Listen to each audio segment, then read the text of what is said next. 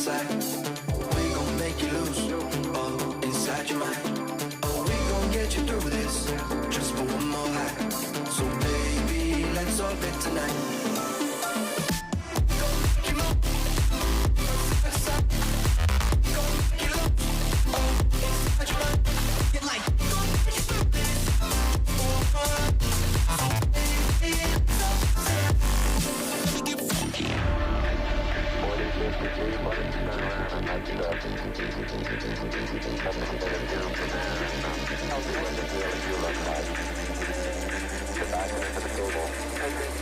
Let's lose our mind.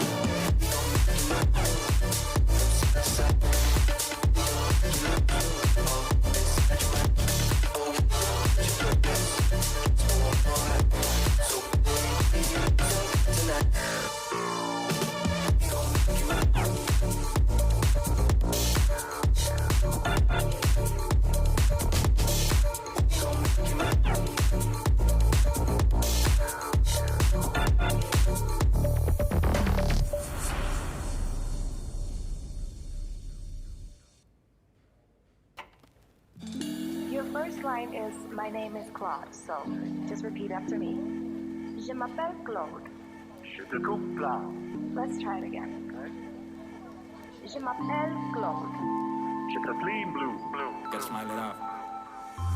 I've never been a sweet time, hardly even smooth when it comes down to a cute girl in my room.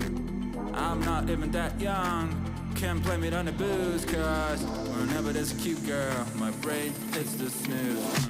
I've got a prickle on my skin, I can play a violin, sing a serenade. Wow, summon flowers from my sleep, so caught up in your smell, down to whatever you say. Girl, I know we just met, but you make me speak français. Salut, oui, je t'aime.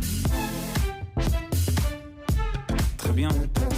Oh, do you know who I am? But you make me speak français. It's like we're in Paris, away from our parents. I'm kind of a chain smoker, but with you I wanna do better.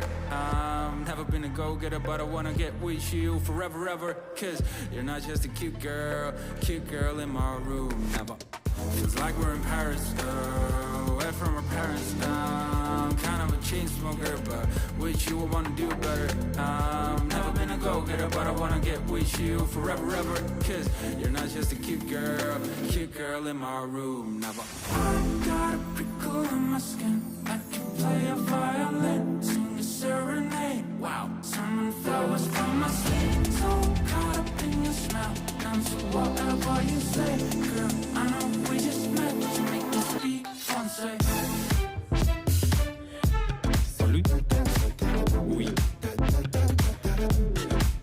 je t'aime. Très bien.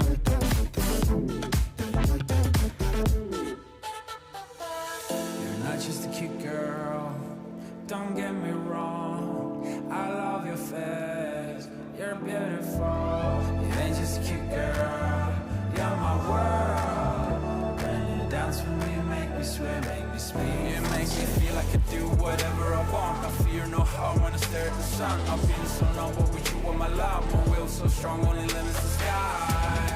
I've been a nice day, I've been like no way. But now, every day,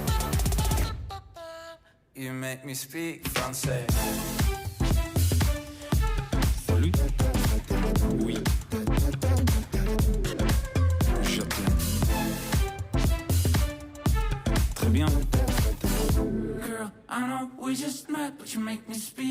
say I got a prickle in my skin. I can play a violin, sing a serenade. Wow, sending flowers from my city. So caught up in the smell, down to whatever you say. Girl, I know we just met, but you make me speak Francais.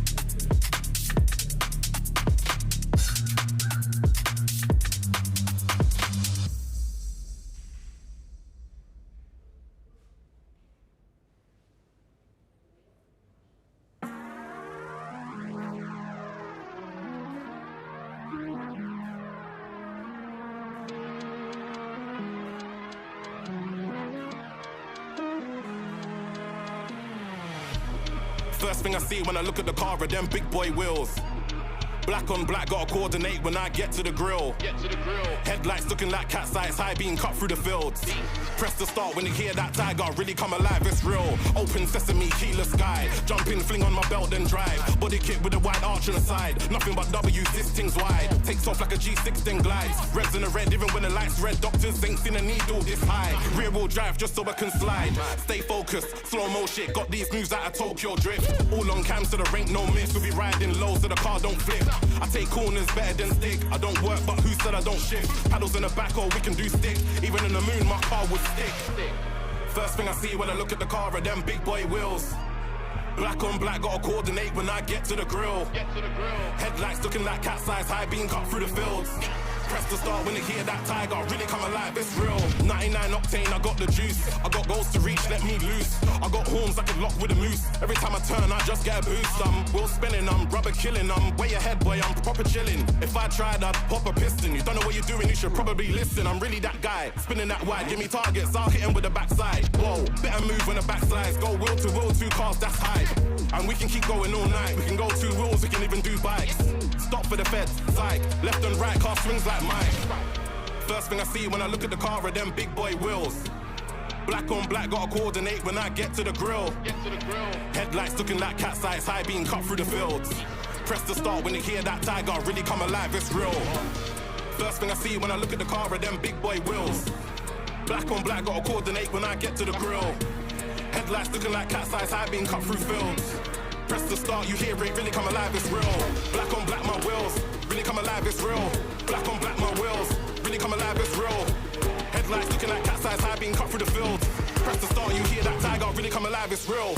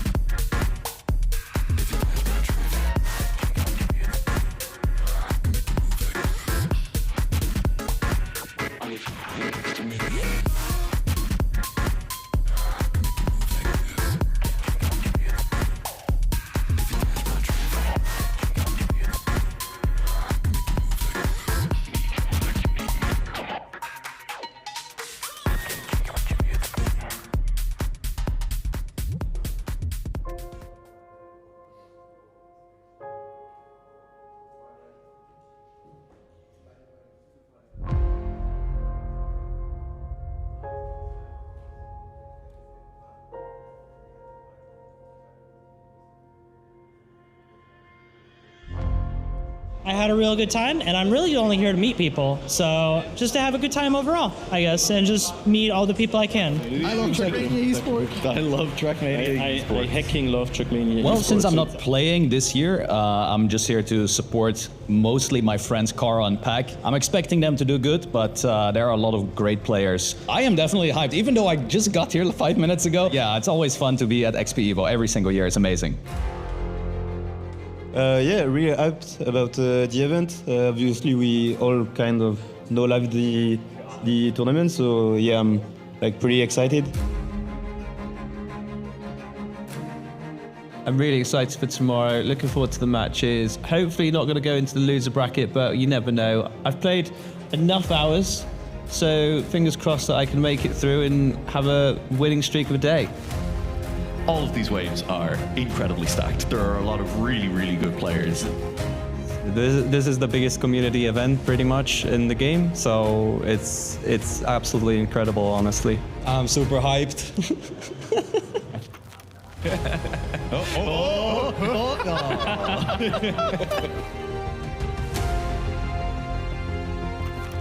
If I could equal my performance of last year of reaching double elimination, then I'm happy with myself. Far behind, as long as Jaden makes the risky finish, he will be going to the top 64, and there is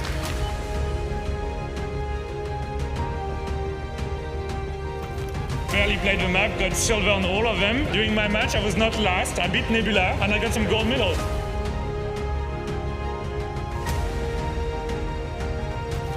trying not to, but it is going to be Exotica who gets through, and you can see just what it means to them.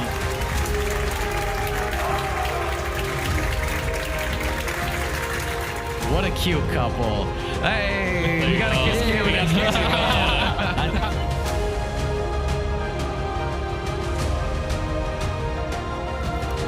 And it is going to be Binks who's locked in to the perch. Let's have an amazing weekend of Trackmania esports. Guys, honestly, Spam just saved my ass. That's not the only thing he's gonna do with my ass today. He actually saved my ass.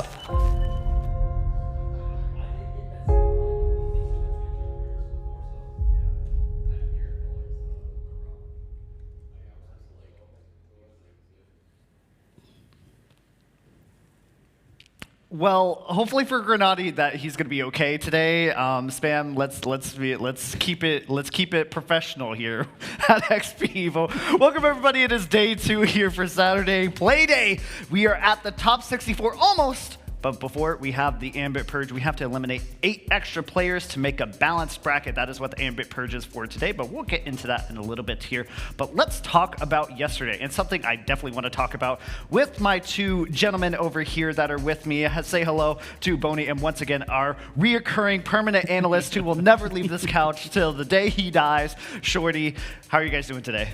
I'm doing fine. I mean, obviously a little bit sleep deprived, but that is to be expected with such an event. How late at the bar were you last night? Because there was a lot of people at one of the bars here in Cologne. There were a lot of people. I was there until 3 a.m.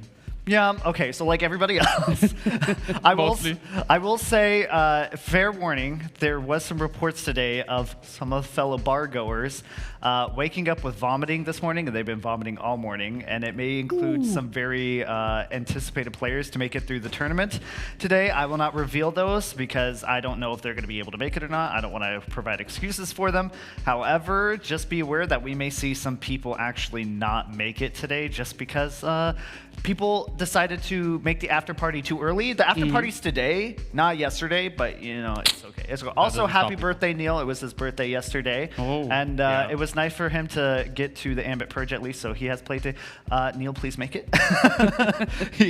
So we'll see how he does today as well. But I want to talk about yesterday as far as specifically the match with Nexotica, which you had the pleasure of casting. Yeah. Just explain to the people who maybe didn't tune in yesterday how that match went and just kind of like what kind of precedent that set for the tournament, especially with not really many people expecting Nexotica to go out in first like that. Yeah. So for those wanting to know, we had Vin, we had Yussi, we had Binks, and we had Nexotica in this match. 128 first place, moved straight on to 64, and second place into the Ambit. And where initially it was looking like the fight for first place very much was raging on between Exotica and Binks. Binks started to get ahead, started to build up a lead, and at a certain point, I believe it was about a 15-point gap between him and Exotica at the point of hitting finalist. And he was doing phenomenal from that point on, getting first places after first places, very much dominating. But it was at that point that he started to falter. He started to have some little issues here or there, and players taking advantage of that, and especially in Exotica, who technically needed 3 rounds to make it happen, did exactly that. 3 rounds in a row, beating Binks, still aligned. Part of it you could attribute to Binks having a couple of bad rounds, but at the same time, Exotica keeping his composure and simply going for the win each and every single time was what allowed him to get in. And bit of an upset in that regard. I mean, sure, the Exotica's looking strong, but you could argue that if not for Binks, despite him doing phenomenally through, what was it, 7 rounds in a row? It was that 8th round that kind of broke him. I mean, maybe it's a little bit of redemption for Exotica from GDEX, the American land that happened about a couple weeks ago before XPEvo, where Exotica was in first place, but unfortunately a little bit different situation where it was grand final for him. But Exotica was in first place and also had a similar situation as Binks, where unfortunately he choked multiple rounds and was not able to get it across the finish line in first, made multiple mistakes and ended up finishing second. And it was had he only done that for that competition, he had done it for the same competition the previous year. So maybe a little bit of redemption for Exotica. Finally, he gets to pay it back to somebody after it's been done to him 2 years in a row, and on a bigger stage at least for him. So he gets to do that. As for Binks, though, I mean, did he finish second? Yes. Is it the end of the world? No. He's in the Ambit Purge. I fully expect him to make it through with his matchup. In fact, I can give you that matchup right now. That is Binks, Timmy's, Fabulous Willie, and Piranha. And I believe him and Piranha should have no issues making it through to that. As far as the last one, not quite sure. But before we get into our match of the day, let's go ahead and explain what we're doing right now. It is going to be the Ambit Purge today, starting us off as we start with eliminating 8 players to have a balanced bracket for a top 64. To explain why we are doing this, we have the Ambit circuit. It was a community circuit that we had throughout 2025, partnered with events like Comic-Con Baltics, America Masters, Glacial Mixed Series, as well as 9 Moons and others. We had multiple events, from solo, duo, to team events. We wanted to make sure that everybody had an opportunity to play regardless of what type of competition style they like. Obviously, we kept it mixed for the mapping style because we are a mixed competition, but we were able to loop those all together and bring 8 players from that season to this event, to our top 64, which is a decent advantage, putting them automatically into double eliminations. So today, we already have our top 8 seeds. They are playing an offline match. They will be playing that on sometime during the Purge. We'll have our 8 determined seeds at some point, and we'll explain those after the match today. But first, we have our match that we're going into. But we have to kind of explain the match format. So let's go ahead and check out the format explanation video one more time. Welcome to XPEvo 2025, the pinnacle of competition in Trackmania. This year, the tournament format remains familiar, but with one major twist. Let's look into what this year's competition has in store for us. We kick things off with 8 lobbies of 32 players each. Players battle it out in rounds mode, and the top 128 racers across all lobbies will move on to phase 2. Now, we shift to a 4-player free-for-all match format. Unlike previous years where the top 2 finishers move directly to top 64, only first place earns a direct qualification to the final phase of the tournament. But if you finish second, you're not out yet. You'll face another challenge in the next phase, the Ambit Purge. Throughout 2025, players have been competing in a Trackmania community circuit known as the Ambit, a mix of online and offline events. The top 8 players from this circuit are rewarded with direct seeding into the top 64. To make room, we must eliminate 8 players from phase 2, and that's what the Ambit Purge round is for. In this phase, all second place finishers from phase 2 face off again in a 4-player match format where only 1 player is eliminated per match. Once 8 total players are eliminated, we're finally left with a balanced field of 64 players. Now your regularly scheduled Classic format has returned to a top 64 double elimination bracket. Only the most consistent and composed will make it through to the grand final, and one will rise above the rest to become the XPEvo 2025 champion.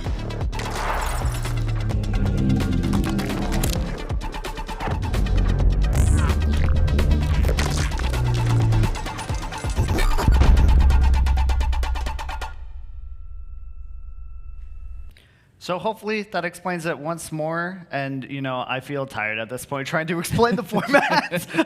I've had to explain it to multiple people, including my own team. They're like, I don't understand. What is this purge thing? Why do we have to eliminate 8 players? But we have 8 extra players. How are you going to run a proper double elimination bracket that's fair with 72 players? I don't think it's really that doable. So, and also Trackmania is different because you have 2 winners instead of 1 winner. If it was just 1 winner, it'd be a different story, but we have 2 winners, so we have to play a little bit differently here. So we had to add an extra round, and that's what this Ambit Purge is for. Speaking of the Ambit Purge, let's get into our first match of the day, and that is going to be Rufus, Coco, Enibeti, and Rostak joining us on stage for our first match of the day, and I think this should be a pretty interesting match as Coco trying to make it through after he was faltering in top 128, but he has very tough competition.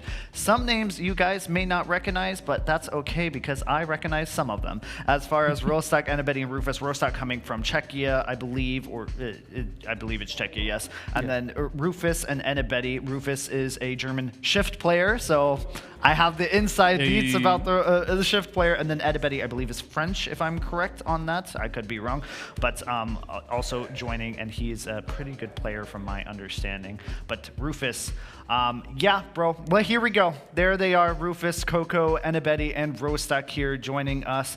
3 controller players, 1 keyboard player, and we are likely going to be starting on Bubblegum if that is correct. We see their PBs on it as well. They all have 100. Somebody has 100% crashes. I don't know how accurate that is, but 100% crashes. Oh, Enibeti is German, by the way. Oh, B2. Yeah. Oops, sorry guys. Yikes. B2 is everywhere. Yeah. I mean, good job getting second place in his match. True. I mean, with 100% matches crashes. That's difficult. Yeah, that's crazy. It's wild. He just keeps doing it. Oh, it keeps on doing it too. So obviously that is a bug on the graph for him. But I mean, Rufus training with all the shift guys.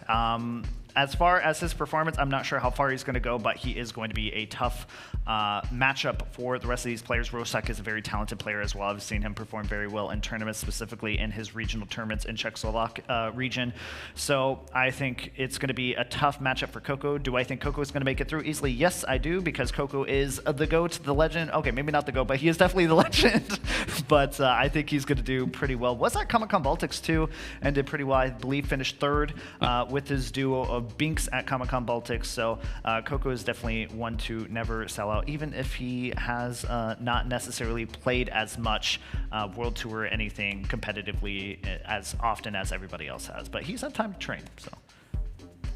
Yeah, I mean, it's interesting to point out because Coco obviously is in the purge because he got second in his match and he got beat out by Cagne, which is a player I definitely didn't have on my radar. Ooh, I had him he on my was radar. very happy. I had him on my radar. I had him on my radar. That is good to know. I have 2 NA players on my radar, and that's of course Neil and Cagne. Now Neil struggles a little bit when it comes to consistency, and that's what we saw on his on-stage match with Jadon. But he was able to make it through, I would say, pretty handily. The other 2 players left in the match figure, being one of them, another shift teammate, by the way, was pretty far behind, not really going to be anywhere close to contest that. But yes, Cagne, definitely one of the NA players. I would say one of the most competitive NA players outside, of course, Carl Jr., that people have been talking about, at least in the NCSA sphere, as one of kind of the top talents coming out of that region this year. Of course, we don't have Legion this year. He decided, well, he told me he couldn't afford it, and then he qualified for Out of Blue, and suddenly he could afford that. So I don't know, Legion, it seems kind of sus. You know, it seems a little bit sus. I'm kidding though, I love Legion, or not Legion, but yeah, whatever his name is. Lingo, there we go.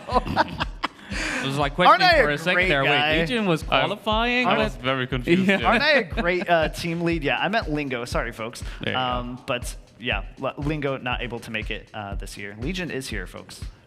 He is here. He was here yesterday. Yeah, he was. With his he shorts was. on, and I'm still triggered by that. But yes, this match, Rufus, Coco, Anabeti, and Rostak. Do we have any idea of what we're going to get into with that? Who do we see out of the four? This time we don't have to pick top two. We can just pick the one person. Who do we think is going to go out? Yeah, that's because that's the big thing. Usually you do see the fight happening either for first place or second place, right? But now it is relevant to get that fight for third. And at that point, it's kind of hard to say, like, okay, well, who's going to really be stuck out? As you say, right, Coco, I think easily top two, right? Maybe something happens because he's second place. Otherwise, honestly, I expect him to get first. And so, yeah, you're left wondering, like, okay, you know, does Anabeti have it? Does Rostak have it? It's a bit out there. I personally just, you know, looking at them, it could easily be a toss-up between, in my eyes, Rufus and Anabeti. I do think Rostak, being one that does come into these types of tournaments quite practiced, should be able to get through. Like I said, a bit of a coin flip. I would say Anabeti, but honestly, it could easily be Rufus for that matter as well. It's difficult to call because obviously we have seen Anabeti play, and he beat out Holo, which was second seed here in his match, which was kind of an upset. I mean, not really a big upset, obviously, but it's something that I would have said I also didn't predict. And considering that we don't know how Rufus is prepared, how well he's gonna do. He's also playing on stage, and even though it's only one player that gets out, it might be Rufus, I think. But we will see. Yeah, I'm not sure exactly who's going to go. I would personally put Rufus over Anabeti. I do know Anabeti's a pretty good player, but just knowing Shift performance versus B2 performance in team competition, the history shows that Shift has always beaten out B2. In fact, B2 doesn't sometimes get Division 1. Yes, that is shade to all of you there. A little German rivalry there, but no, I have faith in my boy Rufus that he will be able to make it through. I think Anabeti is going to be the one to potentially be the one on the outs here, but you're right. I think it could be Rufus as well. I'm not sure. Like, I have seen him train. I haven't seen his full training compared to like others like New Prime, Epos, Ratchet, and Lester. Those I've definitely seen for sure. But as far as Rufus, and like Nasty is another individual who's also in this tournament from Shift, as well as Josh and Darklight and a couple others. But Rufus is kind of the one I haven't seen too much training from. I know he has good times, but probably not at that top echelon, maybe like mid to high tier. So we'll see how that goes. We have a couple more minutes still to kill here. So maybe let's talk about some other matches that might be going on while we're not able to cover them. We do have a German, Austrian kind of big old match also happening downstairs. It's going to be Joey and Shafi, Pug, and Danny. Basically a DAC matchup there. I think Danny is he German or is he Dutch or is he? Pug is Dutch, but I think he's Dutch. Well, Swamp Germans. Come on, look. Swamp Germans. We drained the swamp like ages ago. That's how we got all that. Let's see. Any other interesting matches here? We do have Paco. He did finish second in his top 128 match, so he is going to be facing against Beta Toast, Nabla, and LP and Sebi. Somebody also from Shift that I want to point out with Neil is Flooful, Neil, Flanco, and Worker. That's going to be another matchup. I expect Neil and well, assuming Neil shows up to his match. Yeah. Neil and Flooful go out on that one, and then for the other two, not quite sure. Some other notable matches we have Deluluna, Jorde, Tsunami Z, and Speed Self in one match. Speed Self, my guy. I was very proud to see that he made it through top 128. I don't think he made it through. I can't remember if he made it through top 128 last year, but I was kind of worried for him this year because I think it was pretty early out last year. Yep. Yeah, because I was kind of worried for him this year because I know he hasn't, like, I've noticed his competitions and he's been having some pretty early outs, but I know he shows up to every competition he can. I respect that man so much. But it's good to see him here, and I think he'll be able to make top 64 this time, maybe top 48 and further. That would be cool to see. But as far as that is concerned, I think those are kind of more of the noticeable ones. And yeah, I think we still got some time. Players are setting up. They are on stage, so we know that much. Yes. We need to just let them have a little bit of time of warm-up. Rostak, I think, was the last one on stage. I had to go hunt him down and say, get up and get in your chair. He's like, okay, I'm coming. Got to put a little pressure on. I mean, they're already on stage. That's pressure, but then you got you going after them. Oh yeah, he's fine, right? He's listen, okay. Yeah. Listen, I hunt down players. I hunt down casters. I hunt down all the people. I DM'd Boney and I was like, looking, where are you at? On time, folks. Pünktlichkeit is how it's said in German. Yeah. So, and even the Germans say actually they want to say that they're punctual, but if you notice, we have a thing called Deutsche Bahn, and yeah. So, but something we can talk about is obviously just the events overall from yesterday. We had 4 qualifier waves, 2 top 128, and a crowded venue. Holy moly. Oh, yeah. Every year we're like, man, it's so crowded here. I don't know how we're going to fit any more people in here. And somehow we manage to do that. I think we have 100 more attendees just from Friday alone compared to previous last year. And yeah, just a lot of people, and it's even weirder as like you do this more and more, you recognize more faces, and then you get to the struggle, at least for me, where it's like you recognize so many people and you want to say hi to everybody, and then you don't have time, and then you have the group that's like, I don't want to say hi to you because you look so busy. I'm like, please, no, please okay. say hello. Just come to me. But for you guys, have you guys, what's the vibe check for you guys around the venue? Have you been able to like check out anything, notice anything different, any interesting conversations that you've had? I think in general, it's good to see just a lot more NCSA players out here. Very much noticed that being just a bit more of a group. And I mean, every one of them has been doing quite well in the tournament in general. So vibes on their side are looking very good. But yeah, in general, I mean, I find that I have a goal. I want to go and get a drink. That is my goal. I have 6 interactions along the way before I'm able to finally get my drink, or at least remember, oh yeah, I was going to get a drink. Just because you keep running into people, you keep seeing faces, you keep, just having these conversations, people having random gifts. I know there's some champion medals going out, some skill cards being handed out. We've got at the merch booth some free goodies to be gotten, but also some paid ones. I believe the beanies have been sold out, so for those who want it, you got to be there on time because they go out pretty fast. Also, everybody, buy them T-shirts and buy them hoodies. Them's was some expensive T-shirts and hoodies, and you all asked and begged for merch this year physically at the event. I better see them things flying off the shelves. But no, I mean, we have some cool merch this year. We also have gifts from the community. Some people have like their own gifts they personally hand out to some people. I have received a sticker. Of course, Susan has her whole like little keychain set up that she gives out to people, as well as I got a little figurine from Shorty Gray. It was like a mystery like packaged figurine, and I ended up with a pink frog, but other people have gotten like teddy bears and like chihuahuas and capybaras and stuff. So yeah, everybody has always something they're giving out. I've also gotten 4 packages of Stroopwafel. And I had to give that protection because I have my personal Stroopwafel supplier here. So. I got you. No worries, anytime. But yeah, no, I totally get it too. It's like you have a mission. I'm gonna go do something, and then you see, oh hey, you from over here. Oh hey, nice seeing you. How's it going? And it's just on and on. But that's a good thing. That's not a bad thing. I'm always happy to have those kind of interactions, and I think everybody is just so happy to see each other.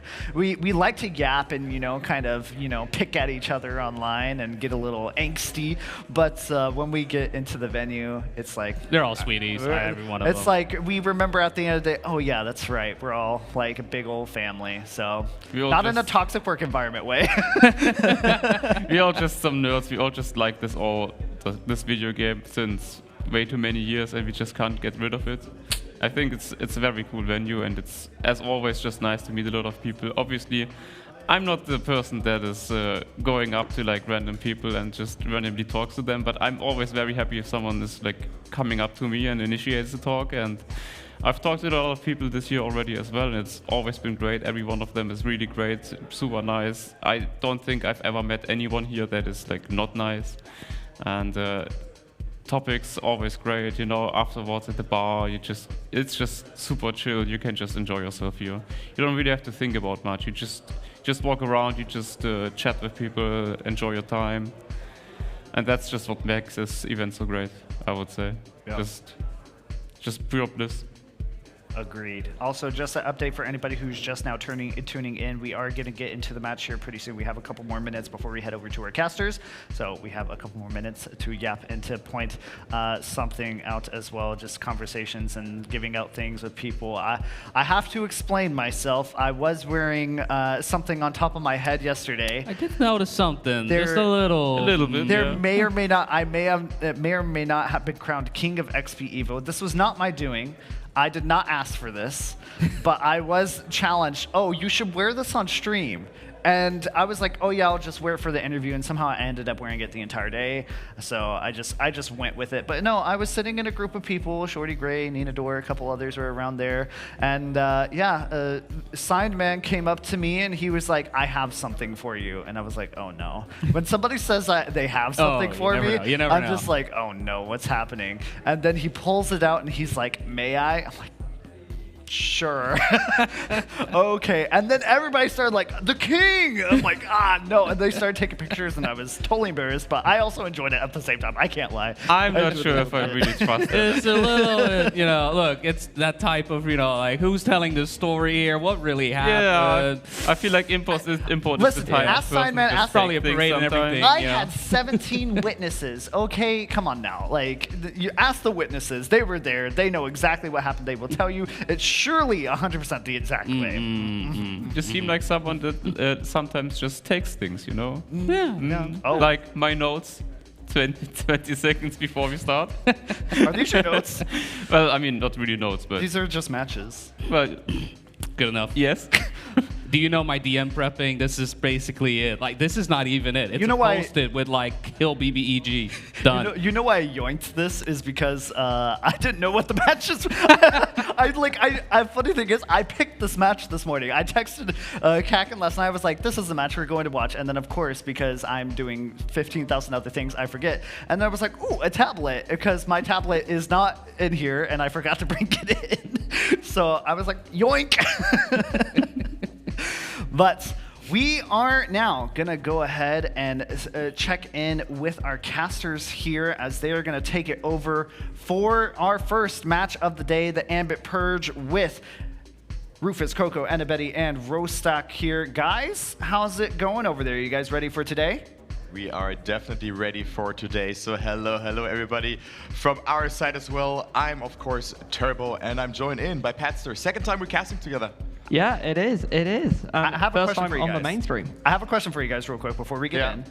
Who's going to go out? Oh, I mean, it's that one guy moment, right? It's very hard. The match is good. I like the level is very close together, but I would say Annabetty goes out. Yeah. A B2 hater, you guys heard it here. Turbo, yep. Put on the news. I see you. Yeah, I think perhaps with the amount of B2 presence here, I'm not going to bet against their player. I don't think that's a very sensible decision, so I could go with They have their own mafia. I'm also gonna get the hate now, like, this Turbo guy. First he calling us Bavaria too, and now he's like shooting against our players, so yeah, well. All right, well, guys, have fun with your match, okay? Yeah, thank you very much, Import. All right, so here we go. We're starting very soon. I'm looking forward to it. I mean, it's a very unique format because this time it is 3 instead of 2 players going through. Yeah, I don't think I've ever cast a match in all this time where only one player has gone out. It's a real different dynamic, I think, because it's less about winning. It's just so heavily about not losing. You just don't want to be last, and you want to get into that top 64 where you at least get, you get the lower bracket as a backup. This is still single elimination, effectively. Yeah, that's for sure. And then, I mean, the double elimination bracket is going to start. So again, how this works, we have 8 matches with all second-seeded players from the round of 128 from beforehand, and they play against each other, and only one person, because there's 8 matches, one person will be eliminated from each match, and then the players from the Ambit circuit who have qualified will be joining and being merged into the brackets. They're currently, I think, playing a seeding match where they decide who's getting seed 1 through 8. And yeah, we're gonna see that as well afterwards. And then we're gonna see the full bracket with all the players who have made it to the top 64. Yeah, that'll be a really cool moment to actually get to see, like, these are the people that made it to the tournament proper, It's so, with so many players, it's so important to just kind of get through. a lot of them quickly, and that's kind of the role that Friday performs in this tournament, and a bit of this Ambit Purge as well is just trying to narrow it down to who are the 64 best people to continue onwards. And also an additional round, of course, for the players to warm up, to get things going. As you see the players here as well on stage, so the Ambit Purge starts very soon. I mean, for me, Coco, we have seen him, or I've seen him playing yesterday already, and he looked great. Was a bit like he crashed in some of those rounds, but the pace looked absolutely alright, so I think he will dominate this match. But for second and third place, I think it could be anyone's game, because also with finalists, you catch up a lot. If, you deny someone, or even if people close it out. Yeah, exactly. It is one of the really important things of this format with finalists, where you can, if you don't close it out immediately, you can see a bit of kind of what happened to Binks yesterday in that match against Exotica, where I think he was a finalist for 5 consecutive rounds. He was on it so long that it let Binks close down the points gap and actually force Binks to play in the Ambit Purge. He's not a mismatch, but he is in one of the other ones. Yeah, well said there. I mean, this was a very, very good match to end it all off on. I mean, Exotica then eventually took it home, as we're starting with our match. So the first map is Trace. One of my favorite maps. I mean, it has a very tricky ending, but Casitos gave us a very nice map here to start things off on, and here we go. The players are ready, the map has loaded, and we will be going into the first round here very soon. Of course, important to play your consistency game outright and not fall behind, don't crash too much, but also sometimes you want to risk for those 10 points. Yeah, it's always, I think, points distribution of having 10, then 6 really makes it almost worth going for those 10 points, because when you do get it, it is such a big gap to build up. But we are underway with round 1, our first round of this Saturday at XPEvo, and it's Coco off to an early lead.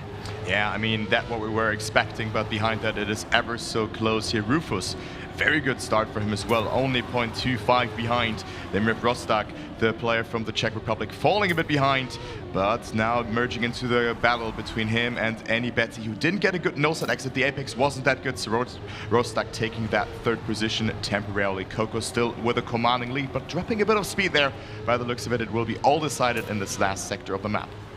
Yes, of course, Rufus trying to close up a little bit Coco, but I think that gap is just a little too much. 0.4 isn't really going to be closed here. I think this final section is less an opportunity to gain time and more an opportunity to lose it, as Rufus is very, very lucky to have lost so little time with that clip. Is maybe going to hold on a second, maybe not. Wow. Falls to third at the line, overtaken by Rostak, but those 3 players we expect to be at risk of dropping down, separated by a 10th in that first round. 0.08 of a second between second and fourth position, between 6 and 3 points. I mean, and also the crash. I mean, it was lucky for him that he got away with that. So, I mean, the angle is important for the penalty to occur, right? If you hit a wall with a very direct angle, your car is getting penalized more than if you just tinily scratch the wall. So, tinily scratch the wall, and that was the case this time around. And Coco again. Great start, as you can see. Annie Betty with a mistake, 2 seconds behind. And then we have Rostak on second. Could get himself another 6-pointer here. And already have a little bit of a gap to work with between him and Rufus. But Rufus with a great second water sector here. And it's very close between them. Yeah, I think Annabeth is the big loser from this round so far. Of course, in that super tight final round, did pull out the shortest straw, only picking up 3 points. Looking to only pick up 3 points this time, but we do have a close battle between Rostak and Rufus here. Rufus seeming to have the edge for now. Can he get around this section cleanly? No, he can't. Again, that corner hits the inside on round 1, hits the outside on round 2, and that is going to demote him down to third. No, it's not. It could demote him further, and he falls off. Can't even get the safe finish. And yeah, Annabeth gets away with it. Rufus just needs to try and cross into a finish line, and he doesn't. That's a +0. That's gutting, because, I mean, for me, this ending is so odd, because you jump off with such a weird car rotation that the car sometimes does those things. You just miss the finish. It looks so funny, but it's actually happening more than you think. And that was unfortunate for Rufus, because now he drops down to last position. It looked so good for him to even get second place. but it wasn't meant to be. Coco, on the other hand, 2 out of 2 round wins for him, and another great start here. Rostock also with 2 second places in a row, but as we already said, we play for top 3 here. Only the last person is not going to make it into the top 64, and currently looks like Rufus is the player in danger, but we only played 2 rounds so far, and Rufus now with a good start, catching up to Coco, who lost a bit of speed in that sector, and Rufus tries to catch up, but still it's 2.2 to gain. The ending will decide that. But Coco looking strong, maybe going over the penalty a bit more, but here it's important to not have too much speed, else it's hard to control the car and also the line that you need to get across.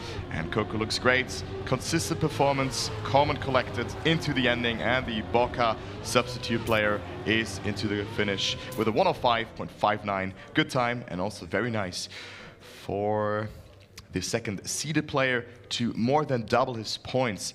Very nice to see that from Rufus.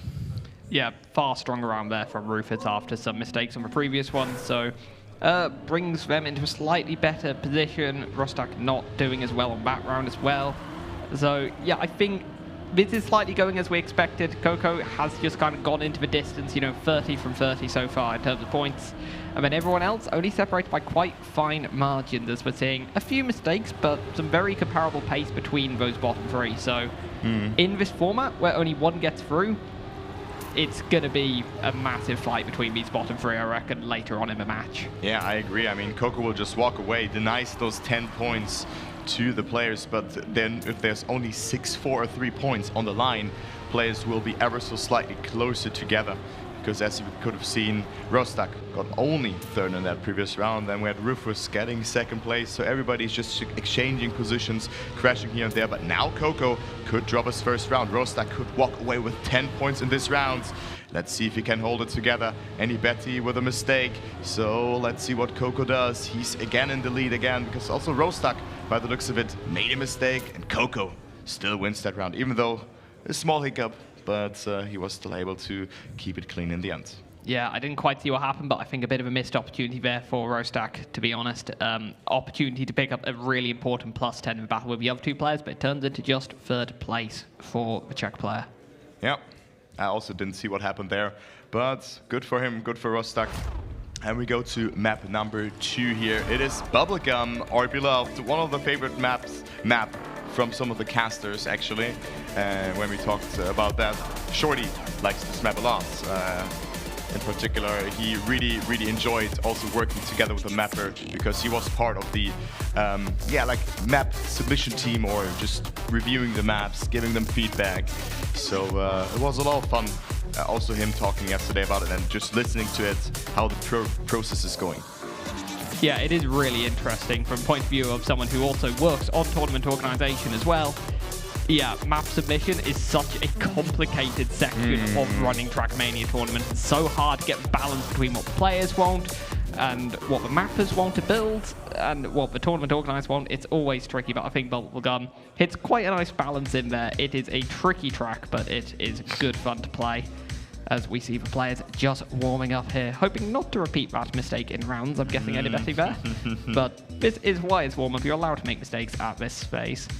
Yeah, and usually if you have a good warm-up, you're gonna crash the first live round. It's always like that, right? If you just have a very smooth round, the run of your life, I mean, you can also not PP in a warm-up in that way. So yeah, that sometimes is just a bit bumming to say it like that. But here we go. First 4 rounds have been played. So far, Coco looking absolutely strong, as we were expecting it.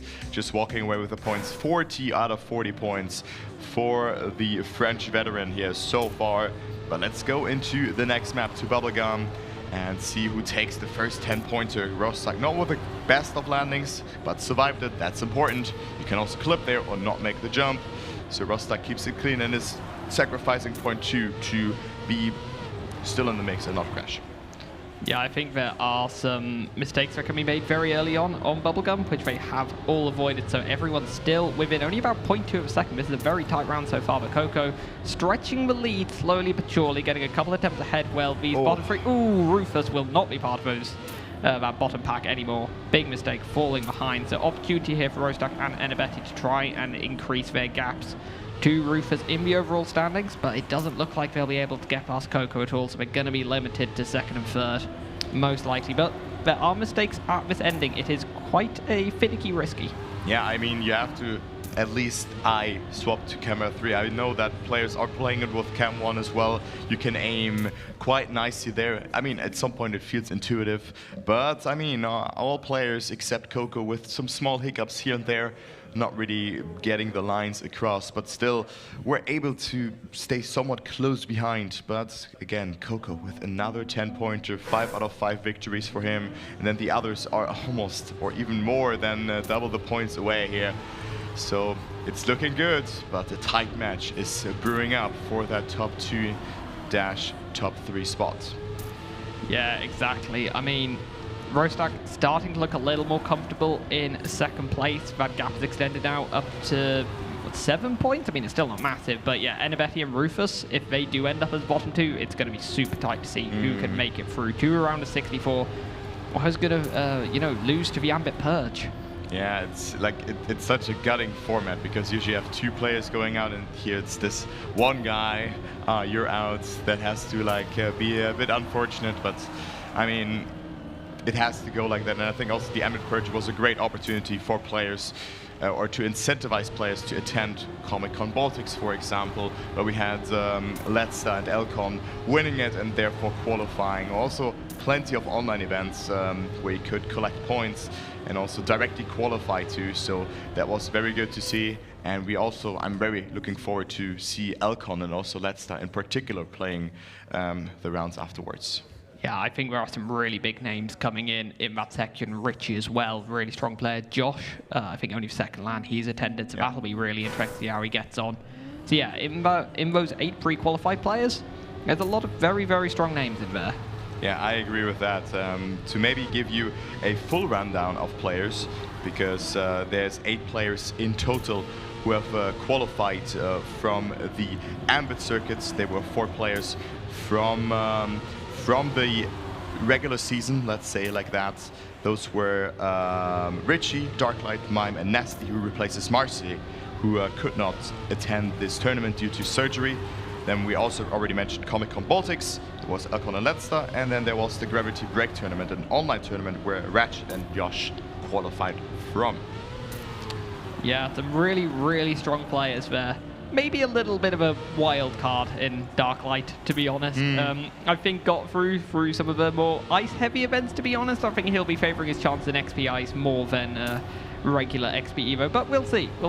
Which already started yesterday actually. There was the seeding happening. I think there were 3 seeding waves where players have to, I think, get top 24 if I recall that correctly. And yeah, small hiccup there in the ending, but still finishing with that safe finish just beneath the risky. So that was lucky because you can also overjump it and then you're having to respawn and maybe not finish the rounds. Yeah, it is a lot less punishing to underjump that and to go a little low, because you do just kind of fall down. You lose a few temps, but it's not the end of the world, especially if, as Rostock was there, you're already in last place and it's just about picking up those 3 points, which are important because, you know, we saw early on one of the players failed to finish in 4th, and that's, given how tight this all is, 3 points would be quite useful right now, unless you're Coco. I think you can live without them then. Yeah, Coco has such a big lead already, like 35 points of a gap. And that's just a great performance. Looking here to make that perfect match happening. Of course, that's always someone's goal if you play those kind of rounds, and you are the clear favorites. Let's see if Coco can set a statement, because the consistency is really there. Of course, there were some smaller mistakes, but this is solid, right? He adjusts his pace to have everything under control, and yeah, just tries to finish every round. And if he has to go faster, maybe in the next round or in the round after that, he will just do that. So good job from Coco, winning yet another round here. As you can see, no jinx as well. I'm very happy about that. And yeah, 8 out of 8 map wins. 2/3 into finalists, or almost two-thirds, and then he's going to reach finalist. So 1/3 still to do. My God, like, it's too early to properly talk, guys. Oh man, but yeah, we have the next map, and Coco can reach finalist if he wins all the rounds and then close it out on map 4. My God. Yeah, exactly. I mean, I did have a look through to see if anyone had managed some perfect matches. The shortest amount of time you can win 120 point limit matches, 13 rounds. Yeah. multiple people did it in 14. No one managed it in 13. I think Epos did. I think maybe Carl did as well. There are a few others, Wizzy perhaps. But yeah, so I would be intrigued to see, can we see our first person manage to close out a match in just 13 rounds, because Coco is looking absolutely dominant. And I reckon he's got a decent chance to go deep into the tournament despite early setbacks. I agree, and I mean that also speaks for itself that he plays the game for multiple years now and also plays competitions. He's very experienced. He's one of the more like the players probably with the most tournament played, like I would say like top 10-ish in that way. So he is very much experienced, and let's see if he can make that perfect match happening. And yeah, that's something to look out for, to say it like that. As players still warming up, it's ever so close between the bottom three actually. And yeah, I'm looking forward to that fight. As we go into round number 1, here we go. 27 points for Anybetty, 35-39 for Rostock. So still anyone's game there. 12 points, just tearing those players apart. And then we have Coco with another good start, finding himself in the lead yet again. Yeah, I think the pressure is going to start building on Anybetty soon. You know, I think the gap is still able to be made up. You know, 8 points back to Rufus, but thing is, these kind of point gaps are forming when there aren't many points available. You know, for these bottom 3 players, they're picking up either 6 points, 4 points, or 3 points every round, because Coco has that 10-pointer on lockdown. The moment Coco has finished the match and exits on finalist, then the match starts. Yeah. You don't want to be too far behind going into that, but if you are behind and you kind of finish in the same places, that points gap is going to get a lot larger, a lot faster. Yeah, and you need those 10 points then much earlier than the others, because they will then eventually be in finalist mode. Even though, I mean, Rostock has 39 points. He is 1/3 through right now. So the match will still last a bit longer if Coco now wins all the 4 rounds that are coming up, and then the next one here as well. Close finish here from Anybetty, still able to make it and getting that 3rd position. But again, Coco in the lead, 9 out of 9. Let's make it the 10th round as well. Yeah, perhaps only 4 more rounds for Coco to go in this match. This has been a truly dominant performance from the Frenchman. I agree. Very, very much impressive. But it's not over until it's over. And still a long way to go, let's say it like that. Indeed, as we do get underway here. Round 2 on Agrippina. As Coco off to an early lead, as he'd expected. Anybetty dropping a little bit behind, but it's kind of after this drift where the map starts to get going a little bit more, and the gaps being maintained, almost like a temp between everyone, kind of settling into formation for the time being. As Rostock starts to try and catch up to Rufus, tries to get an overtake, but it's not quite there yet. Can we gain time on this plastic section? A little bit. That gap is coming down and down. Yeah, great line there from Rostock, trying to just maximize the speed outcome, but Rufus has it so good here into the freewheel. But now it's important to hold 4th gear here and maximize the speed outcome for the last part of the track. And it seems like Rostock catching up, wants to get those 6 points, but not making the best drift here, and also crashes, steers in too early to the left, and also Anybetty with a mistake, but still overtaking Rufus here due to the reactor boost. So what a fun ending that was. Even though he clipped, he didn't get penalized because the reactor boost was attached to his car. So very, very lucky in that way, also surviving that. And again, Coco with another win, up to 100 points. 3 more rounds. Potentially, I mean, Anybetty, very, very lucky there. Has a crash that I thought could have sent him back to 4th, and instead, in the space of 2 checkpoints, he goes from 4th up to 2nd place and gets another 3 crucial points in trying to narrow that gap to Rufus, which had come down to just 5 points now. But as you said, Coco, potentially only 3 rounds left in this match. This has been a perfect match so far for the Frenchman. Yeah, perfectly played out format here from Coco. And I mean, I didn't expect less, to say it like that he just knows what to do. He knows the form, but him not crashing is very impressive because he's locked in, right? But that's the Coco that I remember from my first tournaments that I was casting, right? If he's locked in, you cannot stop that guy. He's unstoppable, he is ruthless, and I think he's gonna do it. I think he is going to do it. He didn't crash. I cannot even jinx him. It's not happening. Like, he doesn't crash. surely. Yeah, you were channeling a very strong I caster curse there. I really tried it, okay? You really tried, and it didn't work. He's immune to the caster curse. That's how you know he's having a go. No, he's not! He is not immune! Let's go! Coco does Let's fall. go! Hey, we tried so hard, okay? We did our best. We did our best there. And with a whole bunch of happy faces from B2 in the crowd there, I get the feeling that Enibetti was the benefactor from that, getting a first place. Yeah. Okay. Allez, Coco. Allez, allez. All right, but I mean, Coco with last place there, still a big gap to work with. I mean, it's over 50 points in that way, but not the perfect match, right? He probably is going to close it out in 13 rounds, and it's a bit of a bummer, but yeah, here we go.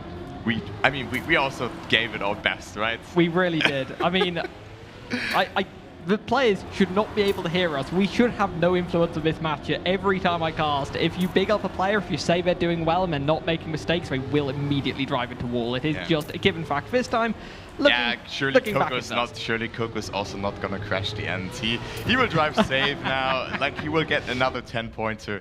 Surely, like, nothing wrong. He won 10 out of 11 rounds. There's no way Coco will do a mistake in the end, right? Right. Everyone, keep an eye on it. Yeah. Only a couple of corners left to go. Watching. We're really trying to manifest this. Okay, no, but no, let's stop. You can overdo it, and that's what we did, because Coco won another round, Rostak on second, and then the two Germans on third and fourth, so Rostak collecting some good points. But, I mean, the 10-pointer soon to be available. Yeah, and tell you what, the 1 10-pointer Enibetti did pick up has really brought him back into it. That kind of 8-9 point gap that existed at one point, he's no longer last even. I think he's now tied with Rufus on about 50 points. That was a very important 10-pointer indeed. And, absolutely. Yeah, it was only Enibetti and Coco winning rounds so far. And we go to the next map, potentially the last map for Coco. It is Tears of Laughter from Tona and Spec. So a bit more of an easier map to pick up, but the more you play it, the more you feel like I can push there, and then you just make mistakes. I mean, also the no break part, we have to hold gear 4. It's so tricky, so tight. The no grip ice slides as well. Such a tricky map, but so fun to drive. Yeah, it is almost the epitome of easy to learn, hard to master, this one. I think of all the tracks, it's probably the easiest to just get a clean run on. But then you see an actual good run, and there's so much time to be gained all over the place here as we do get underway on Tears All After. Just a few more seconds of warm-up for the players here. Yeah, and I mean, it is getting very close, as we already said, but the match is not even halfway through in that way, because it looks a bit deceiving, because we will have a finalist, but we played out up until 3 winners, because only one person will not go into the top 64. That's the Ambit Purge. And let's go into the first round. Coco not finalist yet. He needs to find a first position. Enibetti and Rufus are tied in points, 51 points respectively. And then Rostak 7 points ahead, a little bit of a gap to work with due to a consistent performance from him. Goes very inside there. Enibetti with a wider approach will have good speed here in that part to work with, but traveled a lot of distance, so he's not really catching up with that. Yeah, gets a solid drift throw, which does narrow the gap a little bit. I think we're now getting into a section where the gear hold is really important. Rostak definitely not holding the gear when he clips the outside. And Coco, mistake there from the Frenchman. Might still make his way back up to first, to be honest. The gap to Rufus only about 0.2 of a second, but Rufus definitely looking most comfortable on this track so far on this first round. That was close. Absolutely hounded by Coco, who clips the outside, somehow saves it, and it's going to continue his hunt for first place. Yeah, interesting line there from Coco, clipping with the outside, not really using too much speed, and also Rufus was being so close there to the lighthouse there on the outside in that one turn. Coco trying to get that first position, good line, but maybe a bit too wide, has a bit of more speed. Will it be enough? He does not make it. He hits the finish, very precise jump. He really went for it, still denying some points to Enibetti, but Rufus now with his first 10-pointer in this match. So he will move on to, I think, tied second place or 1 point behind, something along those lines. Yeah, the gap between Rufus and Rostak. Yeah, 3 points now, and Enibetti, who had done such a good job on the previous map of closing down the gap, is now kind of open back up again with one poor round when Coco crashes, when the points are available, and Enibetti wasn't there to pick him up, unfortunately. Yeah. That is for sure. And I mean, Coco really pushing it in the end for that first position. I think it would have had it actually if he was surviving the ending, but he jumped so low with such a thin angle. It was almost impossible to make it into the ending like that because he had to react very fast, but he didn't make it. But now he's on first again. Rostak chasing him down. Betty and Rufus also forming a nice battle here for third position. But let's focus on Rostak in this round because he is getting attacked by the Germans in those rounds, losing some points, and now can jump back with a 10-pointer maybe to like have a good one to work with, because maybe. Coco with a mistake, but Rostak not with a good amount of speed out of the exit. So it's Rufus versus Rostak here for the 10 points, but also Betty joining the fight. This will be all coming down into the last rift and the ending jump for 10 points. Rostak wider approach. Rufus maybe having to readjust. Rostak with more speed can stab it to the line, and he will do it. It is Rostak with his first 10-pointer up to 74 points, but still very close. Only 1500s between first and third. Yeah, and 600 between first and second. That is, yeah, brilliant round from those three there.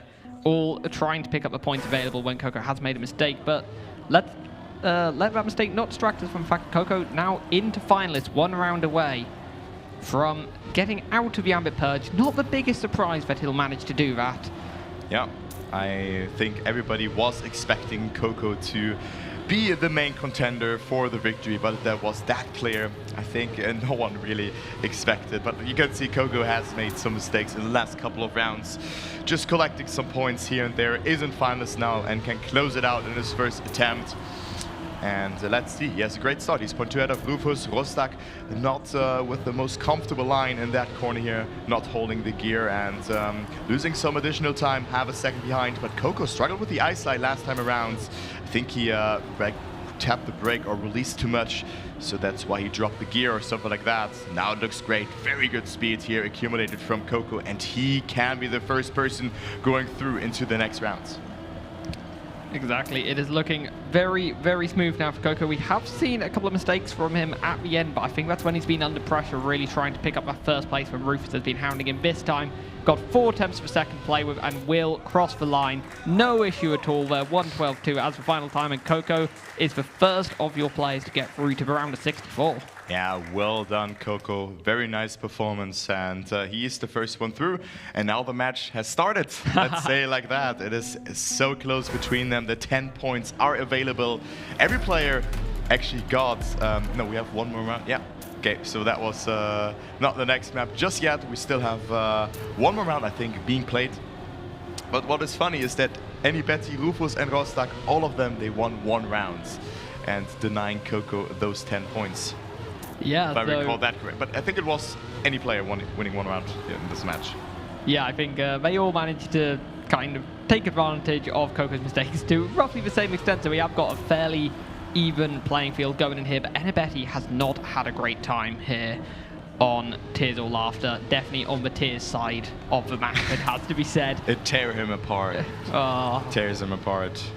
But yeah, it's not been great for Betty. Has gone from, I think, tied on points with Rufus to 12 behind in the space of 3 rounds. It looks like that gap is only going to get bigger, and it's going to get bigger at a quicker rate now without Coco in the mix to try and pick up any first place. So it looks like it'll be it's 10 points going to Rostak or Rufus. Rostak with a strong ending here, getting a better jump down. Go through his final drift. That's a really good drift from Rufus. Close. So close! Rufus does it! Such a tight margin there. That is one of the best rounds I think we have seen between 2 players, and of course it's for the first 10-pointer that Coco isn't contesting. Rufus got to be happy with that, closing the gap to Rostak a bit. Yeah, definitely. I mean, great ending there. Good amount of speed accumulated. And now we go to the map that is funny and purple. Funny purple map. Here we go. Also very much like notable RPG-stylish map. So also a great map to play, but not a good map to discover, I would say, because it's so blind. Sometimes the scenery is really very much present, let's say like that. And nice map. I like it. And also there is a line in the end that is a bit faster, 500ths of a second, but we have not seen players going for that. What do you think? Will we see someone going? I think Binks went for that yesterday, right? In the last match, if I recall that correctly. But do you think that someone goes for that risky line and saves some time? I think in this match, probably not. There is so much. Don't think so either. There's so much on the line, and it's not like one of these players gets through. Two of them gets through. It's, you know, it's just a case of not being last, and that is not a risky line to go for unless you really think that is your only option, which maybe Enibetti, yeah, but you know, perhaps, but I think that is unlikely, to be honest. Yeah, I think so as well, as we are currently having the warm-up, so players are loading into the map, getting ready, getting situated, and then we are going to start. So good luck to the players. The match has officially started, let's say like that. 65 points for Enibetti, 84, 83 points for Rostak and Rufus.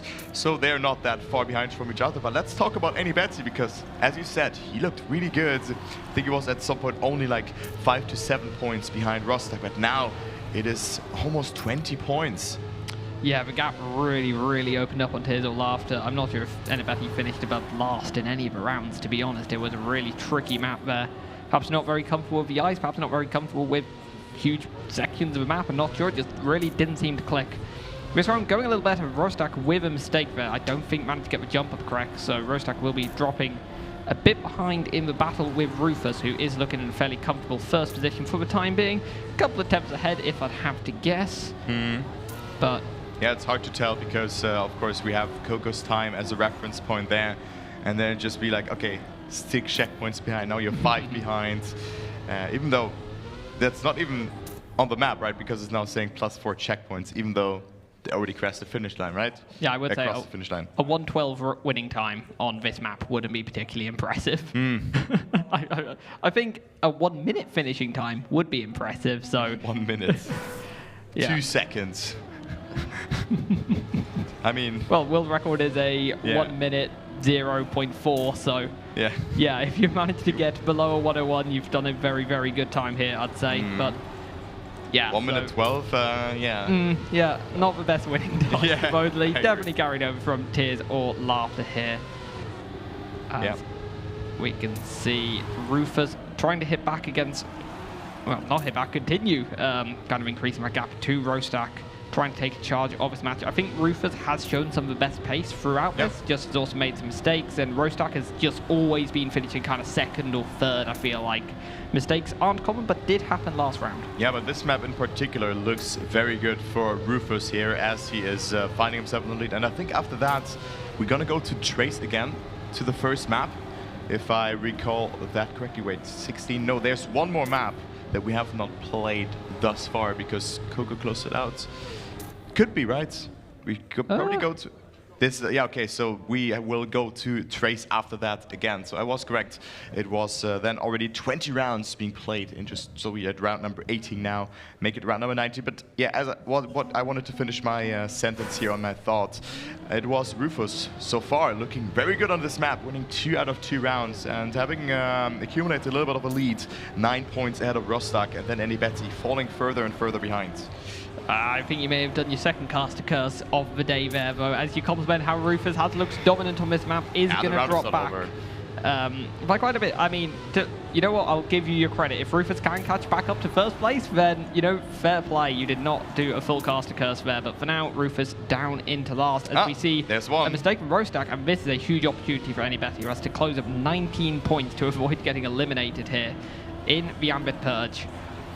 You know, a 10-pointer here would be a pretty big haul, but Rufus still chasing, only a few tenths behind. Yeah, only a few tenths behind here indeed. Good line there, but also Rufus losing some speed beforehand. Didn't get a good transition after the purple ramp jump, let's say like that. But Enibetti just having to survive the ending. You don't really lose too much time, only if you go too tight or wide, and you won't maybe clip the jump or travel too much distance there. But here we go, it is Enibetti winning the rounds, very much needed, as you alluded to beforehand. So here we go, that was it for this round, and finally Enibetti winning the round. And let's go to round number 4. I mean, still good map from Rufus, 109 points, but he cannot make it into finals mode. Going on to Trace again, he has to finish at least twice. Even though he gets first in both of those rounds, he will not be in finalist. 119 points it would be if he wins it now. Yeah, and that does mean that finalists will definitely be occurring for him on Trace, you'd have to say. And if my memory serves me right, from the first rotation, Rufus didn't look all that comfortable on Trace. I think Rostak did good. Looked good. Yeah, Rostak looked good. Probably second best behind Coco at that point. So, you know, map order might end up favoring Rostak a little bit here. But Rufus going to try and finish out a strong performance here on Funny Purple map. 26 out of 30 points so far. Could well be going up to 36 with the way this round is going. I don't think Rostak can close that gap on pure pace. Just has to hope for a mistake from the German. Doesn't seem to be coming. Not much track left to go. I wonder what time it's going to be from Rufus. Yeah. We can't see anywhere. A 1 minute 12 time. New world record, no. But yeah, I mean, 119 points, but still great performance, as you said beforehand already. 36 out of 40 points. That is very impressive. And let's go to the first and maybe last map of this rotation and of this match. It is Trace again. Maybe for the last time, one of the players. We will see. Yeah, I mean, one of these players will almost certainly not be getting out of this track. And that's going to be a tough pill to swallow. Without a Trace. Without, yep, leaving. Wow. Oh, that was awful. That was absolutely awful. Yeah. All right, but here we go. I mean, this map, very much tricky. It feels like every turn is connected to each other, and also the wet water parts are all so unique and placed in such a nice way that it's fun to drive. You really create a feeling for that, especially in the second part, which can catch you, or which caught me off guard when I discovered the map. It was like, what is happening? Why do I have wet wheels? Yeah, trying to understand, particularly that second section where you've got the uphill grass with the wet wheels. It's really tricky to wrap your head around. And I've got to say, if I were playing in this tournament and I was about to go into finalists and I saw Trace would be the map it would happen on, I would do that. Yeah, I would do exactly what Edibeti there has just done and drive off the track in a bit of dismay. It's a fun track, but you know, it is probably one of the hardest to finish consistently. Agreed. And when you're in finalist, that's what matters. You have to reach the end on a good run. And yeah, it will be a tricky finalist for whoever can reach it this time. I think Rufus guaranteed to go in finalist no matter what happens this round, well, assuming he finishes. Rostak maybe only 2 rounds away with a good performance. Edibeti, bit more. Yeah. 31 points from finalist still. It's a big gap to make up. That's a lot, and also here anybody struggling to find the right transition. You want to approach from a little bit more from the left side to not catch airtime and get a smooth transition throughout that corner. Get around it, maximize the speed outcome, but look at the fight here between Rufus and Rostak for the first 10-pointer. Of course, Rufus, even though he's only 1 point away from finals, he wants to deny some points to Rostak. Guess great line here, has good amount of speed accumulated, and let's jump into the ending. Very hard sector here as well, where you need to maximize the speed outcome. Rostak not with the best angle there, the best approach, having to open the steering a bit more to get around it, but still this part, the speed check at the end is left. Rufus not making it, Rostak also clipping, and Rostak getting first. Is Rufus able to finish? Because the finish timeout is not that large. Oh, is he able to finish? Did he? No, he did not. Oh my, it was so important for him. He's not finalist. Yeah, I said that he's guaranteed finalist unless he doesn't finish, and you know, he made me eat my words there. So you know, I mean, we had seen it before where you kind of got to wonder. I think it was on the first rotation, right? It might have been. I can't remember. It was one of them, but I think that I've got to question the logic of still going for risky Finn when you've had a crash. Like, you might just want to try and get him safe in this one, because this risky probably one of the trickiest ones in the pack, to be honest, just to survive. Like this plastic second forehand, so tight. But yeah, Rufus gonna be pinching himself now for the fact that he didn't manage to get the finalists, because he'd be in a great position to go get himself out of the ambit purge here, but instead going to have to wait one more round, well, at least to reach finalist, assuming he can actually finish. Yeah, assuming he can actually finish. And as I already said during the first rotation, it is so awkward if you just clip or make a mistake in the ending, and then you just find yourself like driving 2 seconds to the finish because your car is just heading backwards, but now it seems like Rufus has the speed out, makes it easily with a 1:12.263. And of course, that was again a silly joke on my end. I mean, the times are usually a bit faster on this map. A little bit. Just a little bit. I mean, the world record stands at 1:04.401 and not 1:12. The time from Coco in the top left. That is just a display bug in that way. But also we have 2 finalists. It is Rostak and Rufus, both surpassing 120 points. Indeed, so we are in double finalists here. And Enibetti will not be contesting this round, so one of these players will be getting out of the Ambit Purge in second place. Will it be Rostak or Rufus? Currently, Rostak with an advantage, but we know how fast Rufus can be on this track when he doesn't go into a wall. So perhaps the gap is possible to be made up, but it's a few tenths of a second left on this track. Yeah, looking great for Rostak right now. I mean, this sector, the last sector of the map, is so important. You don't want to catch airtime there. You want to maximize the speed outcome. And also, don't jump too far to the left here, else you're going to clip and predict that watery wheel section there as well. And then for the ending, maximize the speed outcome. Again, that's the theme of this map with the plastic, you know, just trying to control those turns. But GG's to Rostak, who used his first finals attempt and is through into the next round, taking the second seed as well, which could be very important. Indeed. I've got to be honest, I feel like I didn't talk about Rostak much that match compared to some of the others, because he turned up, he drove consistently, he kind of picked up lots of second and third place when Coco was in, got some first places when Coco was out, and, you know, got onto finalist in a very normal way and then just finished it out straight away, unlike Rufus, who, you know, has been on finalist and, you know, had some DNFs, you know.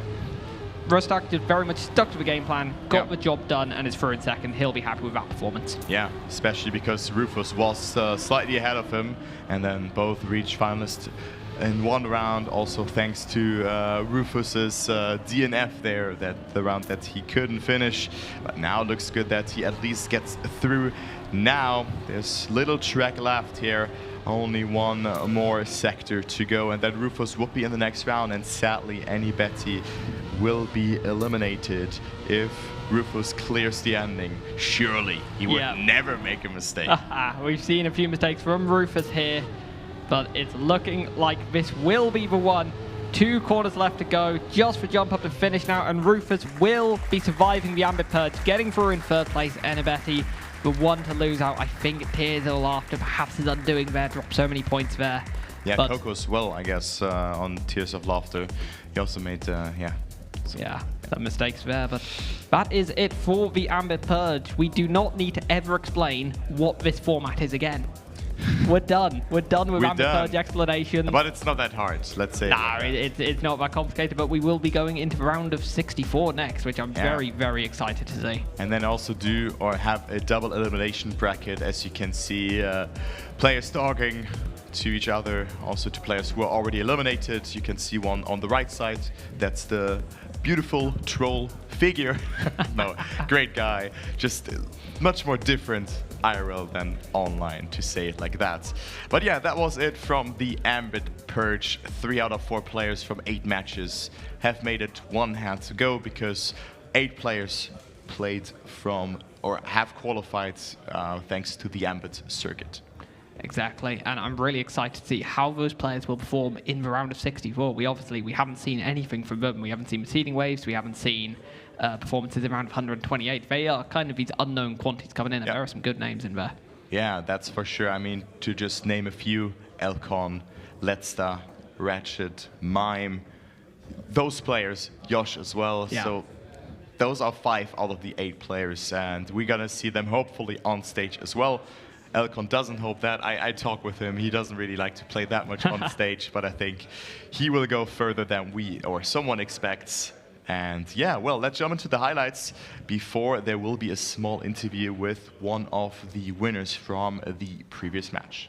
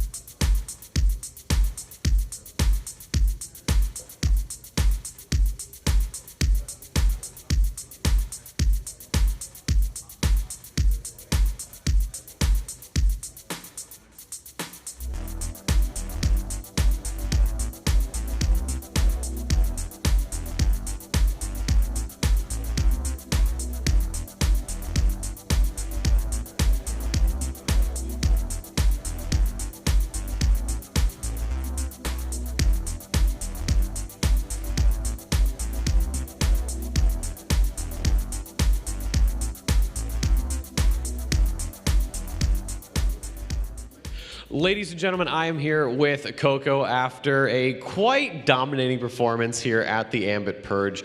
You pretty much blitzed the field. Those first 10 rounds were all yours, 100 points in the bag quite quickly. How confident are you feeling on these maps?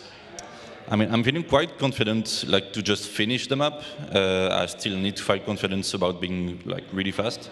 But I mean, in this kind of match where you can, like, feel a bit trapped because you know you need to play safe, but you're not used to it. So, like, you're kind of changing lines and stuff. So you might do some, like, more mistakes, like stupid mistakes, I would say. Sorry for the word. But yeah, I was quite confident coming into it, and now I'm looking forward to the top 64. So it's your first XPEvo, according to sources. Expectation-wise for yourself, you've made it through the Ambit Purge, you've officially gotten into top 64. How far do you think you're going to go in this tournament? I mean, I didn't come, like, really prepared, like I used to be in my whole career. But now that I'm feeling pretty more confident on the maps, I would say top 32 would be great. But I feel like I can, like, go top 16 and then see, because these are players I used to beat. Like, I managed to beat them, like, at least once. So why not twice here? Well, plenty of opponents still left to go.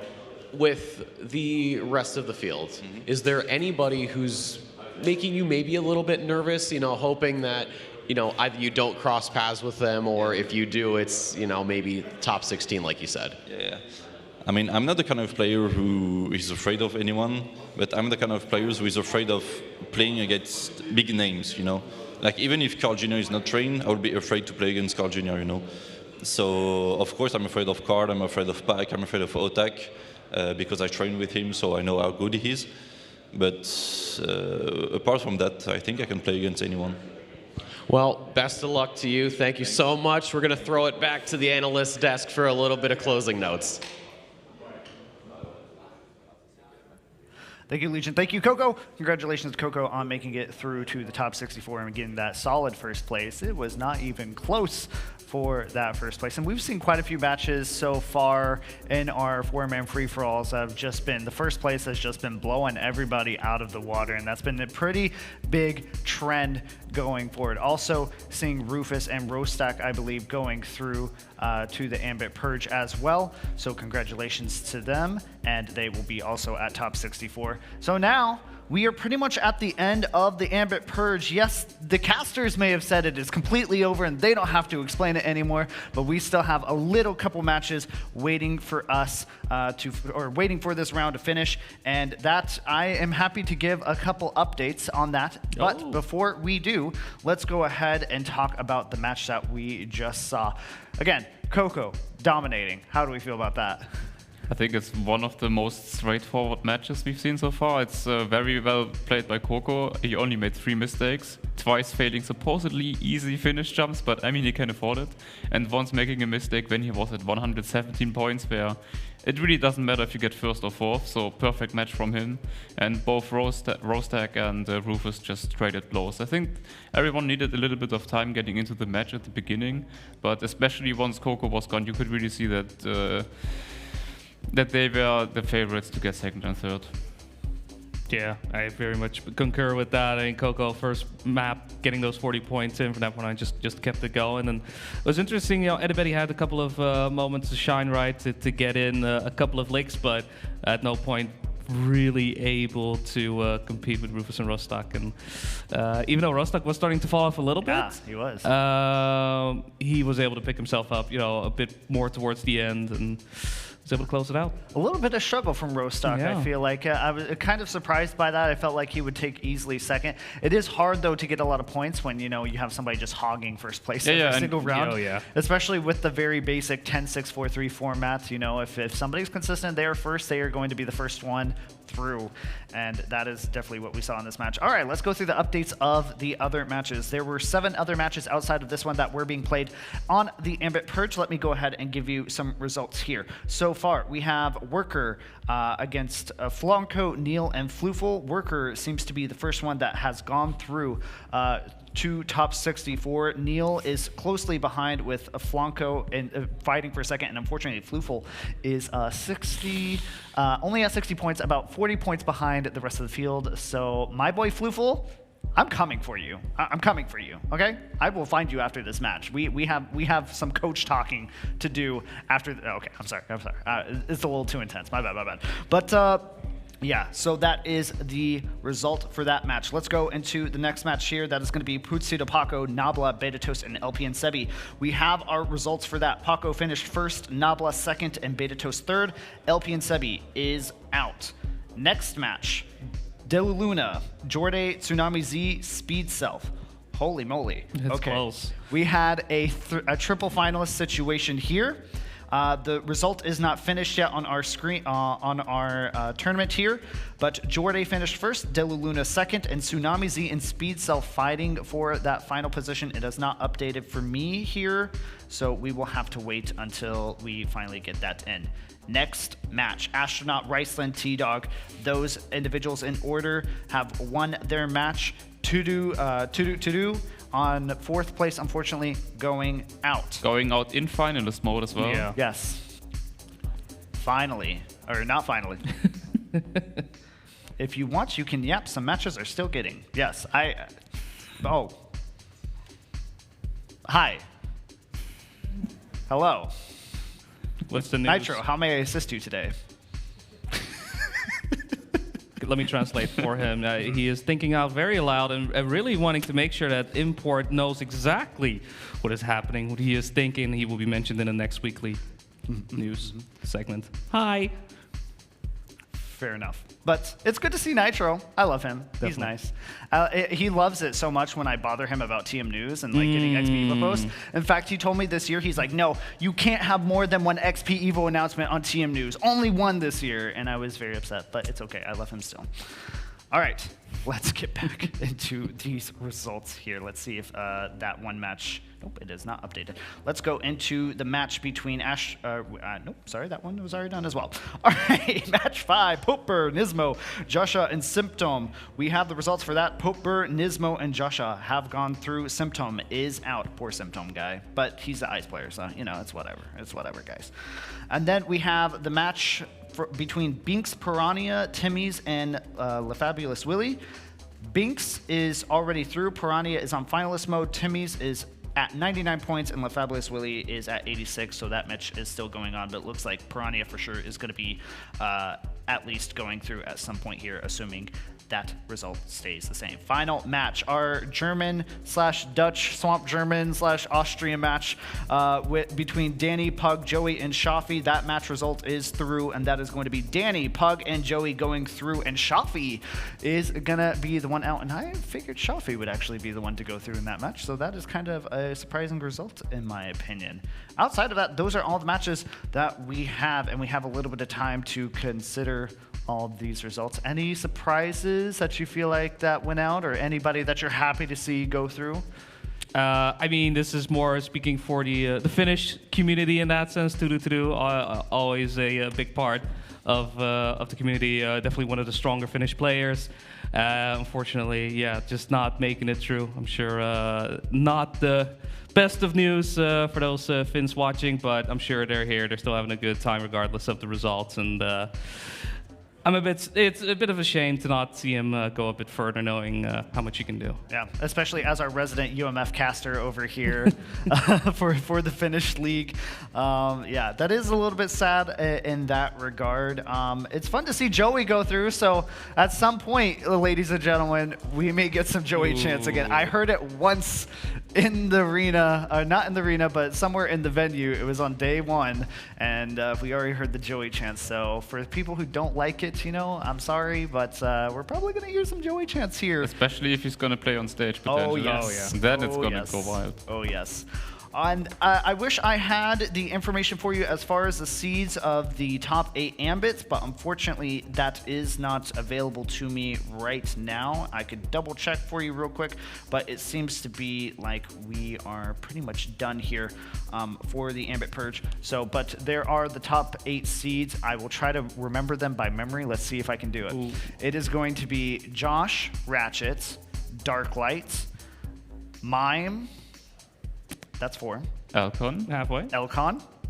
Nope. Richie. The big guy. Oh, Leicester. Leicester, yes. Okay, one more. Nasty. Nasty, yeah, the one that... So, yeah, 5 people from Shift, by the way, or like 4 or 5 people from Shift in the purge. I promise I didn't rig it. I promise it's not rigged. But, yeah, no, so those are the 8. They were playing in the offline, off-stream qualifier match for themselves. We do not have the results for that, but they will be your top 8 seeds for this event. I can at least predict 1 seed for you. That is going to be Darklight in 8th place because he is an Ice player and he did not really train that much for this. He just lucked into the top 8 ambit. So, but outside of that, everything else is still up for grabs for the remaining top 7 seeds of that qualifier. So I think we are good here. I think we'll take a short break before we get into our first round of top 64. Boys, we are at the double elimination stage. Let's get into it. We'll see you in a bit.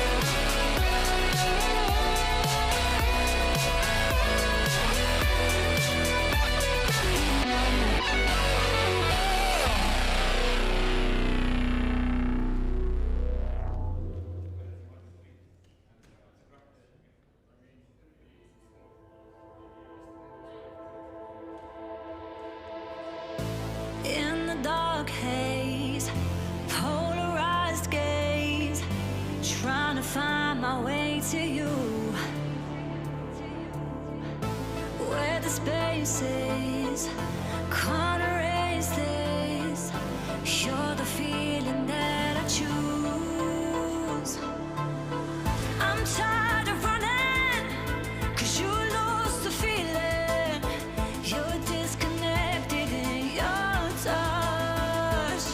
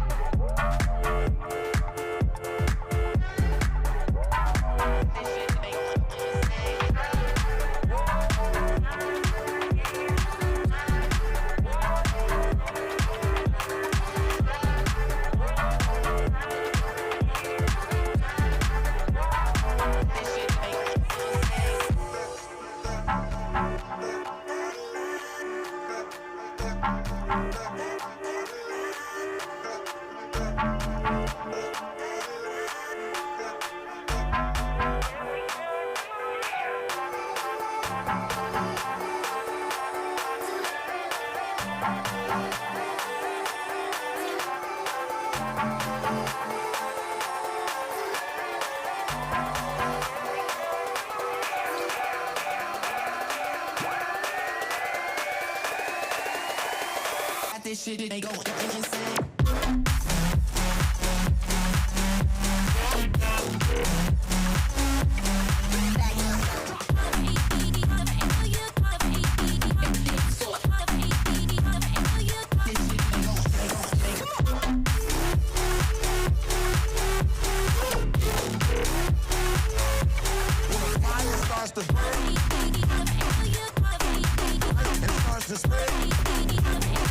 This shit, they go insane.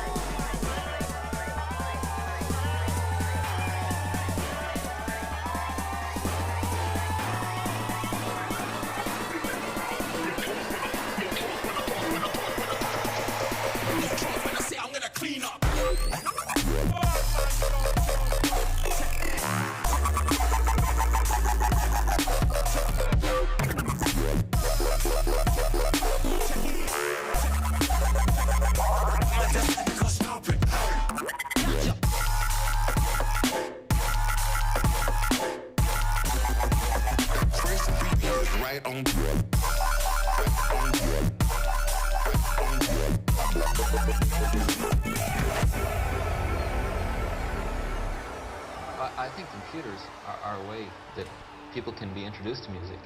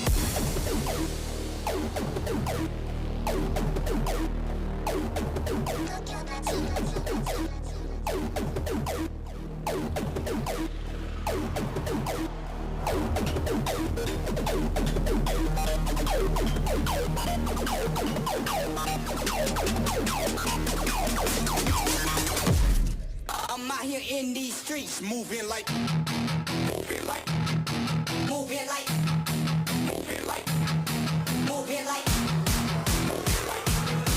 moving like, MVP.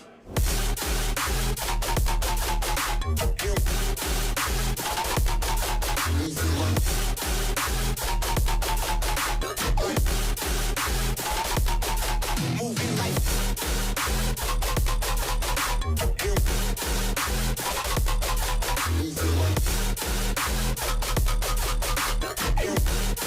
I'm out here in these streets, moving like. Back to XPEvo. Welcome back to XPEvo 2025. We are back to the analyst couch. We've once again rotated import out. The man needs a break, but we are excited to be bringing you the round of 64. I don't want to say the real competition starts here because it has already been very competitive, but my God, is it getting scary out there already. Joining me on the analyst couch to break down a little bit of what is going on in this round of 64, we have G-Geek and we have Shorty. And guys, I just want to get straight into it on this one because there are some really, really scary matches happening. We'll discuss which match we're going to be watching in just a second here. But Geek, I know that you had eyes on Coco after his performance in the round at 128. He's not got an easy road of it from here. Yeah, he's not got an easy road for him. Winning 10 rounds in a row in the match that you just saw on screen just a few moments ago. And he's not going to have an easy road ahead of him because he will be along with Rostak in the same match. But he's going to be fighting against Elcon, who qualified through the Ambit, also winner of CCB 2025 along with Leicester. And he's also fighting against Kakni, one of the talents at the sharper end of the field of the NCSA region. So it's going to be a pretty tough match for him, I think. Yeah, and Shorty, I know that we were looking a little bit then at the match going on between a couple of Titans. I mean, a couple of very well-known players. Absolutely players who put their time in on the World Tour circuit and now have to face each other in the round of 64. It's crazy. There's one request, just one last thing I have to say about Coco and Cagney, because Coco and Cagney had played against each other in top 126, and Coco lost. I mean, lost, you got second, but just to keep out there, that's going to be a really cool match. And one other match that I want to mention is like Otak, Mada, Rotex, which we have seen, and Tsunamis. And I think it's a little bit unfortunate for Rotrax after playing. I think he played a good match. This is a rough match, yeah. But this is, yeah, well, you have a defending champion from 2 years ago, Otak, and you have Mada, who set his sights on potentially becoming the champion of this year. That's a tough challenge. That's going to be a little bit rough to run into in the round of 64. There's so many players left in the tournament. It's the first double elimination round, so at least if you get third or fourth seed, you are not out of the tournament now. You will have your second chance, but if I know one thing from experience, you do not want to go in the lower bracket early on because it's very exhausting. You have to play double the amount of matches than everybody else. You get less breaks. It's very exhausting. Yeah, it's. I mean, it's something we're definitely going to talk about when we get into looking at the match that we have lined up, because it is a very exciting match coming your way on this main stream. But the fact that the players now have that extra little bit of a safety blanket that you can drop to double elimination is absolutely wonderful. This is the match that we are going to be watching on the main stream. Richie, Orel, Postido, Paco, and Nabla. It feels unfair that we have to send two of these players to the lower bracket this early on Saturday. But we're gonna do it. It's not gonna hold us back from doing it as well. Taking a look at the PBs, the crash rates across the board for them as well. These are all very, very good players. And G-Geek, I want to look at Richie in particular to start with, because I mean, I think he's a player who's still kind of flown under some people's radar over the last couple of years. Yeah, and wrongfully so, because ever since 2023, the first time that I managed to see a performance and actually cover some of his performances live was in the vicinity of Paris in the 95 King of Fields, where he finished in the grand final, and then after that in the Ascension tournament, where he qualified for the main event in Montpellier. He's been very much building up ever since, and he's very much the flag bearer for Team Tesca that he's proudly representing on every event that he flies to, also participating with Neil in the NCSA region as part of the Tesca GG, formerly Damascus Gaming as well Alliance. And honestly, this is a player that you really should keep an eye on, because he can really do some damage, as can Orel, who's returning to competition this year. Yes, speaking of Aurel, as you said, returning to competition, Shorty, it's been a little bit of a break. I feel like we've still seen Aurel around the place during his break from competition, but he seems to be kind of taking things a bit more seriously coming into XPEvo now as well. I feel like considering that he played against Paco in the first one match, like 128, and also beat Paco there, I think it shows that he is here and he prepared well and he is trying his best probably. Yeah, and I mean, Aurel is, as we know, he's been playing a lot with Tona. I mean, it feels like that's been the catalyst for Aurel to kind of get back into competition in the way that he has. Maybe for both of them actually. Yeah. Well, that's, I mean, Tona leaving his job as well, not having to organize competitions, made it a lot easier to play in competitions, I think, has been part of it too. But as you said, I mean, it's so interesting that beating Pushtido Paco for Aurel is seen as a mark that he's taking the tournament seriously, because Pushtido Paco is still a very young player. Must be one of the younger players we have playing. But he does have some experience by now, and absolutely. But that's it. Is that he really has? I don't want to say come out of nowhere because he's been here for the last year or two at this point. But you know, Pushtido Paco, excellent player. I mean, could you tell us a little bit more about what he's been up to that makes it so impressive that Aurel has come back and beaten him? I mean, it's a little bit early, all of these things, you know. We've seen only one match from both of those players. We're just trying to like find the clues. Okay, Aurel beat him, so that means that Aurel is practiced and that Aurel obviously, I mean, nobody would say that Aurel all of a sudden is dropped off or something like that, but we're just trying to figure out how they play. And it's early to tell, obviously, especially in Trackmania. You just have to rely on players to have practiced the specific map pack for the event. And both of the players in the past have showed that they can play at the very highest level with Trackmania Grand League and so on forth. Yep. And so if they practiced well, we will see in this match, I think. Like also with the pace now, you can kind of see how close they get to the actual online world records. We all know that the online world records are probably not the real world records. There's gonna be a few, maybe a couple tenths to be grabbed here and there. From map to map, maybe a little bit different, of course. You know, some people like Mada practiced online, and I don't think that Mada is hided his pace by that much. So we will see. But it's gonna get very tight from now on. Absolutely. I mean, the fingers crossed is always, you know, we're always hoping that we're going to see maybe a couple of those online records broken in live competition. We love seeing a live world record when we want to see that. Yeah, everybody wants to see and that. And it is, again, can't stress enough how stacked this round of 64 is. It does kind of feel like some of those records are under threat already at this point. We have seen a couple of rounds where players have been like 0.3, 0.4 away, and I don't think they have showed their true pace yet. So I think there will be at least like 2 or 3 online world records getting broken. Yes, sooner or later. Some of what's been so impressive to me from some of our top players, even over the first few rounds that we've had so far, has been, you know, I watched Epos yesterday nearly go flawless in a game. We watched Coco in this match nearly go flawless in the game as well. And these have not been weak matches. These have not been easy matches to try and do that in. And yet we're seeing some of the top players kind of that step above, it feels like, even at the same time. And round of 64 G-Geek is when some of those top players are really starting to collide with each other as well. The players that had those chances to go flawless, not going to be happening from here on out. Yeah, it's not going to be happening from here on out. And really, those early rounds, round 128 or the purge, if you missed the mark on top 128, are very, very important for any player, not even just the top players, to really actually get your eye and get yourself dialed in and really get yourself up to the level that you're expecting. And if you miss that particular mark, it's going to be a lot more difficult to get back to running form in the top 64 because the opponents are going to hit that much harder compared to top 128 of the purge. Yeah, it's going to start to get even scarier from here on out. I mean, forecasting a little bit past this round of 64 then, obviously, you know, we have some players dropping to the lower bracket. That will be something that's going on from here. Who are you guys looking at this point of the day to maybe make the deep run in the upper bracket? Obviously, we don't know who's going to be dropping to the lower bracket yet, but if you were kind of looking towards top 16, do you have any dark horses, Shorty? Is there anyone that you've been looking at coming into this tournament and being like, this guy's going to make top 16, he's going to do it through the upper bracket, and no one's ready for it? Well, so we haven't mentioned his name very much because he hasn't played until now, but I've spoken to a couple of people and I didn't get the actual PPs from him, but I've got told that they are pretty good. Okay. So Let's Star from Big Okay, all right. is apparently very well prepared and has done very well in his practice matches. So I don't want to put too much pressure on him, but he is definitely one of the players that he's I mean, he's not a super rookie. Like, people know his name, people know that he's a good player. Yeah. But you wouldn't consider him like at the very top so far. Yeah. But this could be the tournament where he shows that he can do that. It feels a little, I mean, we saw New Prime last year, right? XPEvo is actually a tournament designed for a German player to just show off each year. It's just, we get one German player who's had good results, who has been a good player in the past, who all of a sudden just has a breakout tournament. Who has a great training environment as well. Great training environment as well. Of course, Leicester is part of the big academy program, I believe, is the connection there.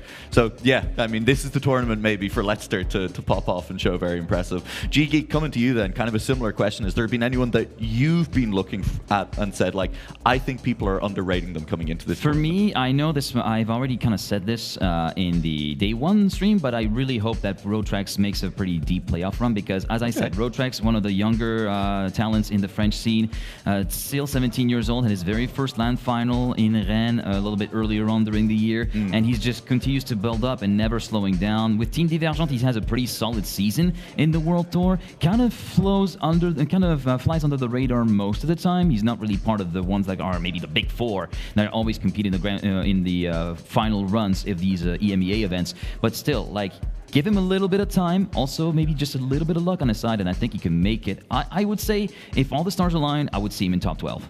That's fair, yeah. Top 12 is it's a tall order. It's a tall order given the strength of field, but honestly, I think he's got what it takes. It just needs the execution to be a little bit more consistent, and also again a little bit of luck on this side. You do need it every time you're playing a Trackmania tournament against these big names anyway. So yes, that little bit of luck, and I mean the big names that we have. I mean we have got news that Carl is a little bit ill this morning, unfortunately. Which he is here though at least now. So yeah, that exactly. Is good to hear. He has made it all the way over here and is in the venue and that is something ready already to play. Absolutely. And I mean, if there's someone who we all remember the Michael Jordan flu game, of course. My couch is looking very blankly at me here.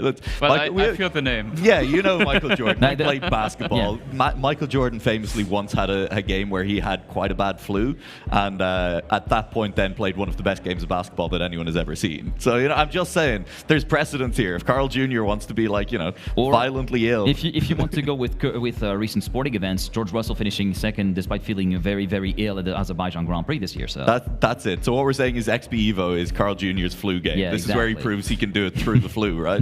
Well, if he's going to do it, it's going to be a long day for the It's going to be a long day. It's going to be a rough day, yeah. That's true. Michael Jordan only had to do it for like 2.5 hours or however long a basketball game lasts. I mean, Carl Jr. has to do it all day today, which is going to be a little bit tough. But it has been exciting seeing Carl here, I mean, as I was talking to someone yesterday, and we were talking about the fact that Carl always has a smile on his face, right? Yeah. He's positive, he's happy to be here. And the problem we were saying, is that it feels like there's probably about 15 different guys here that you could say it about. If you just said, like, the guy who always has a smile on his face, you're like, could be anyone. It's basically like, it's kind of like feels like we have like 12 or 15 Daniel Ricciardos in the field, like who's the guy who always has a grin on his face, and you just can't seem to wipe it off their face. It's really the problem. Well, it's a good problem to have because it really is a proof that the Trackmania community as a whole, and even in the competitive side, even when things get really, really antsy on track, we're all brothers and friends off track, and that's really the whole beauty of it. Yeah, absolutely. We are I think people will probably have noticed, just killing a little bit of time here at the moment, but we're going to get through it, no problem. We're in it with you, and you're on this journey with us. You're not going anywhere, and we're not going anywhere. I know you've already talked about it, Shorty. You were talking about it with Import on the last couch just before the break, but there were some players eliminated. We had the Ambit Purge. It's a tough way to go out in that match where, 75% of the players in the round managed to get through. Was there anyone in particular when you were looking at it who you were surprised to see go out in their matches? A little bit. I was a little bit surprised about To-Do, because I thought he would make it, but overall, it's not a huge surprise either. It's a little bit surprising. But very good that you asked this question, because already last segment I was wondering, so what do you think? Is it more frustrating going out by a mile in the Ambit because you just didn't have a chance? Or do you think it's better just going out in a close match where you may have been like double or even triple finalist mode? Like, what is better? Look, frankly, I'd rather never be put in that position at all, okay? I guess I'd just win. I would just win the tournament and never be put in that position. It is, to give you a proper answer though, I think I was talking to Babs just out there, Irish player, went out while we were watching him on the B stream. He fought back from a deficit in the middle of the match. He was down 15, 20 points. He fought back and made it to finalist as well, and then immediately no-slid and crashed right on the start of the double finalist round. That's so that happens so often. That's tragic, so tragic, absolutely. yeah. But Babs' take on it, and I think it is a very good take, was that he was just happy that he had a good match, that he ultimately did have a good performance. And I think I agree with that. I think managing to actually have a good match, to be able to put up a good performance, because also people are here because they want to play Trackmania. The people are here because they want to have a good match and have a good time. Yeah. A close match, even a close match that you lose, that's more fun. I agree. I totally agree. And I would say it's not that frustrating maybe in the Ambit Purge, because if you go out by finalist mode in the Purge, you might have not had the biggest chances for the event overall. Fair. Yeah. And I'm not saying that like to disregard it. I'm just saying it like that they there's like a lot of very good players in this tournament. The players of those focus, like the focus of those players was fun to begin with. So I feel like they went out in a fun way, hopefully. Yeah. Yes. And hopefully they can view it like that as well. Absolutely. I have great news. We have confirmed that the brackets are correct, and we're going to be showing you what the brackets look like for the round of 64. We are going to have to do this in 4 parts, but if we can bring up the first part of those brackets as well. Running down the list here, we've talked about some of these matches already, but on this first page, Shorty, anything jumping out at you? Any particular match?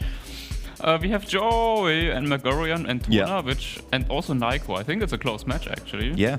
I will say, actually, match 3 on this page. X-Boy is Worker. That's an alibi for Worker, who, as we know, is a very good player. Neil and Jadon and Darklight, I actually think is a very exciting match. But let's keep going here. We are approaching match time at a rapid pace. So let's look at page 2 of our round of 64. I'll ask you this time, G-Geek, any of these matches that look exciting to you in particular? Well, for me, I would love to see how Vinch actually gets on against the likes of Raceland and Astronaut. Astronaut, a very good RPG player, which we've seen many times before. And Raceland, of course, part of the NCSA contingent, who has been making a few rounds in the NCSA events as part of Team Puff Bro. So this could be one to watch out for.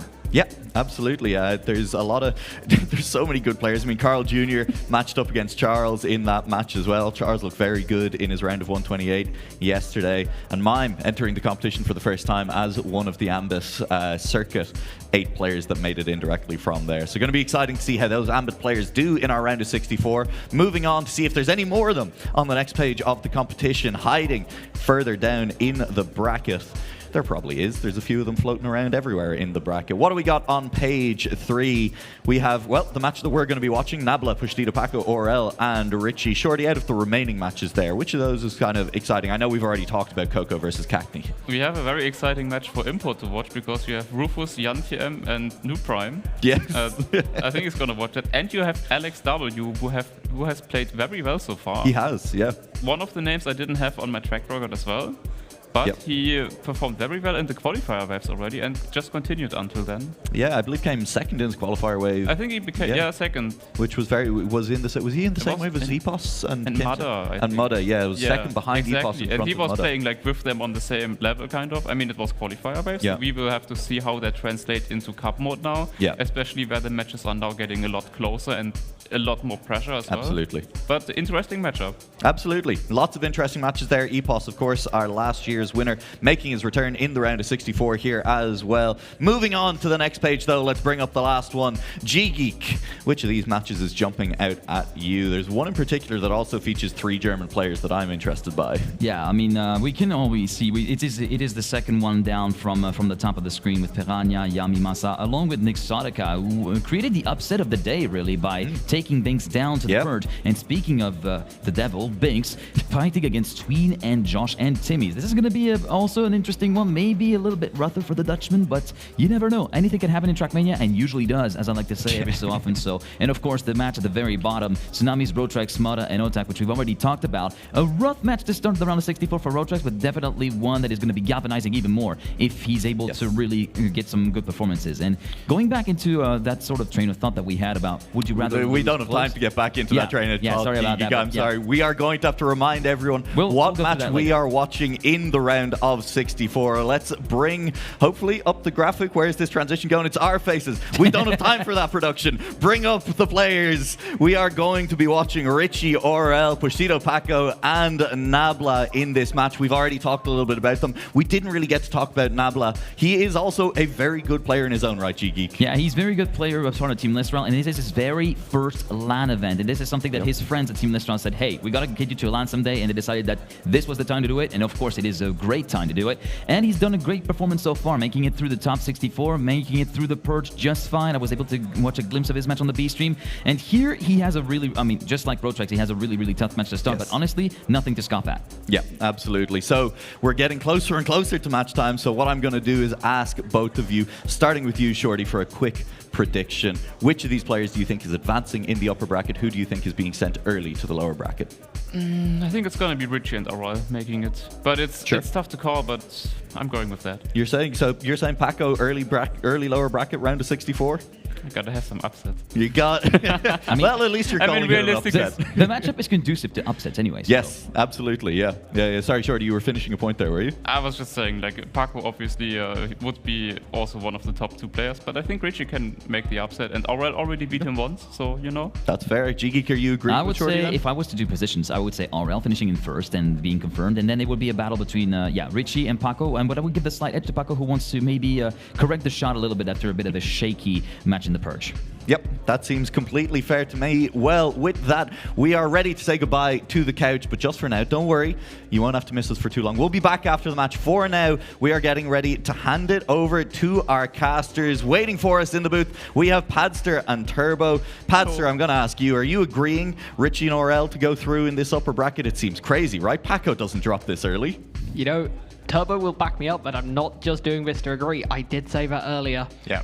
I said a different order, though. You said Aurel, Richie. Turbo, you don't have to immediately throw him under the bus like that. Why? You will be right. You're going to see it. Okay, fair enough. The casters disagree only slightly with our couch here, but we will leave them to it. Best of luck with the match, guys. We'll see you at the end. See you at the end. Yeah, so thank you very, very much, Nua, for that warm introduction. We don't share the same opinion there, but I mean, we can see who will be right at the end, and it will be us. Let's say it like that. But yeah, definitely. But I mean, I've seen Paco practicing playing. It looked all right, but I don't think he put that much practice into the maps. Yeah, I saw some Paco in seeding, and it wasn't the strongest performance I've seen from him, and this is a really, really difficult round of 64 draw. I'd say it's probably within the 3 hardest matches that have formed from this round of 64. Yeah, it's going to be a tough fight for Paco, but I absolutely would not rule him out either. Yeah, so, I mean, I hope that he proves me wrong and us wrong, of course. For sure. To see him play Aurel as well as Tona. I mean, the teammates, they looked very strong, so it will be hard to beat him. And then Nabla, I mean, a little bit the dark horse in this match, but his PBs and also just pace looked great. So yeah, could definitely do some damage. Definitely a bit of an unknown quantity coming into this. You know, his very first LAN, and he's got this as around a 64. I do feel for him a bit. It's a really, really tricky matchup, but you know, he kind of comes into this with very few expectations, I think, and I would love to see him caught an upset. Yeah, it would be very nice. Maybe a quadruple final situation that early on. But it's the first round here of the winner bracket. 64 players, all still having all of their lives, let's say, like that one life here it is for them. And if you then lose a match, so you're second and first, you go to the next winner bracket round. And if you first and second, you go in the next winner bracket round, and then third and fourth, you go into the lower bracket. And if you then lose another match, you're eliminated from the tournament. Exactly. So yeah, by getting to this point with players, they all have an extra chance, which is a massive dynamic shift compared to what we saw in the round of 1-8, where if you're out, you're done. And same with the Ambit Purge, as we saw. So, you know, this is, I mean, it's fun, nice to stay in the upper bracket, but it's not necessarily game over for someone if they drop down. And we have seen people do very, very long lower bracket runs. I mean, I think last time round, Pac went down in the round after this and made it all the way to the final.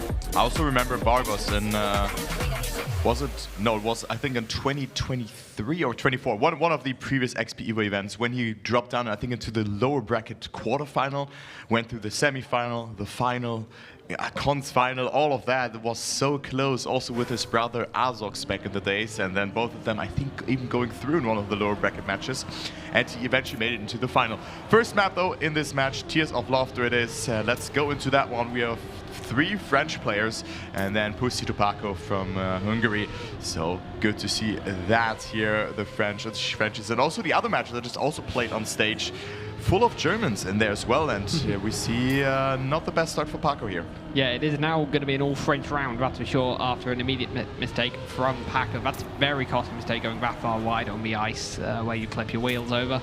So for now, it is actually Nabla, the unknown quantity as such, the dark horse that we referenced early on, with an early lead here on Tears of Laughter. I do think, compared to the other tracks, this one is a little different and perhaps less representative. I think we've seen in matches where some players really struggle on this and others do really well, and it's, you know, it's a bit out of sync, so it's hard to read into as much. But for now, Nabla looking comfortable. Small mistake from Richie does allow Aurel pass, but it looks like Nabla will be taking first blood here as such. Yeah, first blood for him, 10 points acquired to his account, and I mean, somewhat to go, but he clips, doesn't make the jump. Aurel actually made it into the ending. I was expecting him not to do that, but you know, in the finish, he just yet there. And Aurel, I mean, he was shaking his head. I've seen that when he lost the gear in that outside dirt turn, he dropped into third gear. I was like, nah, but he still got first. So good job for him. Yeah, such a small clip from Nabla there, but I am quite surprised that he still managed to make it through the finish. I thought he was going to be down to third after that mistake. Something of note, Paco didn't actually finish the round after that mistake. Just DNF'd, and I guess just going for a mental reset. I'm not sure, but this round in contention has made it further than last time, and hounding Richie for the lead this time around. Maybe Paco pushes too much here, and that shows that he maybe has not been putting, like, theoretically, put too much practice into the maps. It could be the case, but because not finishing this map, I mean, it's probably the easiest one to finish, but I can see where you fail on the booster or just the transition towards it. You know, you can slide out there as well if you, I think, oversteer. You can hit the inside. You cannot make it across. So yeah, it can happen, and Paco did not indeed finish. Now in third position, Richie and Nabla ahead. So Nabla playing a great match so far, but didn't get that first position the round beforehand, which would have been so important already. Paco losing the gear though. Nabla and Richie with good speed, and it all comes down to the ending here. Paco with a wider approach has to readjust though, so everyone can maybe come a bit closer, but no, the positions will stay like that. And it's only 0.4 between first and last, so very competitive rounds here. Yeah, strong pace as well, with low 1 minute 12 times coming out from first place. As we do have a different winner, we do have different positions from almost every player, and I think we're going to have a very spicy match in our hands. And I think Nabla has a real shot at trying to cause an upset here. Yeah, definitely. 12 points, 2 second positions here. It is looking very, very promising. 2 points only tearing the Frenchies apart here. Hand in hand, they go through that match, and it could be, like, if it continues like that, I mean, Paco would fall behind, of course, but we will see the pace. Maybe he has been going for the glass cannon build where he extensively played 1 or 2 maps, and he's just having, like, we all know Paco with his pace. It's incredible what he's able to just put on those maps. Right now he's on second place though, so Richie in the lead. Nabla again, very consistent, great performance, but missing the apex on that turn, so losing some time, but still staying ahead of Aurel. Yeah, unfortunately got the gear drop through that NASCAR section, which can make a couple of temps difference. And as we see, 3 temps down now for Nabla. It is going to be Richie and Paco. So first and last in the match currently. Admittedly, we are very early days still. But Paco, after a fairly dismal first couple of rounds, will really want a win to try and bounce back, try and immediately close down that gap that has opened up so fast. Oh, good line from Paco though. I think Richie has got a little better. Oh, that was close. That was a scary end from Richie there. 1 tenth between first and second there as we see our first proper round from Paco. Yeah, first proper round from Paco, securing himself 6 points, and with that going up to 10 points after 3 rounds played. Let's go to the last round and see what Aurel can do, because he got himself only 3 points in that round, gradually falling a bit behind, or maybe 3 or 4, like Nabla and Aurel were on 3rd and 4th position in that round, and they did not really got too many points out of that. So let's see what Aurel can do, because he gets a great start here, and for me, or for us, is the favorite in this match. But so far Nabla and Richie really defining the pace here, especially Richie in those first couple of rounds. Yeah, I think crashes and mistakes from everyone in round one disguised what has actually been a pretty tough map here for Aurel.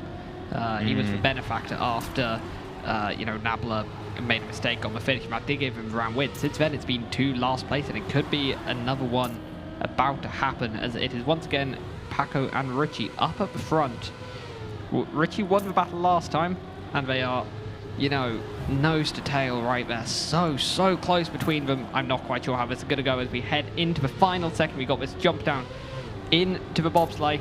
Both landed 2 very different drifts, very tight from Richie. More speed from Paco. It's going to go low. It's going to not get it. 3,000. Oh, I thought he had it, but 3,000ths of a second there. This is a round of 64, and we already have rounds decided by such tiny margins. Yeah, if the track was just a tiny tad longer, it would have been Paco winning the round. But getting another second position definitely boosts the momentum for the still young Hungarian player. So good job of securing 2 second places and also 1/3, bringing up to 16 points. Let's go to the next map. And as you can see from the color scheme, it is Bubblegum. Indeed, it is a very different map to the one we just had, and I'll be intrigued to see how this goes for some of the different players, because I think it's safe to say maybe Aurel didn't have the best time there on Tears or Laughter after kind of the initial first round that he won.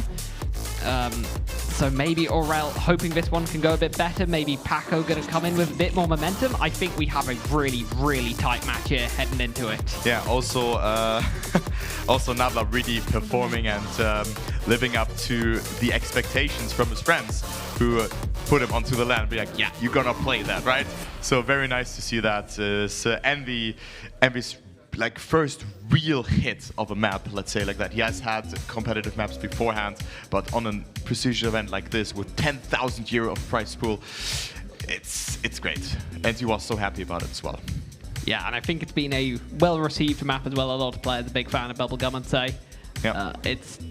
It is a truly mixed map. It's got a lot of different aspects to it. I think there's probably 2 big defining sections. You've got that downhill drift, which is so easy to mess up the transition onto the sausage block afterwards. And you've obviously got the ending, which needs no introduction as such. It's going to become very notorious by the end of this tournament, I am sure. As we do get underway, all players fairly tight. We got the first drift here. First chance to start separating out people. Richie with an early lead, but slow drift there will drop down into last place for the time being, as Nabla actually doing very well for now. But wow. So much speed onto the grass from Aurel and Richie. Yeah, Richie with a very nice turn there. Look at that, just zooming away here from Aurel. Richie with a confident grass section, and very good match for him so far. 3 first positions and 1 third place for him so far. So he's the only one really like gaining points and moving away from the others. But let's take a look onto this round. Paco, Aurel and Richie in there, and this is looking very much like it will be a fight between Paco and Aurel, because Richie dropped a bit behind, unfortunately. Paco with good speed, and let's go into the ending here, because Paco coming close with good speed for him accumulated. He has a good line there as well, but Aurel with a bit more speed. Richie also coming closer, going for the drift. It will be Aurel in the lead, but who's going to get second? Oh, Paco could have maybe even sniped Aurel there, but Richie overtaking him. That was so close yet again. Only 1 player falling behind in that round, but a couple of small, tiny decisions have decided this round. Yeah, exactly. I mean, one thing to definitely keep an eye out for, it's about 3/4 away through this map, you have the drop down onto the kind of plastic quarter pipe. And if you go really inside there, you can pick up a reactor about 0.2 of a second earlier. It's such a small margin, but we did see 2 out of the 3 top players manage it, and they did manage to build up a bit of a gap after doing so. So I think that could be, it's a nice little risk. I mean, we've seen it a few times on this map where you have these like tiny reactor corners which you can just grab, but that one I think is probably the hardest of them to try and pick up consistently. Yeah, I mean, this map in general just really has like very open parts and then puts you in those tiny tight corners that you have to clear. And we see now Nabla with a mistake, so it's again Richie and Paco fighting it out, because Aurel is also only 0.3 behind. That's the section you're talking about. There's also reactor gate after that, but you can pick up the reactor boost ever so a bit earlier. And let's see this ending here. Again, we have seen a couple of tiny mistakes there. And also Richie, I think, going for a drift because he had much more speed. Now he doesn't go for them, but it's Paco between Richie. Paco with a risk, and Paco will again make a mistake. And it was actually close there between Paco and Aurel. Both failed the risky ending, and Paco eventually staying ahead, having a smile on his face. And let's go into the next round. Also a bit of a smile, grimy face, I would say. A bit of a grim face. How would you describe that? I think Paco feels like a few tiny inputs and he could be on a lot more points than he is now. But is still within touching distance for Aurel, I'd say. I think Richie, obviously doing very, very well. 16-point lead, looking most comfortable of anyone. But Paco has had moments where he's looked good enough to kind of be in that top 2 or to win rounds, and he just seems to be stuck getting second places, which with the points distribution isn't what you want to be doing. This points distribution of 10, 6, 4, 3 really, really benefits going for those first places, and he's just not been getting them. And he won't get one this round. Bonk into the wall he goes. And also Nabla, who had a very good start to the match, has also done an early mistake. So Richie and Aurel a little bit of a breather here, let's say like that, especially if Aurel gets that first position, because Richie already had 50 points. Very good performance from him thus far, but let's see what the ending will provide here. Richie with a good line, Aurel with a bit more speed. It is so close yet again. Aurel with a great jump, and he will stay ahead by 0.05 of a second. 10 points secured for Aurel. Yeah, Ali. That's a really, really important round for Aurel there, I think, to try and increase that gap back to Paco. I think Nabla looking far less comfortable on Bubblegum than they did on Tears or Laughter. I think I said at the start of Tears or Laughter, it's not always the most representative map for the rest of the match, and Nabla is unfortunately proving my point there a little bit, has been struggling here on this second track. And if the match just continues like that, we have 4 rounds per map and then 5 maps in the map pool, it could be that we see Tears of Laughter as the decider. Perhaps. Eventually, if it really goes into a triple final situation, or we have some DNFs, of course, they could happen as well, and points are lost, and then 190 points, you deny all of that. You know the drill. Paco with another mistake, though. That is looking grim. I mean, the match started so close, so everybody was so close to each other. Now it's Aurel and Richie, the only 2 players surviving, even though they both did mistakes in that uphill dirt corner.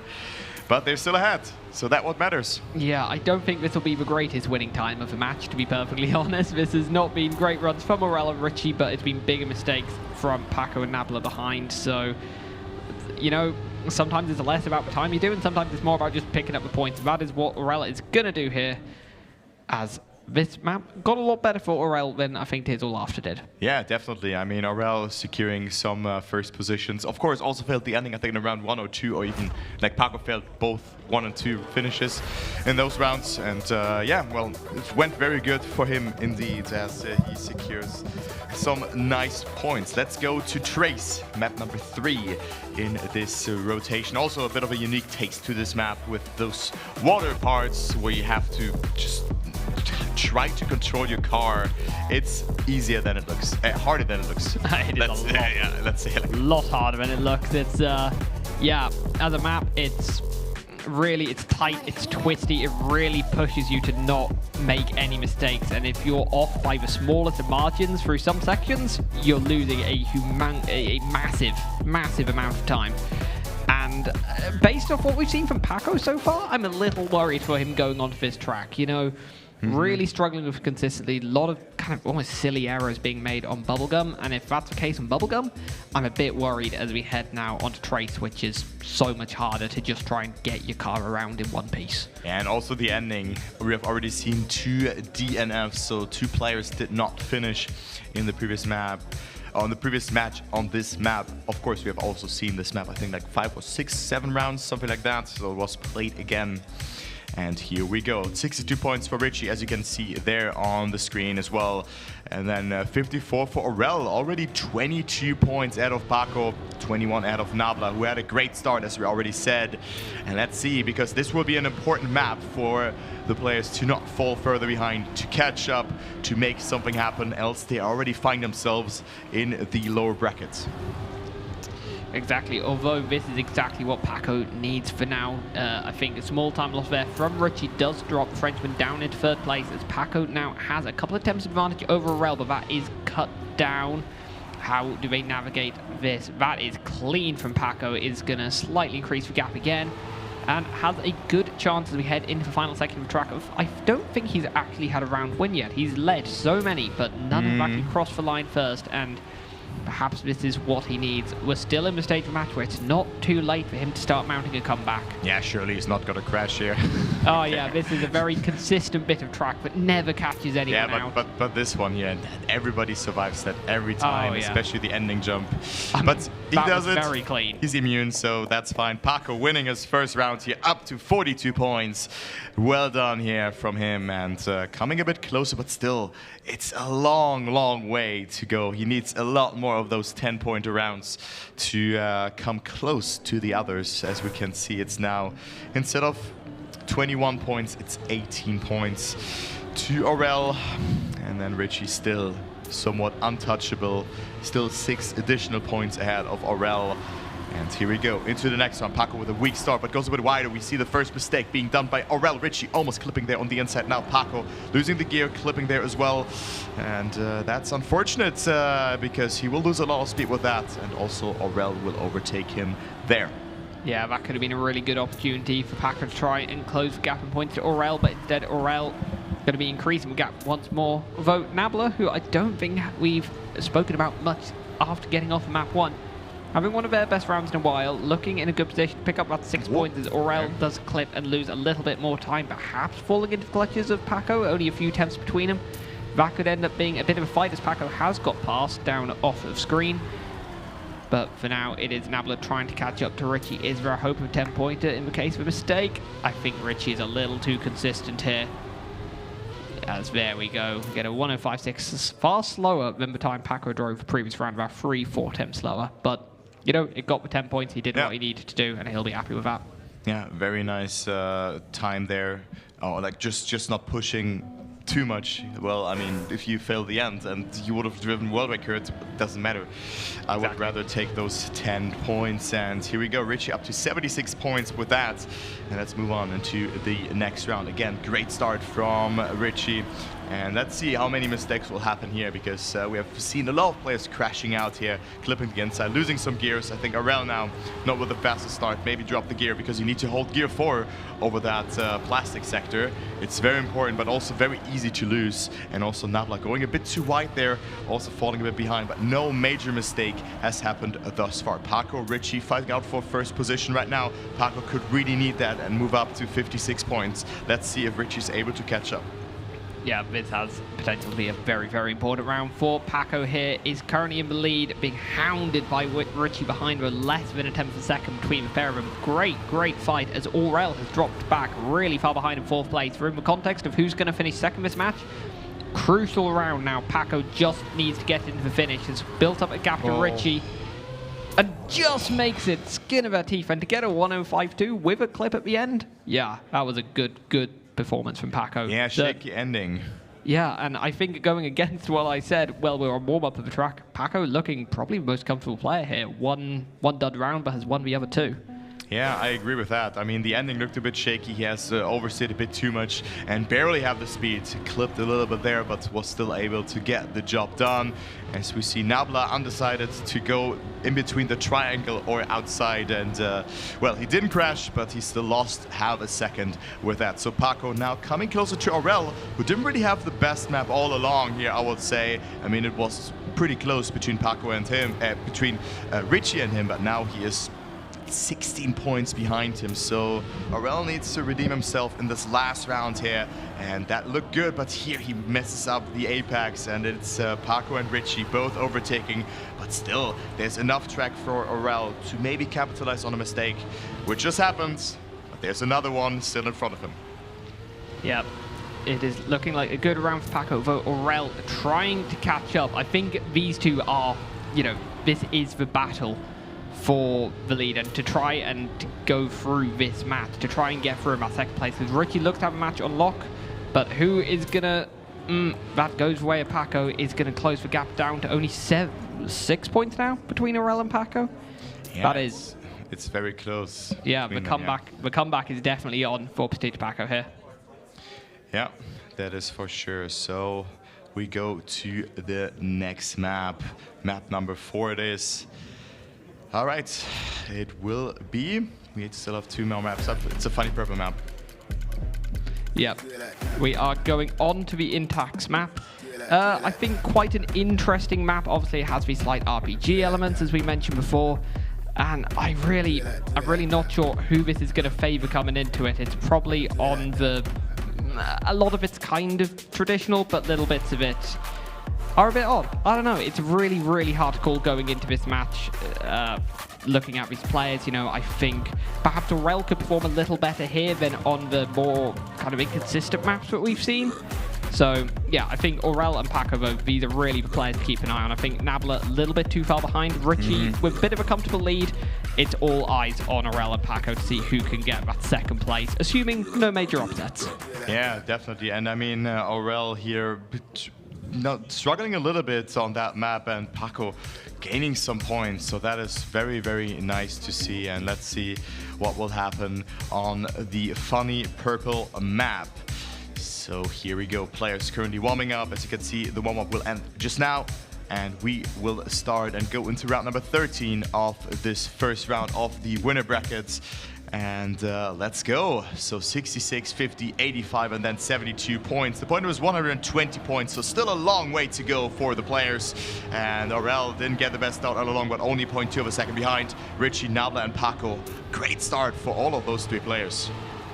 Yeah, indeed. So rough one for Aurel, but Nabla in a strong position. Very nice.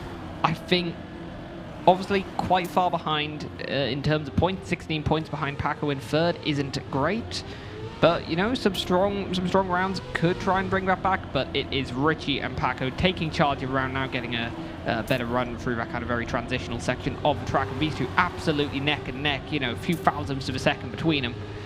As we head into the final part of the track, you have kind of these slidey sections going through the grass. One small drift here. Paco getting a far better line. Cargo's flying a little bit. Nabla as well, copying the line. And these two looking to go first and second. Richie goes as inside as possible, but isn't it? As we get a 1 minute 0.8. That is a great time for Paco, a PB. Yeah, very good time there from Paco. Has arrived in this match, let's say it like that. So good job from him, and that was the first round done. And with that, Paco up to second place, overtaking Aurel. So 76 versus 75 points. Aurel sadly not really feeling it. Also here with a small mistake again at the start. No, never mind, it was actually Nabla with a mistake, so he's the one falling behind. I've just seen the French flag, and since we have 3 French players, it wasn't Aurel, so Aurel now ahead and wants to redeem himself in this round. But also Richie could go up to 99 points, which would be absolutely huge for him to have to just generate more and more of a gap towards the players. But let's see the ending. Paco, good line. He has more speed than Aurel, coming closer.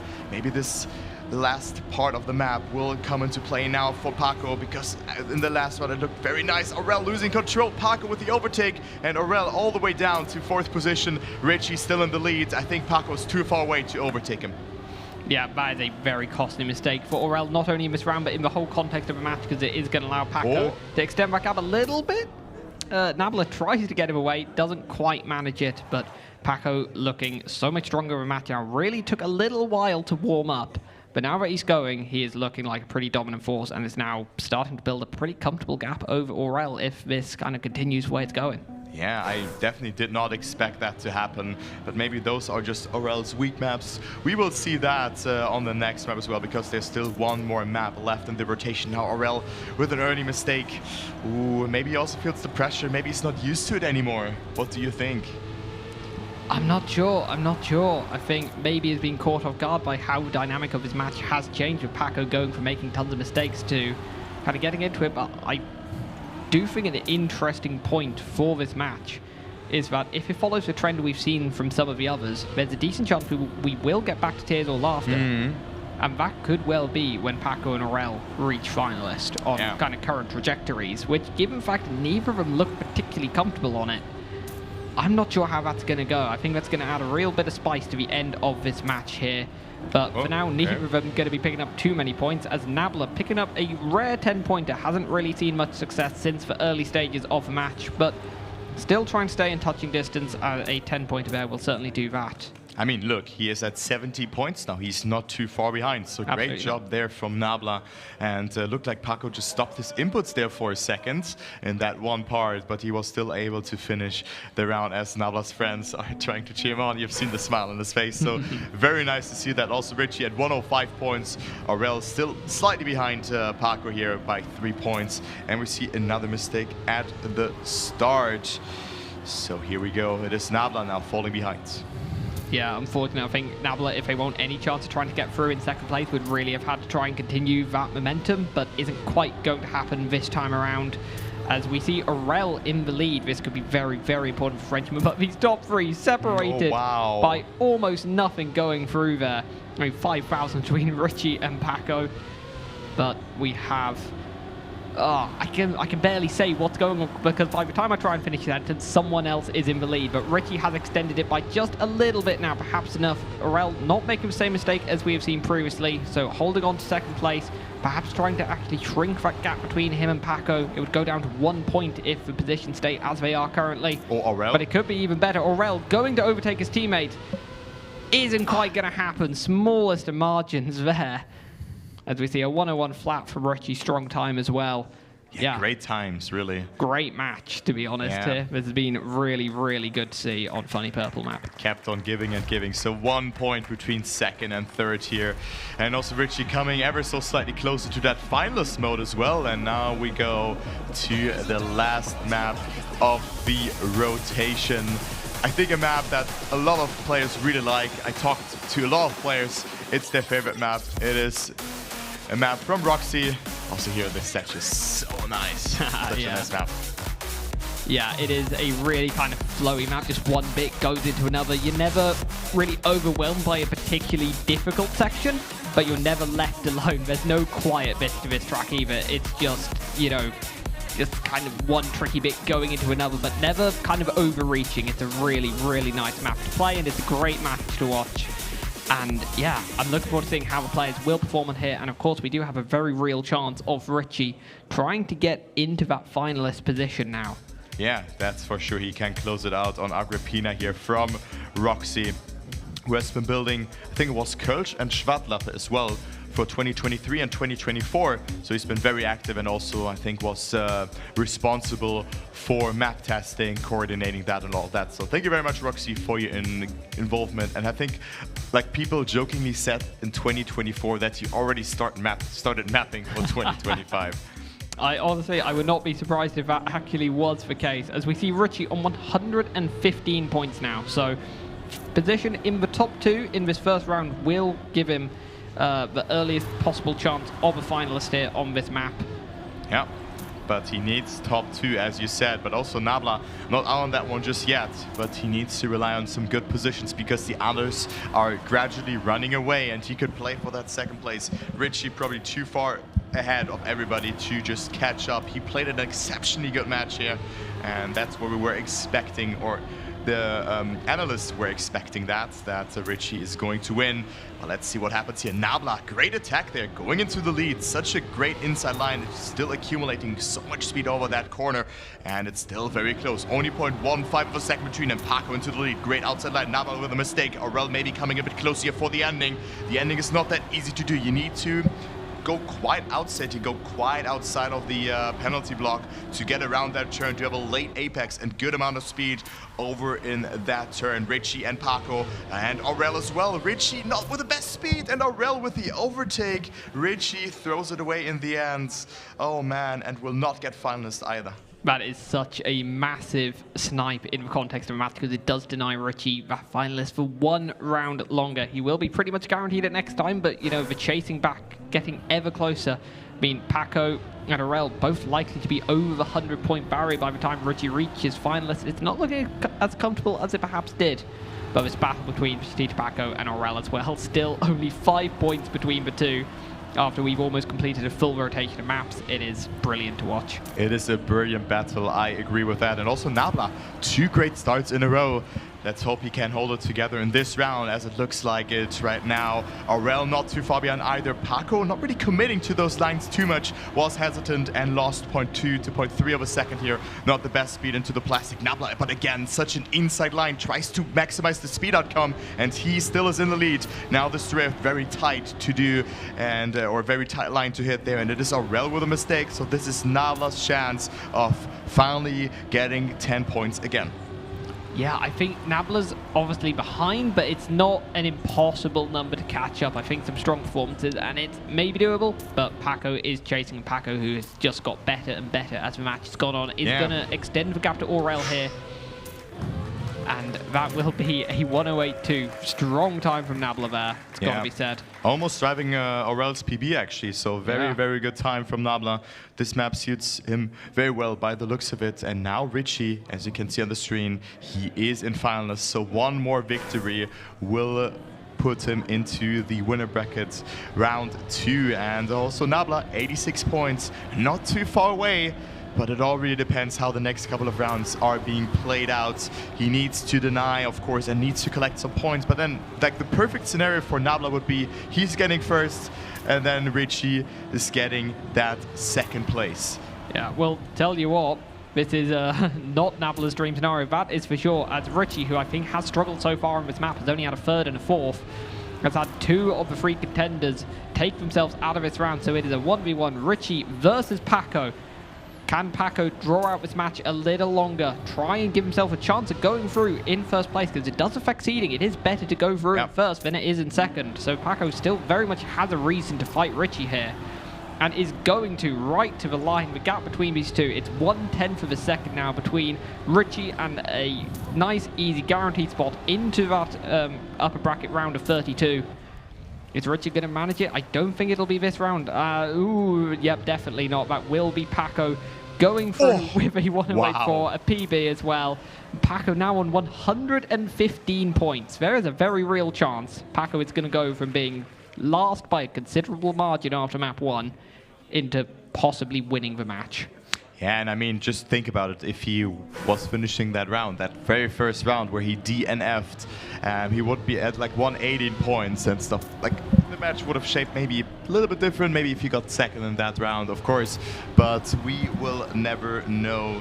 So Paco, with the dream scenario, getting that first position, and Richie denying significant points to the others, is still in finals though. Nabla now with a mistake, and Richie maybe can close it out in the second finals attempt. But what a close round here between Paco, Aurel, and Richie, as Richie tries to go into the lead here. Very good approach, but it's only a couple of thousands between all of those 3 players here. This is an absolutely brilliant battle between these top 3, and I have no idea which way it's going to go. Richie does have the slimmest of margins as we head into this very defining drift, and Paco gets it so well. Jumps up into first, kind of 0.05 advantage, flips the other way. Paco with a clip, though, that's a massive mistake. Richie with a clip, and Aurel out of nowhere is going to win the round. Such an important round for Aurel as well to close that gap to Paco. But is Paco going to hold on second and reach finalists? Yes, he will. We will be going into the next, or I think staying on this map, on double finalist. I think this was it? Is there one more round? I think it was round 4, but correct me. Yeah, I think we're going to go to the next map. I guess, yeah, we do. Yeah, we do go to Tears of Laughter. And yeah, actually it happened. What I said in the beginning, it happened. Tears of Laughter will be the decider. So map 1 is there again, and Paco didn't look that good on this map. Aurel was very good here.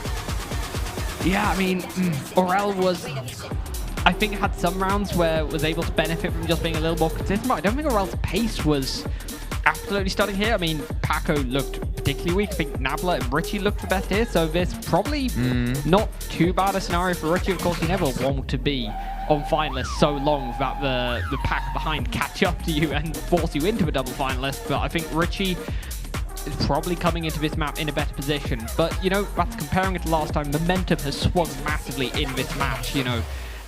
Steve Paco, who looked pretty who seemed to be struggling early on, now looking so good, has the momentum on his side. I agree. I'm not sure how this is going to go. It's all going to be just on how the players perform, particularly particularly in this first round for Richie and Petite Paco. Aurel will really want to try and deny either of them getting out of finalists, and Nabla still this dark horse, still this bit of a wild card in the match. You can definitely pick up round wins from time to time. Could deny it. I mean, it could also be Richie getting demoted into the lower brackets. It's not over just yet. Aurel is not too far away from the finalist spot either here. Only one victory is needed, but Richie had a huge lead here going into, I think, map number 4 and 5. He was like 20 to 30 points ahead, something along those lines. And now he fights it out with Paco in his first finalist attempt. Both of them are leading the round. As you can see, Aurel slightly behind, quarter of a second. Great slide there for Paco, having to release though, and also Richie not really committing to that one that much, but still in the lead. Aurel not too far behind though. He could deny Richie, but I think he's already relying on a mistake.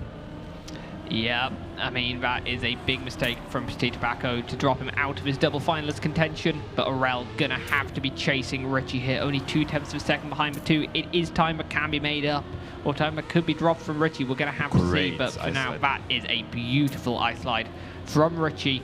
That gap is going to get significantly larger when we go through the next checkpoint again. That'll go up, yeah, 0.4 we see there. Can Richie hold on? It is the opportunity to book himself a place into the top 32 in the upper bracket. Just 2 jumps left to go. Richie will be your first player getting out of the round of 64, staying in the upper bracket. A strong performance throughout, little bit of a wobble on map number 5, but we get back Tears or Laughter, and it's done on the first time of asking. Yeah, so great performance. You can see the relief for Richie there as well. So great performance. And of course, a match doesn't go like you win every round. This would be unreal. I mean, also Coco, the match that we've seen beforehand, it would have been cool to see that, of course, but it's so hard to just copy or just paste the run of the winning time every round, because those maps are so hard. It's just hard to survive them, like after like 1 or 2 hours of practicing each map. Yeah, for sure. Well, we get into this round now. It is Petite Paco, Nabla, and Aurel left of this match. Nabla probably too far behind to get anything done. 25 points away from finalists still, while Paco is already there. Aurel not looking great in this round, so Paco has an opportunity here to try and go through in second place. This battle for second between Aurel and Paco has gone on for most of the match at this point. But Nabla, possibly a wild card, possibly denied. That is not the ice line Nabla would have wanted. Will exit with a little more speed, but gets a skid, and that puts Paco in a great position. So it's in Paco's hands here. He's half a second ahead of Aurel and only has 1 drift and 2 jumps left to clear. And that looks to be like a great comeback here from Paco. He will go into the next round here and demotes Aurel surprisingly into the lower brackets. What a great performance. What a comeback as well. He was so far behind, it looked dire for him. But then Nabla gradually lost track and points. But yeah, great performance there. Aurel sadly not making it into the winner bracket round 2. That was very much a match of 2 halves, I feel. You know, it started off looking so strong for the teammates from Lion Coast. Yeah. Both, you know, had a decent, about a 20-point lead, if I remember correctly, down to Paco and Nabla behind. And then at some point, Paco just kind of stepped up into another gear. And then the gap to Aurel, it just came down and down, and then he overtook, and then it got bigger and bigger, and eventually got as far as a double finalist with Richie. And yeah, I think it is a deserving performance from Paco to go through. I think in future rounds in the upper bracket, he's going to need to hit the ground running a little bit more to get away with it, but he's done the job, he is through. And yeah, that was a brilliant game. Yeah, and if you want to see this match, watch the B stream, because we're gonna take a look on what actually happened on the match beforehand, and we're gonna show you some highlights of the match.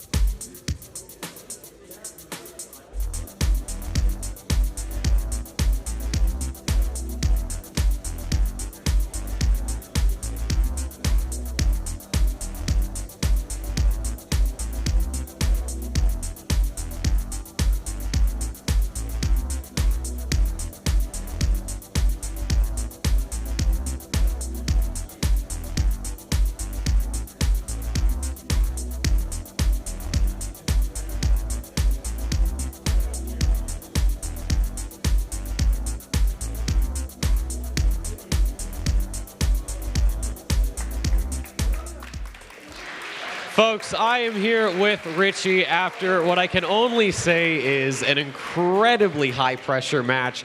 Going into this, you had a very solid start, very good match, but having Aurel and Pussy Paco chasing you down, what was your mindset as that was happening? Yeah, well, when you're getting in finalist mode, but I was already a bit shaking. I crashed the 2 rounds before getting finalist, so I was like, okay, I still have a bit of time. So even if I miss 1 or 2 rounds, I can still get it. So I was like trying to calm down a bit, to decrease the pressure. And I knew that I had a better map for me at the end. That was a Tuna map. And I was hoping to get there to get my win. And that's what happened. So that was great for me in the end.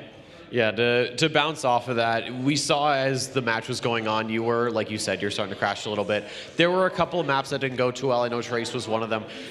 When it becomes a bit of an issue at that point, how are you keeping yourself from completely breaking down? Is there something you're saying in your head to calm you down, or do you just do a little bit of meditation? Yeah. I mean, just some breathing, and you're trying to empty your mind. Like, you have all sorts of thoughts like going like, oh no, it's going again, because you know the situation's by heart. And so you're like, no, don't have negative messages. Like, just think of nothing and do your stuff. If it goes good, it's good, and otherwise, well, I mean, I can't do anything about it. So just emptying my mind as much as I can. When I get in those finalist pressure mode, and hope it goes well. And last question, going forward, obviously plenty of matches are going to be coming up. How are you going to be able to keep your momentum going, especially as you face tougher and tougher competition? Yeah, well, I mean, a lot of the potential we have to win is you have to get into the match, and I mean, each match is different. Some match you're going to start really well, and in the end it's going to be tough, and some are going to be reversed, and I can't know how I'm going to be. Like, it's really on the match that matters. So I just try to keep warming up before to be ready for the matches, and then I have to start from zero. With each match, and even tough match I can win them, and some looking easier match I can lose them. So just not thinking too much about it and just going for it. And just one last quick one. How far are you going for XPEvo? Where are you going to think you'll end up? I don't like answering this question. I mean, no, I'm not going to sell a number. I just hope that at the end I can say, okay, I played the way I wanted, and I played quite good. And sometimes you play good, you go far, and sometimes you play good, and well, triple finalist, you don't get past it. So just hope I'll be able to play good until the end. Well, couldn't have put it better myself. Congratulations. Again, we are going to throw it back to the boys at the analyst couch for some post-match breakdown.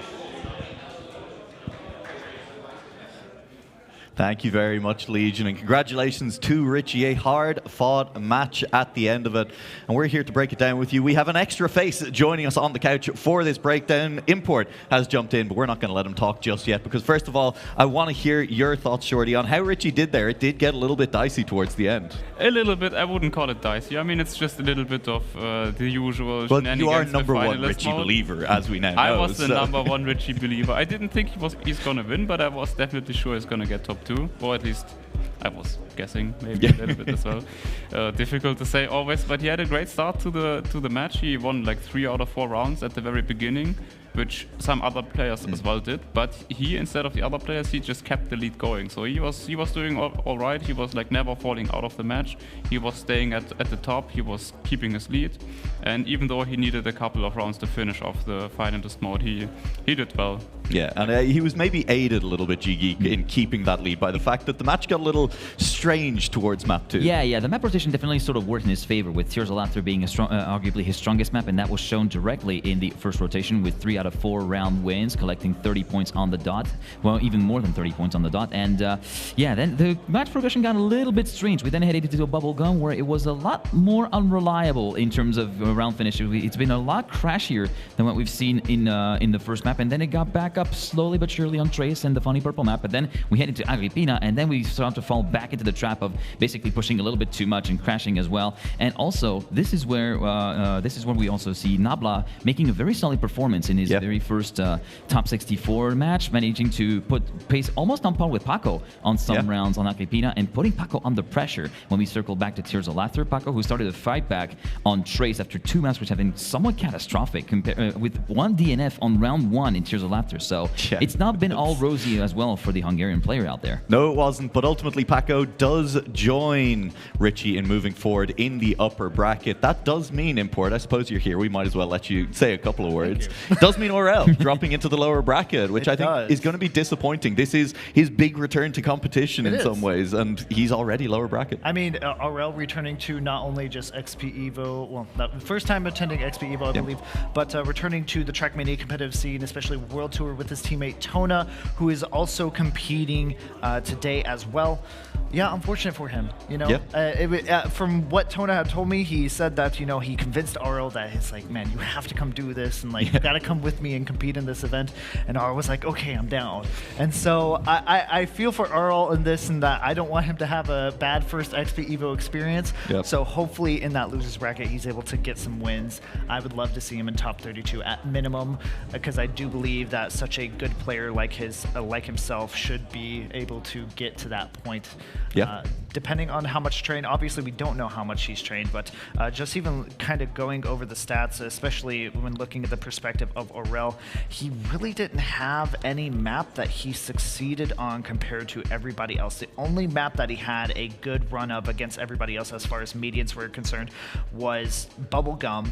As far as everything else, he was behind the median. And I mean, that's, as we've discussed, that was one of the more crashy maps, and Aurel was the main benefit, but he wasn't able to follow up then on Trace nor the funny purple map. And funny purple map was the one with the most even point split. We've seen like 3 drivers out of 4 that had round wins, but unfortunately he was not able to get like back-to-back wins, which I think would have put him back on track to make a double finalist fight versus Paco for that second spot in the next phase of the winner bracket there.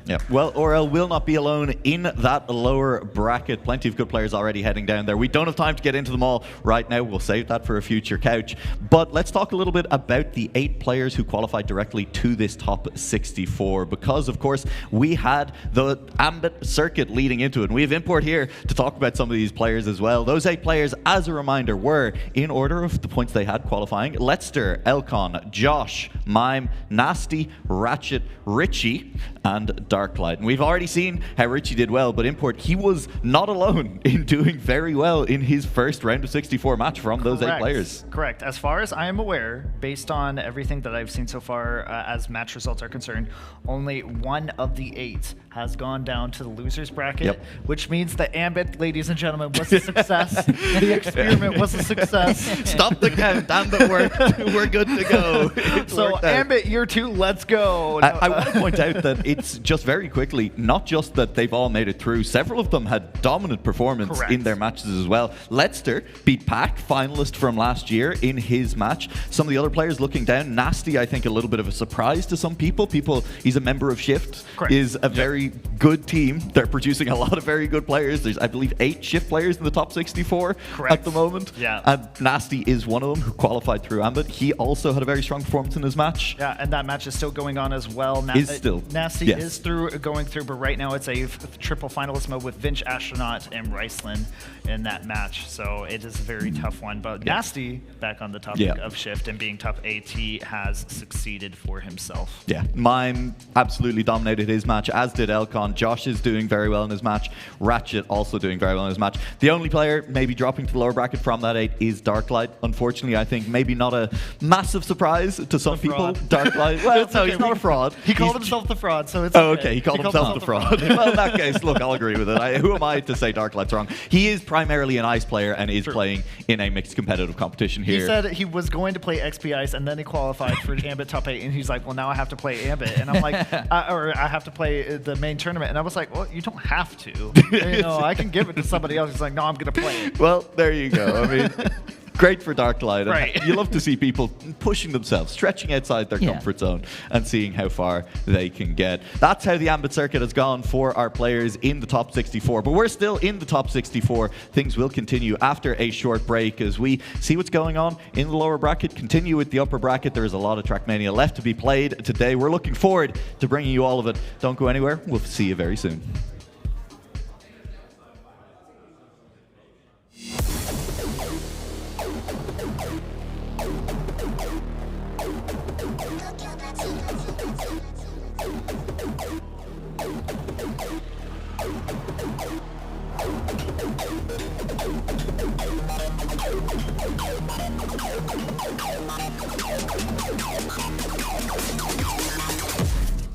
I'm out here in these streets, moving like, moving like, moving like, moving like, moving like, moving like, MVP.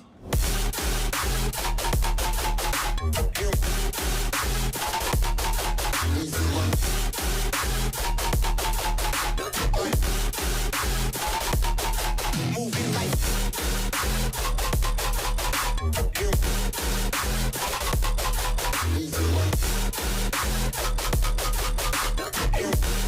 I'm out here in these streets, moving like, moving like, moving like, moving like, moving like, MVP.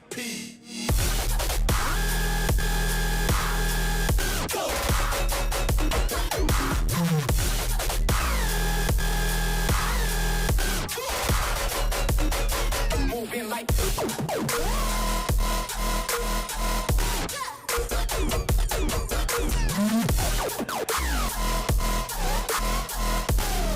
I'm out here in these streets, moving like.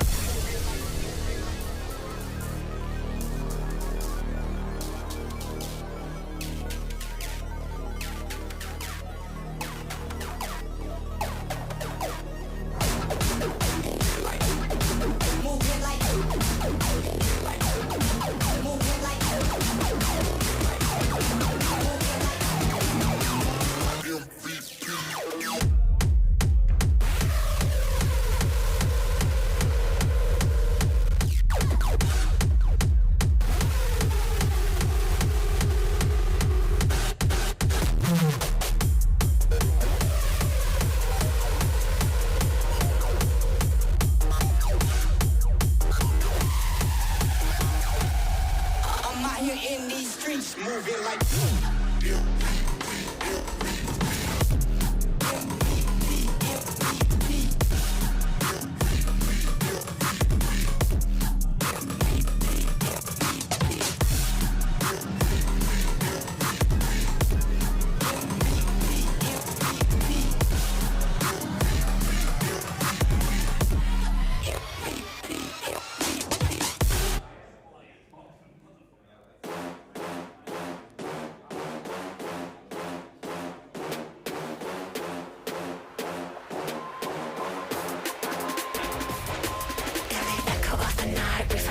We find light in the moment cannot. When you hear the music stop, I can see you, I can hear you, and I know that you are strong. You've been dealing with the demons, now you know where you belong. In the echo of the night, we find solace, we find light in the moment cannot. When you hear the music stop, I can see you, I can hear you, and I know that you are strong. You've been dealing with the demons, now you know where you belong. In the echo.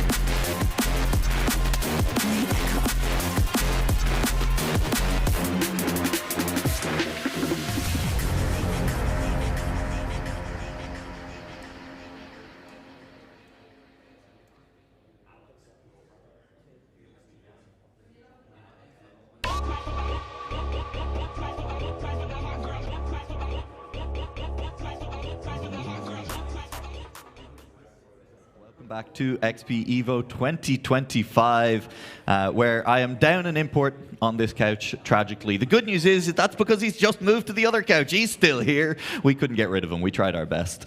We're going to spend a little bit of time talking about how that first round of the round of 64 went. There have been a couple of major surprises in terms of players who have already dropped to the lower bracket from that round of 64. And there's one name above all else that I think we have to immediately focus on as having dropped to the lower bracket. And Shorty, that is Binks. That is Binks, yeah. Binks has dropped to the lower bracket in the very first round of the upper 64. That's last year's finalist. That is very surprising indeed, yeah. I mean, I don't know, maybe it wasn't this match at all. Like, maybe he couldn't find the groove for whatever reason. Maybe he's not practiced that much. He did seem to struggle a little bit earlier as well, like yesterday already, for example. Yep. So maybe that is a telling sign of where it might go for him this year, even though that would be a shame to see because he's a great player. Yeah. But maybe he can do the huge run from the lower bracket and just continue playing. Yeah, I mean, he's going to have to try at this point. It's a lot of... we've seen these lower bracket runs before. I mean, Pac, as far as I remember last year, dropped to the lower bracket quite early on. I mean, did he drop in the round of 64 last year as well? I believe he dropped in the round of top 48s. Okay, like correctly. A little bit, one step further along. But obviously, he was a finalist as well. He ended up, beating out Binks in that grand final last year. Correct, yeah. And I mean, I'm also looking at a couple other players, maybe not necessarily well-known across the entirety of Trackmania, but also well-known in the competitive scene. Looking at Megorian, somebody who is a very well-known tech player as well as competitive mixed player, going down to Tona and Nako in that match, but it was very close. He was at 118 points, so just 2 rounds away from potentially also getting into the top 32 portion of the winner bracket for himself. Also looking at Neil, unfortunately not able to make it. He was in a double finalist situation, was outdone by Jadon, which I'm okay with, but... You don't look it. I feel bad for Neil, because Neil's gone through the journey over this morning with some minor health issues. He also had glass in his hand this morning. What? Yes. Yeah. So the man has been going through it today, and yeah, so I feel a little bit for him. I want him to see him do well. Also, his other 2 NCSA counterparts, Charles, not able to make it into the top 32 just yet, is going to go down to the lowers bracket, as well as Cackney, the other NCSA hopeful. That is a little bit of a shame, Yeah. Like when it didn't really matter, he beat out against Coco, and now in the match where arguably it matters more, he sadly didn't have a chance. Yeah. So speaking of NCSA, I think you missed out on Nixotica there as well. And Riceland as well. And Riceland as well. Yeah. But I want to touch on Nixotica because that was the match that also included Massa, Yami, and Piranha. And for a very long time, it looked like it was going to be an all-big affair in that match. Yami playing for Big Academy, Massa from the main big team, and it looked like Yami was in full control of second place in that match. Lost it. Piranha moving through in that match instead. So Piranha, another very good German player. I mean, we've seen him perform very well at XPEvo in the past, but a little bit disappointing for Yami to drop to the lower bracket. I mean, and for Yami, that's kind of the theme with Yami, I feel like, for the past couple years, and something that he has to prove for himself into XPEvo as well as previous competitions that he's done, is that there is a somewhat of a mental hurdle that he has to get over to, and he seems prepared, he seems very fast, but it's about getting into the finish. Yep. And that is something that Yami has been practically known for the past previous years, having a struggle to get into. It's been great for the beginner rounds, but now the pressure is on, and is he going to be able to keep up is the question. It's going to be tough. Well, I think we've talked long enough without a visual aid to help you on this. We do have some brackets that we can pull up. We might as well start with the upper bracket, if possible, the matches that we have just seen played, so we can have a better look at who has fallen where the dice have landed in that one as well. And maybe see where things are starting to go as matches start to take shape for this upper bracket as well, because we do see some of that already coming in. As we said, speaking of the Ambit circuit doing very well, Leicester actually beating out Pac in that match up at the top, now having to face off against Jaden, Eichwolf, and Tona in that one. Tona doing well in his match as well. I gotta watch that match. I'm sorry, like the match on stage is gonna be great, but I also gotta see that match. I got to root for my two boys over there. Yes, Leicester is part of Big, but also he's a guy in shift as well. So, he's something. Also, Tona is just going to bring quality match and gameplay to that as well. So that is going to be a huge match to keep an eye out. Hopefully, B-Stream maybe be able to cover that. We'll have to go and send someone over to beat them up and change their minds. I'll tell them right now.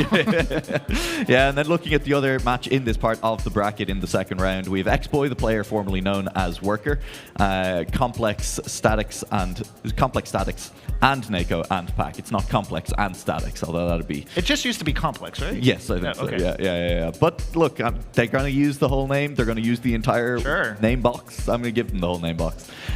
Also, could be an interesting match. I mean, look, Shorty, I think you expect Pack to do well, right? I mean, he made that incredible lower bracket run last year. He made it into finals. He qualified for the World Championship in the grand finals at XPEvo, in a round that I'm sure New Prime has been reliving for a lot of the last year as well. How are we feeling he's doing in that match, in this match upcoming? I think he's gonna do well. Like, Pack is one of those players where you don't even have to question yourself if he's like trained or not. Like, it doesn't really matter. If Pack is attending an event, you know that he's gonna do well. And he did get beaten by Leicester, but it's still in the early rounds. I think as a player, you don't necessarily focus on if you're first or second. You just want to get through to the next round because of the seeding. You never know how it's going to shape up anyway. I tried to look at the times from their match because obviously I've got told that Leicester has very insane times and Pack can drive very insane, but just from the very first glances, I see some very good times, like on Tears of Laughter, 1:12.09. I think that is by far the fastest time we've seen, by like 0.15 or something. So that is very nice. And if you see that, then you can understand that Pack maybe has got the second, you know. But in this matchup now, it's gonna be a reset for him as well. I think he's gonna win that one. Yeah. Well, moving on then with the rest of the bracket. Well, the rest of it, lots more to go, as we do see Carl Jr. and Mime taking each other on in the second round of the tournament import. Yes, Carl Jr. Mime, that's going to be an interesting TMGL battle that we're going to see here, reckoning from the 2023 TMGL matches that used to happen, and, very familiar opponents with one another. Carl also being one of those individuals who unfortunately was not feeling well this morning. So luckily, I'm happy he is playing, though. He was telling me, he's like, I don't know. He was giving us heart attacks this morning. We were like, he's like, I don't know if I can play this morning. And I was like, oh no, my content. No,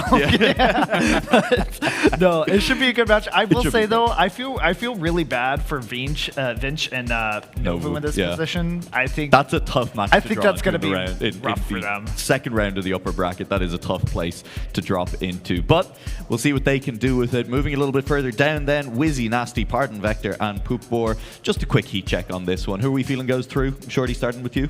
I'm actually going with Wizzy and Nasty. I'm very surprised by Nasty. It was a player that I didn't have on my radar, but it's nice to know to see another German fellow German doing well. Another shift player apparently as well, obviously, right? And import then on the heat check? I mean, on the heat check, I would say Wizzy. I'm not sure about Nasty. I will say the thing about Nasty is that he had almost number ones on all the campaign maps at the very beginning, and then of course as people trained more, he kind of went down the ranks, but he still was like top 10 on a lot of maps and everything. But Pardonvestor, somebody who is a very fast individual, and I feel like a very quiet individual in a way, is that not many people talk about Pardonvestor, I feel like, enough, because this person drives very fast times and is very good in competitions, and they're hardly ever talked about. Maybe this is their time to finally have that conversation about them, because Pardonvestor did really well in their match against Charles, which I feel like Charles was more of the favorite than Pardonvestor in this instance, because Charles had a very dominant first day on Friday.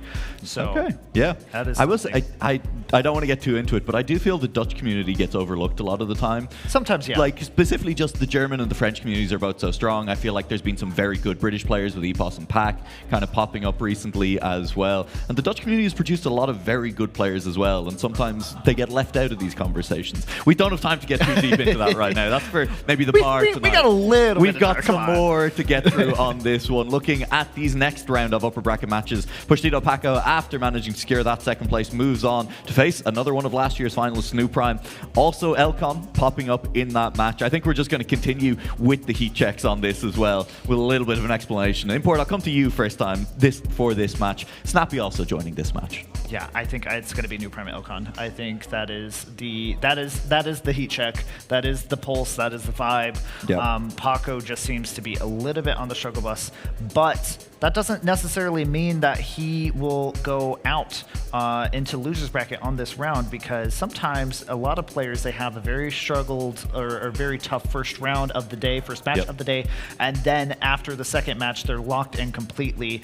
New Prime is probably going to be trying to keep that focus, because think about New Prime, insider note, when he has a very easy match and then he gets into a difficult match, the mindset changes a little bit here. So for his match, he will have to watch out his consistency. But then you have other individuals who also clearly in this group, in this match, also struggle with consistency as well. Very well known to struggle with their consistency in matches sometimes. Yeah, no, completely fair. It's the battle of Paco and Elcon, who I think definitely have been noted, Shorty, to have similar play styles by some people. It might be a crash fest. It might be a crash fest, I guess. I think New Prime will contribute to this. I don't know if anybody's watched World Tour, but usually New Prime is the one who contributes to it on Team Swift as well in the duos. Yep. So I think it would be a Clown Fiesta for that one. Yeah, well, speaking of the match that we just had on stream, Richie obviously took the win in that one. He is rewarded with a date with our reigning XPEvo champion, Epos, in that match up against them, Jan and Coco. Coco struggling a little bit compared to his round of 128 match, Shorty, but still managing to make it through into this second round of the upper bracket. Yeah, I think that's the important part. I mean, he also played against Elcon, and Elcon, if he has a good match, we didn't see the match, obviously, so maybe he had a really good match, and he is, like, on pace, he's unbeatable if he has a good match. So getting second for Coco, nothing really, not a big deal. Just gonna attack this match from new, and yeah, I think Epos is gonna obviously be the one leading the match, or at least the one we would expect leading the match, and then the other three have to kind of fight for the second position. And Richie probably is feeling good about himself, you know, got a lot of confidence from the match before, so I would assume that he's gonna have a good start into the match again. Yeah. And that is gonna make it very difficult for both Jan and Coco to, like, also try and find their way into the match. And we will see how it pans out. We will see how that one pans out. We're going to have to watch it on the scoreboard. We have a couple more matches then left in the upper bracket. We're not going to talk about the first one, because we're going to talk about that in a second. That will be our on-stream match between Massa Otak and Milmi, looking like a very exciting one. And then the last match, also a very stacked match. That is Josh Piranha, Mutta, and Raptor. Wait. I don't know if we watched that one. Wait. Hey, production. What happened? Can we swap? Switch? Can we swap? That is a stacked match, Import. I want that one. Yeah, that is crazy. Josh Piranha and Mutta and Ratchet. Josh and Mutta running into each other this early in the tournament. Mutta has said that his goal is to win. His secondary goal is to beat Josh. He can do it now. The Riders have won, finally. No, it is going to be an intense match. I mean, Mutta is kind of, I'm going to be honest, Mutta feels like a wild card to me. Yes, he's going to be a good player. I think everybody expects him to perform well regardless of what situation he's in. It is the entire question of how dedicated is he to get to the grand final. I think he is in a general sense, but as far as what will it be like in this type of format, which he's not very used to playing land-wise, I feel like, in terms of just how massive of an open land this is compared to other lands that he's been to. Absolutely. It's going to be really interesting. I mean, if I had to ask you the question, Shorty, who do you think would go through from that match? Oh yeah, very good question. I'm here to ask the difficult questions, okay? You've had it too good for too long with Import as host. Yeah, he's been too nice to you. To be fair, you know, I've been pretty decent about those guesses so far. True. And considering Mada beat Otak before, I'm gonna definitely go with Mada. Okay. And as the second player, I think I have to go with Ratchet. I actually think that Mada is gonna complete one of his 2 goals in this match. He's gonna sort it out, yeah. And then it'll be up to Josh to fight through the lower bracket and make it back to a position where he can undo that goal from Mutta. That would be funny as well. That would be really Or the funny. other way around would also be funny as well. Yes, I would want to see that. Would. I will add for your consideration, Import, that Piranha did fight back from a pretty big deficit in the last match to do it. I mean, that's usually the sign of a player who's starting to feel themselves on the day. I mean, it's Piranha. I feel like that he's a player that's somewhat underrated in certain instances, but he has always, every XPEvo performed. He has made, I believe, top 16 once before. I think in 2023 also performed really well. Last year as well, but not as good as his 2023 performance, if I remember correctly. But I think Piranha is just a really good player overall. But I'm sorry, bias is going to come into the play. I want to see Josh and Ratchet win in that That's matchup. fair. So what we're going to do is we're going to quick fire our way through the lower bracket. What I'm going to do is just 2 names. 2 names from each of you for each match. First match, Shorty, go. Joey Darklight. Import? And text Joey. Darklight is not going to have a chance. He was the ice player. I'm like, why did you say Darklight? A bit certain player, and you were like, they gotta be good. Okay. I wanted to pick the long names. Yep, that's great reasoning, frankly. Second match then, Import coming to you this time. Neil Magorian. Neil Magorian for that match, agree? Good one, yeah, I agree. I think that seems fair for that match. Third match then, Shorty. Astronaut and Demotivator. Okay, Import. I agree as well. Astronaut, Demotivator. Agreement for 2 matches in a row. Will we keep it going? Third match, Import. Fourth match, Import. I'm going to give it to the NCSA guys. It's going to be Raceland and Charles. Yep. Also agree. Okay, Actually, agreement also for 3 in a row as we head to the second set of lower bracket matches. Can we keep this going? Coming then to you first, Shorty, for the first match on this page. After seeing them play, I would definitely go with also Rufus and Cagney now. Yeah. Crazy. 4 for 4. Rufus Cagney. Yeah. Okay, that first match and you going for Darklight is really screwing this couch over right now. Could we just say that he was just having a mental lapse for No, one moment? I was not example there. Absolutely not. Import, second match on this page. Orel already down here. I'm going to take a second to linger on this match because that's an interesting match. Orel, Beta Toast, Alex W, and Rostak. Alex W, again, we saw do very well in the qualifier waves yesterday. Orel obviously did well in his match, and we're expecting to do solidly in the tournament. This, I feel, is a little bit harder call. I disagree, actually. Okay. In the sense that Alex W, as if anybody paid attention to yesterday, sir. Yeah. No, I'm kidding. But if you paid attention to yesterday, I did talk about a little bit about Alex W, and he has a lot of really good times and everything. He's also, I've seen his training grounds as well. Very good player and has beaten out some of the top players that we're going to see today. So I'm going to say Alex for the top 2. That's fair. To be fair, I mean, he is in the lower bracket though for a reason, so... Sure. I'm not 100% sure if I want to go with that one. We're going to break the streak? You know you want to do it, Shorty. Break the streak. I'm going to break the streak. I'm going to go with Alex W, but Beta Toast instead. Okay, fair enough. All right then, moving very quickly forward. Next match, Exotica Binks. It's got to be an Exotica Binks, right? Yeah, obviously. Yeah, I okay, mean, Import. obviously, I'm going with Exotica now. Yeah, absolutely. And then the final match, Import. Any particular preferences? Sorry. Jorday, Tsunami, Yami, and Timmy.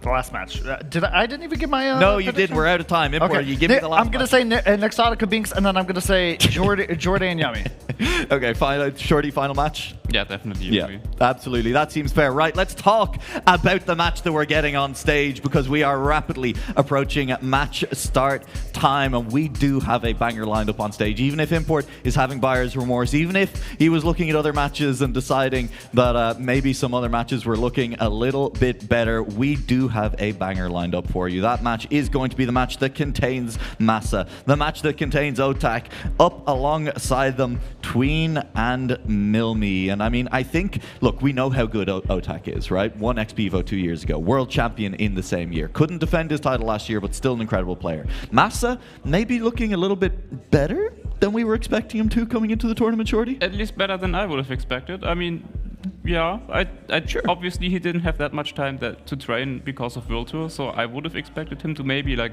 have the pace but crash more often. But so far he was able to just breeze through his matches and maybe he just continues. Yeah, absolutely. I want to then talk a little bit about Tween Import because Tween is the reason that we saw Binks in the lower bracket. I mean, we said it's maybe a little bit surprising to have seen Binks down there. Tween is the player that did that. Yes, I agree. And sorry. As we're talking here, unfortunately, I'm getting emergency notifications at the moment. So, for what I understand for this match, give me the question one more time. I apologize. Tween is the reason that Binks is in the lower bracket. How good are we thinking Tween is as a result? From what I understand, Tween has trained a lot. Yeah. I was concerned about his training because Mr. Tween just did get married. Yes, congratulations that's true. to Tween Congratulations, and his lovely wife. However, I think he'll do well. Yeah. And I'm excited to see how he's going to perform. Yeah. Import, so you can get back to your emergency notifications. Yes, I'm going to very quickly ask you who you think is going through from this match. Okay. You can just give me 2 names. One's going to be Tween. Okay. Crazy. Okay. What are the other 3 options? Massa, Otak, Milmi. Oh, actually, no, I'm sorry. It's going to be Massa Otak. It's going to be Massa Otak. Shorty, are you agreeing Massa Otak for Obviously, I'm not agreeing. Like, how dare you putting Tween out of it? I'm going to say Tween and Massa. Yeah, unfortunately, we didn't get to talk a huge amount about Milmi on this one. He is maybe the player that is looking to upset the apple cart, is looking maybe to provide the dark horse scenario that knocks someone down to the lower bracket that we do not expect to see there. Either way, someone is going to be going to the lower bracket that we maybe would not expect to see down there this early, and they're going to have a long day ahead of them. In order to bring us through that action, let's head back over to the caster desk. We are bringing you the same lineup. We're all about consistency apart from shuffling Import between couches and all the rest of it. Import is gone. And so we get to talk to Padster and Turbo instead. How are you guys doing? Turbo, how are you feeling about this match? Dude, I'm excited. We picked you a good one. It is a very good match. I mean, you're already saying it, Milmi maybe the bit of the underdog here, but he got, I think, 2nd or 3rd, over 700 points in the seeding. Yeah. Or in the first round. It was also a great performance, and also Tween, 0% crash rate that we have seen. It will be hard to beat this consistent, very experienced player, but I also have seen the pace from Otak and Massa warming up. It will be a banger match. Yeah, and Padster, look, I gotta come to you because you agreed with Shorty last time around that Orel and Richie were gonna make it through the match. Unfortunately, both of you were wrong, so I'm giving you a second chance. Do you want to agree with Shorty again, or this time around are you gonna go your own way? Oh, I've been burned before. I'm gonna go my own way. I'm going to say, I think, I'm going to go a bit over. I'm going to say Otak and Massa. I'm not sure on Tween. I think the pace might just be a little too much, but I'd love to be wrong. Well, fair enough. We'll have to wait and see. We'll leave you guys to it. Enjoy the match, and we will see you at the end of the game. See you in a bit. I say Tween and Massa, actually. Like, I root for them, but I think Otak is so strong. It will all come down to like 1 or 2 small mistakes, decisions that were not done correctly, but also map order, of course. Oh, That's sure. Because we could see map number 1 being a part of it again. As you can see, the players behind us currently warming up. Milmi just driving, cruising, checking his settings. It still takes a little bit of time, so we will start very soon. But wow, what a match we have here. Also, there's one other match happening on stage as well, which is also really good. Yeah, the other on-stage match is absolutely nuts. It's got... I think that one might be even harder to call because all 4 players are roughly the same kind of level, I'd say. You got, what, Letner, Ike Wolf, Josh, and... not Jade.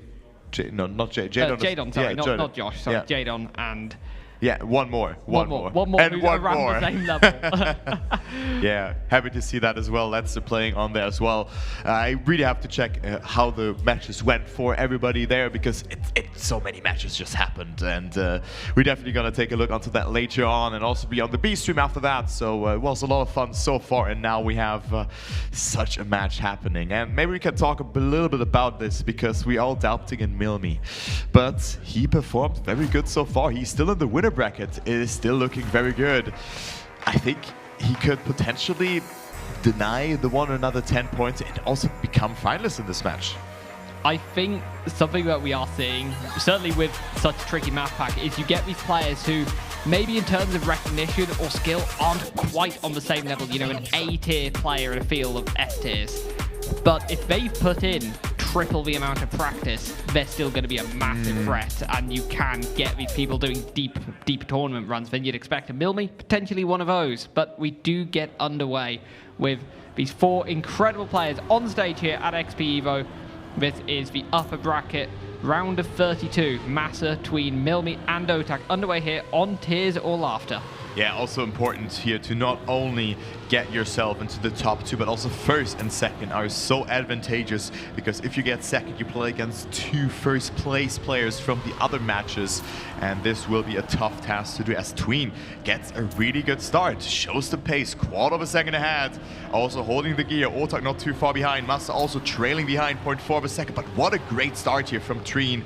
Milmi 1 second behind, maybe has to go out of his comfort zone a little bit too much here, but we still have the ending here. This eyesight as well, very tricky. You don't want to go too far inside or outside. Either you clip or maybe you lose the gear. But now also Tween with a mistake as well as Massa.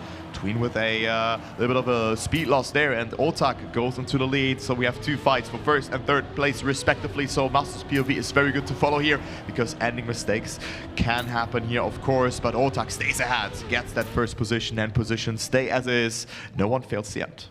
Yeah, I think Otak obviously picking up the first round there. I don't think that's necessarily reflective of the pace. Tween was looking faster until that mistake, and everyone else made at least some kind of small clip. So consistency once again being an issue here on Tears or Laughter. But Otak getting away with round 1 there, getting 10 points on the board. And we get underway round number 2 here. Milmi, very poor start, full stop into that pole. He is out of it for the time being, so we're left with these 3 top tier players right at the front. Actually, Otak, Tween, Massa. Actually, what I wanted to say, because you can see the crash rate in the bottom right, I think on 1 or 2 maps, Tween had a 0% crash rate. Or maybe it was just displayed differently, but here it is 39% first and 36% crashes. So it's hit or miss for Tween on this map, you could say. But look how close this top 3 battle is. Massa and Otak in the lead, but Otak didn't get the good transition there. Tween not too far behind either. Good speed here as well. This is so close. Yeah, such tiny margins, half a tenth of a second between the 3 of them right now. Tween go far more inside on this ice slide. Is that going to translate into more speed on the exit? Not necessarily. Everyone staying so close together, but Massa dropping maybe a little behind. But by the time I finish my sentence, they've swapped back around. Otak now with a slight advantage, maybe half a tenth here. It's going to be so tight heading into his final second. Anyone able to catch up to Otak? No, they are not. Massa gets a poor finish, will drop down 3rd as a result, but Otak 2 rounds from 2 now. Yeah, what a great round there from the 3 players. Milmi, sadly with that mistake, didn't play a role here. So far only has collected 6 points in this, 7 points in this match. Of course, Massa has made that mistake in that first round, I suppose. So, or also in this round. What was it the round previously? Did he finish in 3rd or 4th? But it doesn't matter. He got 3rd and 4th. And with that 7 points so far rewarded for Massa, as it is Tween and Otak a bit further apart, or like further apart from the others. They have collected 12 and 20 points so far. So the dream start for Otak. Let's see if he can keep it up, as Massa has a great outside dirt line there as well. But Otak catching up as well, trying to get up so much speed there. But what a fight we have here. It's only 0.1 between the players. Yeah, I think this is the first time we got to this point in the map with all 4 players still in it, and the gaps are absolutely minuscule. Milmi down in 4th, just 1/10 behind the battle at the front. Otak and Tween squabbling at the front. Going through this dirt section, it's kind of, it almost feels like an off-camber corner. It's a very strange feel, that dirt section. But Tween handles it to perfection, but going for his first round win, being chased by Otak. But I don't think Otak has much speed. In fact, I think Massa has more speed. Tween crashes, and Otak, some kind of plot armor, currently on his side, as Tween destined to make mistakes in front of him. That is 30 points from 30 for Otak. And I don't want to say he got away with that one, but he certainly did. Yeah, he did. I mean, Tween slightly clipped there and couldn't sadly get to the finish there, and had to respawn by the looks of it. So Otak, 30 out of 30 points, but look at how close it is for that top 2 spot. Only 4 points tearing those players apart. So this last round here on Tears of Laughter, which could potentially come back if we go to this map again after 5 maps have been played. So we have seen that quite often, actually. I think in all of the matches so far that we have seen or casted together, I think we have seen map number 1 again being played. But now it's Otak again, who could potentially not even see map 5 if he continues to play like that, because he could go up to 40 points. But Massa with a great line going into the lead, but Otak with more speed here. Massa risking so much, bumping a bit, but it's still everyone's game here in the top 2. Yeah, I think Massa hasn't really had the start of the match he would have wanted, only 13 points from the first 3 rounds, but now leading around for, I think, the first time. Otak makes a mistake, that's the first time that has happened. Tween tries to catch up but isn't quite there, and now Massa has a golden opportunity, about 3-4 tenths of a second clear at the front to hold on.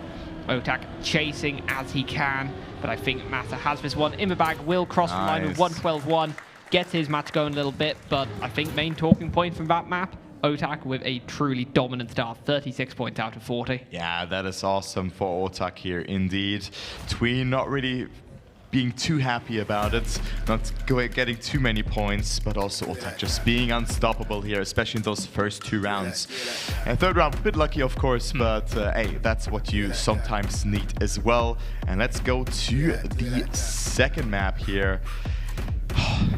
It's a funny map that is purple, right? So funny purple map, what can you say? Intax map, here we go. And also what I want to say, Massa had this ending line here. Will he do it this time around? Because the match is very much stacked, and I could also see another line on, I think Trace it was, where he could go after the second water part. There's like a slalom or like, you know, and then there's the dirt turn, and in the middle there's a I think it's like some sort of box or pole, and I think you can go right side of that, and it saves a bit of time, like 0.1 of a second. Maybe someone goes for that, maybe not, we will see. We'll see, but I think Massa is the one who maybe found this ending cut. It's certainly the first run I saw do it, kind of before the tournament kicked off. This little change of line at the ending. As we see Otak warming up, hoping to be avoiding that in rounds. Not quite the start they would have wanted. Milmi sat next to him. But great performance from Milmi so far, really. Like, he really tries his best and tries to keep up, but it's just insane how they're driving. But he has had 15 points, so nothing over just yet. And let's see how many points he can collect on this map. Indeed, as we get underway, funny purple map. I always think Tears or Laughter is a bit of an outlier when compared to the other maps in the pack, so this may give us something more representative. It won't take away from the initial points that Otak was able to get, but we'll see how good Otak looks on here as first mistake goes to Massa. That is quite costly, probably dropping behind about a second or so. So it is going to be Tween and Otak battling at the front. Milmi there to pick up any pieces should they fall his way, but I don't think he's got enough pace to really get past these front two who are battling. Now, we've seen these two at the front quite a lot, I feel. And unfortunately, it seems to be ending in a Tween mistake a little bit of a time, so I'm really hoping that Tween can hold it together and try and get the match kick-started. That is some risky lines coming out from Tween. And it is going to be so tight across the line. Thousandths of a second in it. Tiniest little clip from Otak. Does hand it to Tween. Gets Tween, I believe, his first round win of the match.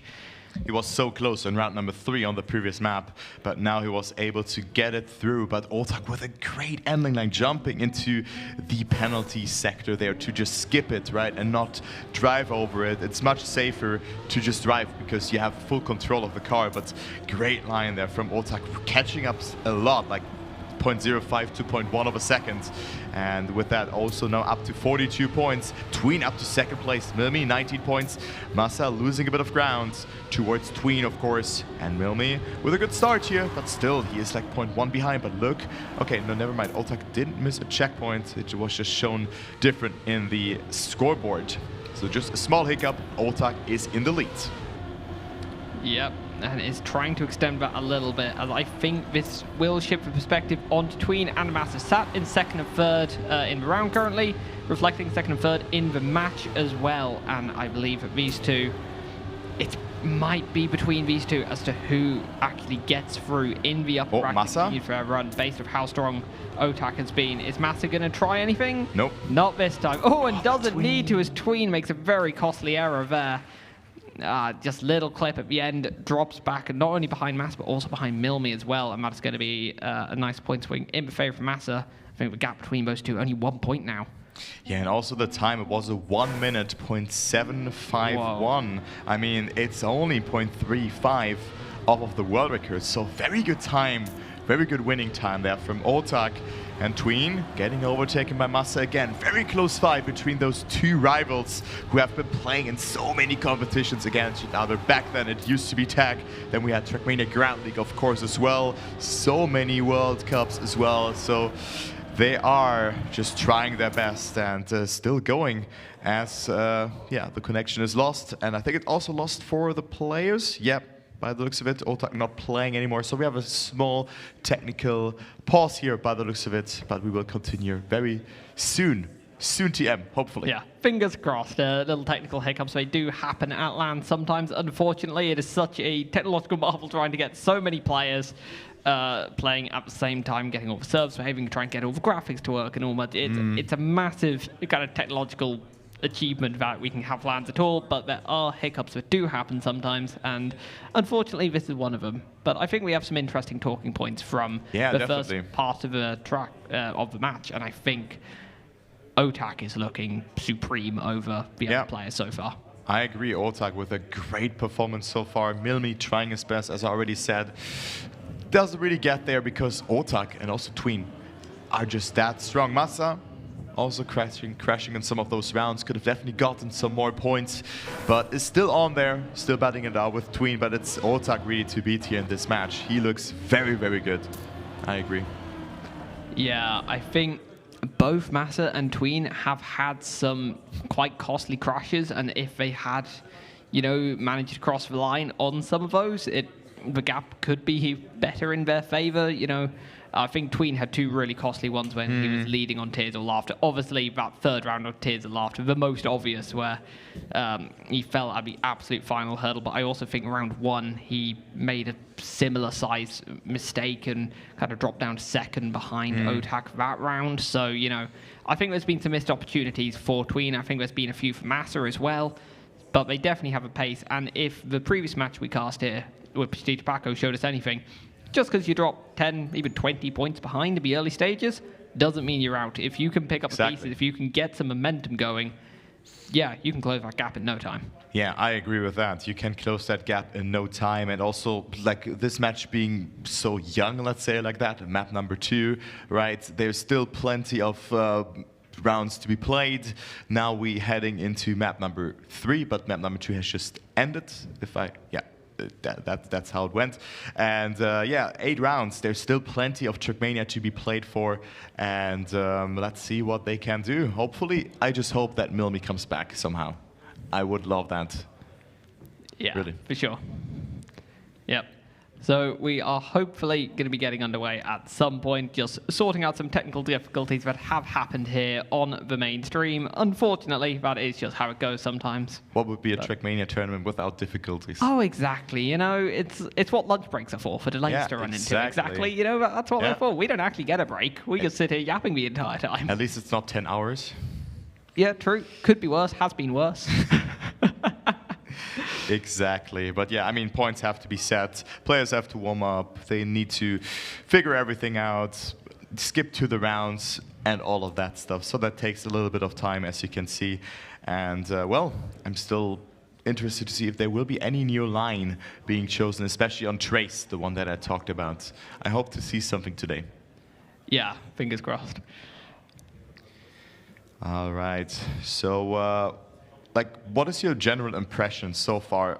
Because I think we've seen the pace evolving. You think it will go even faster than that world records will get beaten, or do you think that we right now see the maximum? Because Otak drove 0.35 away from the world records. Will players go even faster than that, or do we see then maybe more crashy rounds? I think so. I think as we get further in, we are going to see players getting more and more comfortable playing in matches, and you can do rounds practice, you can do scrims all you like, but you only really get comfortable at LAN after you've played a fair few matches. So I think we are going to see the pace go up. I also think we haven't seen a few of the truly fastest players in on mainstream yet. We haven't seen Mudder on mainstream. Obviously has a lot of the online world records. We haven't seen Epos reigning champion, of course. I'd say Otak, perhaps one of the strongest names we have seen on stream, and I mean, driving 0.3 off world record in rounds, in a round of 32 as well. You know, we're still in the early days of this tournament, as much as we have got rid of the majority of the players already. Like 75%. Yeah, like gone, most of them are already gone. We only have 64 people left at this stage already, and that's going to be going down to 48 after this point. Yeah, because the lower bracket matches are going. played as well at the same time. But yeah, also Carl Jr. hasn't been played. And I think what's very important for players as well, to have someone to play against, to push you, to give you that extra, like, I'm gonna beat you in that game, right? Or in that round. It forces you to really play your A game when you know, you've got other big names against you. And I think the thing is, for people who have risen to the top, your Carl Juniors, your Eposes, your Pax, your Mudders, people of that caliber are all so experienced playing against each other that I don't think seeing other big names in a match against them really fills them with nerves as such as it gets them anticipated of wanting a good match. And I definitely class Otak in that group as well, with how good Otak has been looking in this match. Yeah, definitely. Otak looked absolutely great, as we're still waiting a little bit to players warming up, figuring it out, of course, what will happen. And yeah, so also mentality will be important. Closing out that finals mode, we have seen a ridiculous match yesterday, and it was Binks losing against Exotica. That was the first surprise for me. Yeah, I mean, that was a surprise. I think seeing Petit Paco get past Aurel. That one as well, yeah. I think maybe not the names are like a huge surprise, but I think the way it happened was quite a surprise as well. And I also know up and down the field there have been other surprises and big names who have dropped down to the lower bracket. I mean, Binks, again, is now in the lower bracket.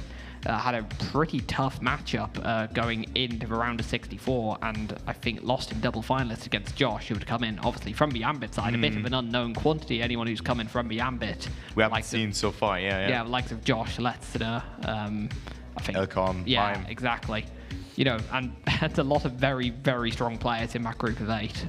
Yeah, that's for sure, and they just gonna, just kind of deal some damage here, and also provided us some rematches, because the seeding, of course, differs then, because the players from the Ambit, they take the top 8 seeds, so seed 1 to 8, and with that we had rematches happening. I think Coco played against, was it Cagney again? And I think Coco actually won, so stuff like that happened, and yeah, that was cool to see that there were some rematches. It's unavoidable in that regard, and yeah, that's how it went. Yeah, for sure. I've seen quite a few rematches as I have scrolled up and down through the results as they come in. I mean, it's so hard to keep track of all the results when it's hard to figure out that there's, 64 players still left, and therefore 16 matches on at a time. Trying to keep track of everything going on, really difficult. And these are names, these are matches you'd expect to see kind of far later on. It's got to be said, in most tournaments, you see a match like this and you go, oh, that's the semi-final or consolidation final or something like that. You don't think, oh, this is round of 32. Yeah, that shows how stacked this tournament really is. When I prepared the cast, I was like, yeah, who's gonna win it? And it's so hard to tell that. Some players practice for 100 hours, some for maybe only 5, 6, 7 hours. It really differs. It also differentiates on what kind of player you are. Maybe you don't want to over practice as well, because if you play too much, maybe you have like high hopes, high expectations on you, and you don't want to disappoint you, but that also creates more pressure and all of that, which can lose you the game, right? And it can kind of become such an overwhelming thing that by the time you even reach a tournament, you're almost burnt out of the maps and you're not enjoying them anymore. So, it's so hard to try and work out how to practice as well. I think that's something that has changed a lot in the last few years as well, and perhaps something you might know a bit about, having been part of the games community slightly longer than I have. But the this idea of kind of having lots of park maps, having lots of rounds practice, I'm not sure how. I think park maps in particular are now such a crucial thing in a player's repertoire when it comes to practicing and getting good on maps. It's interesting to see. Yeah, it's interesting to see indeed, as the match probably is getting restarted here. So we had some issues with the server by the looks of it, as the match is still getting set up. We're just here to talk. You can see the venue here as well. players playing. Yeah, there's also a lot of side events happening. There's the RPG competition starting today. I started yesterday already, and also those competitions have considerable prize money. The ice event, the glacial ice event, has a prize pool of €1,000 plus donations. Yep, I think Mini RPG of the Week as well has 500 behind it. Yeah. It's a respectable amount of money for these side events. I'm hoping that I might appear on B-Stream for some of those side events at some point, but it looks like we are getting very close to being able to restart the match now. And we will be starting on Funny Purple map. Yeah, Funny Purple map it is, and yeah, sadly that happened. Let's see how, we have a good reference point now of how the match has started and evolved. It was Otak ahead with a lot of points. It was 52 points, I think, in like 8 rounds, something like that. And then there were Massa and Tween very close to each other, and yeah, Milmi falling behind. So what will happen now? Let's see how it goes. Interesting to see that as well. Of course, a bit of a bummer for the players, but more Trackmania for us to cast. And here we go. We are live. Round number 1. It's Groundhog Day. That's it. Yeah, we are unfortunately restarting from 0 here. All the players getting a slightly longer match. Consider the first bit a bit of a warm-up, a bit of a practice, a bit of a showcase of what they can do, perhaps. The show match. Yeah, it was a show match. It was a highlight match. We were showing off the players' abilities, and now they actually battle each other for real as we do get underway here on Funny Purple map. That's where we're starting this time around. And it is Otak, Massa, Milmi, and Tween all driving again. The server behaving itself this time, which is very good to see. And yeah, we are underway on round number 1. Tween without the best start. Yeah, but tries to go for a lot of speed, bumps there a little bit. Massa with a very left landing there is a bit further behind. Milmi actually in the lead, so that is a great start. Maybe this is one of his best maps here in the map pack. This could be the case as he is getting chased down by Massa and also Otak, who has good speed over that corner. Milmi with good car control there, but now very important to not lose control in this sector here where it goes left, right. It's so hard to do, and also here you don't want to catch airtime and go very low to the block there. And Milmi, oh, good line there, still in the lead. It will all come down to the ending here. Great approach from Milmi. Massa still not too far behind. Is Massa going for the line? Massa with a good amount of speed here, but he's not going for it. Milmi wins the first round. And he doesn't just win it. Well. A Wow. 1 minute .789 there. Incredible time there. The Massa from smiling Milmi. as well. And yeah, I mean, slightly better start this time around for Milmi than last time, it's got to be said. I think it took him about 3 rounds to get this number of points last time around. So yeah, perhaps benefiting from a restart, perhaps gave him a little bit more time to bed in. Also, maybe just enjoys Funny Purple map far more than Tears or Laughter, which we started on last time. Yeah, but what a start, man. Just 10 points for him, and it's already a much different game in comparison to the match beforehand. Now Otak gets the start that he has had in the previous match as well. Tween not really committing to that line there, not the best apex, so Massa coming closer, not the best speed for Tween over that part. Milmi not too far behind either, but it will be hard for him to catch up. Otak, great line, good amount of speed, and we go into the last part of the map here, to the last half, and it's so close between Otak, Tween, and Massa here, and Massa losing a bit of control here, but Tween, oh, bit of airtime. It will all come down to the ending. Tween into the checkpoint, though. He will not play a role for the first place battle. Yeah, this has been a bit of a dismal start for Tween here on this match. I mean, it's going to be 2 4th places in a row, unfortunately, both caused by mistake. But this time it is Otak driving winning time, and it is once again a 1 minute .7 time there. Slightly faster than Milmi's as well, I think. So Otak getting back into the swing of things after a restart, gets his first 10 points on round 2. I think it's going to end up on 14 points after that. It's a strong start for the Frenchman. Yeah, indeed, that was a strong start, and I think, did Tween finish this round actually? Yeah. He did, okay, he got 2 last positions. Yeah, sure. Massa got second. Yeah, makes sense. Okay, all right, because I haven't seen it, and he was quite far behind, but he has made it, so Tween with only 6 points here in the first 2 rounds. The restart didn't suit him that well, and it is now Otak and Milmi tied for that first position. But here Milmi is nowhere to be found. He's half a second behind already. Yeah, rough start for Milmi, but good start for Tween, someone who desperately needs the points. I mean, it's not nice to be, 8 points behind first at the best of times, and when that's only after 2 rounds, it's not been a great start of the match for you. does fall behind Massa, unfortunately, who's looking to try and take charge of his match. And it's a repeat of a round 1 mistake for Tween going into the right-hand side through that tight section there. So it's Otak versus Massa up at front. 12 points Massa, 14 for this round, and Massa will therefore take the lead of the match. We once again get a 1 minute time. That's a 0.8 though. Yeah. How slow? Yeah, how slow. I mean, the times before them were also only 0.1 faster, but still. Massa with 10 points here in this round. And we go to the last round on Funny Purple map. We might see this map again as a decider. Tween is 10 points. Still needing at least a 6-pointer here in this round, as we see the first mistake already occurring. It was, again, Milmi who will again have a second behind the rest of the field. Yeah, I think Milmi, you know, came out the blocks well, and unfortunately has now started crashing, so not... He achieved everything, like winning a round here, right? Yeah. Got what I wanted from match. You know, I got a round win against these 3, you know, amazing veteran players. I'm just now going to chill out and do whatever, it seems. But for now, we are therefore left with Massa and Otak battling at the front again. I get the feeling this has been quite a common theme through the Funny Purple map. Tween a little behind. Is going to make it further than they did the previous round. Still somewhat of a threat behind should there be any mistake from Massa or Otak, but I think the gap is a little bit too much. These two separated by thousandths of a second.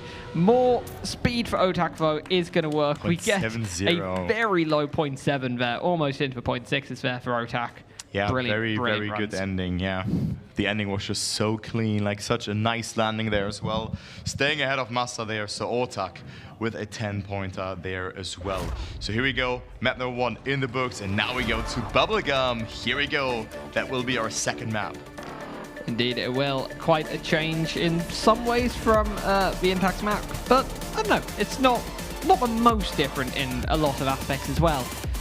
It's got a lot of kind of mixed variety. It's got some really tricky sections. It's got some slightly unusual sections as well. You know, the quarter pipe drift, not something you'd see too often. You kind of have these drop downs into the quarter pipe, like this section here. You have these little reactive corners that you want to try and pick up because they, you know, can gain you significant amounts of time, certainly compared to the pace that players will be driving here. You know, 1 or 2 tenths is a massive gap to try and gain, and all the players, I imagine, will be going for those tight lines as we head onto Bubblegum by NVIDIA. I also think that the setup for the drift at the half pipe or quarter pipe is really hard, like because there's a beam sector just right next to a plastic block, and it's very hard to navigate through that, as we see actually a nice shot here of Tween reflecting on his PC and then playing at the same time. That is a very cool shot, actually. And yeah, just getting done with the warm-up, and here we go. So I think it was Massa, Otak, and also Milmi winning the rounds, and then Tween yet to find, or still to find, his first round win. Yeah, I think Tween hasn't had the greatest start to this restart. Unfortunately, not going as well as it did the first time around, but plenty of time to bounce back. Still, you know, only 14 points behind Massa as we head on to a map that maybe will go a little better. Just didn't look too comfortable, particularly on that ending section of Funny Purple map. But we get underway here, and we see the first mistake from Massa, getting that sausage transition wrong. It's such an easy mistake to make, as that leaves us with Milmi, Tween, and Otak far ahead already, about 0.2 of a second gap.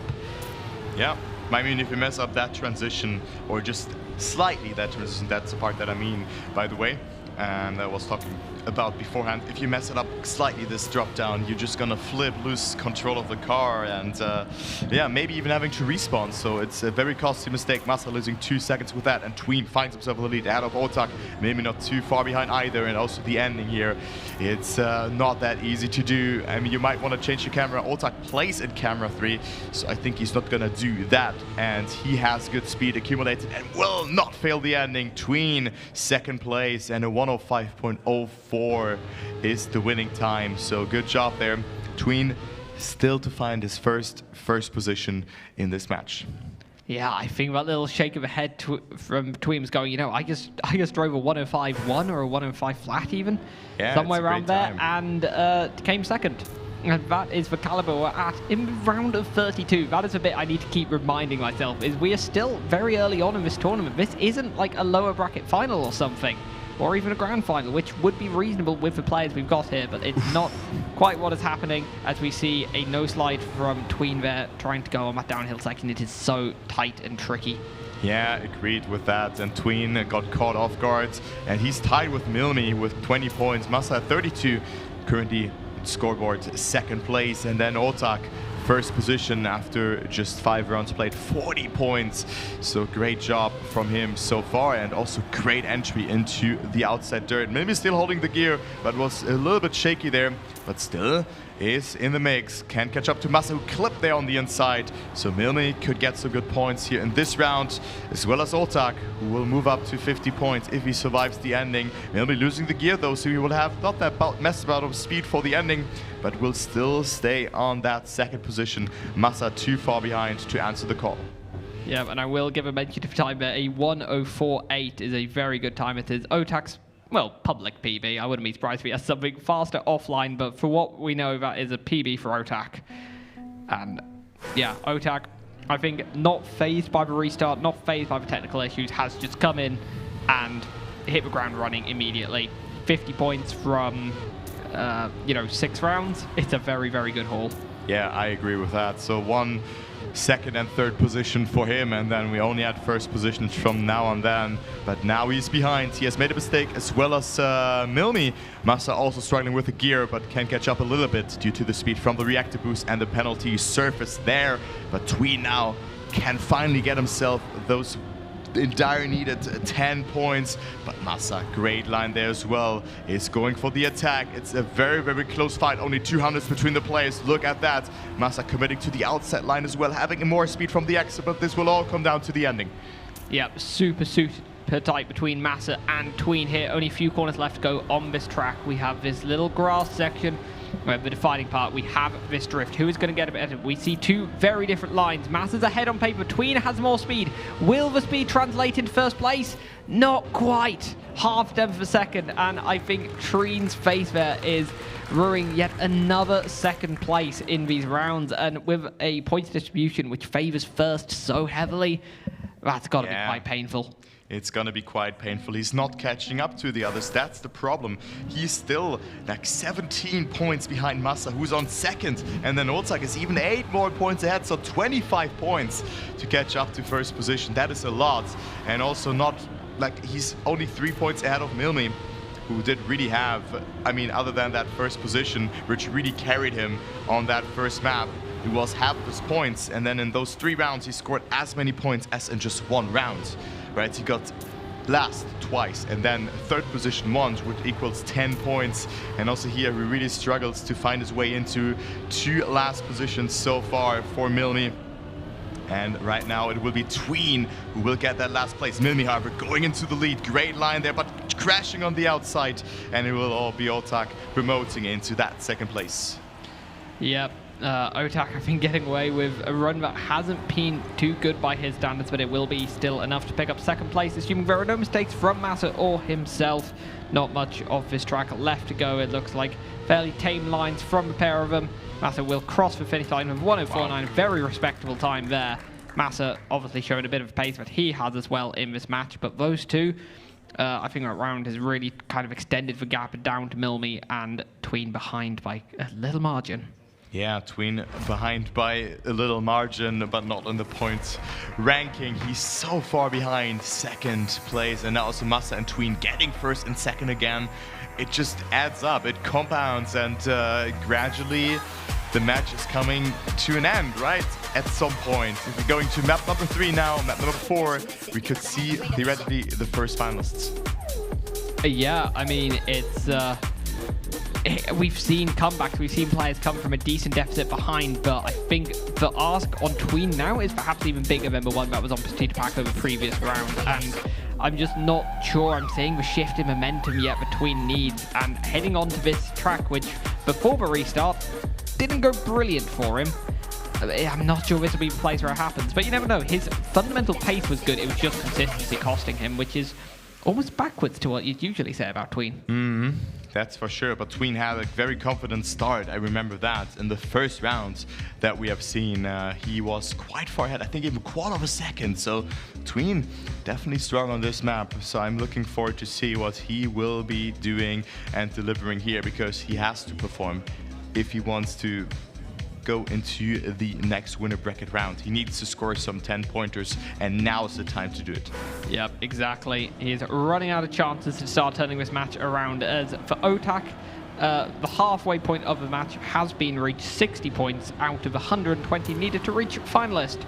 For the Frenchman there, Massa just behind him, 56, only 4 points between those two. That could be a really good scrap first if things continue this way.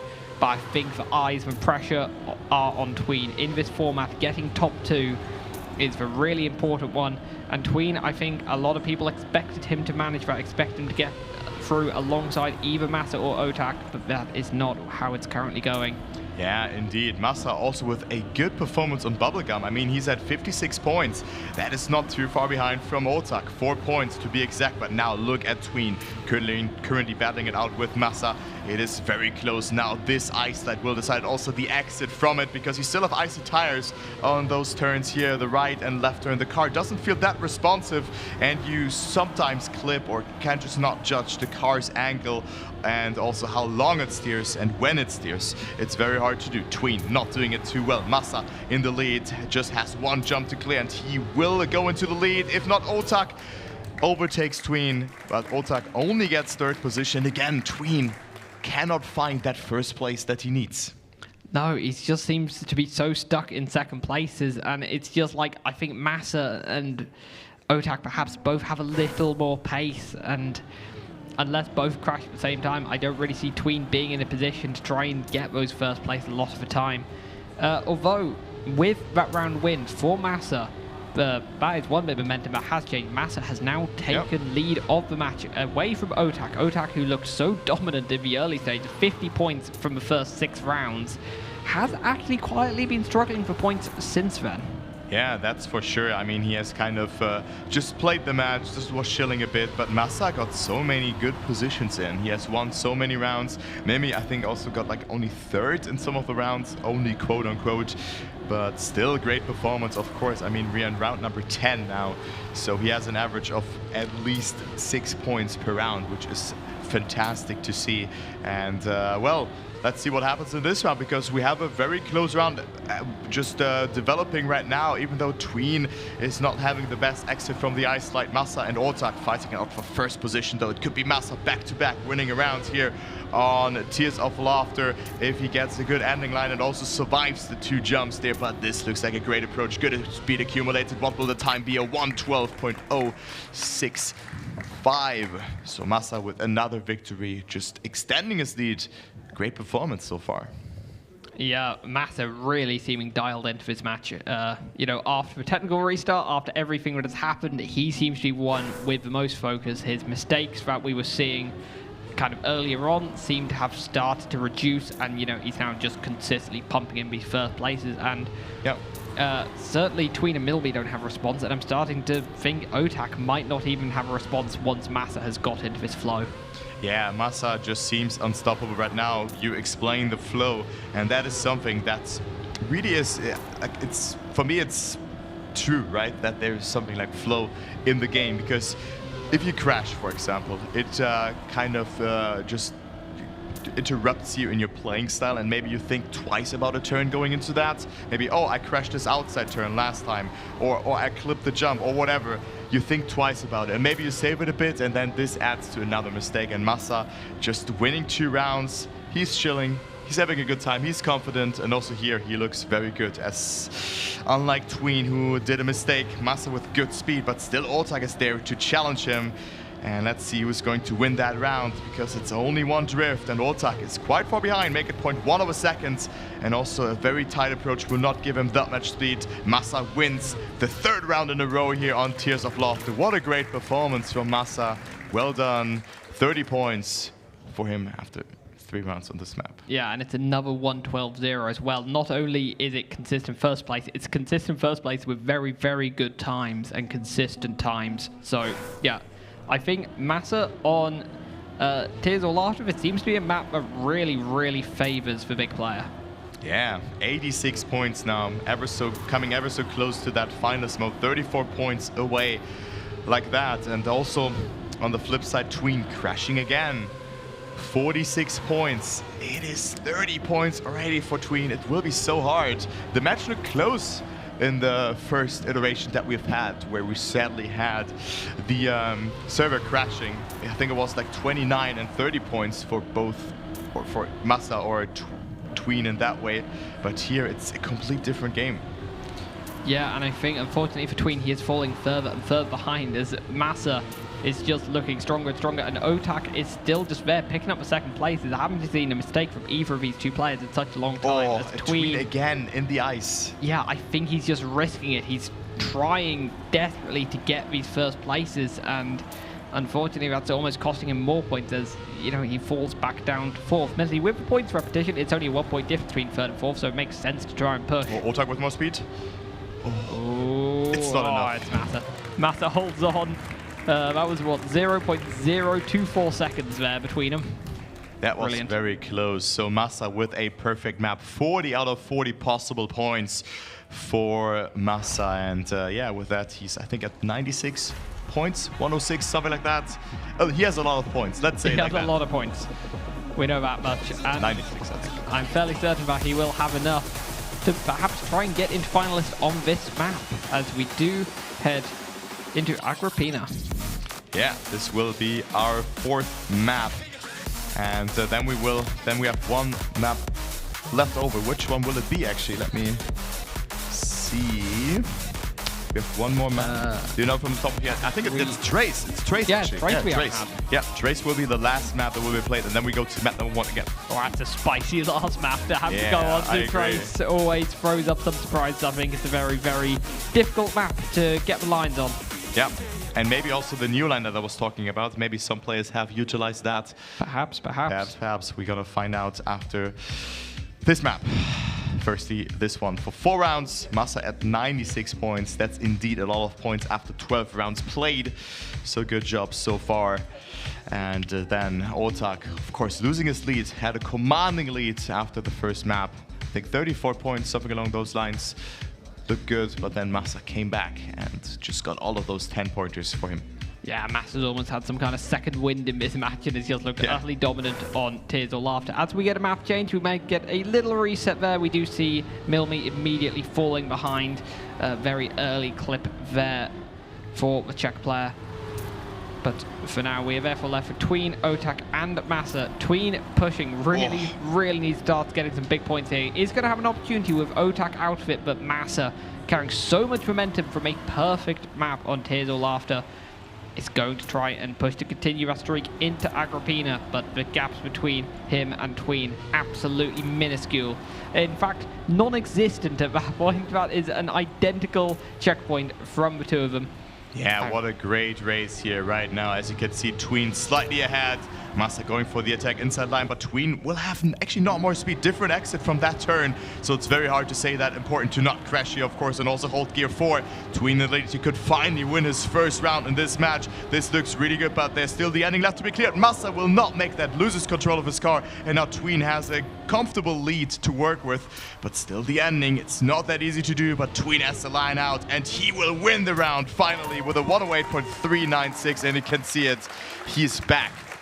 Yeah, that is some relief on his face. Just the pressure of having not won a round. It does not feel good in a match when, you know, you've just had so many second places, but haven't actually scored the big points. So, you know, it's going to be a massive ask to try and stage a comeback from here, but you have to try and start it at some point. And, you know, perhaps it's a bit of momentum, as we do see uncharacteristic crashes from Otak and Massa. And if someone could do it, it is definitely Tween. Oh, for sure. So much experience, so much time spent playing the game and playing in competitions for so many years at this point. Tween, you know, he might not get phased in the same way that a newer player would. Yeah, that's for sure. He has so much experience, and he's always smiling, which is so good. So let's see what he can do in this round, because it's close between Massa, Otak, and Tween yet again. Milmi 1.5 seconds behind in this round. Will probably not play a role here in this match.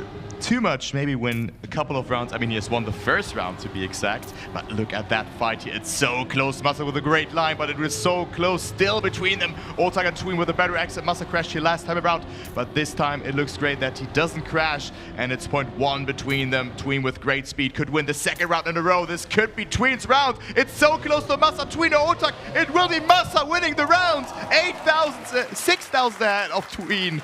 Oh my, 100th between first and third. That was the best round so far. Imagine driving 100th of first place, and you don't even get second for that. That is absolutely insane. The three of them, they were just in a line going across the finish. That was absolutely beautiful to see. But it is Massa who ends up winning that, and does go on to 109 points. It's not a great number of points to be on, because, you know, it might lead to the awkward 119. But, you know, it does put him in a good chance of, you know, getting to finalists within the next 2 rounds here. Yeah, that's for sure. So Massa will...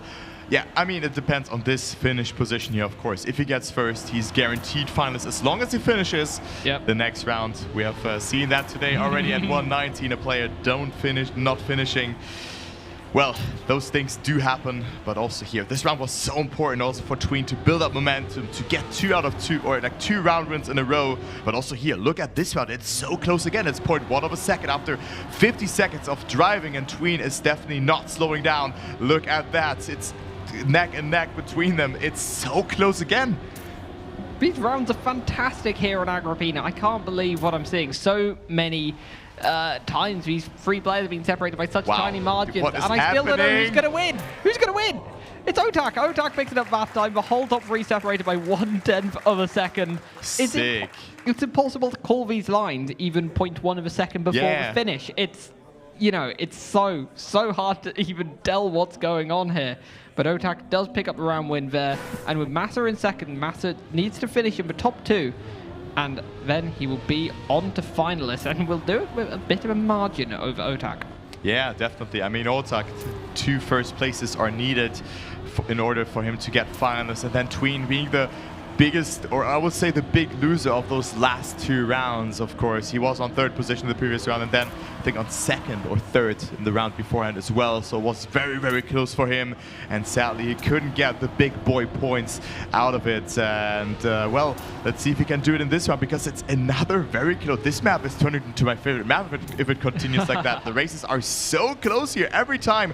Tween now into the lead, Otak in there as well. Milmi only 0.1 behind as well, so that looks very nice. But look at that fight here again. I cannot believe it. 3rd round in a row. Otak pushing a great amount of speed accumulated. Milmi coming closer as well. What is happening? Massa losing control of his car there a little bit, slowing down, but it's Tween versus Otak here in the ending.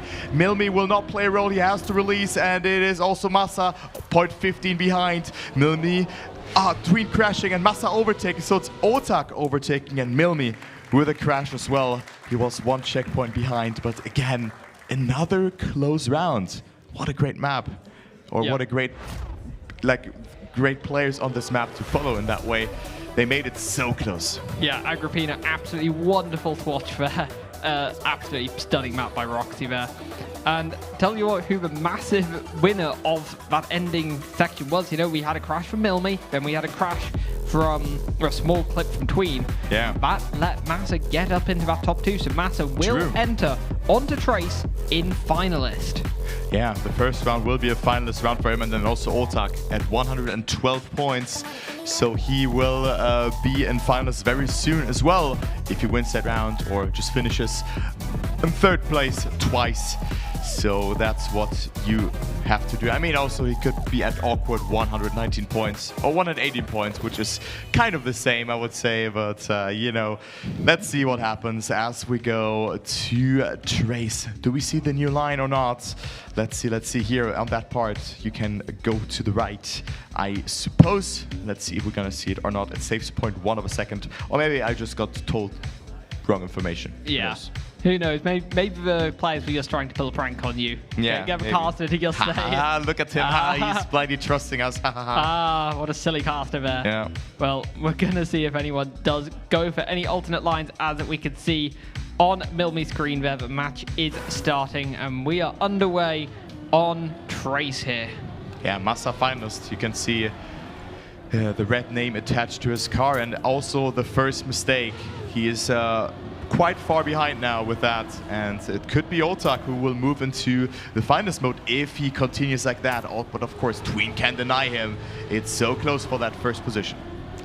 Yeah, I mean, immediate mistake from Massa. Not only is he not going to be finalist, but he's not going to be able to deny any points going to other people, or he's not going to win, sorry, I should say. And it's looking good for Otak currently if he can hold on to this first place, which admittedly Tween is hounding away from him. He will also be on finalist, and we could go into a double finalist next round, but it is super tight between Otak and Tween as we see a mistake from Otak. Tween gonna have an opportunity here. He has a massive gap to close. It is 47 points until finalists, but 10 of them will certainly be accepted graciously should he be able to hold on through his final second. We've seen a few people come a cropper here on these kind of tight plastic bits between. Not looking to have any issues there. Will cross with 105.1. Yeah, good job, and also a little of relief again. He knows that it's a long way, but it's possible. It is possible to do. But just imagine he would have won like 2 or 3 of those rounds, then 12 more points for Tween in this way. He would be up to like 95 points, something along those lines. And also the others would have had significantly less points, of course. So you can just see how important it is to get that first position at some point. Exactly, it is so influential, the first position, when there's a 4-point gap between first and second. But it is now Massa's second attempt at finalist. He is still unchallenged in finalist, no double finalist yet, as Otak did fall behind Tween in that previous round. But Massa, he's close, but not quite close enough to go pick up the round win so far. Would require a really good line there. I mean, catches up a bit, but not quite enough. Goes for the inside. I wasn't wrong. False information was not given to Toho there, and it looks like it does help a little bit, but he's still 1.5 attempts behind Otak. It is really interesting to see a different line coming out through that section between just behind Massa. Otak just ahead, the gap is coming down. It is so close. Heading through his final section, carries a little bit more speed.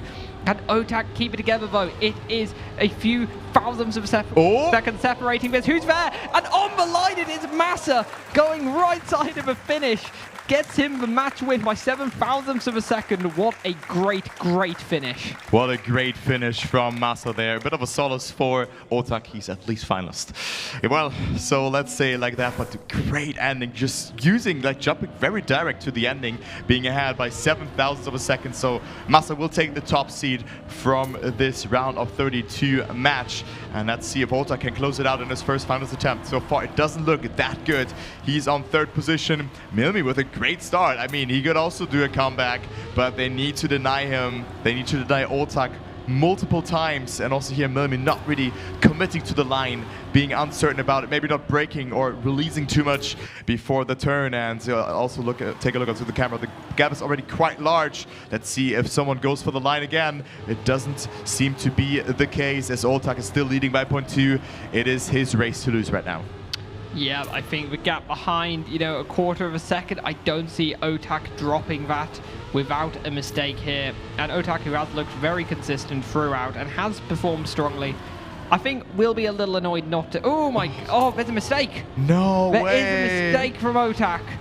This could be the start of a comeback, of course. Tween survives it. Tween wins the round, going up to 96 points and 1 or 2 more round wins. Well, I mean... And then the pressure all of a sudden gets to you. Like, Tween will be finalist in 3 round wins.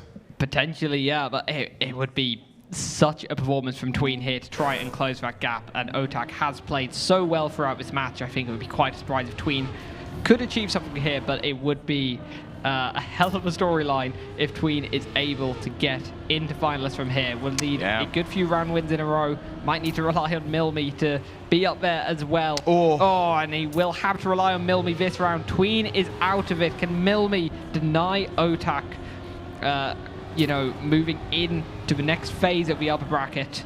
Is there anything the Czech player can do? Yeah, but right now he loses a lot of ground here in this sector, and also this was not the best exit. Losing a little bit more time over the from checkpoint to checkpoint. It's half a second right now. Otak almost clipping though. He just needs to make sure to survive, and then he will move into the next round. Of course, with the second seed, I mean, he was dominating the match from the the first match and also the first map that we have had, but the match unfortunately got reset and restarted. And Massa just had an insane, just insane maps. And here we go. Otak gets second place and will send Tween and Milmi into the lower bracket.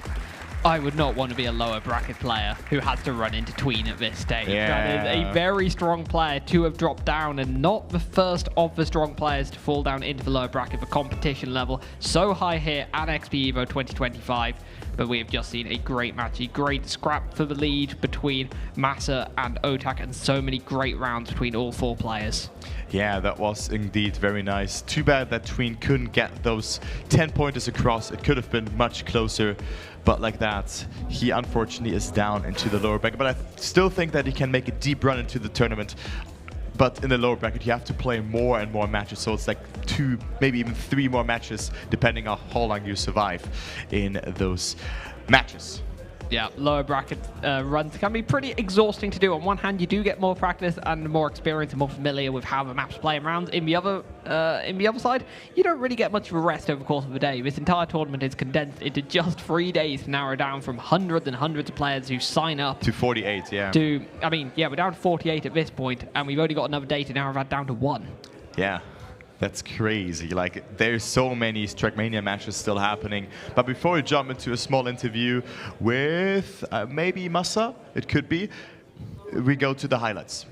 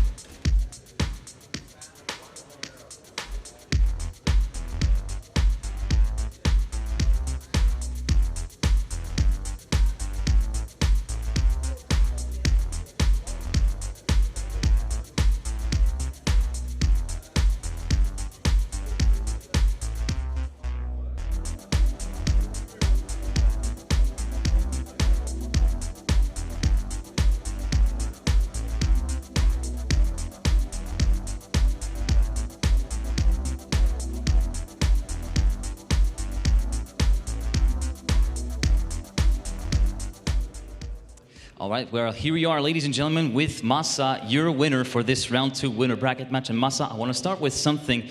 You had a little bit of momentum going into that match that was not fully translated with that server restart. Definitely not what everyone wants to see. But first of all, how did you feel about that match overall? And how do you cope with situations like this where Technics can throw a little bit of a monkey wrench to your plans? Well, I didn't really have a good start before the technical break. So the reset basically, or the break, kind of played into my hands because I knew it was a really shaky start by everyone, and Otak just took advantage. And yeah, after the restart, I focused up and played good. Just a case of getting the heebie-jeebies out of the way from the map rotation, which also made a bit of a difference, I would say. With I don't know if you would agree with that, but that map order difference with the way that it restarted maybe on Funny Purple map. How would you feel about that particular assessment? Maybe I'm in the wrong, but you tell me. I don't really mind. I don't even know what my best map is. I don't know what my worst map is. Apparently my best map that I fought is my worst map, so I honestly don't mind the map order at the moment. Yeah, so the whole world kind of gets shifted upside down. So now, of course, we're heading into a little bit of a break. You get a little bit of a time for respite and regrouping. What is your overall goal for this particular event? I mean, I'm assuming you want to shoot for the top and go for the win, right? But how does it realistically look likely here with that strength of field?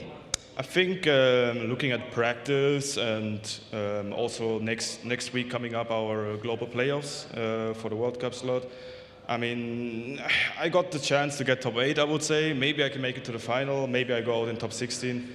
I'm honestly just going here and try to perform my best, and like no real goals, to be honest, just match by match. Final question for me. Of course, it's always a pleasure to see so many people at XPEvo, and also seeing you attending for the 3rd consecutive year. Is it always the same kind of like loving vibe that you've always thought about Trackmania line events like this? Yeah, I love them. I wish there were more like open tournaments. I really enjoyed you play like 10 matches, right? Like usually like you play a whole season of like some tournament online, and sometimes you only play 6 matches, but here you can play like 10. And I would love to see that like more often, events like this, but sadly not there yet. All right, well, thank you very much. We'll let you get some respite and something to fill your stomach and get ready for the next rounds of matches later on in the afternoon. I'm going to throw it back over to the analyst desk for some closing thoughts on that second round of winner bracket. And oh boy, do we have thoughts many times, often, and we're going to tell you what all of them are. Joining me for this analyst desk, I still have Shorty. Haven't managed to get rid of him just yet, nor do we want to. Joining us for the first time today as well, we do have Boney. And I mean, look, I'm going to come to you first, Shorty, on this one. Massa drove a great match. I mean, look, unfortunate with the server reset, I don't think we need to dwell on it. Like, it happens, it happened. Massa, after it happened, drove a fantastic match. Yeah, he drove a very fantastic match. He was driving pretty well before the restart, but after the restart, once he got into the groove, he had like a streak of 6 wins in a row, and he had also very good times. Well, like it wasn't just winning, but he drove some really good runs, like really good times, and that just showed he was just at the top of his game then at that point. And even though a couple of times then he lost a couple of rounds, but we had some really insane and sick close rounds. You can't win all of them, and he closed out his finalist status really quickly in a very nice round as well. Very good snipe. Nothing more to add, just a very great performance. Yeah, he had a fantastic performance. Frankly, we had 3 players on Milmy.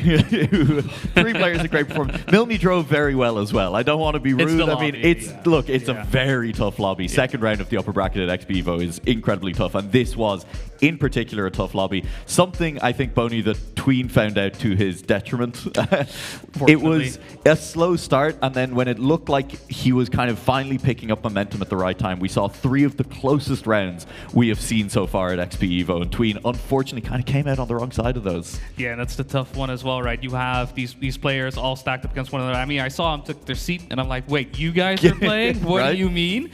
And unfortunately, yeah, Tween just kept drawing the short end of the stick every single time, and yeah, before you know, you start to fall further and further, because it's very much in those decisive moments, especially with these great players here, that you need to win these exchanges, that you need to break through, but fortunately unable to do so. I mean, Massa and Otak just being able to work their way along the road, and every single time Tween had to settle for scraps, even though it was as close as it was. Yeah, absolutely. I think there was a comment from the caster desk towards the end of the match there, which was that they don't envy whoever has to face Tween, having lost that match in the lower bracket now. Things are going to be scary, but Tween is not the only good player to have dropped down into the lower bracket. Let's take a look at how the brackets have gone in the upper bracket after that one. I'm behind the brackets. I am the background, actually. Hey, production, if you need me to move closer to the camera, I can just use my shirt. Let me know. Looking at how things have gone in that upper bracket then, we have Leicester and Jadon beating out Tona and Eichwolf, Pack and Complex beating out Neko and Xboy, who is of course Worker, Carl and Mime beating out Novu and Vinch, Wizzy and Pardon Vector beating out Nasty and Poopbor. Shorty, anything that jumps out to you as a surprise looking at those matches?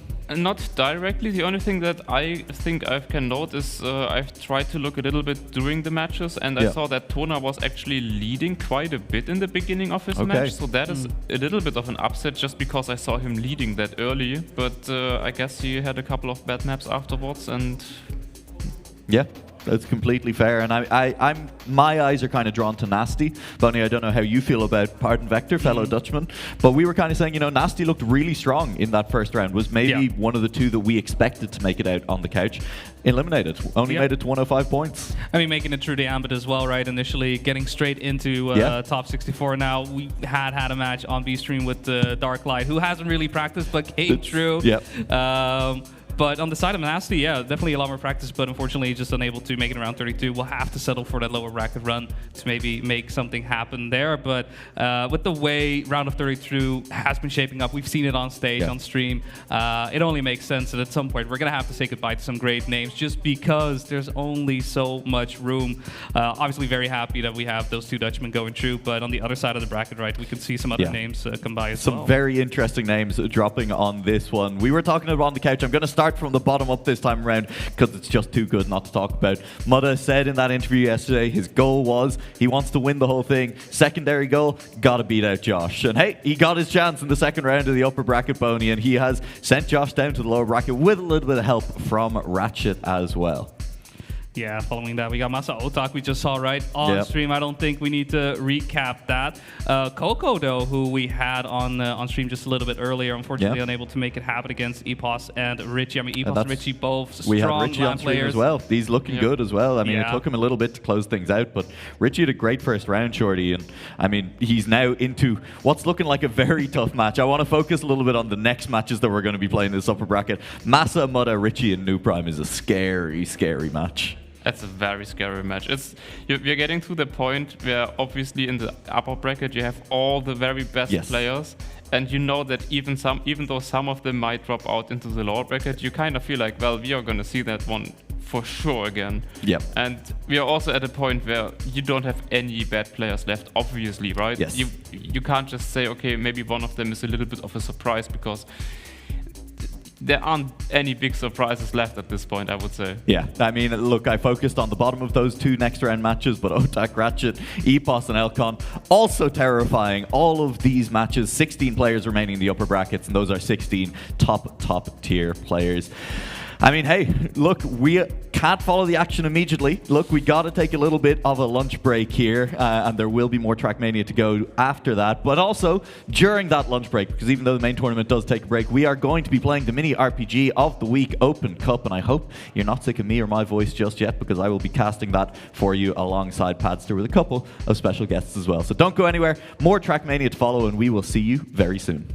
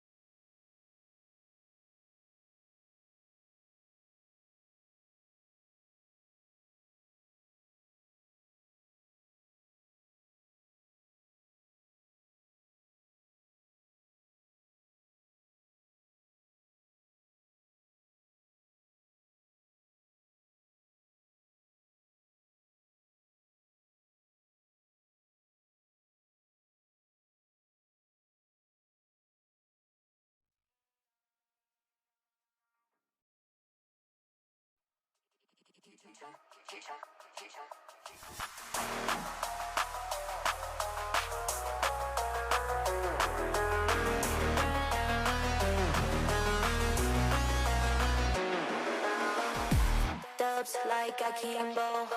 Here's something you don't know. It's a shutdown on the floor. Dubs like XPEvo. Here's something you don't know.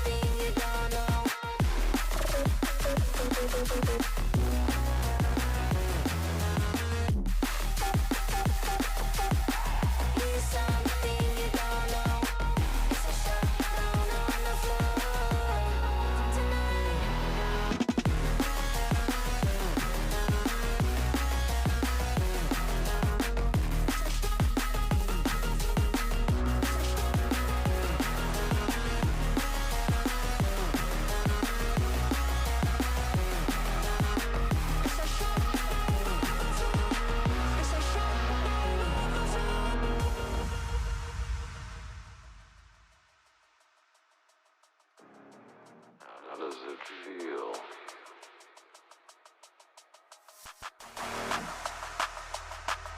to be on the edge?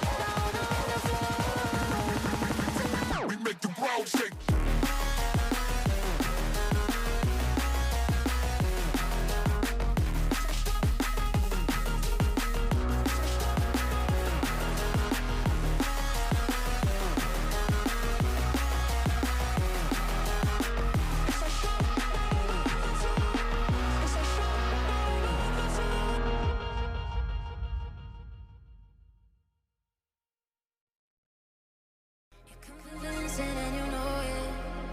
Play the game but never show your cards.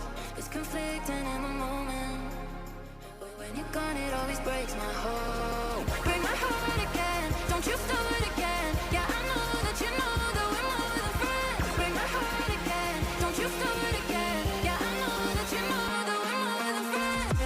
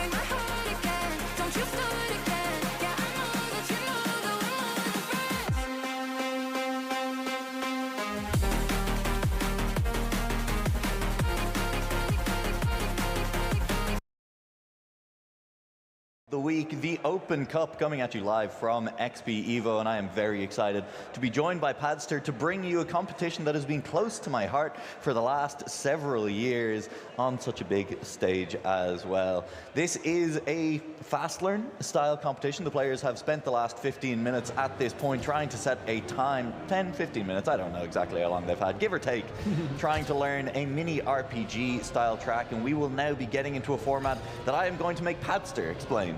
Oh, don't do that. Which is very mean, because I did just explain the format to Padster about 30 seconds ago. The format is the Danger Zone format. It is going to be an awful lot of fun, I can promise you that much. It's very similar to the standard Cup of the Day style knockout you may have seen on other streams. You may have played it yourself, whatever it may have been, but as you can see over on the left, there are 2 slots sitting below a line. If you end up in one of those 2 spots, you will be in the Danger Zone for the next round. What that means means is that you will be basically playing a 1v1 or a 1v1v1v1, depending on how many players end up in the danger zone on a given round. I think with our player count starting below 35, it's 8 players going to the danger zone. You can see it over on the left there. So 8 players, our bottom 8 players in this, our opening round, will go into the danger zone.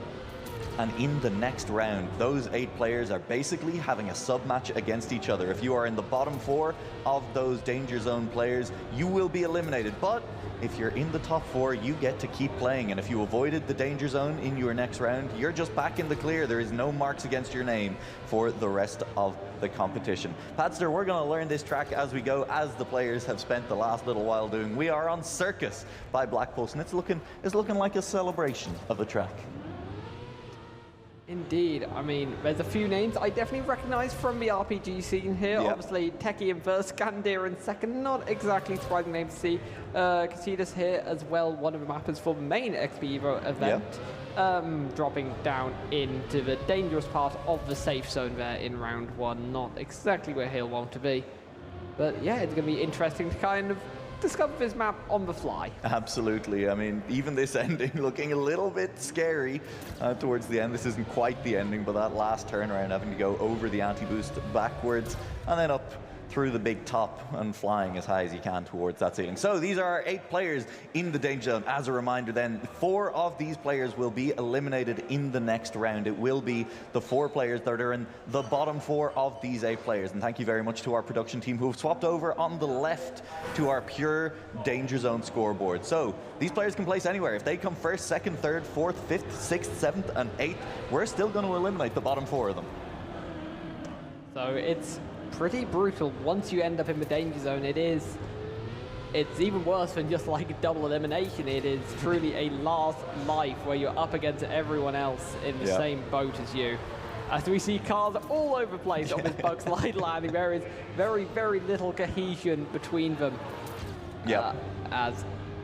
Oh, we can now see the entire scoreboard. That's nice. Thank you, production. Yep, absolutely. We've found our place, and XPEGIL has pointed out that hitting DNF, not recommended. That is true. If you're not in the danger zone, DNFing will guarantee send you to the danger zone for the next round.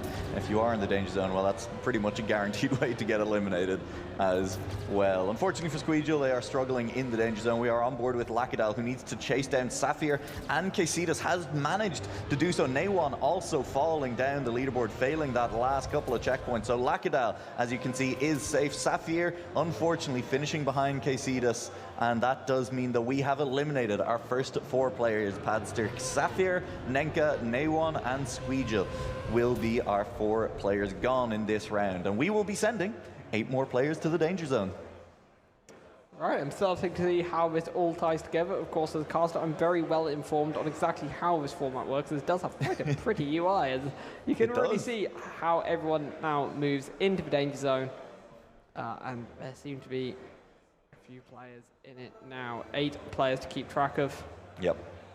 And some very good players as well. You're going to see a lot of players with the Unity Club tag. Zeterate, the founder of Mini RPG of the Week as an event, is a member of Team/Club Unity/ whatever they call themselves. I don't know, guild, club, something like that. I'm sure. But Time Lost, one of the players in the danger zone, and Corzo also down in the danger zone. Veteran Mini RPG of the Week player, going to be well aware of the format and everything it takes to do well. Other notable players who are playing, Inco, very good player from Spain here, and of course we have Scandir sitting up near the top, and you have to say Scandir probably a favorite to win this competition, and also probably the favorite to win the actual full Mini RPG of the Week competition that we are hosting on pre-trained maps here at XPEvo. That'll be happening after this and continuing on until tomorrow. Yeah, that'll be really interesting to watch some of. I think some of that might get featured on the B stream on Sunday, which is brilliant to see. I think I might be on for some of that, so I'm glad to get a bit of a taster of Mini RPG of the Week format here on this Fast Learn map, as we see a few more players falling down. Casitas there, I think the name I recognise most, admittedly, predominantly as a mapper rather than a player, but is going to fall down. I've been reminded by production that it is Linko, not Inko, and I knew that, and it is genuinely embarrassing that I forgot that. So I apologise deeply, Linko, because I know we've talked before as well, and I asked you that to your face. Linko was one of the players who showed up to the Mini RPG of the Week Ultimate LAN event that we held in Compiègne in France last year. Yeah, I remember being quite jealous of a few people getting to go to that. It was sick. Yeah, it looked like a fun event. I should have been there. Yeah. So based on this as well, as we eliminate more players, the number of players going to the danger zone is still 8 at the moment, but will be dropping as we get further into it. So it'll drop down, first of all, once we get below 20 players, to 4 players heading into the danger zone. From there, we'll drop down further until we're only sending 2 players to the danger zone. And I gotta be honest with you, Padster, that is my favorite time in this format, because you're just you have 1v1 sub matches going on in a, like, you know, kind of wider knockout format, and that's sick. It does look really fun. May I ask a question about the format, impersonating viewers who may not have seen it, rather than me not knowing anything? Should you survive a round in the danger zone, do you then go into the safe zone? Only if you are outside the top 8, because, for example, we saw Casitas was in 2 danger zones in a row and was eliminated on the second one, because despite surviving on the first danger zone, was still in the bottom 8 of remaining players and was so sent into the next danger zone. Right, that makes sense. Okay. Yes. Again, I was just taking the perspective of newer new viewers who may not know exactly what's going on. No, that's completely fair, and it does mean that we will see on the scoreboard as well a count of how many danger zones a player has been in over the course of the over the course of this knockout as well. So you can track some of the players who go in as we get rid of more Team Unity members. Zederate, I'm sure, is very sad somewhere in the crowd right now. Lacadella, name I recognize, going down there. Yeah, with a DNF, unfortunately. Luces was in the danger zone for this as well. There's another veteran mini RPG of the week player. So nice to see them surviving, getting a little bit deeper. Again, they'll be well used to the format if they're not well used to the map, which no one is. Brand new map, mapped by Black Pulse, another person who's done a huge amount of work on mini RPG of the week over the years as well. And was also in Compiègne, France, and it was also very nice to meet him there. Well, I think now we've got a pretty significant chunk of the overall players all ending up in the danger zone at once. We still have, what, 8 players going into the danger zone out of 23 total. That's a third of the field's falling into there now. Yep, and we are going to be sending 8 more players to the danger zone after this as well. Just the way the maths has worked out on this one, we're going to be sending a lot of players to the danger zone. We're going to be sending a lot of players out of the competition pretty quickly at this point. Linko is in the danger zone this time around. Nabla as well, who's been having a decent run of things over on the main event here at XPEvo at the same time. And things are getting a little bit spicy as we are starting to drop players pretty quickly, and there are still some very good players remaining. That's not ideal for Linko, who's going to be overtaken by Bubbles, someone also in the danger zone. Simon right there alongside Linko as well. Both of these players are in danger zone. They are fighting for the safe spot as the moment. Simon is just behind. Bubbles has dropped down, and now things are getting scary. Juvo? Yeah, it looks like both Simon and Linko are going to be saved a little bit there. Maybe I spoke a little bit too soon. Where are we going? Neither of these players want to actually continue playing. Juvo takes the last safe spot. Simon does survive. Simon does survive. Linko unfortunately struggles on that last transition down as well. It does look like a fairly tough transition. You know, you're trying to get far enough right that you get that booster as quickly as possible. Stay far enough left that you actually make the transition, though, is the challenge on that end just there. But as you can see there, you were asking earlier, Padser, it's Juvo and Simon straight back into the danger zone because both of them finished low enough down the remaining players. Yeah, that is quite a lot of pressure to be in the danger zone round after round if you're, able to get up out of it for a second, but, well, managed to survive, but not well enough to be out of danger. That's exactly how it goes sometimes, unfortunately. Juvo not off to a great start early respawn, but not the only one who's in our current danger zone to have had that happen to them. Headgear looking to climb up those rankings. You can see Stigos, one of a couple of cars just in front of Headgear, another danger zone player. You can actually see the numbers on the back of the car do reflect whether the player is currently in the danger zone. So red numbers if you're at risk, and orange if you are not at risk. Good to be able to tell from players quickly. Now, Fonta, right kind of on the edge. I mean, Azali slightly further back still, but yeah, being chased by Stikos. Not chased at any great pace, it's got to be said, unfortunately. Maybe Dank, the one trying to get out of danger zone, does just at the death. In 11th place with Stikos 12th. Yeah, Stigos failed the ending there. Similar thing has happened to Linko in the previous round. So Stigos failing the end, unfortunately sending them out of the danger zone. And an interesting thing that's going on here, this is a special mini RPG of the week / XPEvo. That's definitely not how you should say it, but it's how I'm choosing to say it. But what's going on is we started with quite a small field, so even by the time we get down to kind of our top few remaining players, they're going to have less time on the map than we normally see. I mean, Mini RPG of the Week, a tournament that has held for several years, you know, kind of people playing on Wednesday nights, anywhere between kind of 60 to 100 people a lot of the time. So it has been, this is a slightly smaller starting field. I think it's slightly smaller to get everyone in one building at the same time. That's true. But, you know, maybe a small factor in such an open competition as something like Mini RPG of the Week. But still, I mean, you say that, I'm still seeing a lot of cards on my screen, and this is after we have, you know, eliminated a decent portion of them already. Yeah.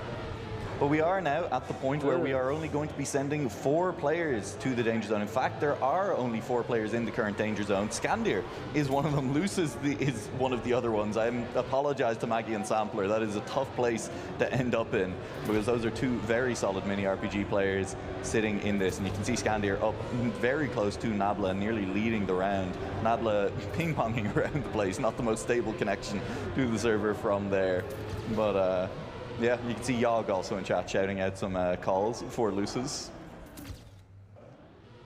Don't even need to do it in chat at this event. That is Yogg, I believe, saying full safe. Shoulder. That was Yogg saying full safe Luces. You know the guys who call out calls in writing. There we go, 4 players now into the danger zone again. Scandir unsurprisingly stayed safe despite an early visit to the danger zone. We will have 4 more players heading on in for the moment. It's getting tense. Dank back for another visit, Fontour back for another visit to the danger zone, Nabla with another visit to the danger zone. It is Fred Wolf's first visit to the danger zone. Can they survive, or will this be a fall at the first time of asking? And we got to ask Patsy, what do you think of the track so far? It's very open. Yes. A lot of RPG tracks I've played, you know, are very tight and twisty, and obviously you've got these very small tricks. This one, it's very open. There's a lot of different ways you could try and drive huge sections of it. As you know, you've got like this big old quarter pipe, and you've got this kind of gentle drop down into a, you know, knife edge, and up, roof hit. You know, a lot of it is very wide sections of track. So I'm not quite sure what. I mean, I imagine you viewers might not quite be sure what kind of maps we usually get for this. I don't know if this is a very typical map, but it's very open and very colourful. Dear, yeah. Oh, that is an ugly respawn. One of the nice things about Mini RPG of the Week, and again, I'm going to shill, if you're enjoying watching this, if you feel like playing the competition yourself, it is a weekly competition that happens on Wednesdays, directly after Cup of the Day. Generally quite approachable Mini RPG maps. You know, I would say the difficulty obviously varies because it's basically a new mapper most weeks as well. We get a lot of different maps in on the competition as well, custom built for the competition. But generally quite approachable tracks. If you are worried as a Mini RPG novice you are not necessarily going to be able to compete, don't worry about it. You can absolutely compete and have a good time with it. Could you compete? I have. I've beaten Babs in a Mini RPG of the Week, which was the last time that I faced Babs in competition, so I am the reigning champion versus Babs. I mean, there is no way you could possibly dispute that. You are the better player than Babs. It's entirely possible that I am, and I think we need to consider that possibility. Yeah, but not enough to actually put you 2 in a match together. No, that would be too much consideration of the possibility. I don't think he's earned it. Yeah, he's not done enough since, you know. No, despite well, he did lose his match yesterday on stream that I was casting, so I think if he'd won that one, maybe we'd give him the chance, but no, maybe. Unfortunate for him. That was a very tough round of 1-2-8 that he got. I felt for him a little bit there. I did, yeah. And I feel for Azali, who is not having a bad round, all things considered, but unfortunately is just behind Corzo and the Insane, and will be knocked out alongside Luces, who I've been talking up. It is going to be Luces getting eliminated in 10th place, and we are down to the portion of this format where it is 1v1s for the Danger Zone. You just got to beat one other guy. Fred Wolf just got to beat Dennis. Dennis just got to beat Fred Wolf. It's just one competitor, and then ideally keep yourself out of the Danger Zone for the next round as well. Well, yes, that would be absolutely ideal. You don't want to be scrapping in 9th and 10th, or I guess 7th and 8th at this point with a number of players left. It's looking like a good start for Maybe I shouldn't have opened my mouth there. No, that was a mistake. It's been an awful start for Dennis, quite frankly. Yeah, well, it was looking like a good start right up until it wasn't. Has been overtaken by Fred Wolf. The gap is going to be a second or two, it feels like. A second and a half is exactly splitting the difference between what I said on that one and Fred Wolf, unfortunately, just racing off into the distance, has taken that lead and run with a backflip then coming up still, roof hit first. And we'll see if Fred Wolf can hold on to this the entire way through. You can also see one of the features that we're not really getting to see because the players are unfortunately too good. A lot of mini RPG of the Week tracks do provide those safe routes as well. So again, if you're thinking about trying this format, if it's something that seems interesting to you, these are approachable tracks, safe routes available, so that you're likely going to be able to finish a round, even if you don't finish it as fast as Scandir does. Feel for Dennis slightly hit by the format. I mean, finishes top 5, but still isn't quite enough. Fred Are we Wolf sure Nabla is playing on LAN? Yeah, has anyone actually checked that Nabla is in the building? Someone check in PC, this ain't normal. Well, he will drop into the danger zone. Hopefully that is purely server side and has nothing to do with what's going on with Nabla's PC, but it will be Nabla in the danger zone facing off against someone. Yeah, they've moved us again. Yeah, they've moved us. I like being at the top left. Can we cover the PyPlanet information? I don't think the PyPlanet version number is the most critical thing on the scoreboard. No, it's totally fine. Now we are left in a state of mystery. I believe, though, I think it was Corzo is the other one. Yes, it is. You can see the orange numbers next to them on the general scoreboard, and of course the special Danger Zone scoreboard as well to show it off. Going to be a tough round for Corzo. Nabla has been setting good times up at the top of the leaderboard and is now sitting just in front of Corzo. Very hard to tell exactly where Nabla is at any given moment, but in general, on average, is remaining in front of Corzo at the moment. Yep, Scandir down at bottom may well be in the danger zone next time, but I don't think Corzo is going to be able to get out and pass Nabla. I mean, it's very hard to tell. Oh, Corzo! Oh, Corzo. That's a big crash. I mean, hey, Nabla was still in front and did manage to take out that win anyway. And Scandir did manage to just about climb out of those danger zone spots. Will not be reappearing in the danger zone. It'll be Fred Wolf, who is making his 3rd danger zone appearance up against Speedself on his 1st. Yeah, did get away with it. As I think Fred Wolf has found himself down here a few times. Yep, 3. Well, 3 times, yeah, That's indeed. what the scoreboard said. Scoreboard doesn't lie. Scoreboard don't lie, except when it does, which it will occasionally it's quite common in Trackmania, unfortunately. Oh, it hasn't lied this time. Good lines. I will say, I mean, relaxing. Most mini RPG styles favor Scandir. Okay, just to get that out of the way. But this does feel like a track that, you know, anytime there's a chance to minimize airtime, to kind of show off a bit of car control and a chance to find a best line, I feel a lot of those times Scandir does particularly well on that. I say that, unfortunately, in a round where he is doing quite poorly, but good battle between Fred Wolf and Speedself at the moment. Speedself just behind, heading around these final couple of turns. This flip definitely is time to lose or gain good speed from Speedself, overtaking Fred Wolf on this flip around into this backwards booster. Speedself forced to respawn, didn't make it over that booster, landed poorly here, and it should be Fred Wolf surviving another danger zone, guaranteed to make at least a 4th appearance in the danger zone. Yeah, so we're going to get 2 very good players going into the danger zone this time. Insane and Scandir. 2 players who I think, kind of alongside Techie, have usually been right at the top of a lot of rounds. So absolutely. Well, as you can see in the local records over on the right as well, Scandir with the fastest time so far on the track at 53.2, and the Insane with a 53.8. The PB is a little bit slower, but Insane has definitely been up there alongside Techie and Scandir up at the top. And starting this round off well is a 10th and a half ahead of Scandir, but Scandir is hot on the heels and is not going to let this one go unpunished. Yeah, I think 2 players who it'll be a surprise to see one of them go out in 5th, but that is what this format causes. Yep. For now, they are 1 and 2, and it's going to be Scandir. He DNFs. He DNFs immediately. He gives up on it. It's not worth it. Nabla DNFs. No one wants to play this match anymore. Nabla, you didn't have to DNF there, to be clear. I mean, you could have maybe kept going, but it was 8 seconds down. Scandir with the DNF will be eliminated in 5th place on the Mini RPG of the Week XPEvo Open event. Still, of course, the main Mini RPG of the Week event to go as well. As Insane will be straight back into the danger zone, actually, beaten out by Fred Wolf there, and so it'll be No, okay, Nabla just got straight yeeted. Wait, if you DNF, you just like get removed Sometimes. immediately. Sometimes. I personally wouldn't DNF, I guess, is what I'm saying here. Well, at least for the sake of the viewers, we don't need to watch Nabla's car. Hey, this is good tech, good knowledge, all right? If you are playing Mini RPG of the Week and you are not already in the danger zone,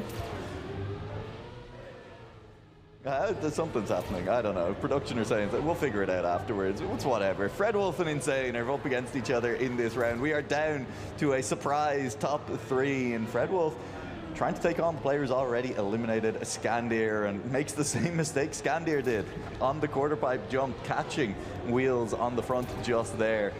I think this is about Fred Wolf's 5th time in the danger zone. Give or take. Oh, hang on. Too many. Might not be it over. Could be Might not. Oh, possible. the bounce. That could not have been a worse landing. Oh, the bounce. If Insane had tried. Tragic. And Fred Wolf will fight another day in the danger zone. Hey, we'll make it. We didn't have a huge field, as said before, so there's not been many danger zones overall. I think the highest we've ever seen is, like double-digit numbers of danger zones for players over the course of an event. But Fred Wolf has made a go of it here, has done his best to feature as often as possible, and it has all culminated in this, a 1v1 versus Techie, second fastest time on the server for Techie, and Fred Wolf just needs to hold for one more round to be crowned champ. I mean, it is two people who've had very different journeys through Mini RPG of the Week. Fred Wolf, who has been in the danger zone, I think, more rounds than not, and Techie, who I don't think has featured once yet, has just been utterly flawless. And is looking flawless on this round again, looking incredible. We've seen this quarter pipe cause problems. Fred Wolf goes so high to avoid any of those issues, but is still bleeding time out to Techie, who is now nearly a full second ahead. Just don't mess up the backflip, and surely that'll be good enough. We have seen people fail that backwards reactor, and Fred Wolf's flip, I think, has been a big advantage to him over the course of this competition. Has gained time on that consistently, gained time again here, but was just too far away for it to make a difference as Techie gets the run in, flawless to the end, a winning time of 54-1, and Techie will win the inaugural, and hopefully not the last, Mini RPG of the Week, crossed with XPEvo. Yeah, very, very cool to see. And we should hopefully have Techie joining us at some point soon. I am called the Orange Guy, apparently. We have Susan I need to go talk to production. Susan 1 and Susan 2. Okay, if that makes more sense, why Orange Guy? Why are you just Nualaic? Well, because maybe you can spell your name correctly. I'm worried that production are scared of me, is what's happening here, that they're just intimidated by me, and that feels unfair. I'm a nice guy.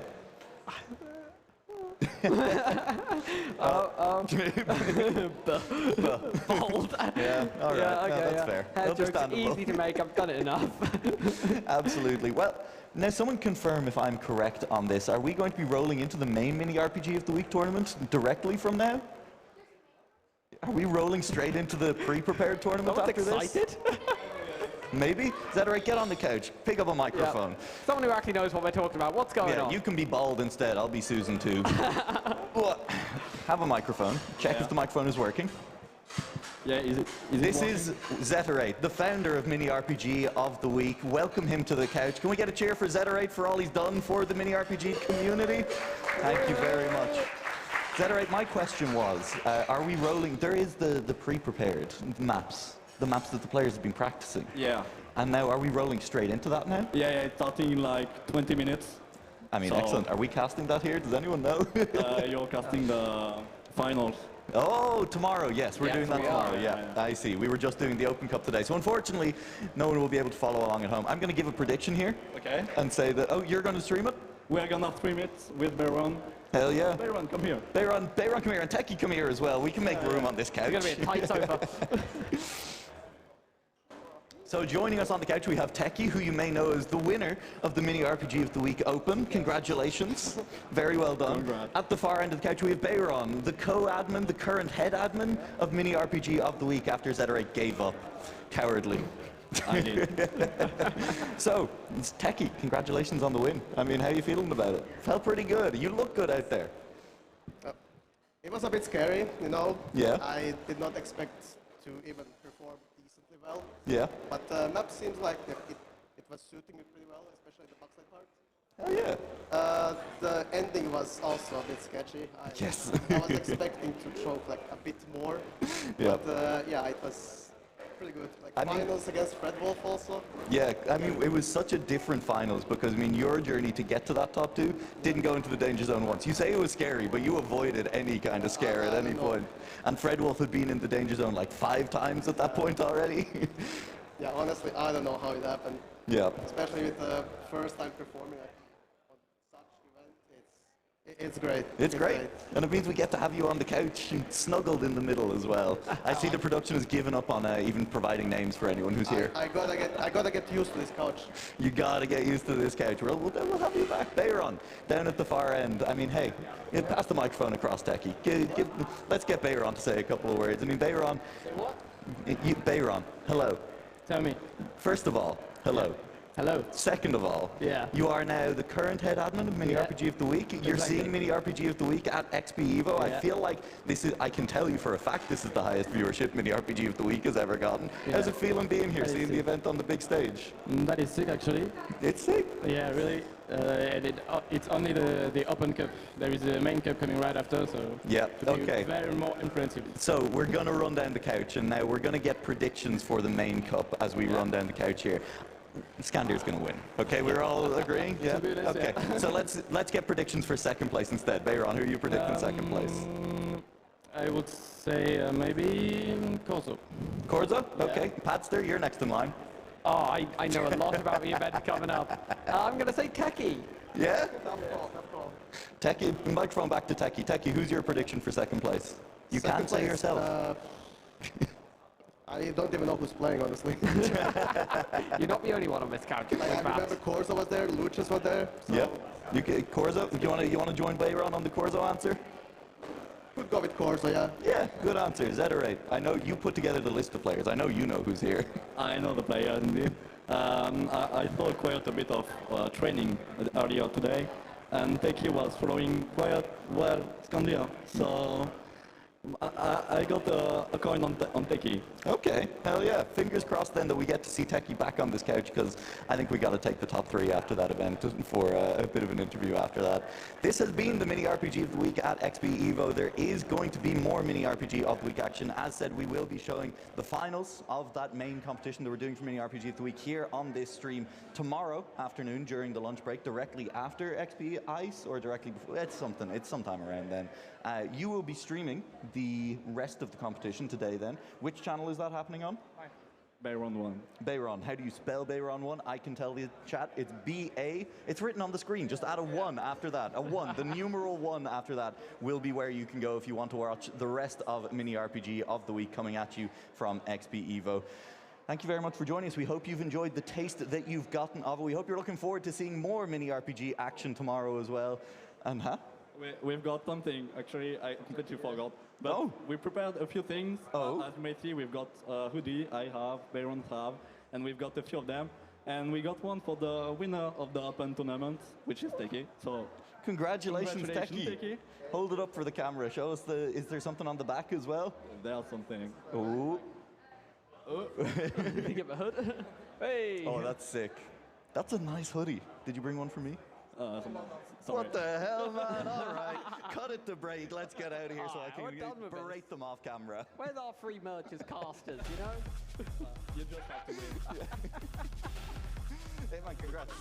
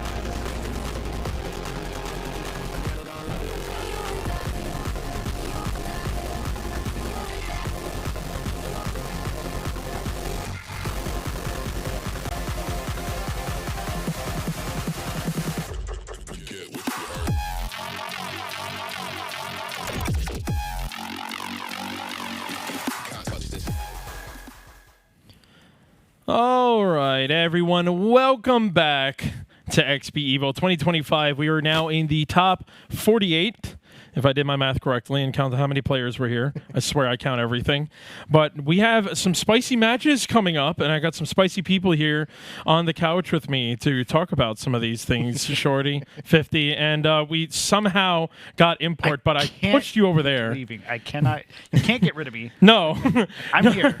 I took your spot, though. This is mine I basically, now. so I'm just trying to find, I'm interviewing each person as my replacement for next year so that I can become the new Shorty next year. I can finally play.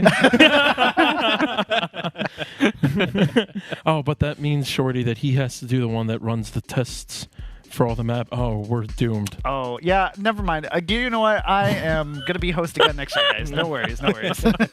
Anyway, we do have another match coming up on the main stage. It's going to be Elcon, Epos, Ratchet, and Otak. 2 players that got first place in their last match, and 2 players from the second place. So we had some spiciness that happened in our last match, but players were able to still work this one out. Love that post from Ratchet. Holy. That Epos post is sick as well. I love how the left side, it's just like some serious game time ready to go. And then Ratchet is like, yeah, let's have some fun. And Otak is, looking good. Looking good. Very good. And if I can add into here, this is top 16. Oh, this is top 16. This is top 16 match. Yes. And all these players have guaranteed themselves at least some prize pool money for the tournament. So everybody, $75 in their pockets right now from this point on. And now they're playing for more money for the prize pool. And, bro, I'm so excited. Epos and Ratchet together, 2 teammates effectively, training for both 2 years of XPEvo for this year and last year. I am excited to see how they perform against Elcon and Otak. This is basically almost a preview of last year's type of competition. Swap out Elcon with maybe somebody else, but this is very similar to the matchups we had last year in the finals. So the funny thing I was just about to mention is the fact that we have 2023's champion versus 2024's champion now. We do have actually 2 players, one fighting for his crown back, one on defense, while the other 2 are coming in for it. And I have to say, there are definitely players like Elcon who could be the one to dethrone everyone. Elcon tends to go back and forth with like team games, but when he's by himself in these mixed maps, Shorty, like it's insane how good he could actually play. He just has insane pace. Like Elcon is one of the players, he is good at everything in the game. You have certain players that have like weak styles, like most of the time players are usually bad at full speed or like or ice.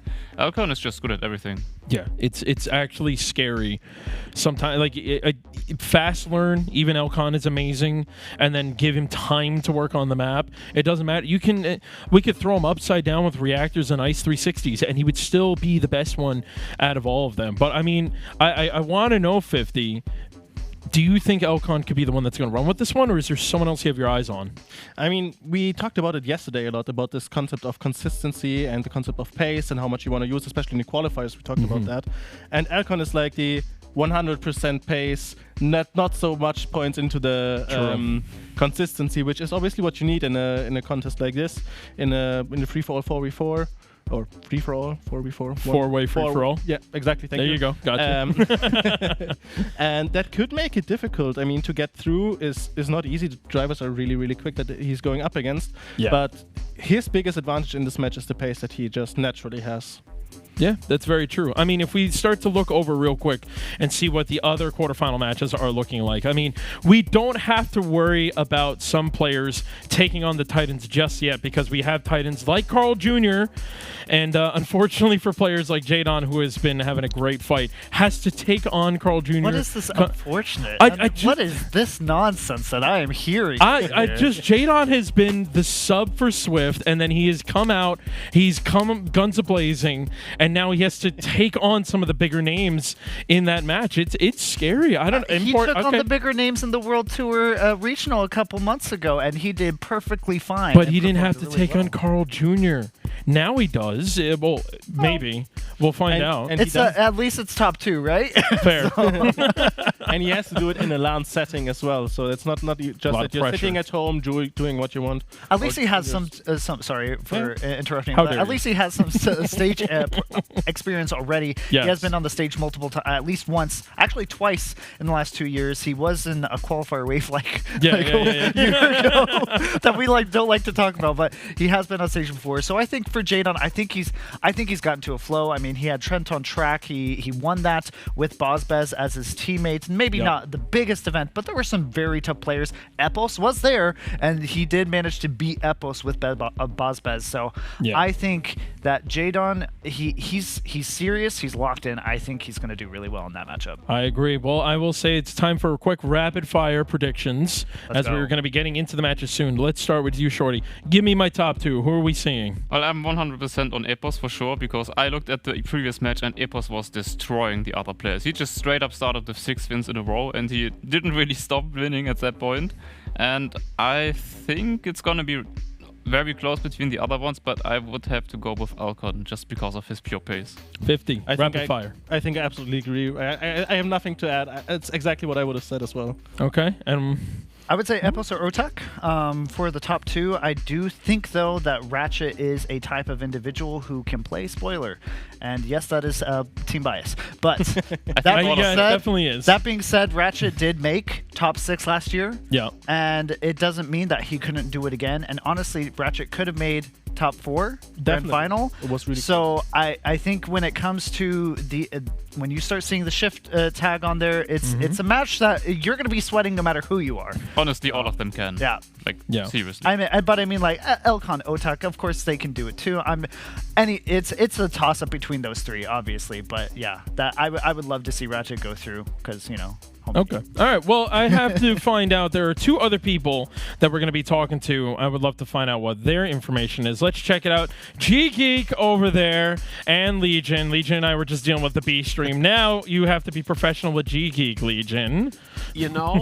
That's all right. I think we kind of brought it in. We were a little silly at first, and then you're like, hey, we need to lock in and be professional. I went, all right. So this is just the natural progression of things to being fully professional. That's very fair. So I'm going to pass it on to you guys. You tell me who we think we're going to be as our top 2 while we send it off to you. You know what? Just based on past results, my notes here, you got to go with Otak. You have to go with Epos. Obviously Epos coming back to defend the crown. Otak has not been at the winner's circle, let's say, since 23, but he's been hungry for revenge. I don't agree with Import saying that Ratchet could play spoil. I would have to give that potentially to Elcon. G-Geek? Well, for me, I do believe that we're more on a 3.5 player match, because I do believe, just like Import said, that Ratchet absolutely has the capable of basically playing a bit of a spoiler role in that proceeding, because I totally get what everybody on the desk is saying, and I would totally be along with that line of thinking, that same wavelength, in that almost everybody in the first 3, Elcon, Otak, Epos, have absolutely a shot at making it a top 2. And with a little bit of luck and maybe some trials and tribulations from some of the top 3, Ratchet can really come back in and really do a bit of an uppercut to one of those players and potentially bring a surprise or 2 here on the table. Yeah, but the thing is, you have to keep in mind, that I would say has to rely on the mistakes of others. And you look at the caliber of player we have, those mistakes are not frequent. Yeah, they might have to push a corner late in the game, but right now, very early, you are going to be looking at players saying, you know what, I'm going to take it a little safe. And for Ratchet, that's not going to play too well into his favor. Epos and Otak have been very confident with what they've been doing, same with Elcon. So I do agree. I think that Ratchet is probably going to be the odd one out as it is. Yeah, and speaking of Otak, you briefly brought that up, that the fact that he's been confident with his pace, same for Epos. For Otak, I don't really have much trouble and much worry about his ability on the track, but he had to deal with a very, very unfortunate turn of events in the previous match that he played, and this is more of a bit of a question mark for me. Now, his has been very much on the stronger side of mentality. Ever since that he had been a part of the Carmine Corp in 2023, he has been getting help from a mental coach. He has been learning to deal with those sorts of situations, and it's that kind of mental training and sort of mental strength that came with it that allowed him to go all the way to the World Championship title in 23, as well as the original XPEvo title in 2023 as well. So it's going to be very interesting to see see how he comes back from that very unfortunate setback, but he has some very, very strong opponents right there on the server with him. So it's going to be a match where sparks are going to be flying often, and they're going to be flying very high. Well, try not to get burned by them. That's what I'm going to say. So we should be getting to match here very soon. As long as your skin is not composed of dry skin cells or dry grass, I think you should be okay. I think there's just like dead skin cells already. So yeah, but as long as these what are if not, you have arm hair? What not, about that? They'll get singed for sure. They'll get singed for sure. But yeah, dead skin cells are not flammable like dry grass. Come on. Well, it depends. You know, if you don't moisturize. I mean, keratin skin melts more than it burns. Oh, that's true. This is really dark. How about we talk about something that doesn't burn or might burn depending on the game? How about we burn some rubber? All right, we got let's get those tires up to temperature, shall we? So yeah, we do see that Otak is currently getting his bearings in on Bubblegum, one of the maps that actually kind of did him in the previous map, and a map that has been pretty unreliable for some players. Like we've seen it, for instance, in the round one of the top 64, with a match progression that was a little bit seesawing or a bit of a sawtooth pattern. And every time we went to Bubblegum or to Agrippina, this is where it really started to come downhill. And as it turns out, we will be starting on Envy Demon's Bubblegum, so it feels like we might be in with a little bit of a harder map to get your hands into and to really grasp. And it's not many rounds, only 4 rounds per map, of course. Remember, so you have to be on it very, very quickly if you want to be able to take advantage of that situation of it being early on in the rotation to make a good point account for yourself to open up the match. Yeah, and if it's a map you don't like, Otak here with Bubblegum, depending on your mentality, this is either a good thing or a bad thing. If you're one of the players that says, oh, I have a bad map up first, oh, well, you know, this is going to tilt me already, I'm not going to compete as well. But some people, myself included, would say, you know what, I'm getting the bad out of the way. It's like when you get your dinner plate. You know, you got your beef, you got your noodles, you got your vegetables. I eat the vegetables first, and then I go into the beef, grab the noodles on the way out. So I think, you know, with Otak, he's going to have to sort of reel himself in and say, all right, I got 4 rounds to go, and then from there I can get running and going. Okay, well, I guess that pretty much sets the stage here for this opening quarterfinal, which is due to start in about 20 seconds time for 2 spots in the semifinal. And I hope you guys in the crowd and over on the Twitch chat are also enjoying the moment here. Whether you're on site at XPEvo or following from wherever in the world you're watching, get ready for some hot track action. It's been hot already. It's about to get even hotter. The players are about to turn up the heat in a few seconds as the warm-up comes to an end. And for the first time in the quarterfinal, the field is let loose and we are racing. We've got 4 rounds to chew on this map here. Very easy, simple start. It doesn't really catch you out too much, this transition here onto the ramp. If you get it a little bit too low, obviously you're not going to make it, but even too high is going to mess you up. This little transition here, I actually very like what they did here. It's so smooth, and this downhill sausage is deceptively hard. You think you can just, you know, chuck it in there and you'll be good, but you actually can't. You can't really experiment too well with the lines. But after the first couple of checkpoints, we're only separated by, well, a few hundredths, if anything. It's been a very good round so far for the entire field. Not any big discrepancy to note indeed, but Ratchet now trying to press B for boost and get himself a little bit of room to breathe here in this second sector, but he gets immediately caught back up by Otak and Elcon. This time Epos a little bit more on the back foot, heading into sector number 3 with the last few checkpoints coming up now. Ratchet still managing to hold on to the lead by about a 1/10 of a second as we head to the final checkpoint, down through the very tight chicane, right and left. Otak and Elcon with side-by-side speed. Elcon gets their leg up, and Epos to the line will move up to second position right there and then. But Ratchet absolutely controlling the round beautifully, might I add, from the very start to score the very first 10-pointer of this match. You say Ratchet's pressing B for boost, but it was actually Elcon that had a little bit of extra NOS in his boost. He rocketed right up through that chicane at the end, so that's going to be great for him because it was looking like he was on for 3 points. And at this stage of the game, with the level of players that you're against, starting off with a 3 can spiral out of control rather quickly. In earlier matches that we have seen throughout this tournament, you can afford to have a couple bad rounds, and you know, it's whatever, you pick it up later, who cares? But with this group we have right in front of us now, some of the most decorated stars in Trackmania, a mistake like that, a bad round like that, might seal the deal early. Yeah, ain't no rest for the wicked at all here. In the first early, very big mistake. Oh, and Elcon followed up too. by Elcon with that slight wall brush, but Otak with that clip on the edge of the hole, bringing him to a dead stop. Will leave Epos and Ratchet to duke it out one against the other on this final sector. Just 2 checkpoints to go. Then the final checkpoint before the run towards the finish line. Ratchet with a good setup, but goes too wide, and full stop picks into the final checkpoint, and Epos will thus pick his first round win of the match with a 104.688 to boot, and that will put the reigning champion back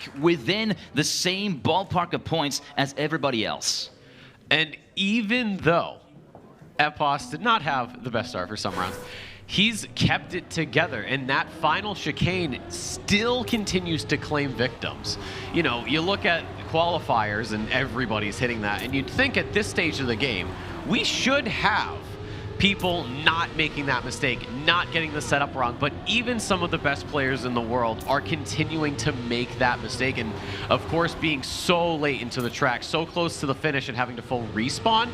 Goodbye to your points. Yeah, and it's already goodbye to the points for Elcon, who briefly brushed the wall on that grass turn just after checkpoint number 1. He finds himself 4/10ths back, not really any kind of inroad to be able to climb back that lost time whatsoever. But Ratchet once again in the middle of the second sector, looking very composed at the moment, and Otak right in tow, following a little bit of a train behind Epos and Ratchet, but Ratchet this time having a bit of a bad landing on the way into the grass reactor part and falls back down to 3rd in just the space of a few corners. Epos and Otak taking 1st and 2nd respectively. Elcon now within the clutches of the German for P3. Again, difference in line setups, and again, a really slight touch of that checkpoint on the part of Ratchet, but Epos takes 1st, Otak 2nd with a little bit of a bump on the way into the finish line, and it will be Elcon moving up into 3rd position, but Epos managing to get a solid good start. 2nd place, then 2 3rd places back-to-back. 26 out of 30 is a pretty decent points all, and he might go on to 36 out of 40 if he's able to win this next round. Yeah, and you think the first round, how bad it was going for him, and then he got the best line right at the end, and that jumped him right up. So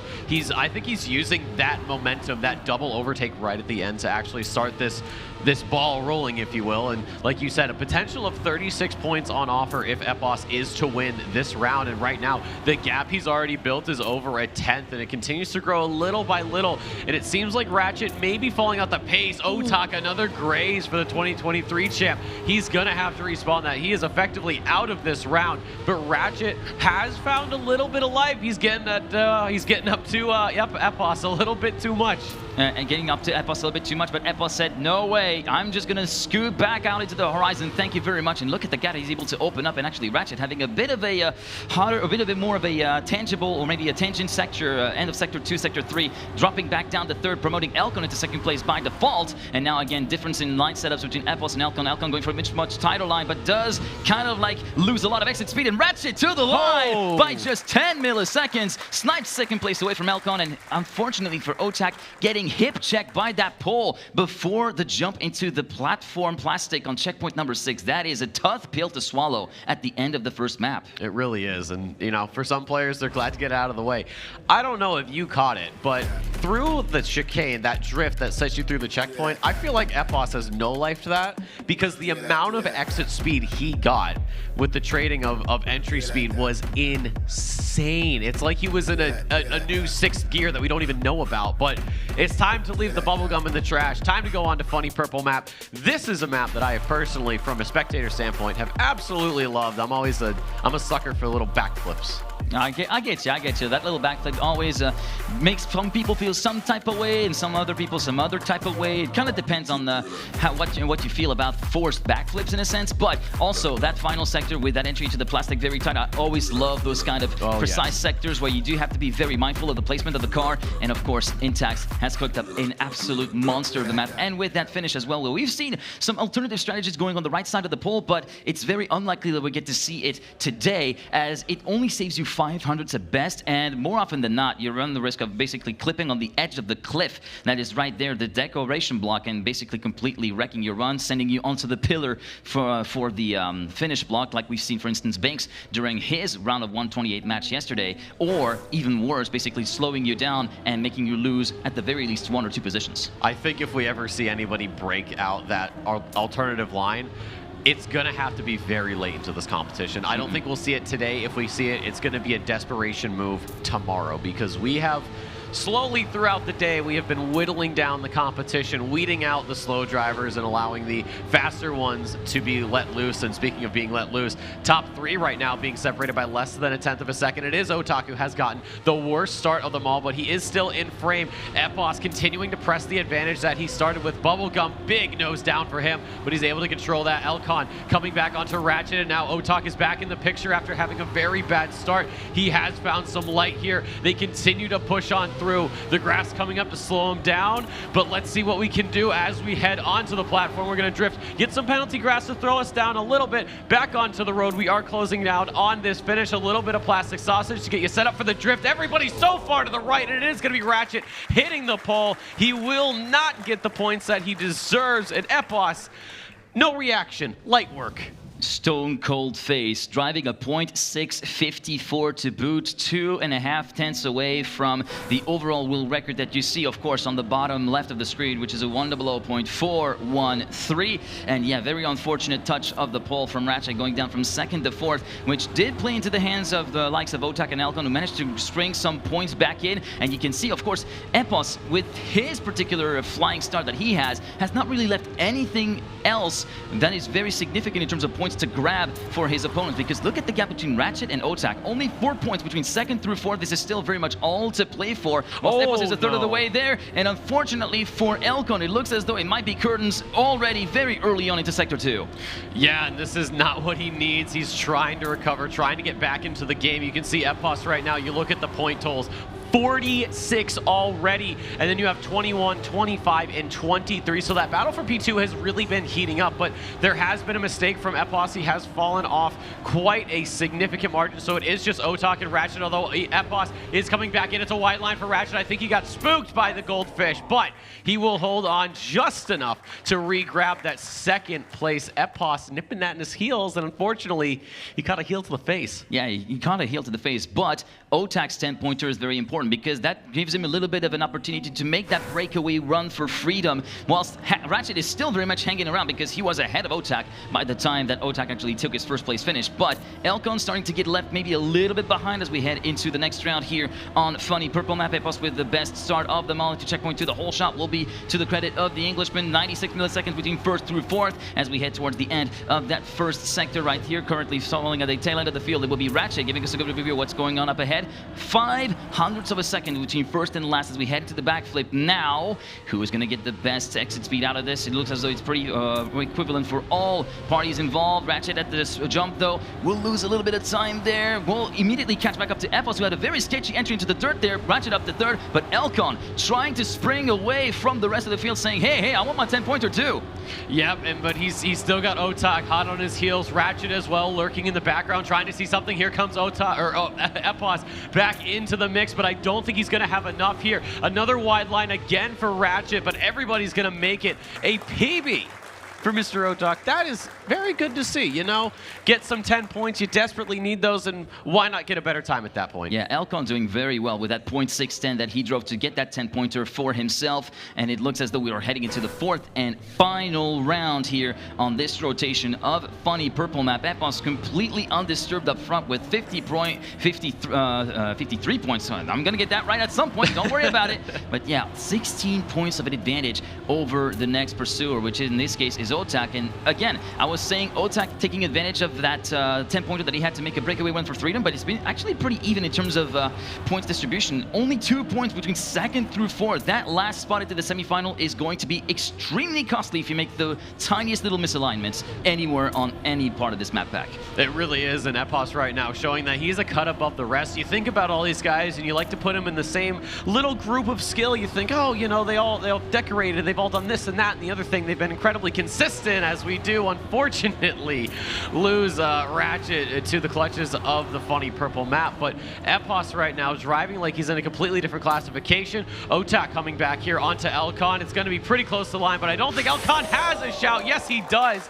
0.02 of a second at the line. Steals 10 points away from XPEvo, and instead of XPEvo being at 63, He's going to be at? He's going to be at 59. Exactly. I almost said 69, which would have been very incorrect. Can you tell that I don't do math? Second place giving more points than third place? No way. But yeah, absolute commitment from Elcon on that last corner and on that jump toward the finish line with that commitment toward the inner line, running the risk of getting hit by the pole on the right side of his car as well, which has to be commended for the Czech driver as we head on to Roxy's Agrippina. Another one of the crashier maps of the map pack that we've seen so far. Roxy's map has been very much a thorn on the side to many players, and it'll be very interesting to see how these four get on with it. Yeah, and especially how tight the margins can be on this map. We saw, we see on the preview, that little drift through the castle section, so difficult to get right. And then, of course, you have the dreaded dirt uphills. How far outside do you want to go? And, of course, there is the absolute limit of how outside you can go there. We have seen countless drivers lose guaranteed points to those uphills. When I was casting B-Stream with Randomize earlier, we did have some drivers taking that uphill a little too wide. You think back earlier in the tournament, Binks with Nixotica on stage. They came to Agrippina, and it was Nixotica that denied Binks 3 times. Yeah, and got on his merry way to finish in P1 and thus validate a direct top 64 entry, sending Binks down into the Purge, which was probably one of the biggest, if not the biggest, upset of the opening day here at XPEvo. Just a quick rundown of the scores as you can see here on the screen. 59 for Epos, 46 for Elcon, 41 for Otak, 38 for Ratchet. The bottom two looking to try and get some momentum back, and they need to get it very quick as we head on to the first round here on Agrippina. Yeah, and it's Ratchet right now that's really the biggest loser out of all of them. The momentum not on his side right now.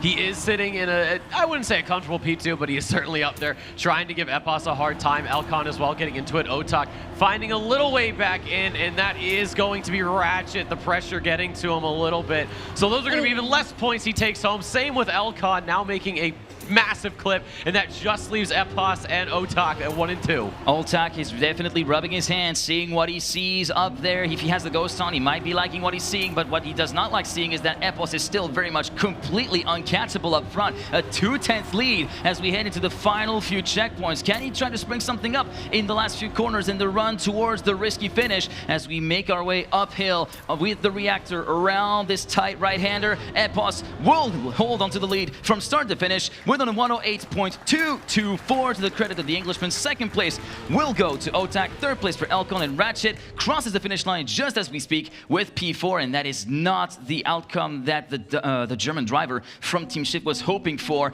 and that is going to be kind of sinking him a little bit further into the rankings. Look at the gaps that have stormed to widen up already, with Epos taking advantage of that blunder from Elcon to move on to 69 points, which is nice, and 19 points ahead of Elcon, and Elcon now feeling the heat from Otak behind as well.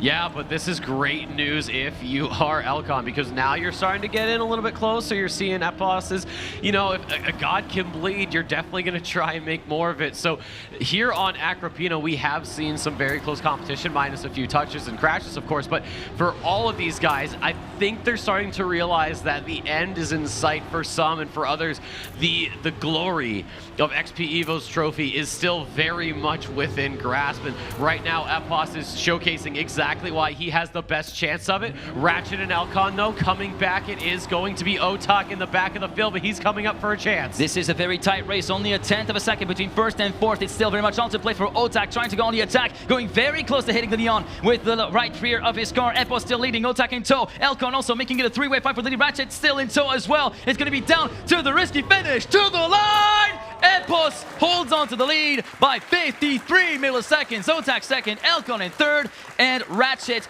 powerless to do anything about it, sitting in P4, watching and on and like, oh man, I wish I would have just 1 or 2 places up there. Let us risk the turn. Oh, let us risk the turn. Mappers, down with the flags, down with the lightsabers. Let us push to the absolute limit, just like these 4 players are pushing to the absolute limit. Epos still into the lead, but now the fight is very much on, and still has been on since the beginning between Otak and Elcon. Yeah, and they'll just continue the contest as they have. It's a very surgical start for all 4 of these drivers. I think Elcon probably got it the worst. As you can see, the top 3 separated by less than 0.03 of a second. The gaps between drivers right now, a couple rounds ago, was 0.2 if you go if you look at Epos from Otak at the end.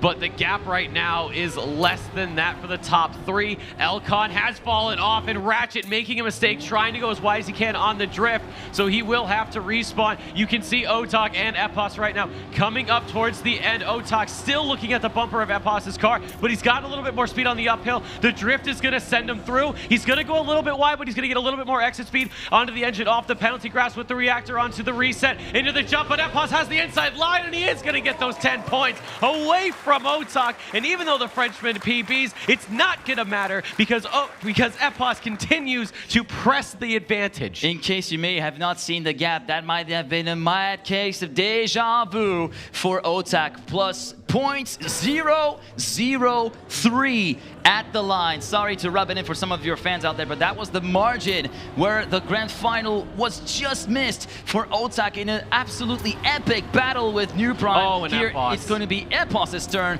to try and level the playing field as the gracious player that he is, gifting a 10-pointer to a player not quite of his choosing, of the map's choosing, of course, but now it is going to be a straight fight between Ratchet, Otak, and Elcon for that 10-pointer that just freed up.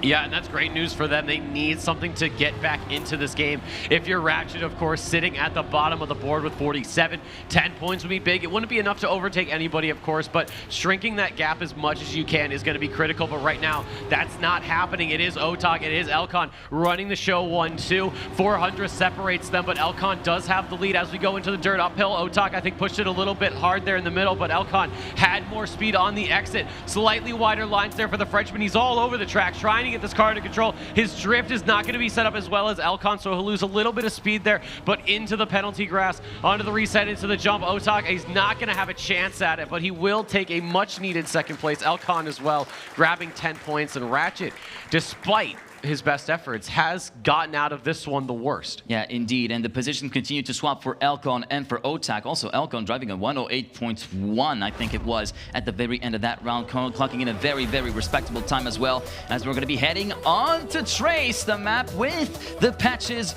that will get your wheels wet, where you have to be a little bit where you have to have your wits about you at the start, at the middle, and of course at the end. The middle being extremely important, given that you have to pitch your car at a certain angle over the grass and keep that angle. This is the hardest part. If you put too much angle as you exit the grass, that's it. You're never going to recover your car and you're just going to slide off of the map. I can tell you from practice, it's so easy to do, and it's very easy to overshoot. Yeah. Oh my God, it's ridiculous. You see it here in the preview.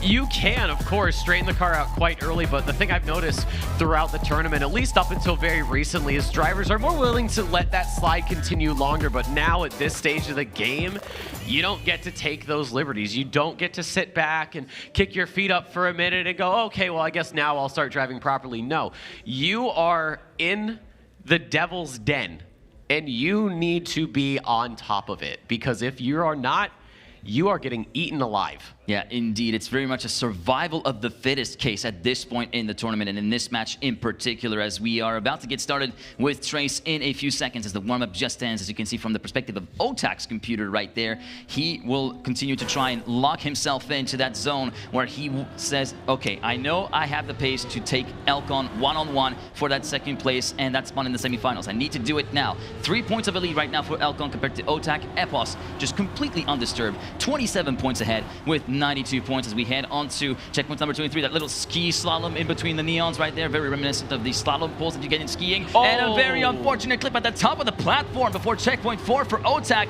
Absolutely the worst thing that can happen at the worst possible time for the man from Saint-Malo. Yeah, you think, oh, you know, it's still kind of early. We haven't really hit the point limit. Yeah, he maybe is thinking, all right, well, Epos isn't going to be a problem for me. He's already well ahead, you know.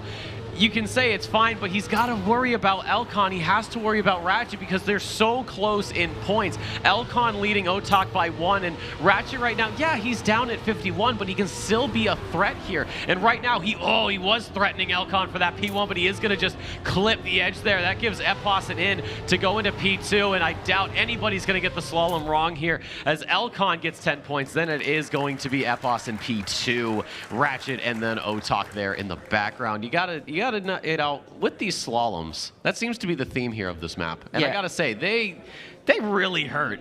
They really hurt those slaloms indeed as we're getting on to round number 2. Ratchet, credit to him. He really put it all on the racetrack, left nothing to be taken away from that. Just a little bit of an overpush on that final wet patch and getting the right front clipped on the edge of the platform, which kind of did him in at this point and secure him virtually P3. There goes Epos. And there goes Epos. Again, another 10-pointer has been freed up. They don't have Elcon. off. Yeah, and Elcon as well. So there's another big shot for Otak, but perhaps most importantly, he has to get away from Ratchet. Ratchet right now is playing the spoiler role that we've been talking about compared to some of these top 3 groups. And right now, he's causing the most problems to Otak right there. And Otak opting for the more conventional line around the outside of the island, whereas Ratchet opts for the riskier inside line on the island. And so far, he makes it work beautifully, the man from Team Shit, with a 1/10 advantage over Otak as we head into sector number 3 over the grass, heading towards the final wet patch on the road. Watch out to not clip with the right front. Everything is still looking good, and Ratchet still holding that 2/10 lead over Otak. Should be good enough to win the 10-pointer, but messed up the entry onto the plastic, and Otak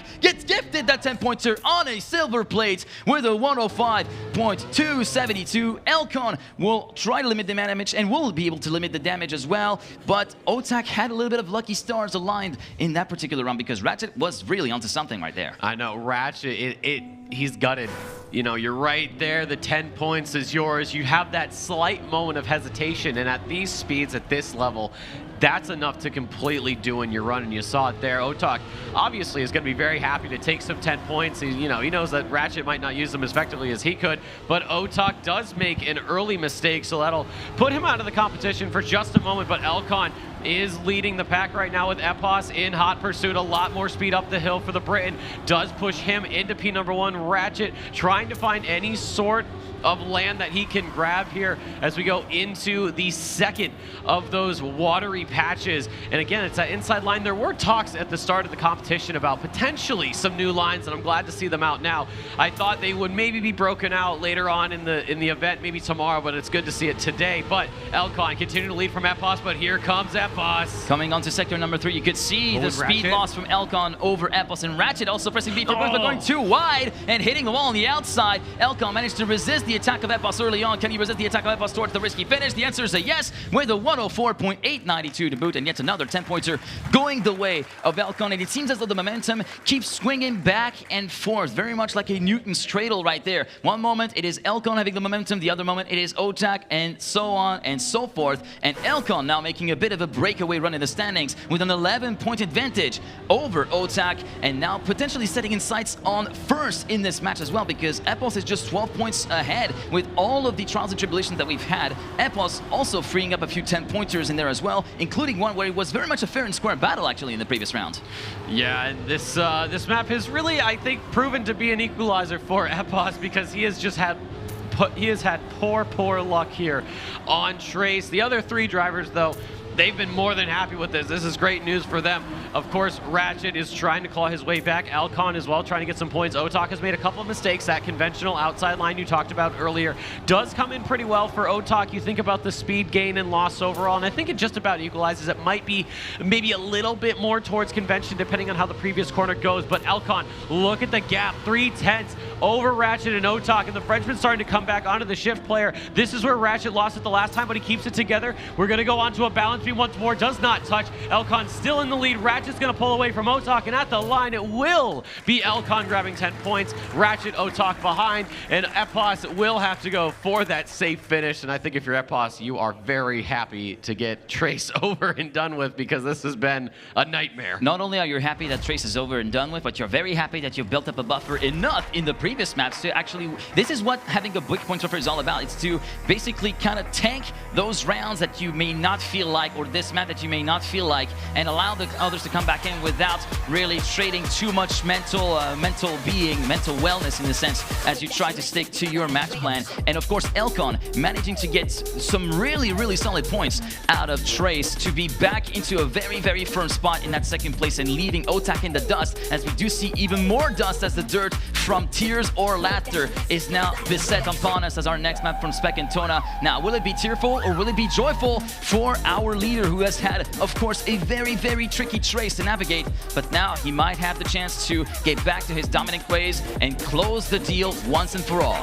Yeah, with Epos currently sitting on 7 points here. He's gonna have to get a first, and then he's just got to finish if he wants to do it as soon as possible to get into finalists. But obviously, you got 3 other guys to deal with. It's not just you out there. It's not time attack. It's cup mode. It's cup mode indeed. You have to manage all of the other opponents that are with you. You have to manage the likes of Elcon, the likes of Otak, and the likes of Ratchet in this particular match, which is set to resume in a few seconds with the end of the warm-up here on Tears or Laughter. Here's a quick rundown of the scores. 107, you were right. And look at Elcon, how much he closed the gap. 102 points now. Just 5 points adrift from the overall leader of the match. And Otak, as I said, being completely left behind, left stranded, left basically to deal with his own problems at 85 points. And Ratchet, unfortunately, taking a little bit of a hit from a very, very unfortunate series of round outcomes in the early part of this quarterfinal as we make our way through the first sector on the way towards the dirt, leading towards checkpoint number 7 in that little no-break section. We go very close to the wall on that slingshot around the outside on the upper left-hander for Ratchet. Here we try to lay on the throttle, play a little bit with that throttle pedal. Elcon still chasing Otak for that 3rd position. Ratchet and Epos, that top 2, spreading themselves away from that bottom 2 as we head into the 3rd and final sector now with that second ice slide.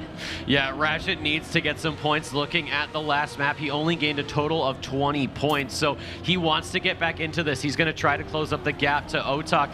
Elcon, meanwhile, had gained 34 points. You remember how big of a lead Epos had and how much it has shrunk, but as we get into the end here of Tears or Laughter, Epos still leading from Ratchet. This ramp can go sideways, but it will be Epos sending it in cleanly to gain those 10 extra points. He will be at 117, which means, G-Geek, all he has to do is finish the next round, and he's finalist. He's pretty much in the butter zone that you want to be, and you are able to take maybe one temporary setback of a round now that you just arrived in that zone of 117, where simply reaching the finish line and bringing the car home will be enough to net you the red trigram and the red number on the back of your car. Currently, all of those trigrams and numbers are still white and clear as day, very visible on the high contrast skins from some of these players like Otak, Elcon, and Ratchet, currently 2nd, 3rd, and 4th in no particular order, but we also see Epos currently still fighting tooth and nail against Ratchet, who's finding a bit of a second wind here in that particular matchup, or maybe first win, since he hasn't really been that much of a factor, and Elcon managing to get a little bit of a wall brush, while unfortunately not managing to avoid the wall brush, and that is unfortunately a slight clip on the inside wall of that NASCAR part for Epos. Another 10 points are unlocked, and now Ratchet is going to seize that opportunity and never let go of it as we head into sector number 3. Ratchet leading by 2 tenths, and Elcon back into the mix for a few extra points as well. Yeah, but you got to think, Ratchet has been in this situation many a time where he has had a first right there, and he's dropped it. He's not going to try to make that same mistake. Elcon's fought his way back. He was pressuring Otak, but a couple corners haven't gone his way. Into the sausage is kind of an awkward drift, but Elcon has more speed on exit. He is going to overtake Otak. And is there anything at the line? It is not going to be enough, but a 10th separates the top 3. Binging and banging all over the place, but they go through the red rectangle as best as they can.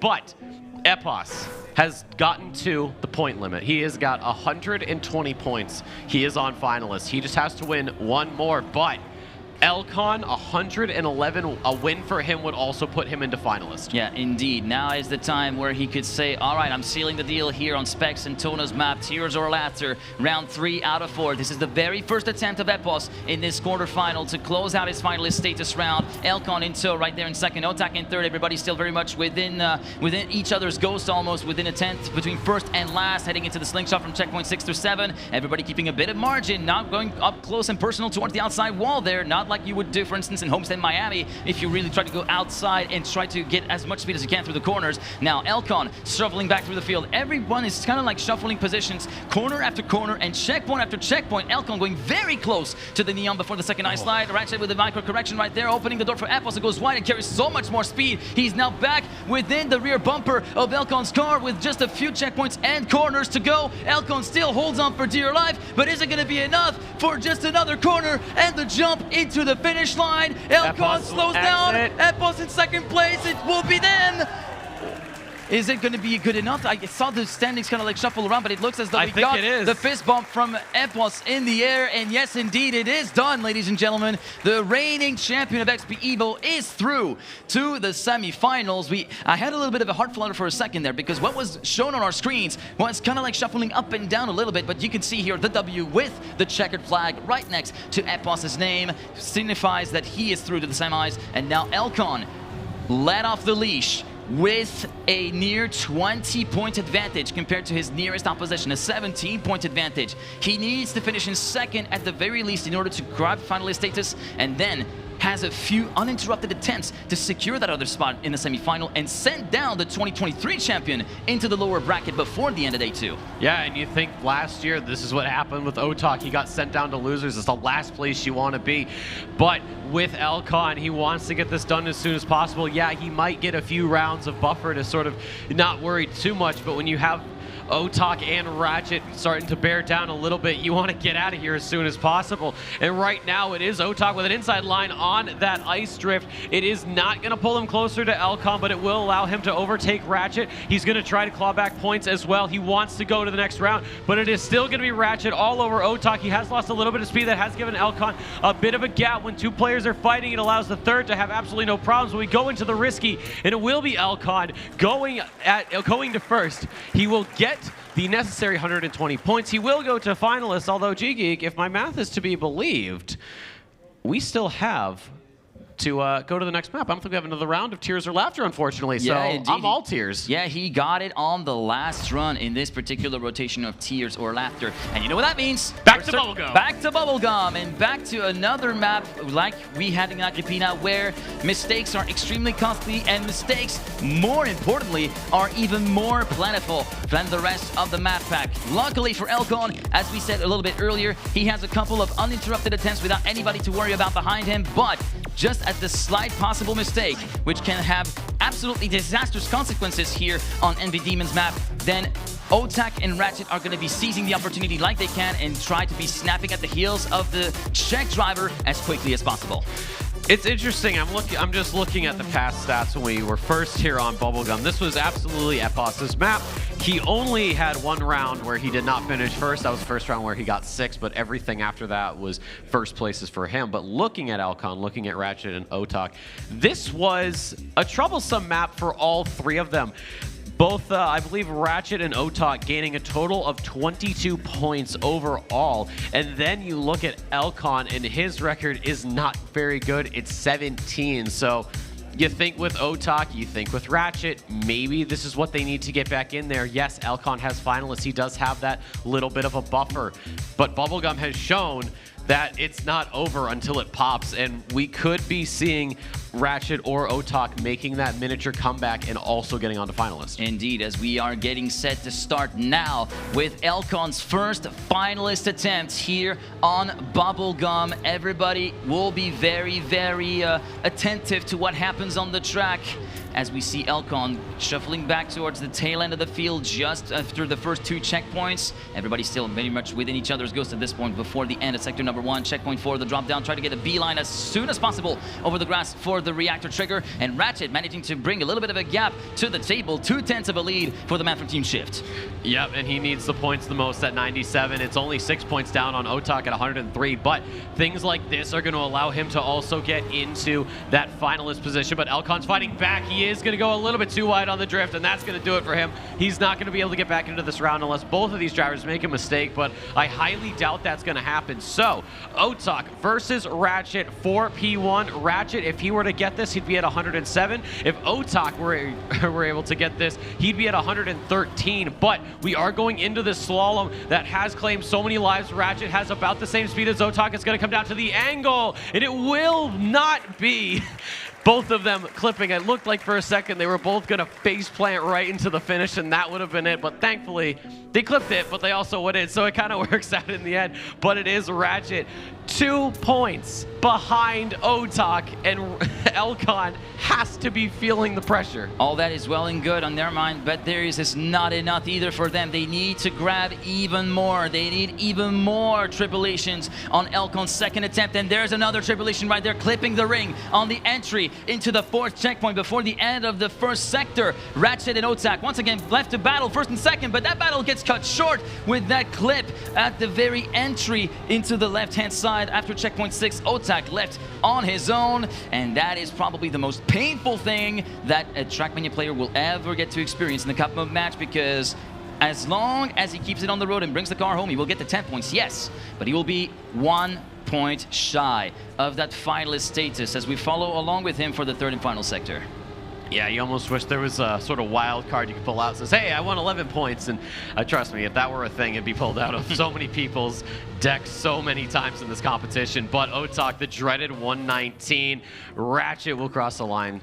So we now have Otak in quite a precarious situation because he's at 119. He just has to finish the round in order to be finalist. However, Elcon, still finalist. Ratchet, we could potentially have triple finalist if and only if Ratchet is able to win and if Elcon does not, obviously. So the question becomes, G-Geek, do we see it? Are you a believer?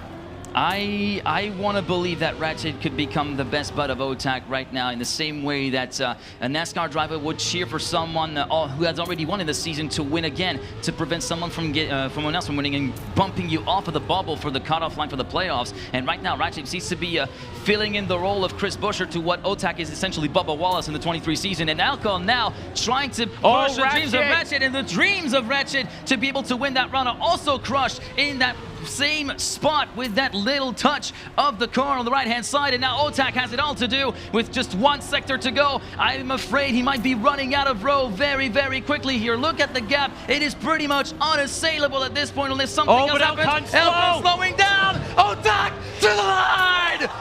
It's enough for 59 milliseconds.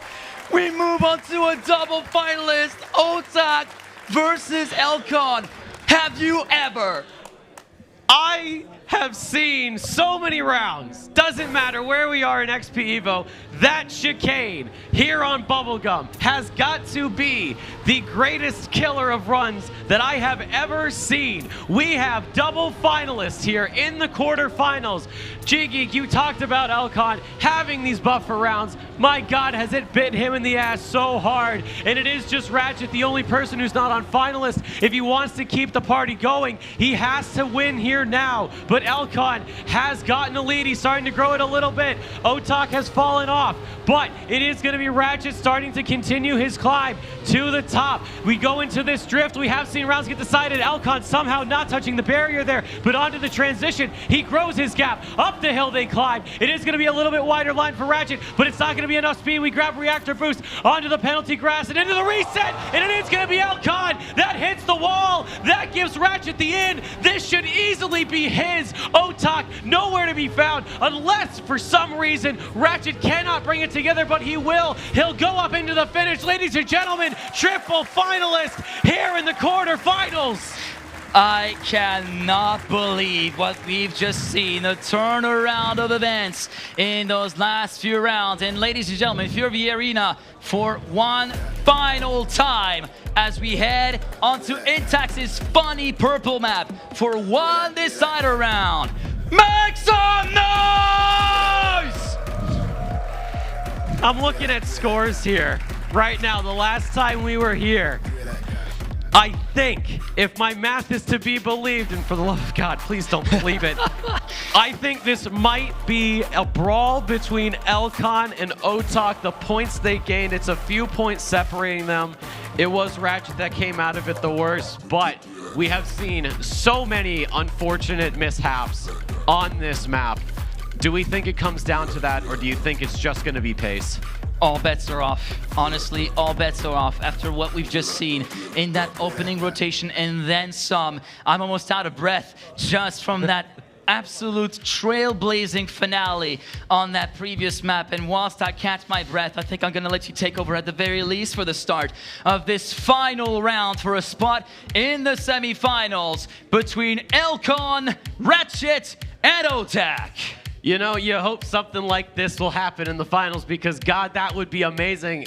Heck, I'd even like quad finalists in the finals. But, ladies and gentlemen, warm-up is over. One round is upon us. It is winner take all here in the quarterfinals. Elcon, Otak, Ratchet on the funny purple map. And Epos, he's got nothing to worry about because he's watching from the winner's circle. Ratchet with the touch already. So that's going to put him at a major disadvantage as we get through the first couple of checkpoints. Elcon has had the better start, but it is Otak. Slightly different lines to try and bring it back in. These transitions have to be perfect for both of them, and they are so smooth. And Elcon continuing to press his advantage. We are heading to the backflip. Things have closed up a little bit, but as we continue down, this is one of the transitions we have seen drivers get it wrong. Elcon, big nose down from the Czech driver, but he has kept it together, and now he continues bobbling all over the place. How is he keeping this car on the road? I have no idea, G-Geek, but Otak, everything the Frenchman's got, he's closing in on the end.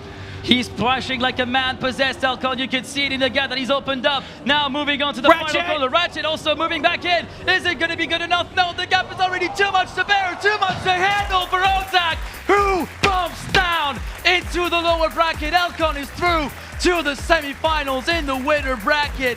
I did not believe that we would see a fight back like this. It is such a shame for Otak that it did not pan out, but my word, if you wanted any more proof that Trackmania is the most intense and most exhilarating game in the racing realm that you can watch, you've got your proof right there.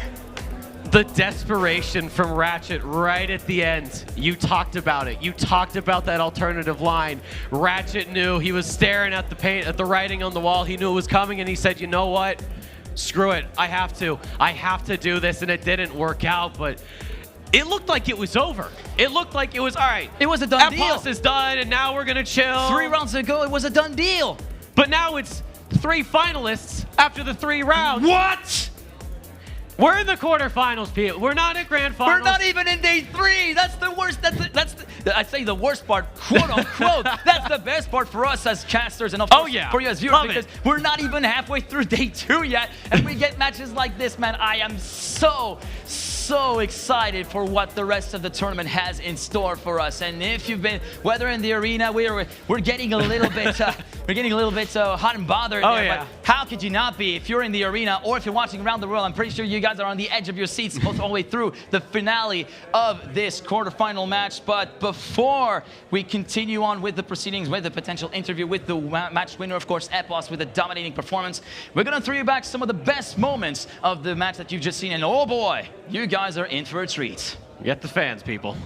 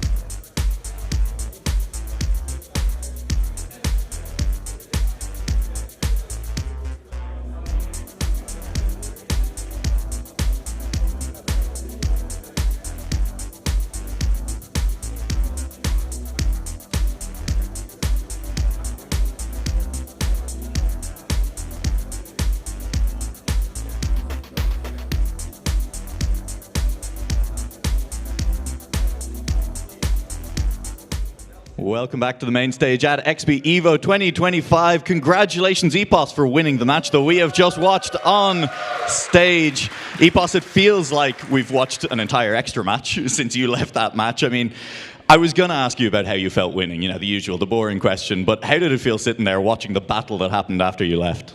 Honestly, I was feeling for Elcon because he had a couple freebies on Bubblegum, but I don't know, he sort of caved in a little bit, but I'm just happy that Elcon got it in the end. I've obviously rooting for my boy Ratchet. It's little in my head, but Elcon deserved it. He played well throughout the whole match, so... Absolutely, Elcon with a very strong performance, finally closing it out in the end there. As you say, he played well, strongly throughout the entire match. I gotta be honest, Epos, I'm not sure we can say the exact same about you. It felt like Funny Purple map got away from you a little bit when you were playing on it. To be honest, Funny Purple was rough for pace, but the real struggle for me was Trace, actually. There was one round where I DNF'd the end, and it was just because of a stupid counter steer. And Elcon was driving well, man. He did like 104.8, 8, 9, so I don't know. It's tough to match it, but I think I can do better on those two maps, to be honest. Yeah. Well, looking forward to seeing you do better on those maps. As a whole, how are you feeling about the map pack? Where would you rate those two maps that you were struggling on in this match compared to the others? To be honest, at home they were good practice maps for me, but for some reason this weekend has just sort of taken something away. It's a mix of nerves and everything, right? But nah, I'd say the maps are good. All of them I can play to a pretty good level, so hopefully I just bring it back, I guess. Well, that leads me very nicely onto my final question for you, Epos, which is how much of that level that we've seen from you is your total level? You know, what percentage of performance have you given so far? How much more can we expect to see out of you as the tournament goes on? I mean, if someone's there to challenge me, I think I have a bit more in the tank. Thank you very much, Epos. Big words. That is going to be the winner of our last match, but we still have more action to go. We're going to send it back to the desk to break down that last match for the moment. Randomizers and the boys, take it away. What a match did we just watch? What originally started as an Epos stomping ground turned into a battle royale in the last second. I'm convinced Elcon just wanted to put on a little bit of a show. I genuinely, that one round where he just slammed right into a lightsaber, he's like, no, I'm not done yet. I mean, gentlemen, we got to break this match down a little bit because, again, it started to look like a stomping ground for Epos. It was a little scary because he did have that one DNF round, and then he couldn't even get into a first place in the same map that he had that DNF round. I mean, Shorty, let's talk with you, man. Like, you're really good with your times. You know these maps well. Was it true that Elcon was driving insane rounds at points? Scary? Momentarily, I definitely looked at Tears of Laughter, for example, and I think out of all the matches we've seen, and I've tried to look at a couple of other matches with very fast players, this was the fastest match overall on that map. Yep. There was one player, Ledstar, that had a faster time, but we had multiple rounds in a 1:11, like 2.9s, and the other ones were also very low 0.12s, and that is, I would expect we are just going to continue with that pace from now on. And also on the other maps, of course, we have some great times, but most noteworthy is really Tears of Laughter. Which is actually interesting because Elcon did drop the best time in one lap, but Epos still had a better medium of a 12.2.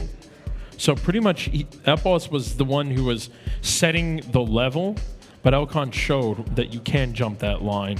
And I think that's what kind of competition we have moving forward. It is actually insane. I mean, you were jumping back and forth, watching all these matches, and then we had to turn around. Like, can you just break down the last, 3 rounds of that entire match?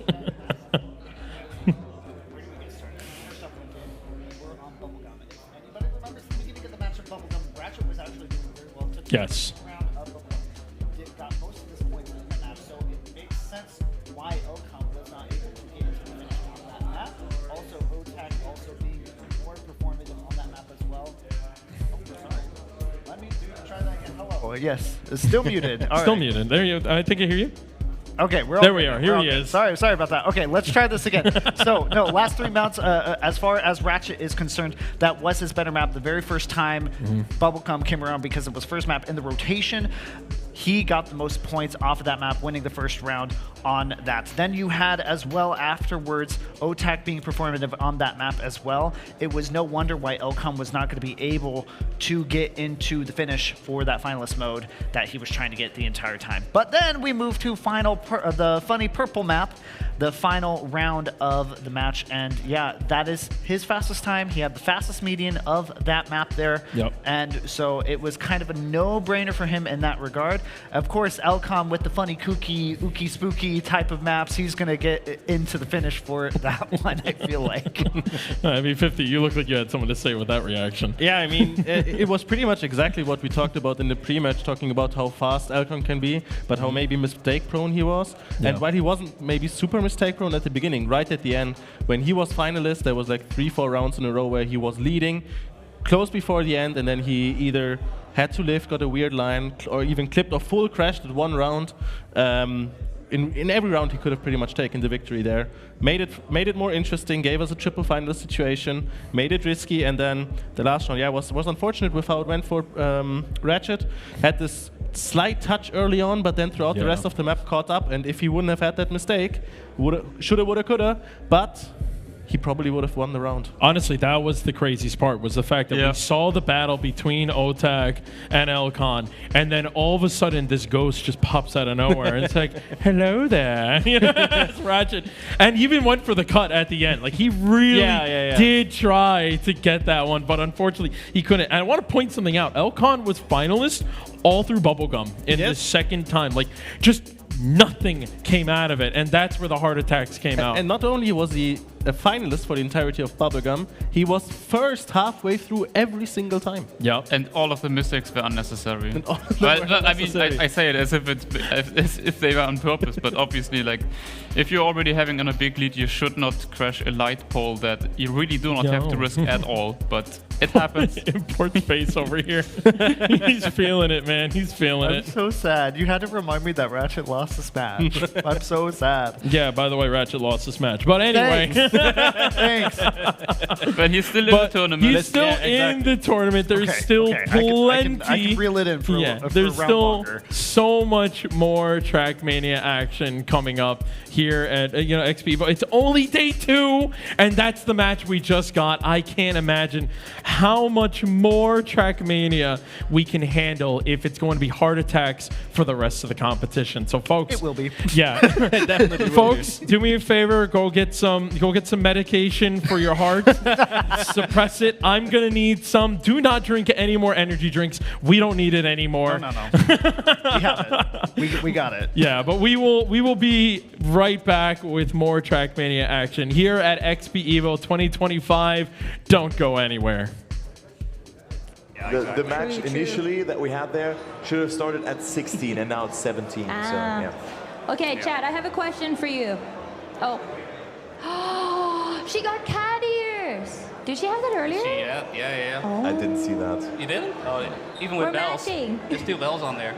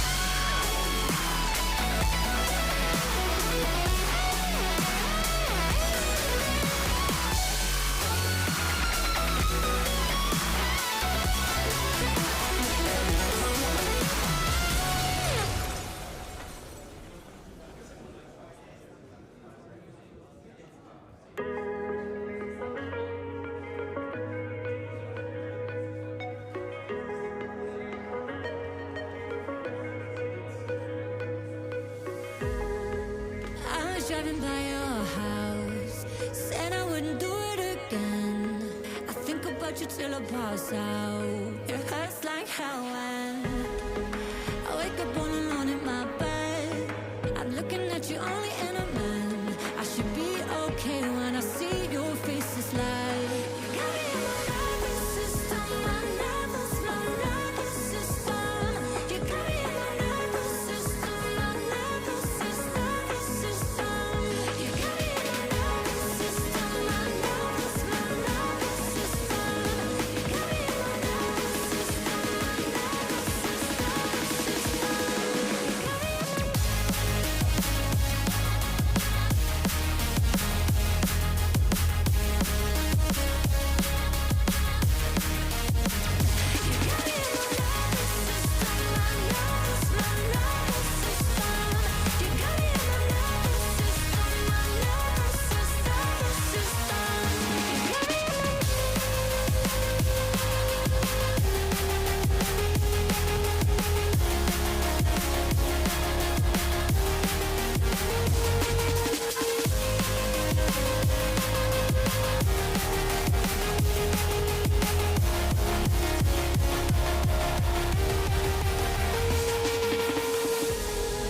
I know that I can be okay.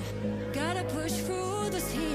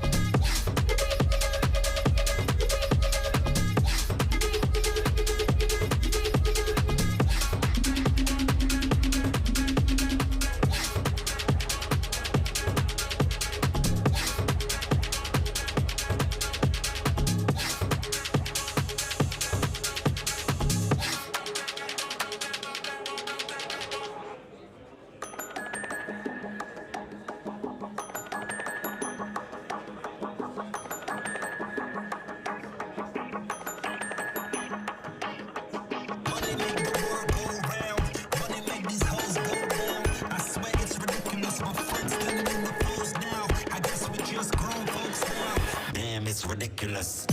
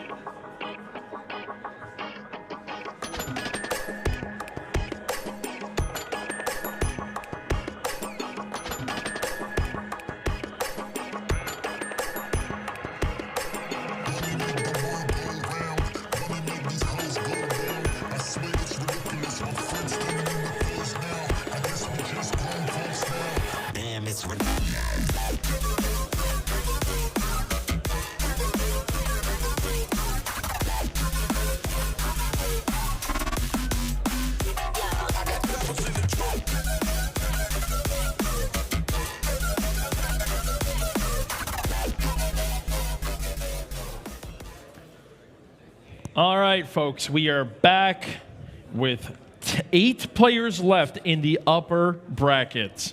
Just to clarify, because we had someone else get confused on how many people we had left. 8 players left in the upper bracket.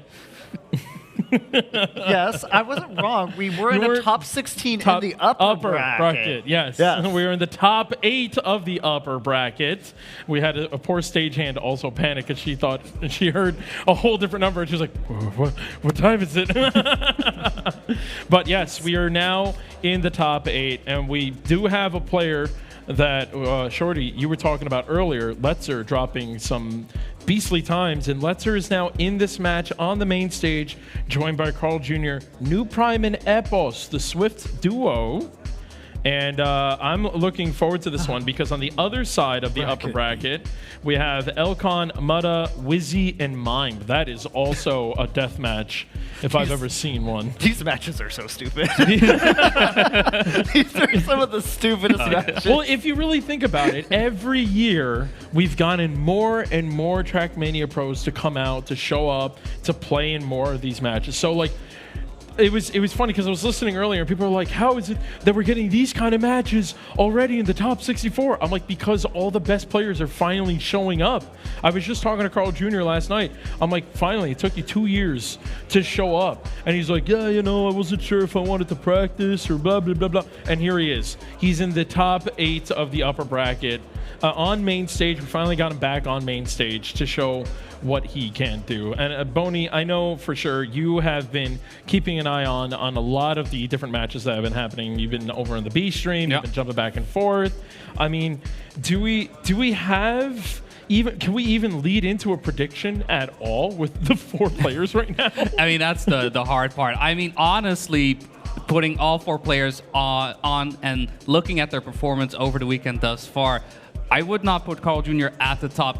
Him being as consistent as he is what makes him such a strong player. But seeing the level that on the previous match I saw Mime and Letzer pretty much duking out, left fist, right fist, just keep going at it. And the times they were driving, at one point there was a time 0.2 away from world record on Tears or Laughter, just absolute scorcher of a run from Letzer. And that was just the pace being put down. And I think that is the thing that they need to be careful about in that sense, that Letzer was that strong of a player in there. Carl Jr. will be doing just fine. I mean, Epos coming in as the defending champion, he always looks as strong as he does, and at the same time, New Prime, he was a little bit concerned about his practice for this year, but even then, I think he is that type of player that doesn't necessarily realize how good he can be in the moment until he's actually doing it. Then he might even surprise himself. But even then, saying from these 4, like, who would even go on, it is such a hard one. But I would put, in my opinion, Letzer probably as one of the favorites here. I mean, looking back to last year, although it was winners finals last year, we're already in a kind of team shift-esque teammate situation where 3 people who were in that shift training group before this event are here at this stage in the game. Leicester, New Prime, and Epos having trained months with each other. Also, Leicester, yes, of course, is part of Big and has trained with them. But I mean, overall, it's crazy to finally be at this point now where we get to see that training come to fruition. I said this last year too, and I was like, it's so great to see, and you see it. Seeing it again is amazing. But the Carl being the wild card here is actually kind of funny.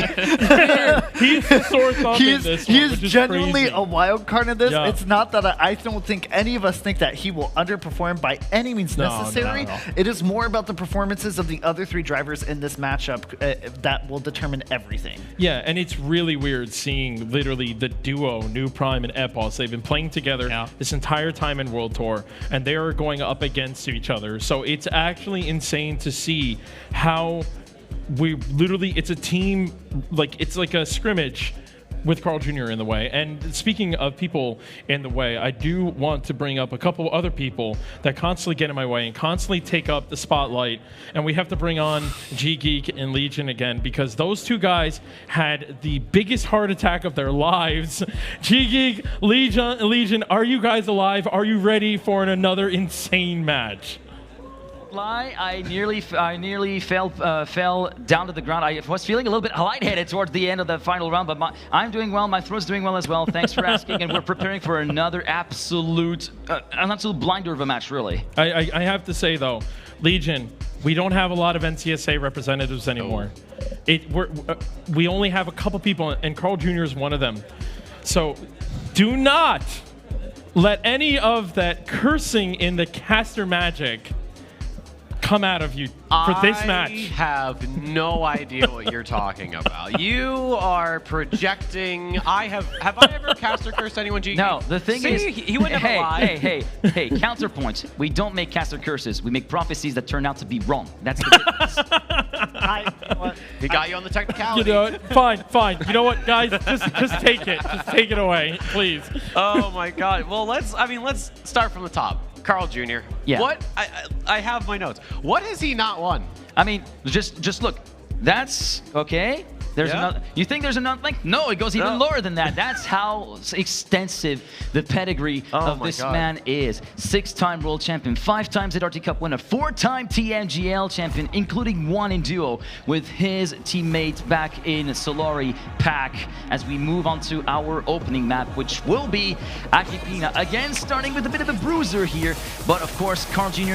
is definitely still taking the measure of his opponents and holds them in high regard with the likes of New Prime and Epos as well in the mix, as well as Leicester, who can spring a surprise. So Carl Jr. coming in with the approach of not every single match is easy. There's going to be some matches where there are going to be a few fits and starts, a few slowdowns here and there, so you better be prepared for those, and I feel like he's going to be in that particular mindset, trying to get off to a flyer here on Roxy's map. I mean, I've talked about it basically to death at this point. Carl is a slow burn of a player, let's say, to kind of put it in other terms, and I'm sure I'm going to get crucified for making this comparison. League of Legends, some champions are better in the later part of the game. That's kind of what Carl is like. He takes a little bit to ramp up, but once he actually gets going, then it's a case of, okay, have you built up enough of a gap to Carl before he becomes an issue? Or do you say, well, I tried my best, Carl's on a roll, he's on a rampage, I might as well just get out of the way, let him do his thing, and then worry about the other 2 guys. Indeed, as we are now underway for that semi-final, Epos, U-Prime, Leicester, and Carl Jr. for 2 spots straight into the winners final, as we follow along with Carl Jr., who's at the very tail end of the field at the moment, a 10th and a half back, giving us a good overview of what's happening. And what's going to happen is that Leicester, unfortunately, did not manage to get the proper setup for that drop down and eat a really, really big slowdown, dropping the big Academy driver down to last half a second down.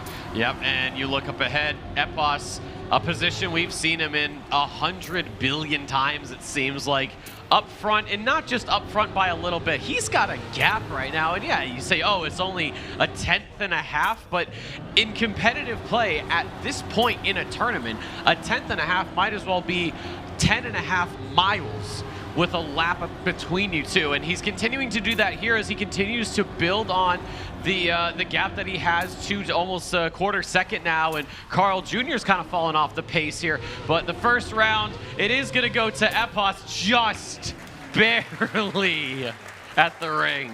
Barely in the ring and making a statement with a high .1, a 108.181, the winning round time here for XPEvo as he takes first place, second place there for New Prime, third place for Carl Jr., who kind of shook his head a little bit, looking, I'm not really happy with how that particular round went down. He's going to have another few opportunities, 3 to be exact, and one of those opportunities will be absolutely thrown into the bin for New Prime with that little clip before the first checkpoint even rang the bell, and he will be falling to 8/10 down the field compared to the top 3 who are going to be swapping positions left, right, and center as Letzer currently holds the lead at the end of sector number 1, Carl Jr. in 2, and XPEvo in 3. It's a nice little train that we got there, and now we see a train car trying to overtake another train car with Carl Jr. making the move on Letzer to move into the lead of the race at the entry into sector number 3. You know, it's interesting when you actually look at this group. You have XPEvo and you have New Prime met together 2024 Grand Finals. We saw what happened with New Prime. That dirt uphill did him dirty,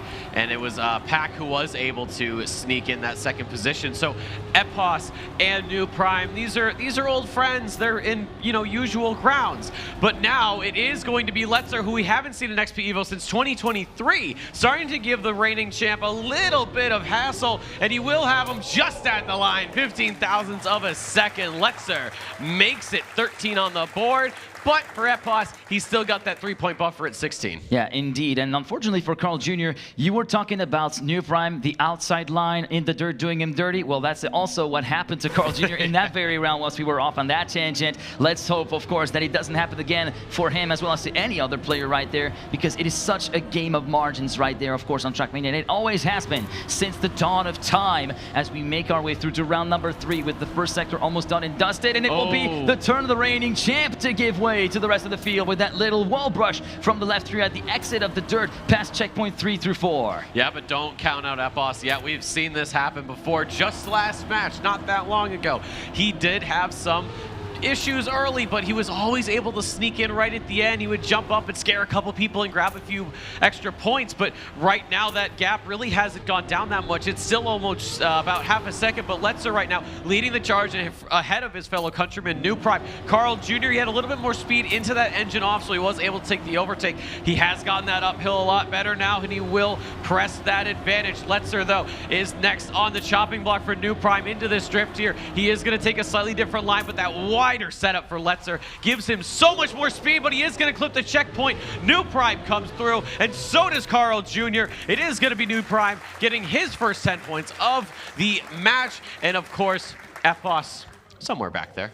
Somewhere back there, just hanging around, just chilling. But as you can see here, just in those first 3 rounds alone, we're not even done with that first rotation here on Agrippina, which I feel like we're going to be circling back to at some point during this semifinal. It is definitely living up to this reputation of being very, very crashy, very much an equalizer, because you can see the points difference is pretty well spread out. 20 points for New Prime, 19 for XPEvo, 17 for Letzer, 13 for Carl Jr., who's the one that's really on the back foot here on this opening map of the rotation, as we see the Canadian amongst the top 3 now at the end of sector number 1. New Prime takes advantage of a little clip from Carl Jr. to move back up into P3, and the Canadian has it all to do once again. Yes, he does, and this is what I said. It's kind of that slow start for him. I'm not counting him out at all, not in the slightest, until we get those 2 players going on to the next round. I'm not worried about it, and I don't think he is either. He has been in plenty of similar situations throughout his competitive career, and I guarantee you, he is looking to add XPEvo to that already stuffed trophy cabinet. I think I hear it bursting at the seams just through my ear, but the top 3 are going to be separated by just a 10th of a second. XPEvo in the middle of a German sandwich, but it is Letzer leading the way. He is not going to clip the checkpoint this time, but XPEvo trying to get a little bit more exit speed, but it's just not going to be enough as Letzer comes across the line in first, and the top 3 separated by less than 2/10 of a second, and Carl Jr. just bringing up the rear in the background. You got to see that from the perspective of the chasers behind, but that slide cancel from Letzer. Mwah.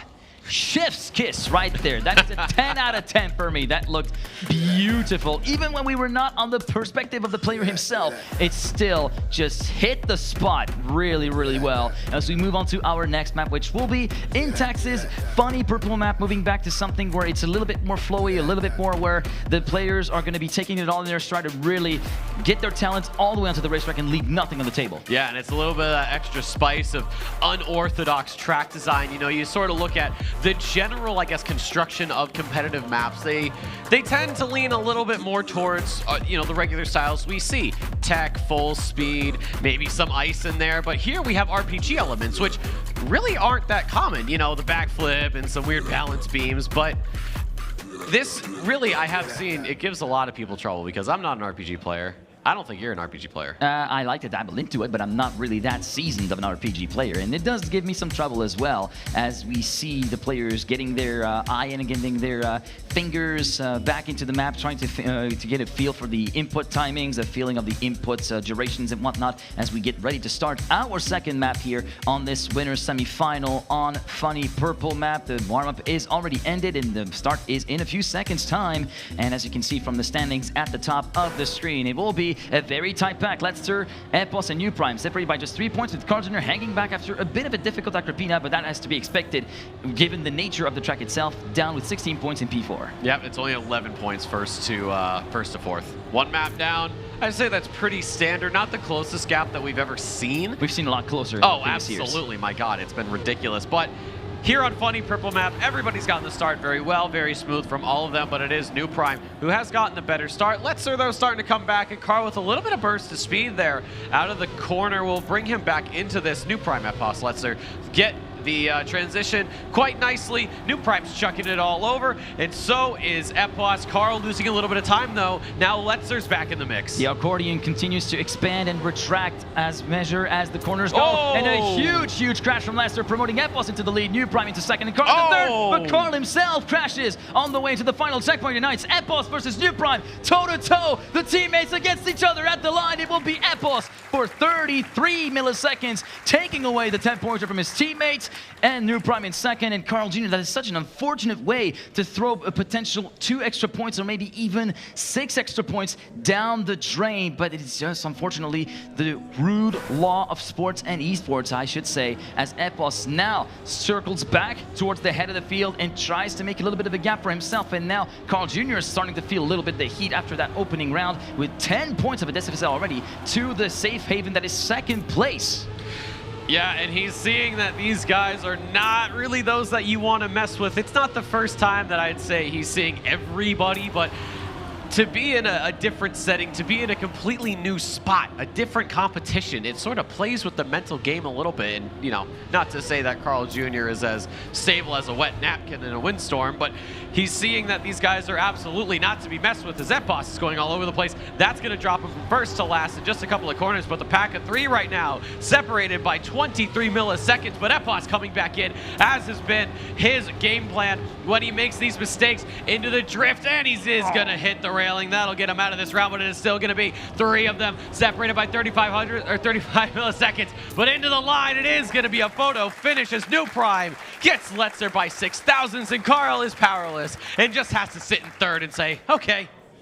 All you can do is just stand in awe of the race that we've just seen and the battle between Leicester and NewPrime. NewPrime coming ahead as the leader and thus taking the lead of the match overall, but Leicester definitely giving a run for his money to NewPrime as we head into our next round. And yeah, Carl Jr. not really feeling, you said League of Legends, some tour champions take a little bit of time to really become better. I feel like in the context of motorsport, it feels like a diesel engine starting to warm up a little bit. It feels as though we're still in that warm-up phase. The glow plugs haven't really acted just yet. It's still not performing up to temperature for Carl Jr. at the moment, who's continuing to trail the pack by about 0.3 of a second as we make our way into the second sector. It will be NewPrime, XPEvo, and Leicester shuffling positions, really, because you see the gaps, and there is absolutely nothing in it at the moment as NewPrime and XPEvo now trying to streak away from Leicester. And that's an unfortunate entry into that back corner from NewPrime, catching extra airtime, promoting XPEvo into the lead. Leicester in second position. Can he try to spring a surprise in the last checkpoint, in the last few corners? He looks to be a little bit too far back to really spring a very big attack. He goes for the inside line. It does not work. He drops down to third place. place and a brand new event record as well that snuck under our radar was we were focusing on Leicester.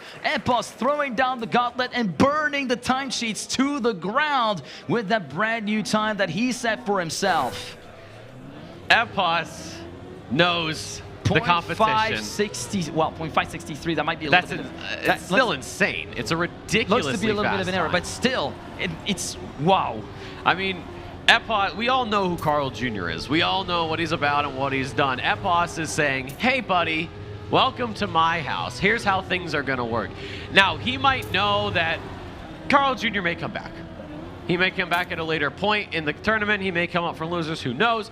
But to stick it to the man in this way has to be an incredible feeling. He's only got 2 points right now over New Prime, so this is a sort of competition we've seen before between them. And then there is going to be Letzer with 40 and Carl way back there 27. But man, the Canadian, he's got to start finding a little bit of spark here because right now it's just continuing to slip away. Although Letzer gives him a position, New Prime might also give a position to Carl Jr. This would be great for the Sly player, and he will get 6 points. It's not 10, but it's certainly going to feel good after what he's been going through the last couple maps. Yeah, indeed. That start is definitely one of the worst starts that we've seen Carl Jr. do in the matches so far, as we are going to be circling onto our next map in a few seconds' time, and that is, of course, XPEvo just, as you said, sticking it to the man on that very round as we move on to Trace for our next map. That is, of course, Casidius's very, very technical map. Not much margin for error on multiple sectors around the map, including in the middle of the map with that wet patch that can catch you way off guard, which we've talked about earlier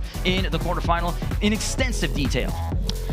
Yeah, I mean, thankfully it's not underwater, it's not pool sections. We've all had some pretty unfortunate happenings. I know I have. But it's still something that you shouldn't just discount. You know, normally you see water on the circuit or somewhere in the world and you go, okay, well, whatever, it's water, who cares? But here, it's an integral part of this map. I think out of all of them, I want to say that the second water, that where you're the uphill, I think that might be the hardest, just because of how much technical precision you actually need to make that corner work as fast as possible. The first one isn't so bad, but I think I have to give it to the second one. Yeah, the second one is absolutely brutal because not only do you have to kind of manage the angle that you pitched your car into the slide in order to be able to dry your tires very quickly, but you also have to be mindful that the chicane, or it's more not so much a chicane in the slalom, it is extremely narrow and extremely tight. You have to be very acute timings to be able to navigate through that pretty much unscathed if you really want to have a chance. And I know I'm kind of like trying to find my words and catch my breath because we are still very much in the middle of absolutely intense action here this weekend. XPEvo leading the match with 58 points, 50 points for New Prime, 43 for Leicester, 33 for Carl Jr., who's looking to turn up the heat really, really quickly. He did not manage to, he missed the mark on bringing the heat from low to medium. He wanted to crank it to high as soon as possible. You know, if you're trying to like get a fire going, I like to throw gasoline on it, allegedly, of course. So maybe Carl's gonna have to find sort of that extra little bit of pizzazz, and unfortunately, he's gonna get burned by his own efforts, so he's pretty much out of this round. Unfortunately, XPEvo, you look at the points, he's grown that gap to 8 over New Prime. This is what we saw in the last match. While all three of these other players are squabbling and bickering over who's going to get this position and that position and these points, XPEvo just keeps his head down, looks forward and says, well, there's some 10 points that you're not going to use, so I might as well. But here at the end of the first round, it is going to be XPEvo leading the way. New Prime with his countrymen in tow into the risky. They'll make that transition cleanly. And XPEvo, he will continue to get that gap bigger because bigger is better for him. Indeed, and that was a very, very clean final sector. Just the gap that he was able to go through, and just the easiest of times that he seems to be bringing to the table, making it through that risky finish as we make our way onto round number 2 now from the perspective of Leicester, who's right in the thick of the top 3 with, again, XPEvo this time getting a little bit set back, around a 10th and a half behind the leading trio, with Leicester still with our screen at the moment. Carl Jr. leading ahead of New Prime at the end of sector number 1. New Prime and Leicester getting side by side. Look at the speed from Leicester through that chicane to move up into the lead before the uphill platform right there, before before checkpoint number 5 onto the second patch that is oh so critical to get right. And you can see Letster managing to get the gap nicely, but it's going to be Carl Jr. sliding out, as you can see. Oh, with and too much XPEvo. angles, and XPEvo, unfortunately, with a bit of a clip of the edge of the barrier, entering the dirt before checkpoint number 7 will leave him in the dust as well. And this is a prime opportunity for Letster to get some more points on the board. And New Prime is also eyeing that first place very tentatively, but he has a pretty big obstacle standing in his way. Can he clear it as soon as possible? Look at the speed he's carrying through that corner after the slide cancel. Both are side by side, 3 milliseconds in the final checkpoint. New Prime and Letster to the line. No! Letster snipes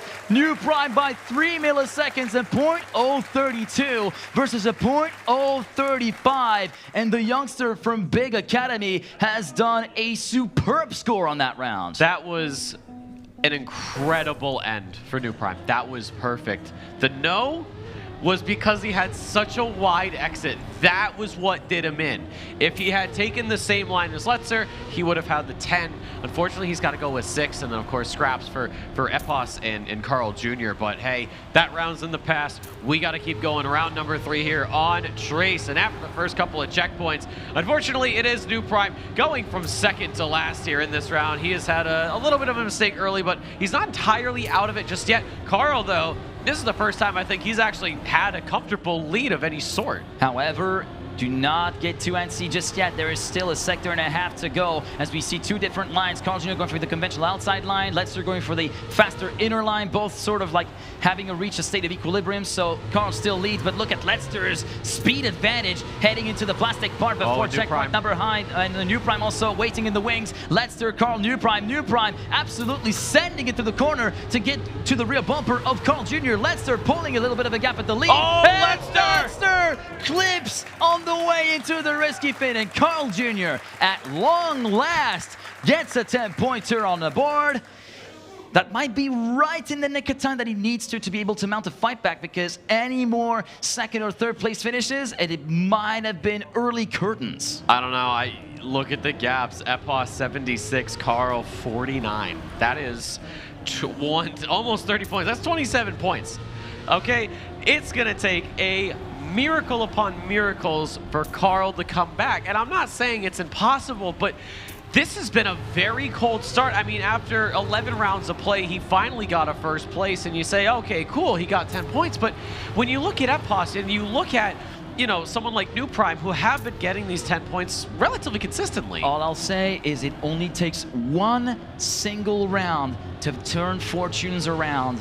And even though the caliber of players that we're seeing here is definitely more than the match to what Carl Jr. has displayed in the opening maps, I feel like Carl Jr.'s win right there might be just enough of a kickstart to his mental fortitude. That momentum can start to swing back his way. Right now, he's chasing New Prime for that second place. XPEvo's getting caught up by New Prime, who puts the move on for first place. Carl Jr. going a bit too high and clipping the wall on the outside. XPEvo versus New Prime. It's now XPEvo's in the chaser. New Prime getting chased. Is he going to get overtaken? The answer is a no. For 1/100th of a second, New Prime holds the lead and gets the 10-pointer for himself. Unfortunately for Carl Jr., the momentum building has not happened after this round, and it looks as though that chance of maybe fighting for a top 2 just by the skin of his teeth might start to slip out of his grasp further and further away as rounds go on. But we have still a couple of maps to go, starting with Tears or Laughter. We said it time and time again. I feel like it's overused at this point, but it might be make or break for Carl Jr., and it could be either a joyful map where he starts his fight back, or Tearful, where he sees the top 3 and by extension the top 2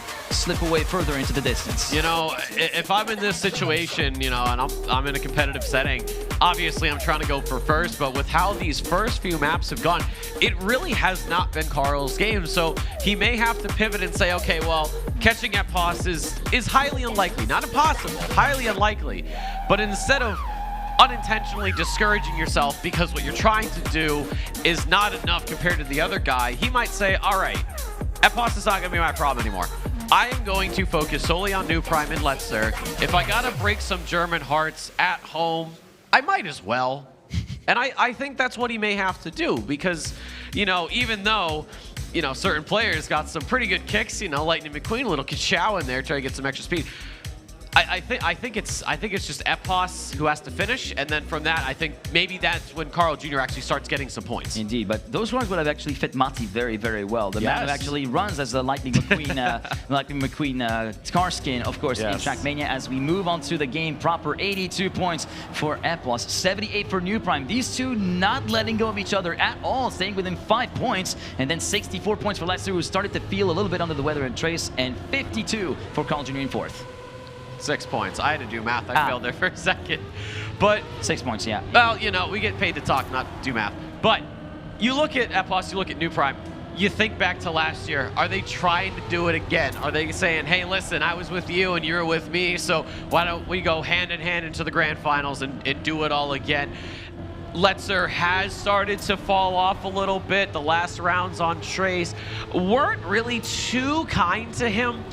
His highest finish was P1, but everything else was either he had 2 P3s and a P4, so that hasn't helped out his campaign at all. But as we are getting into the latter stages, this blind uphill dirt has ruined so many runs, but right now it has sewed 3 drivers through pretty close to each other. New Prime getting the overtake onto Epos, a slightly inside line for the Englishman, and it's a touch from New Prime on the outside. Carl finds a way to slip through, grabs 10 points, and what looked like could have been New Prime's, could have been Epos's, has gone into the land of maple syrup and mousse. Carl Jr. gets a much needed 10 to try and close that gap to P2. Yeah, and both of the Swift members, in a sense, Epos and New Prime, falling out of contention back to back, and that is definitely not the round outcome that New Prime was expecting nor hoped for, because it was indeed 4 points between first and second, and the gap would have been nullified if New Prime finished ahead of his teammates, and now the gap has shrunk, but only down to 3 points between these two, and Carl Jr.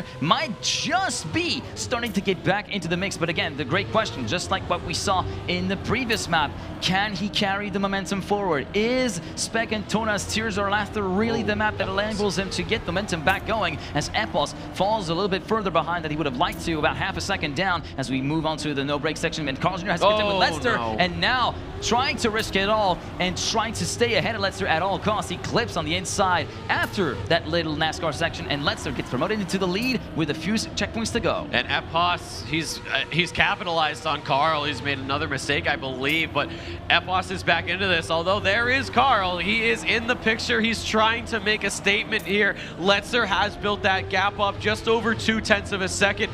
New Prime in tow. The gap between New Prime and Epos is just about 1/10 of a second, but it is going to be Letzer making a mistake. New Prime through the finish first. He'll get some points. Carl Jr. is going to grab some, so will Epos, and you can see the pressure kind of starting to get to these guys, maybe cracking a little bit, but he can't bow out just yet. We haven't even gotten to finalists. Now, is it last because of the outcome of the round, or is it nervous laughter that is starting to creep through and get revealed on New Prime's face? We don't know for sure, but as you can see on the top of the scoreboard, we have got a lead change for 1 singular point, and we are 3/4 all the way through the top 2 already, so it's starting to look a little more grim with each passing corner and with each passing checkpoint for Letzer and New Prime, although an opportunity just opened up with the leader of the match now down in last place.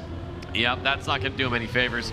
Yeah, it's a single point and things can happen, but Epos, he's not infallible. He could make a mistake here, and we've seen it, of course, just in the section, I believe a round or two ago, made a little bit of an error, but he's doing exactly what he needs to do to get that finish back, or get that lead back. But with Carl and Letzer with a great line there, out of the drift is going to put him right back into contention for 10 points. This ice slide goes beautifully for everybody, but it is going to be Carl Jr. on the way out in P1, then it is Epos, Letzer. Let's see what they are through the checkpoint. 87 milliseconds will separate first from third, but we drop into the bobsleigh, onto the sausage, hitting that drift. We've seen how inside these drivers are willing to go and how outside it carries them, but it is going to be Epos making the jump, but he is going to grind the ramp. Like, he can't believe it. He can't believe it. He was on for 10. He has no idea what's going on, and that sends Carl and Letzer through. Yeah, absolutely. You could tell. There's a word for it, for what he just felt. flabbergasted. I guess that's the word that we can accurately use to describe the feelings and the sort of body language and gestures that Epos had at the end of this round. And look at what's done in the standings. 95 points apiece for New Prime and Epos, tied at the entrance into the final round here on this rotation of Tears or Laughter. Likely the only rotation of this map that we'll be seeing here in this semi-final, as we see all 4 drivers within a 10th of each other. Not quite a conga line just yet. They're not quite separated with each other. It's still very much all contested for, as New Prime gets a bit of a slow slingshot up for Redlander, and a clip of the ball from Carl Jr. at the start of the NASCAR. Jumps him down and locks him into 4th place perennially for this round being. Epos and Letzer still almost side by side, and New Prime still waiting in the wings heading into Sector 3. Yeah, Letzer with the overtake on Epos. New Prime also in here last round. It was a little bit different. It was New Prime who was in the back. Now it's Carl who is looking on from the wings effectively, but Epos wants to make amends for last round. Didn't mean to play Tony Hawk's Pro Skater, but that's just how it went. So he's going to try and get it right this time. Big drift on the inside. Letzer with a better line later. Apex is going to give him a bit more exit speed, but into the jump we go, and it will be a tie, but because of the last checkpoint being Epos's, he will get that 10 points, and you can see a little bit of communication between the players, maybe explaining it to him, because I used to get confused too. Yeah, I used to get confused too as well, and thankfully since December of 2024, the meme is no longer a thing. And we can be thankful for that as we move on to our next map, and we move back to a very, very common choke point for many players here, and it's of course MV Demons Bubblegum. Yeah, this is one that a lot of rounds. You can't even predict this map, it feels like. It's always a toss-up every time we come out here. Absolutely, absolutely it is. And you look at just the past matches we've had here on stream, or just those that have happened in the background, it seems like you're able to tell based on obviously previous results who might quote-unquote own the map, and then you can make a guess from there. But on Bubblegum, you just you're just like taking all the cars and you're chucking them in and just saying, okay, have fun. All right, we do have a little bit of an update of what happened on the other semi-final. We already know 2 of our finalists in the winner bracket, and those will be Mime and Mutta from what we hear. So already looking like an absolutely stout winner final that awaits us. But before we get too excited and before we jump... Finalist status, actually, not... Actually, finalist status. Finalist, okay, yeah, yes. I got a little bit. I myself jumped the start like Oscar Piastri jumped the start at the Azerbaijani Prix. Sorry to rub that in for your Legion, but anyway, we're past the 100-point threshold on the side of Epos. 105 to 99 for New Prime, 85 for Letzer, and 79 for Carl Jr. in P4. Yeah, it's closed up. Carl was looking at huge chunk of change behind the competition, but the last few rounds in Tears or Laughter, and you could even say Trace to some regard, has brought him back into contention at the very least for P3. Epos, he's had a little bit of problems now. That gap that was almost looking like a guaranteed first has shrunk and shrunk and shrunk. He's only got 6 points over New Prime here as we get into the first of 4 rounds of Bubblegum. But as we head through the next set of checkpoints, everybody's running right on top of each other. Here we come on to sector number 3, where we could start to see some very, very big mistakes happen in the last few checkpoints. Letzer, Epos, New Prime still not giving an inch to each other. Carl Jr. still waiting in tow and very much in the fight as we move on to the final checkpoint. Still all 3 drivers up ahead of Carl Jr. looking to fight for that points-paying position. Letzer moving up into the lead to the line. Epos snipes. Actually, both Epos and Carl Jr. moved ahead of New Prime here on that very last jump into the finish line. And Letzer managing to hold on for dear life in that particular round, which is going to be doing a great deal of good to his particular points account, as we're going to be seeing here in a few seconds. Moving up to 105 points, 105 or 95. Sorry, I got a little bit sidetracked there, but yeah, we're past the 100-point threshold as well on New Prime's part with 102, 111 for Epos. He needs to win this round no matter what if he wants to get finalist here. Yeah, getting that finalist early is going to do a lot for him, because then that allows New Prime sort of that position of pressure. It's saying, hey, I've already got my 120. Where's your 120? You don't have it. So for Epos right now, the start has been fantastic. About a 10th right now, though Letzter having something to say about it as he starts to nip at the heels of Epos. You do see New Prime and Carl fighting over for what is going to be P3, but 0.003 of a second between Letzter and Epos, and it will be Carl with that mistake on the dirt uphill again and again. That has claimed so many racers, and now Epos and Letzter. Carl is in the background, but he's really not in any position to get these points unless for some reason this ending goes horribly. Letzter with the overtake, but he is going to have left speed. Epos, a little bit more speed, into the loop, into the jump, and it will be Epos getting into finalist mode at the first try of us asking, and it will be, unfortunately, not the best round for some others. But all eyes on Epos. Does he do it here? Does he do it here on the very first try? The big F right next to his name and his stopwatch right there. You can see it. 101 for Letzter, 105 for New Prime. The gaps are closing up very, very nicely and tightly now for that battle for second place as we make our way through to round number 3 out of 4 here on Bubblegum. Checkpoint number 4, make the drop down, get a beeline for there. And unfortunately, we went too wide and hit the wall side on for Letzter. He will be locked in last place. Letzter takes the lead at the end of sector number 1. Epos and Carl Jr. locked in a battle. Carl Jr. taking a little bit of airtime, transitioning out of the plastic into checkpoint number 7. And he will lose a little bit of time as well, moving into checkpoint number 8 as we make our way through the end of that second sector. And Epos with a very unfortunate clip on the way into the dirt will leave Letzter all on his own with a pretty healthy buffer of half a second compared to Carl Jr. to move potentially up to 111 points. Carl Jr. will wish that he could have closed the gap a bit sooner,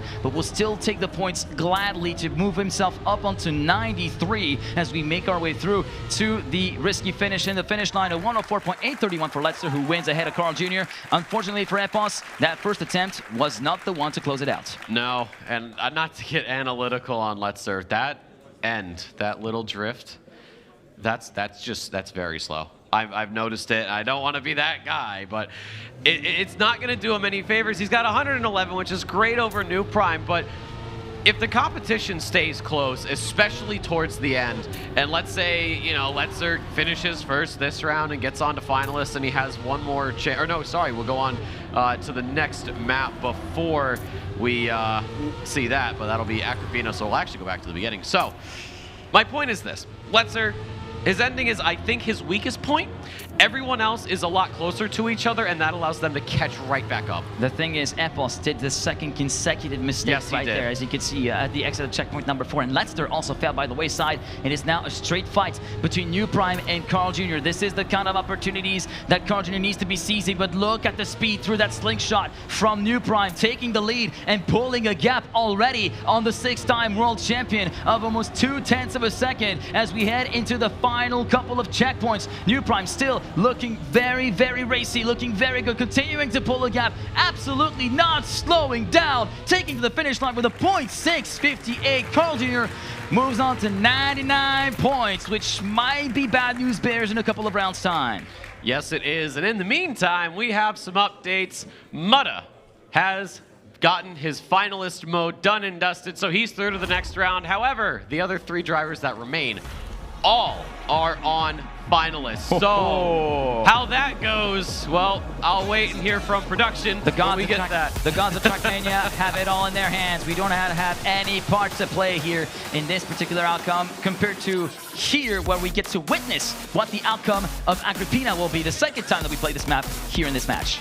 Didn't you say we weren't going to come back here? But I said we were going to come back here. Oh, I thought you said weren't. That's on me. Well, looking at how this this map went for everybody, folks, I hate to cut myself off. Elcon is through the next round, so there you have it. Mime and Wizzy, they've got to do a little bit something different next time. But Mutta and I guess much like Piastri and Baku, it was a jump start into a straight wall crash, nose first. Retirement from the race. It's over, but what is not over is this semifinal right here, which is set to get restarted in 15 seconds time as the warm-up is still ongoing. You can see Epos getting his eye in once again on Roxy's map. So does Letzter. Letzter having done a great deal of a comeback on the previous map that was bubblegumming in with a realistic shot of moving into the 4 that is on the winner bracket final indeed, as we make our way through to the first round of this rotation right there. A quick recap of the scores. There is another attempt for Epos, 115 for Letzer, who got overtaken by New Prime on 118, 99 points for Carl Jr., who has it all to do still, and it's looking extremely grim given the dynamic of the match, although we do see New Prime this time faltering by the wayside into checkpoint number 3. Yeah, if you're Epos, that's good news. New Prime has been giving you a lot of trouble. Looking at how this map has gone, this was actually Epos's best map overall. I think he only missed out on a handful of points. But as we go into the next set of checkpoints, Carl Jr. is giving Epos a run for his money. Letzer's fallen off a little bit, but he's still very much in the fight. Grab the reset to get rid of the reactor boost. Through the bridge drift we go, and it will be Letzer falling to the wayside. He makes a crash on the uphill, and now it is Epos taking the lead away from Carl Jr. This is what he needs. He wants to go through to the next round. Carl's going to try and get something here as we go into the drift on Agrippina, and it is going to be a little bit more exit speed for Carl Jr. grabbing the reactor boost on the engine off, but Epos is going to try a later line. He is going to go for the jump into the finish, but it's not going to be enough as Carl Jr. beats him to the line. 6,000ths of a second and a personal best to boot. Epos disappointed. He's so close to going through, but he can't. And if you look at the points, someone else is finalist. Yeah, we've got a double finalist situation coming in at the end of that first round here on Agrippina. New Prime in with a shot of finishing first and booking his spot into the winners final here at XPEvo 2025. Carl Jr. doing God's work on that end. However, it all went south on this very round as well for the Canadian New Prime as well. All three of Epos's contenders have completely fallen flat on their face through the first sector alone. And now Epos, he's in a bit of a difficult position still mentally. You have to bring the car home. You can't, but you have to still be in the zone. You can't afford to let yourself slow down a bit too much. Otherwise, you run into that same situation that Edward Senna had in Monaco 88, being told to slow down before crashing into a wall and losing the race right there and then. Epos is looking to avoid that scenario from happening. He's got an 8/10 gap to manage versus Carl Jr. and Letzer. Letzer going all the way around the outside, sprint car style, around that slick shot on the upper right-hander, and Epos has still all that buffer to go through, and it looks as though it might be a done deal, clipped and shipped. It's time to welcome your new winners final member. It will be the reigning champ himself, Epos. Absolutely stellar performance there on that round, but it didn't look to be all that rosy compared to the quarterfinals where he had a bit of an easier time, quote unquote, as we now move on to another double finalist status, and we could have a triple. Look at Carl, 150, but he needs to lay it all on the floor and have a little bit of luck. He needs also to have a little bit of faith, not only in himself, but also in the gods of Trackmania to try and dish something for him. Yeah, but the start has not gone his way at all. Although he's trying to make something happen with a little bit of a drift to get him back into this. But yeah, like you said, he's got to finish first if he wants to guarantee triple final. It's Letzer and New Prime. Both of them are going to push so hard for this. They know what the stakes are going to be here, and they both want to go through to the next round. They both want to avoid that loser's bracket because they know if they're down there, one loss and it's over. New Prime leading from Letzer and Carl. Into the bridge drift we go, hitting the engine off to keep them from getting that gear. We are going to go up the hill. New Prime still leading. Carl's getting a lunge here, and Letzer's in the picture as well. Carl making the move, starting to charge against New Prime. Letzer following suit. They're all within 53 milliseconds. Carl New going Prime's for got the move. speed. It might just be it. Hang on for dear life. Is it going to be enough? To the line, New Prime versus Carl. Oh my God! For 5 milliseconds. We have another triple finalist. You can hear my voice starting to go. But I think anyone else's voice would start to go with what we've just witnessed right here. Oh my God. Triple finalist. Carl Jr., the man that we were saying, you know what? He's not, he might have to go to losers. He's not going for first, that's fine. But he has somehow, some way found himself back into the mix. This start is not good. It is Letzer and New Prime. This will be the last round of this match, and it is the Germans leading the way. Letzer with the touch. He's going to fall down, and now Carl Jr. has just New Prime to get through as we continue on onto this dirt. New Prime building that gap up to about a 10th, just some change extra on top of that as Carl keeps on pushing. We are barely halfway through the map. New Prime still having that buffer that he can negotiate with. 0.3 of a second, continuing to try and pull a gap, but we know that it can all come undone so quickly still, with those checkpoints still to go. New Prime still 2.5 of a second, but it can all unravel. Look at the exit speed from Carl Jr. compared to New Prime. He's starting to catch back up. Is it going to be too little, too late though? The Clifford of the Odd! We cannot believe this. Against all odds, the 6-time world champion is through to the winners final.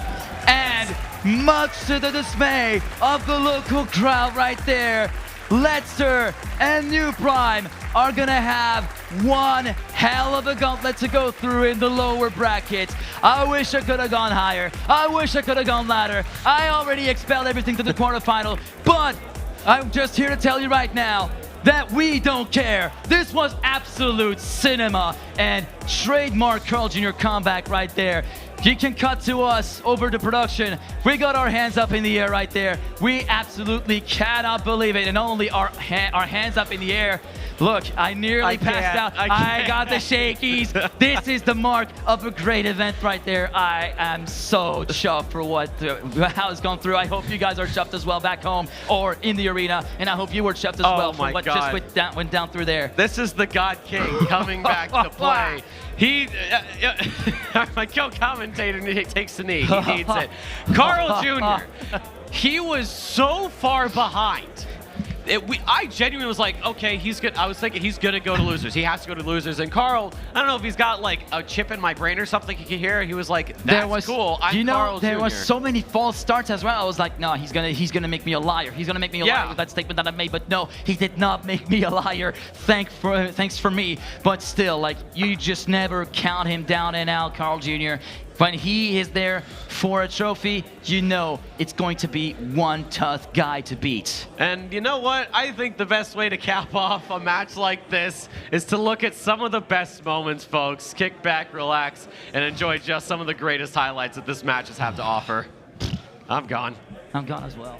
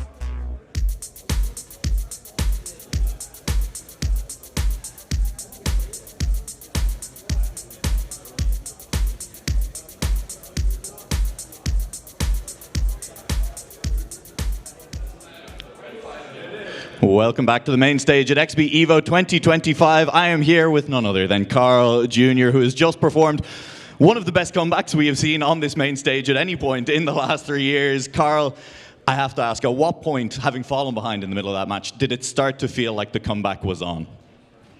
Actually, never. I never stopped believing, but I never was like, it's starting right now. So no, it's finalist mode, right?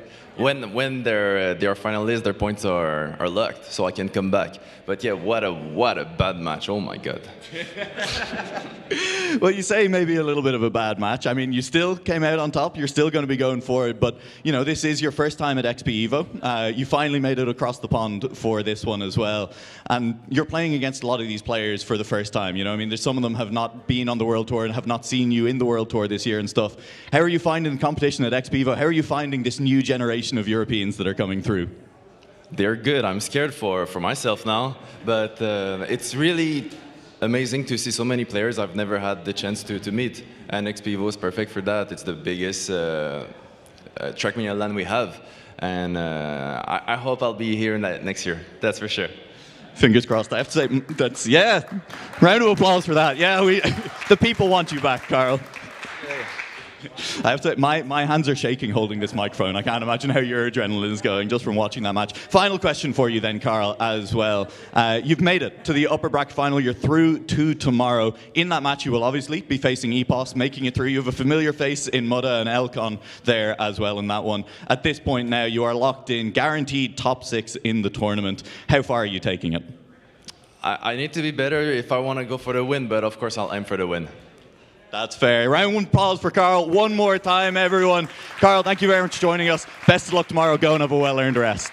That's going to do it for us for the moment. We will be back after another break. We're heading to the lower bracket, and let me tell you, the names down there are just as terrifying as the upper bracket. It is action you're not going to want to miss, and we will see you soon. I've said it time and time again, and there's nothing against the man. Carl Jr. does not win. Other people lose.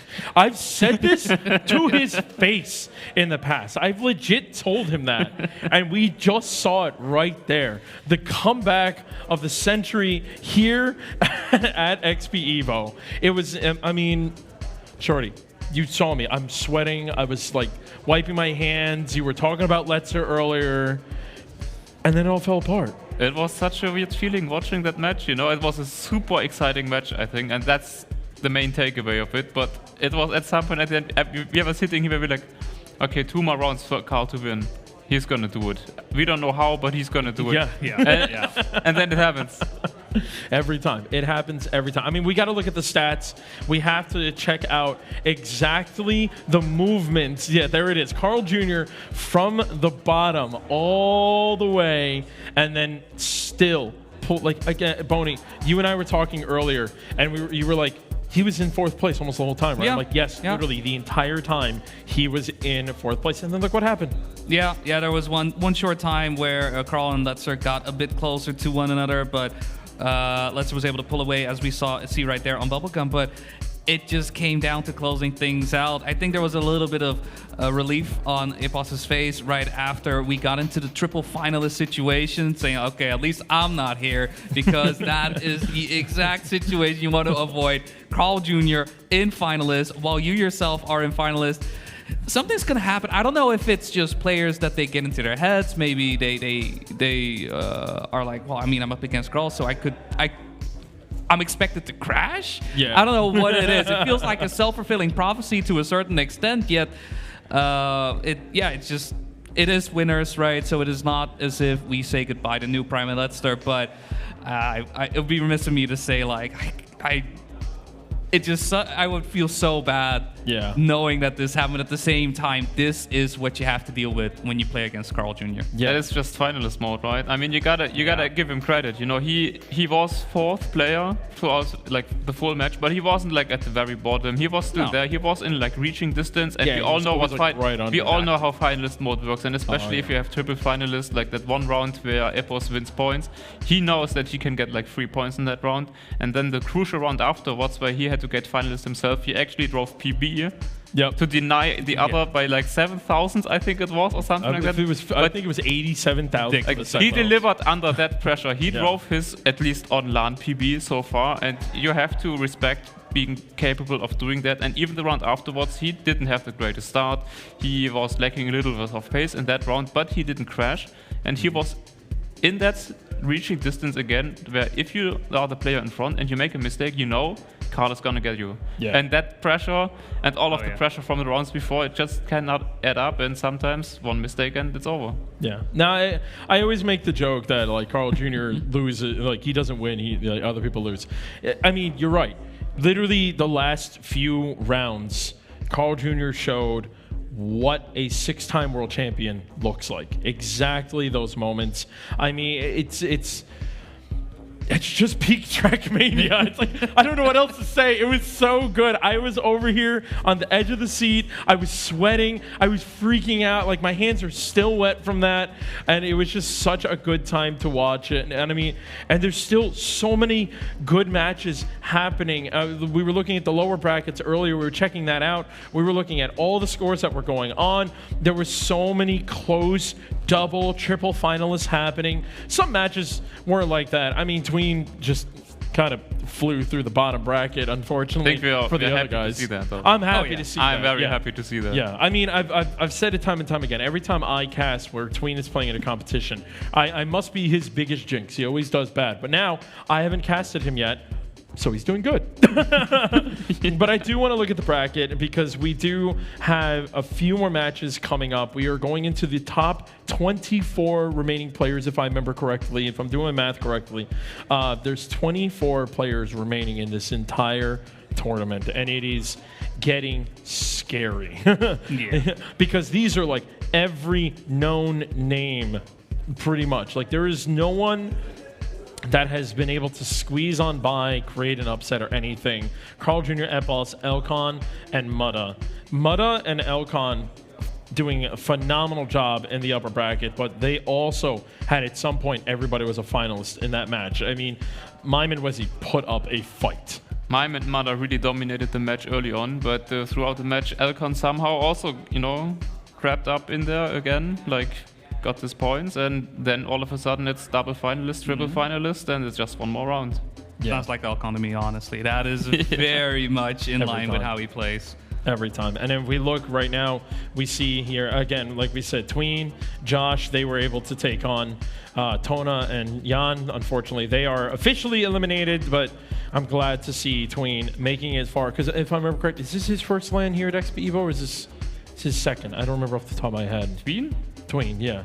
I believe his third even. Oh, has he been here? Was he here for 2023? Yeah. Oh, he was. Okay. He was here last year, for sure. I think he was here every single year, yeah. Right. So I'm happy to see how far he's getting. There are some amazing names. You got to check out the bracket. Again, you can also check out at eCircuit Mania. They have been updating the matches live, and we have so.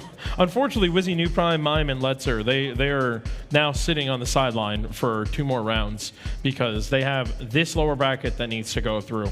But that doesn't mean we are going to be ending the night because we still have plenty of Trackmania for just day number 2, just Saturday. We're not even at day 3 yet. And these are the matches we are getting. I cannot wait for tomorrow. But again, we still have a few more matches today. We also are going to be taking a little bit of a break. I believe over on the B stream, we're going to have the XP Ice competition happening.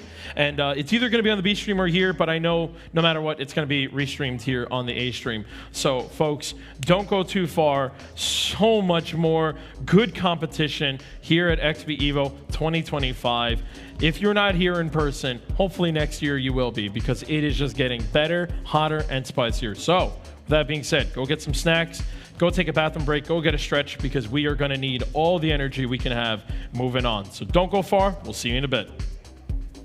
Waypoint. So at this point, I think Icarus really starting to build up that lead and is looking to be so far the person most likely to actually seem to be able to take it, but we are still like, I mean, we've still got half of the match to go, so I don't want to say that too early. However, Icarus, I mean, very, very solid. We've seen him basically in the top 2 positions every single round so far. Teuflum, though, he's, especially with the map switch now, kind of like predicted, also now fighting for the top spots here. But this round, it is going to be Mitra. Yeah, and this setup, it's way harder than it looks in my opinion, especially since it ends in that spin. And if you don't get the spin quite right, you're gonna be like Mitra and go way too wide, and then Icarus is gonna overtake you into that first place position. Mitra still within striking range of Icarus here, potentially, especially since we've got this section coming up. Icarus, I think, adjusting a little bit, so Mitra with a bit more speed through the plastic flick here might be able to overtake their tighter line from Mitra, but Icarus still coming out ahead of that section, 0.07. And Icarus is going to be able to take first place for himself again, yeah. 0.5. Yeah, 0.5 is a crazy fast time. Yeah. Yes, that's wild. That's 0.2 away from world record. All right, yeah, they're really pushing the pace right now. And this isn't even the grand finals. This is just the upper bracket finals. Upper bracket finals, yeah. We can expect like the same pace in the finals, I'm sure. This is the first time that Icarus and Teufel are in the same lobbies. Or in the same lobby, so it's kind of interesting to see how it's going to play out. Teufel and Icarus has both been really dominant. Mitra was able to push Icarus a lot in the lobby yesterday, so it's kind of interesting to see that Mitra is falling a little bit behind. Mitra is a weird player. He will win 7 rounds in a row, and then he will like finish his 4th the 2 rounds after. Like, it's either or with him, and we know he has the pace. So I guess you'd call him a wild card. For sure, like he is the biggest. Whoa! Yeah. Whoopsies! Big mistake there by Mitra. Teufel's on a good line here, I think. That third snap for me is a little bit of a mystery. I'm not quite sure. Sometimes it just seems like they get less speed out of it. So, Dark, can you just educate us quickly on third exits here? Yeah, I mean, don't go over 90 if you want to keep speed. Go 90 if you want a safe line, and go slightly under if you're really risking it for the speed. So basically just go under 90 every single time. Yeah, pray. Yes, let's go. Oh, the 90 right. pray. A 0.50. Another 0.5 and a 0.6. Yeah. So, I mean, imagine losing this round with a 0.6. Like, that's really good. And it was just so consistent. So far, it's just been Icarus first, Teufel second.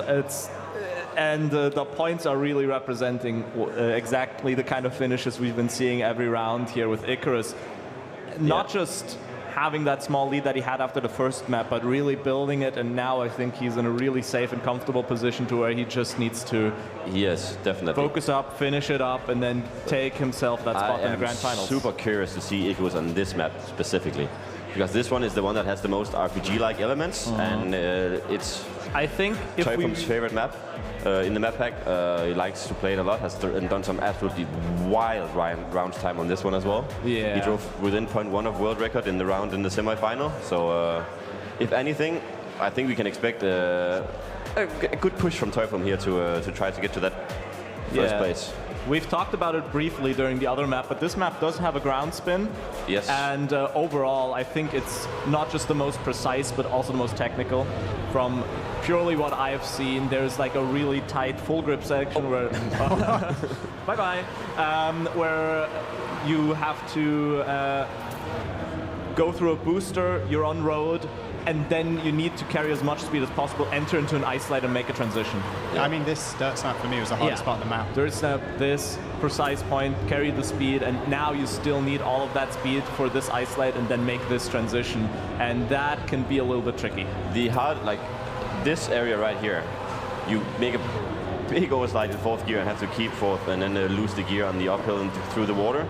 It's one of the more technical ways, because you can easily slide out there. Like losing the gear is very common if you're not completely in sync with your car.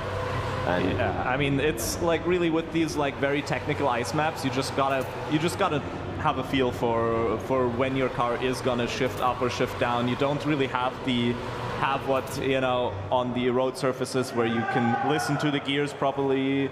It doesn't really happen. You guys probably know this because your car is just always at max RPM, and so you just gotta have it in your field. Yeah, it's a good feeling Where are you gonna gear down? Where are you gonna gear up? And that really comes with experience. So this map is very much just about who I'll be honest, I'm a little bit impressed with Icarus, right? Impressed with Icarus being 30 points ahead of Teufel. Yeah. This is not the performance that I was expecting from Icarus. I was expecting Teufel to put up a bigger fight, but right now Icarus just really seems locked in. Like, though Icarus with a little bit of a that looked like a sketchy line. It is you can save that one quite a lot. Mitra with a big mistake. Teufel. He fails the spin. Teufel failing the spin. He's not feeling himself right now. Yeah, I don't think that I see that like too often. Nope. The ground spins are usually for this level of players. That's not something you see fail too often. It honestly just looked like misinputs as well to me. Yeah, honestly. Maybe the nerves are finally starting to kick in. Yeah, Tigo losing some speed through the transition here. So Icarus, he's just kind of smooth cruising, sailing to the finish line, grabbing himself another 10 points here in a moment. Yeah, I don't think he's making a mistake with how he's been driving today. He probably sees the gap 1.1 seconds right now. Not really anything to lose. You don't have to push fully, but he's probably still going to drive like a 0.6 or 0.7 just to show the others that even if you don't crash, I will still put up a hell of a time. So yeah, let's see. A little bit of sketchy line into the finish. He just had to ruin it. No. Yeah, I mean, but Regu 111 is really fast. You can't show times yet, right? You can't show times. Yeah, exactly. All right, yeah. So definitely, you can already see by the kinds of mistakes we're seeing on this map so far, it is tighter than it looks. I mean, at some points it looks very tight, in others it doesn't. Trust me, it's very precise in every turn. So yeah, I mean, as we just saw on the leaderboard as well, Mitra is only 16 points behind Teufel. So although it's looked like just Teufel and Icarus trading first and second, that's not been the case, I don't think. No. Mitra really pushing that turn as well. Everyone very wide on that turn there. Anyone's right failing the no fails this time for the ground spin. So exiting this ground spin as well is something that you don't really realize on camera, but you have wet wheels, so you really need to control your car on the road section afterwards as well. It's not as free as it looks, and Mitra is on a really good time right now. Yes. So let's see how he does. He goes a bit tall, like a bit high, right here. Yeah. Almost losing the gear there, catching again. Probably lost like a half, like 0.1 or something. But this is a banger time that he's on. 0.6 ahead of Teufel right now.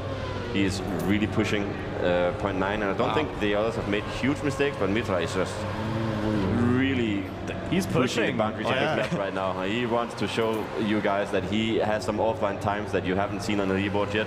And I think this might be one of them. A super clean round and a point. Crazy fast. I mean, Mitra just kind of, as you said, Mitra very much a wild card. Yeah. And I mean, right here we can see that he does have the pace to do it.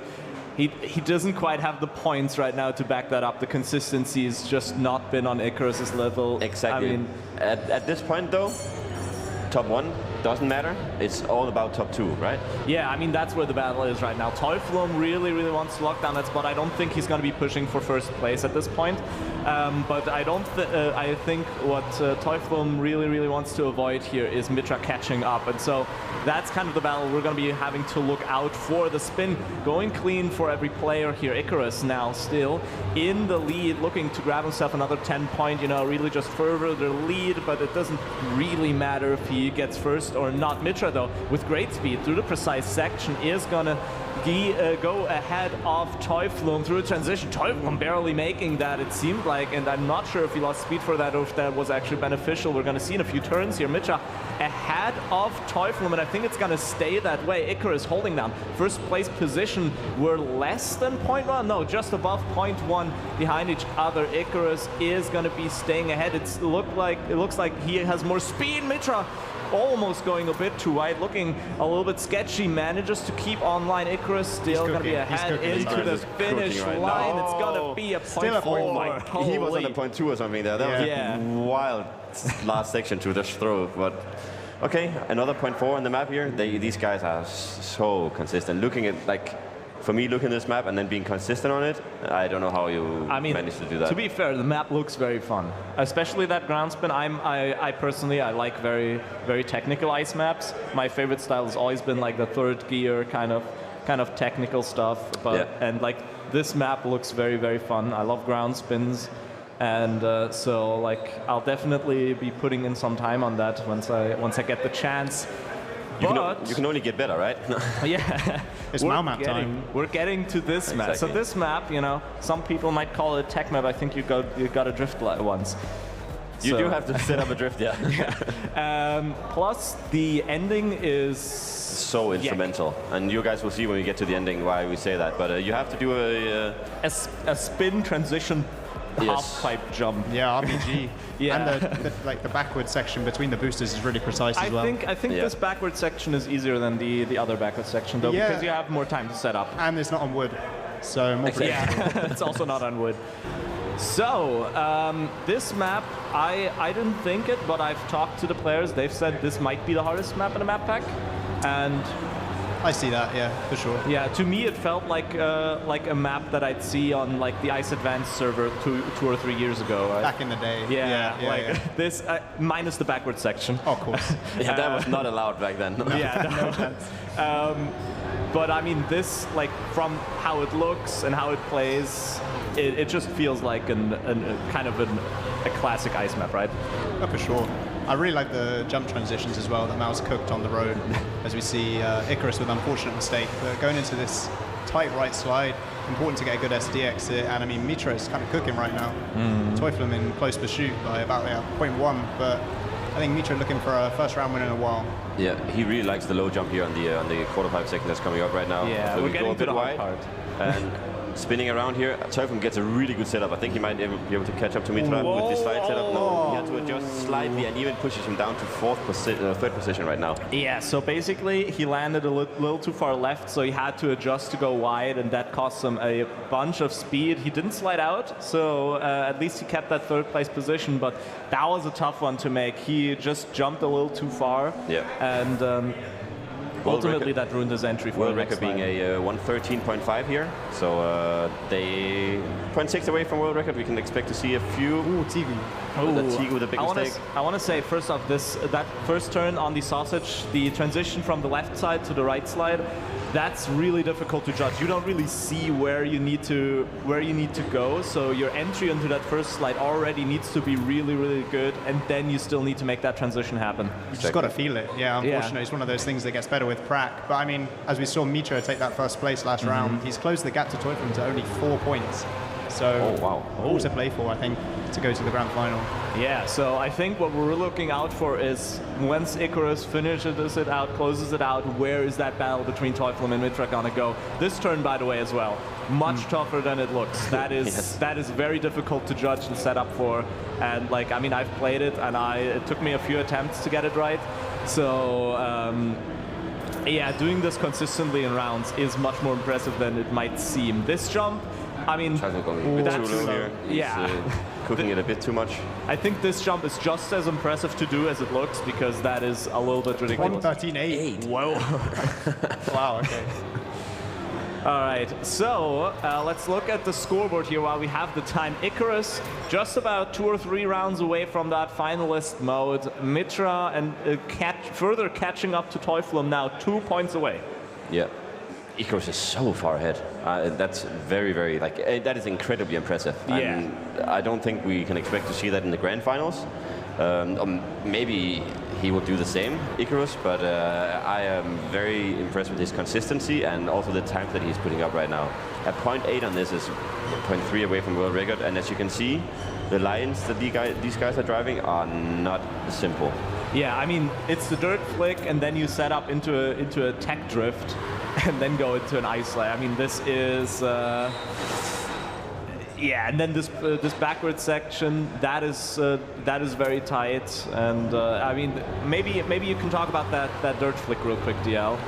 What do you think of it? I mean, on Discovery, I was playing it with Narbex, who's unfortunately not here, but we were playing it and we were like, is it really a dirt flick, or do you just like kind of ignore it and just go for this inside line? And it turns out that kind of ignoring the flick is actually slightly faster. Yeah, I think both strats are definitely viable.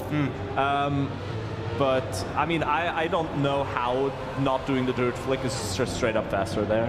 So Teuflem is cooking, by the way. Oh yeah. Yeah, it looks like it. Hold on, he just needs to get this ending just right. He's not greeding, that's a good thing. Yeah. Learned from his last round. Ah! goes a bit too inside still. I don't know.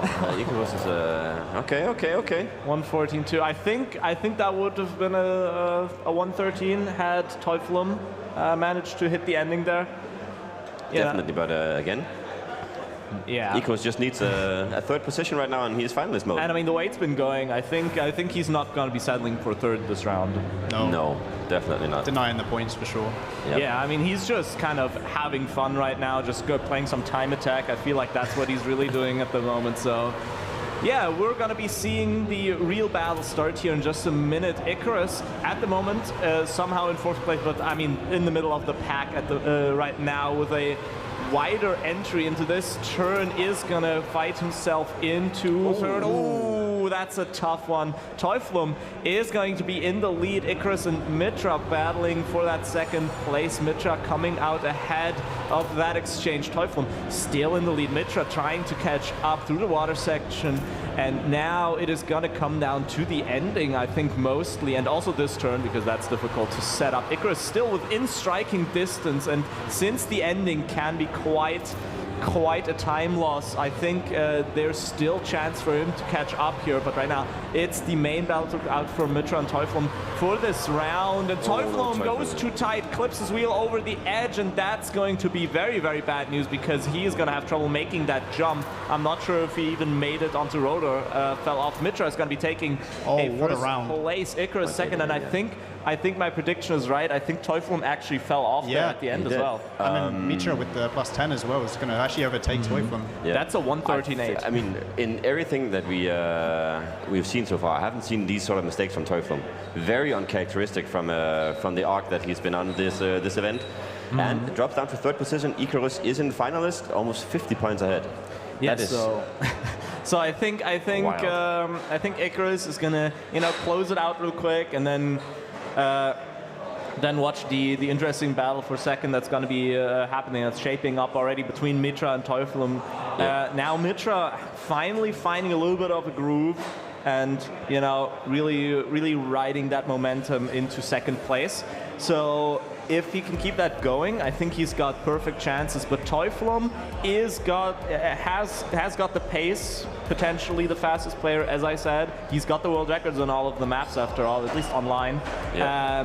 And with the map switch coming up, maybe that's his time to get back into the second place position. But we are going back to map number 1, and that map was Icarus looked very good on this one. Yeah, first off, and Teuflum wasn't really doing too well on this. But, maybe he just needed that second pass through to get his mind cleared and lock in, right? Into the round we go. Mitra, good start. Teuflum, early mistake again. Not what we are used to see. Tigo finally, no mind, not that big of a mistake. But I mean, at point 1 or point 2 loss here is a mistake, because they are driving so fast, so close to the world record. Icarus had to adjust that slide, lost a lot of speed, so he finds himself in the fourth position. He has to really push to be able to make this one, but I don't think Tigo, Teuflum and Mitra is going to throw away a 0.3 lead to Icarus. They are not giving him that I can assure you. Mitra is looking for another 10 points. Teuflum, Tigo right behind him. Super tight into the corners here. Teuflum trying to catch up to Mitra. 10 points matters a lot right now for both of them. They both have the pace to snipe the round win, but I do think that Mitra will take it with a 0.6. That's Teuflum going very low on that jump. He almost missed the finish. Yeah, triple 102 as well, and then 103.00. It's a really close round. Yeah, that ending, it takes so much more speed than you'd expected, and so if you mess up like in the few turns before that and you don't manage to build up the speed again, then you're gonna have to take that safe finish. And on the level that this final is currently going, that's just not gonna quite cut it unless someone really makes a big mistake. And this map isn't really the big mistake happening map, so exactly, it's you kind of have to hit it. But then again, like, these players didn't get into the finals because they were able to do that sometimes, but because they were able to do it most of the time. I don't want to curse it, but I mean, after the first few maps, I mean, Mitra's kind of just locked in. Yeah, I've seen this before as well with Mitra. He has that ability to just all of a sudden, that's what I said, like he'll just win 7 in a row after not really being there. But Teuflum is on a run this time. Also, I think he has also accepted the fact that Icarus is finalist now. He just needs to deny every round. He knows he has the pace to do so. Might not have hit the lines that he usually did. Mitra with a beautiful exit here. Yeah, will he be able to like the 10 points away? I think he's on a wonderful spot. He gets the better exit, and it comes down to the last finish. I cannot call this. Whoa! Mitra's Nice. Whoa. All right, Tigu, I think a little bit of slide lock there. Didn't quite manage to exit that slide in time, and so he fell all the way back to 4th place because of that. Mitra 12 points ahead of Teuflum now, and only 24 away from finalists. I mean, mentally for Teuflum, after having such a clean run and being like ahead by almost 0.2, just to lose another round to Mitra, it must be tough. Yeah. Yeah, I mean, I don't want to imagine being Icarus finalist mode and now like 4th and then 3rd, like on the map that you built your started building your massive lead on. Like, I mean, the pace should be there. Icarus knows that he can do it, but I don't know. Maybe the stress is getting to him, but maybe he just needed to clear his head real quick, watch what the others were doing, and now he's going to be taking this round to try and close it out. He is currently ahead, 0.13. We know that is within striking distance for Teuflum. He needs to push right now, Teuflum, to deny this one. I don't think Teuflum wants to go ahead in a 1 versus 1 against Mitra as well. But yeah, the thing is, does Teuflum even want to overtake here, or is Teuflum just going to take second? Because no, he wants to overtake for sure. You don't want Icarus to get that finalist spot, but I think Icarus. Both of them making a mistake here. If that would have been, oh my God, that could have been so sin about. Icarus will be our first finalist with a point. That's a 0.6 with that slide. That was 0.4 for sure. Yeah, he was 100%. All right, he was on Icarus such a good run. Closing it out for himself. Yeah. 1st place. Good job. I mean, so yeah, I expected him and Teuflum to go through, but maybe I thought it would be the other way around. Yeah, I definitely different order. Yeah, I thought Teuflum would be the favorite for this match. But make a big mistake early on. Yeah, but I mean, Icarus has shown that I think we may have underestimated him a little bit. That was a very impressive showing. Now the battle is going to be starting for that 2nd place position. Mitra and Teuflum have been battling back and forth. I do believe, if I remember correctly, Mitra is currently in the lead with 108 points, so 22 points to go. Teuflum is falling very close behind, so that means it is within striking distance, though. This round specifically, it is Mitra in the lead with a somewhat comfortable lead. As long as no big mistakes happen, he can just kind of cruise it to the finish line. And Teuflum I don't think you can push 0.2 out of this just not against Mitra. Yeah, no. Maybe if Darklight was playing. Definitely not if I was playing, surely. Wait, that's a really good exit by Teuflum, and he might actually snipe at the end here. Does he have more speed? Oh, no, he's not barely got there. But you said you can't snipe out at 0.2, but then yeah. Then the SD at the end just really gathers a lot of speed. Yeah, I mean a 0.2 lead, especially if you've got Teuflum behind you, you definitely can't let off the gas. You just got to keep sending it. Yep. I mean, yeah, Teuflum is not a slow player by any stretch of the imagination. So, you know, when I say he can chill a bit, what I really meant is he doesn't have to push, but what he does have to do is play fast still. Play very fast. We'll go back to the Dopamine map right now. Oh yes. I don't really remember Mitra. I think he drove a 0.4 on the map the other day, which is like incredibly fast. Teuflum also done like a 0.5, but this is the map that I've seen Teuflum be the most inconsistent on, so might not line up very well for Teuflum. Mitra, a really good position to maybe take it, is only 12 points away from a finalist, so he just needs to pretty much finish 2 runs, and then he has maybe two tries before Teuflum gets finalist as well. I think the crucial part to look out for on this map is that second spin. Yeah, look like the. It's the most difficult part. Plus the little water exit going into that tight right-hander. It's tight. Yeah, it's tight. It's way tighter than it looks. You gotta get a little bit wider to actually make the entry work.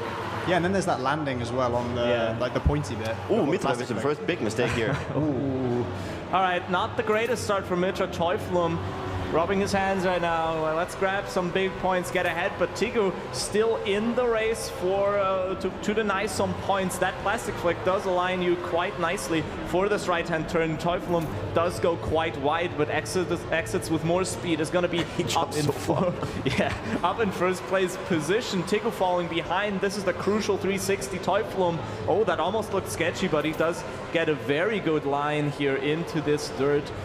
flick, and he is going to be staying ahead by quite a bit. So I think Teuflum is just going to be cruising to the finish line as long as he doesn't make any big mistake. This is a tight entry there, and this jump, this is kind of what Darklight was talking about. That's very, very tricky.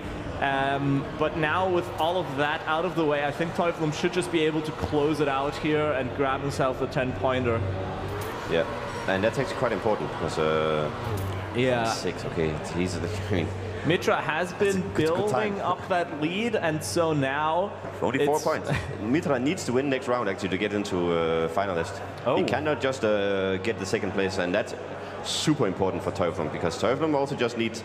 Maybe if he denies the next one, they'll both be finalists at the same time. All right. Yeah. I mean, I'm hoping for a double finalist. Yes, for sure. Has to be, right? And I mean, he just drove a 1:10.6. It's a really solid time. That must be good for the mental, especially after losing so many points to Mitra in the last few rounds. Yeah. To be fair though, this was the map where Teuflum started to get in his groove a little bit. We saw it when we were here for the first time. This is where Teuflum started building that second place position lead that he held for the entirety of for almost the entirety of the third map before Mitra started taking over. So I think Teuflum really is looking to close this out, get that finalist, get as many points as possible, maybe take the second place before any map switches come up, and this 360 is going to be quite crucial. They are on top of each other. Teuflum needs this round win right now to deny Mitra this finalist attempt.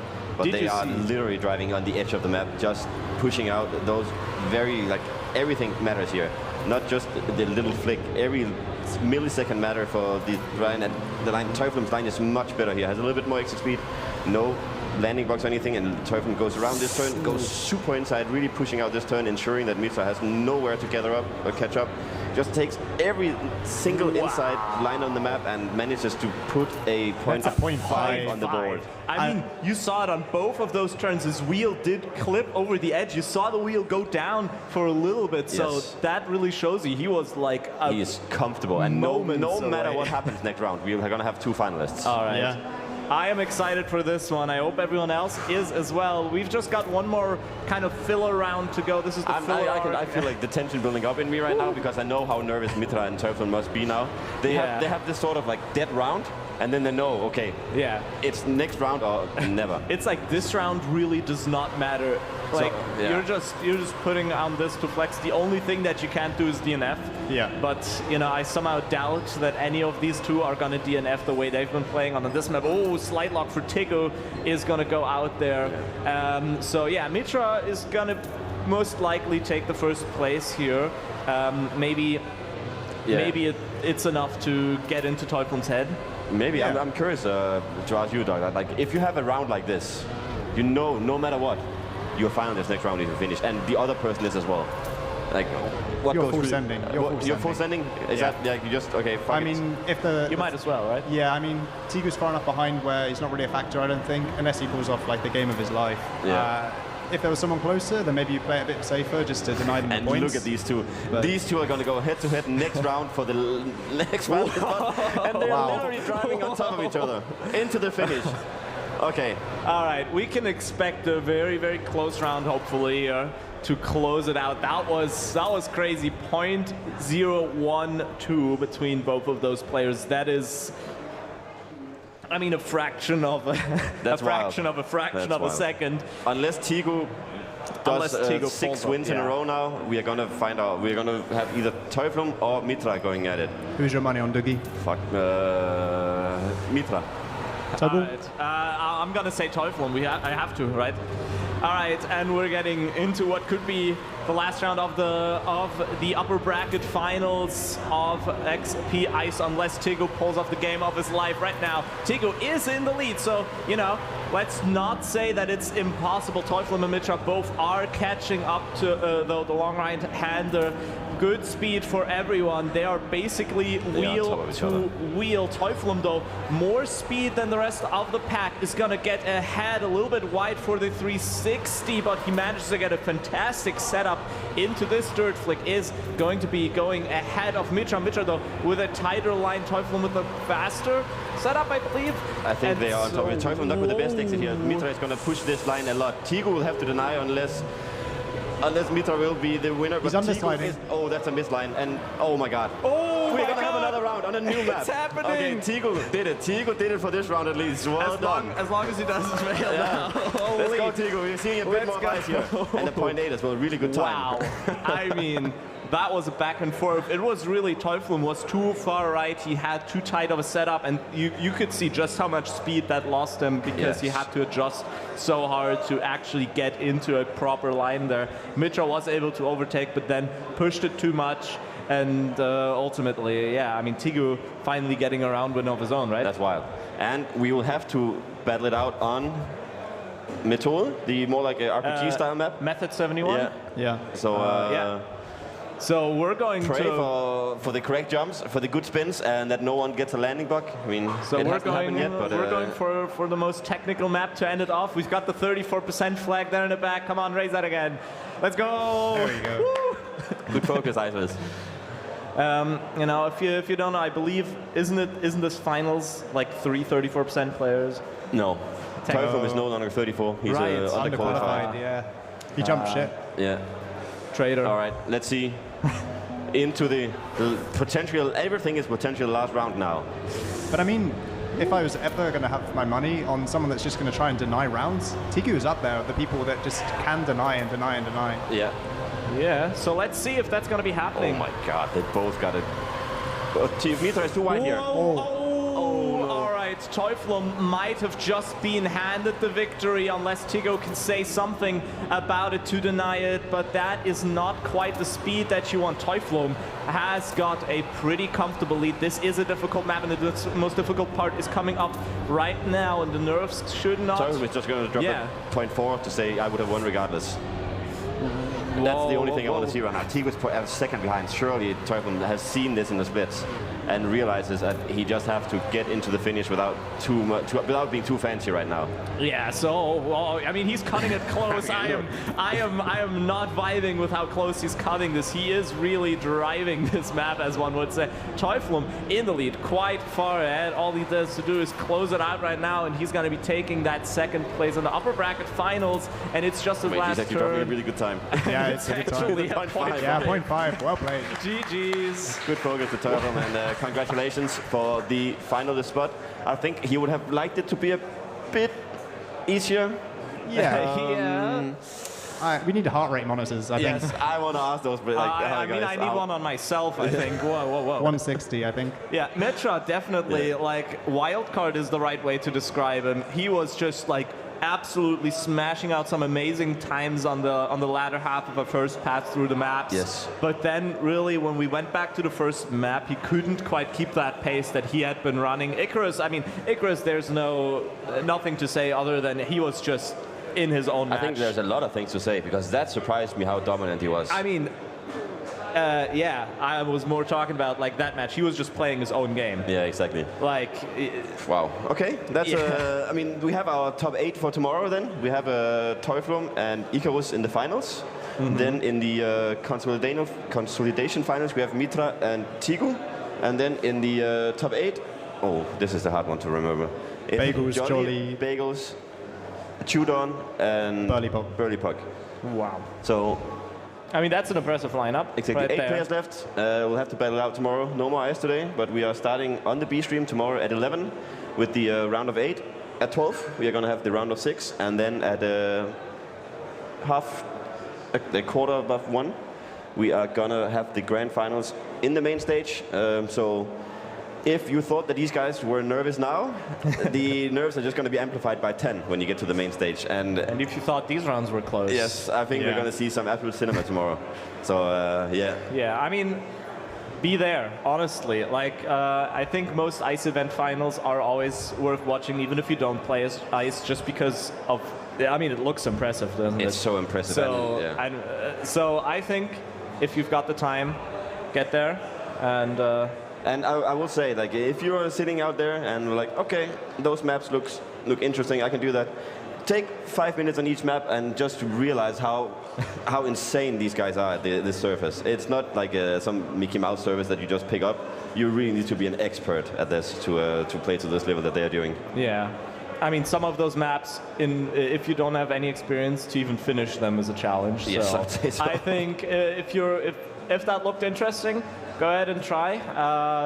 I think more people playing ice is always a great thing. So. Yeah.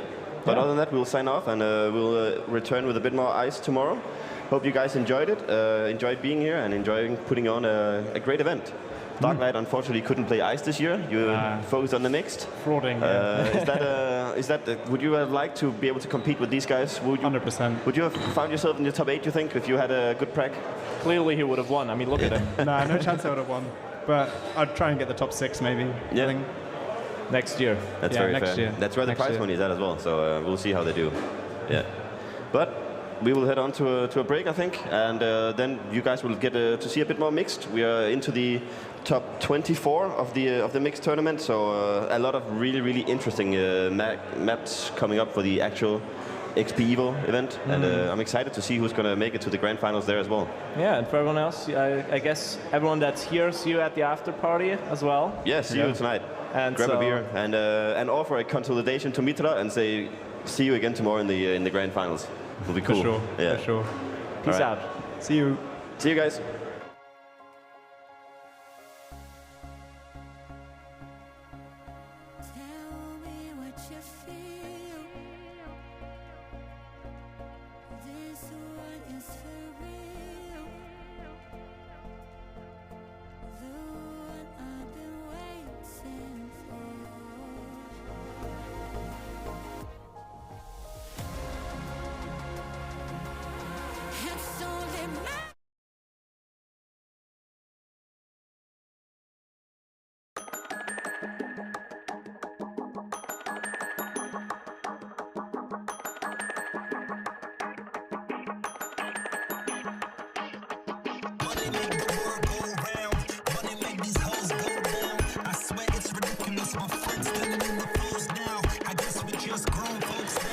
Damn, it's ridiculous.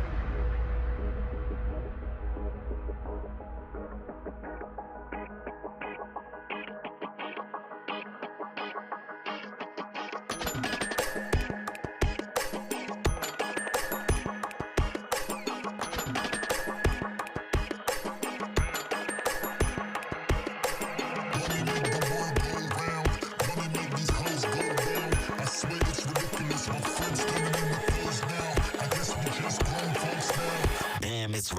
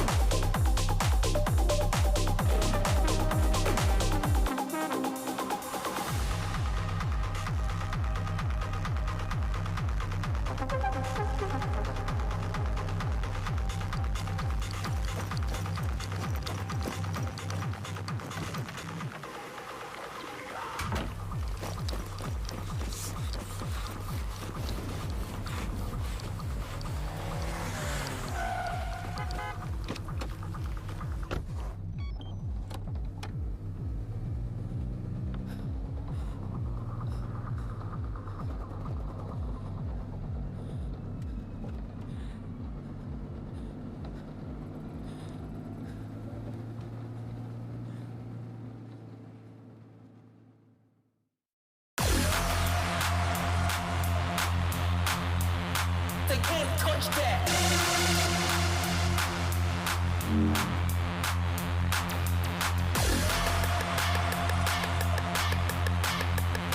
They can't touch that.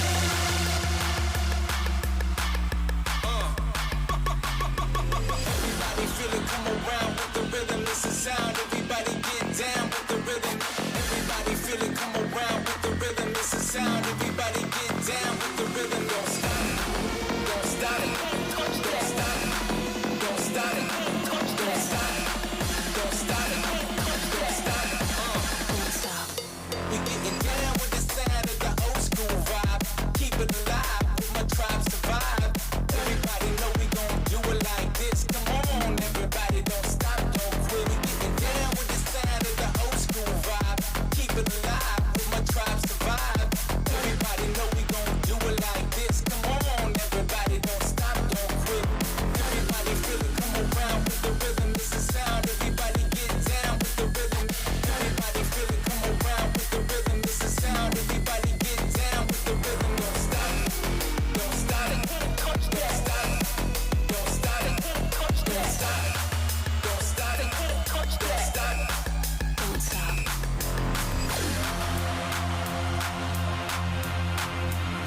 They can't touch that.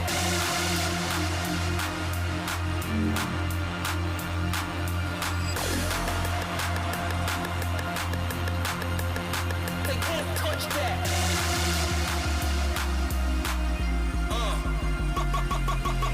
Everybody feel it, come around with the rhythm. It's a sound. Everybody get down with the rhythm. Everybody feel it, come around with the rhythm. It's a sound. Everybody get down with the rhythm. Don't stop it. Don't stop it. Touch that. Don't stop it. Touch that. Don't stop it. Touch that. Don't stop.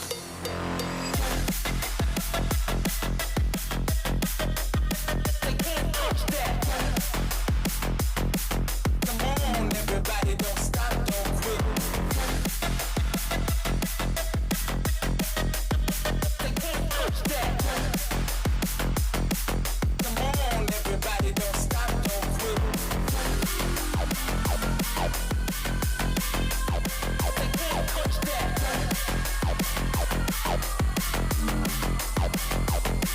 Don't stop it. Don't stop it. Touch that. Don't stop it. Touch that. Don't stop it. Touch that. Don't stop.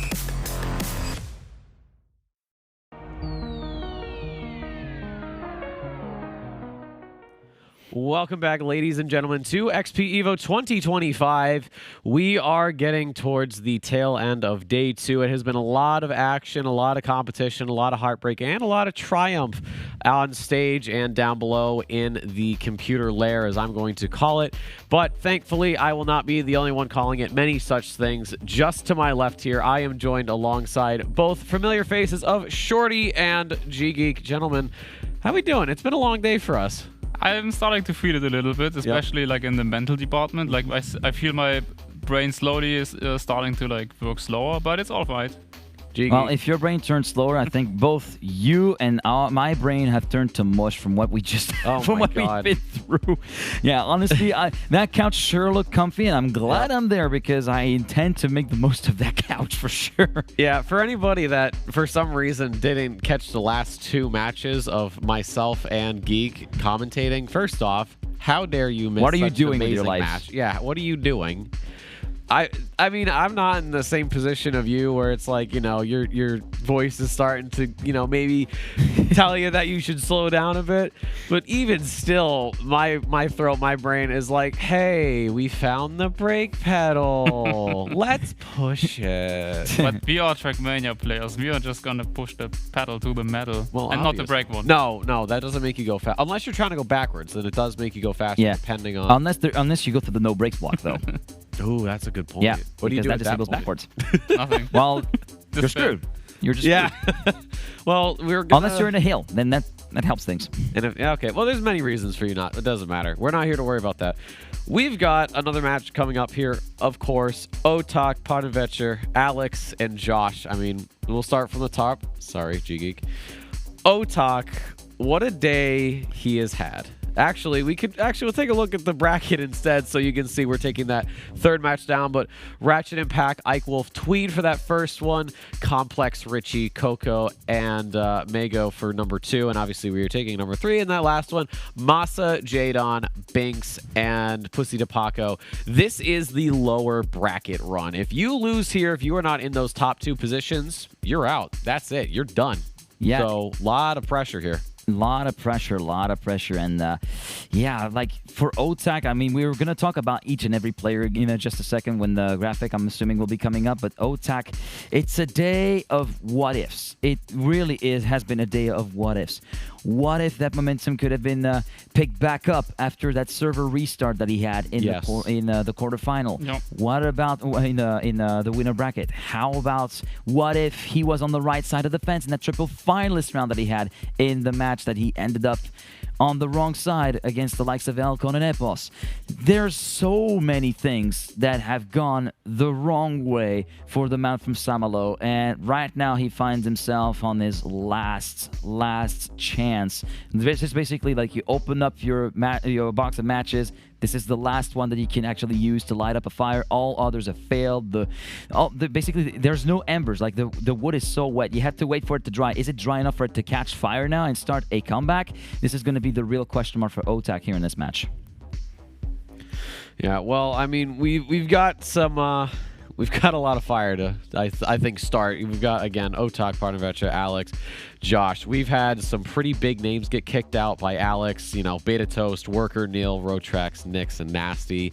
RIP US, it sucks. But we'll have to see how the 4 of them come together. Josh has been fighting back. He got beaten by Mutta, so he's trying to get that redemption arc. And obviously, Parnavecha run through that winner's bracket, how far he's going. Lost to Mime and Letzer, unfortunately. But he had a brutal match with Peck as well. He really did. He got the short yeah. end of the stick. But, boys, we got to hand it over because I'm fairly certain that there are 2 people just beyond the wall there in the caster's booth who are going to be getting us. Oh, we don't have. All right, G-Geek, you want to hop back in there? Wait, we've got a puppet show. We Hold do. On. Do we have connection? I'm here. Hello. Oh, hello. Hello. Well, Hello. Hello. Hand on the left. What is your name?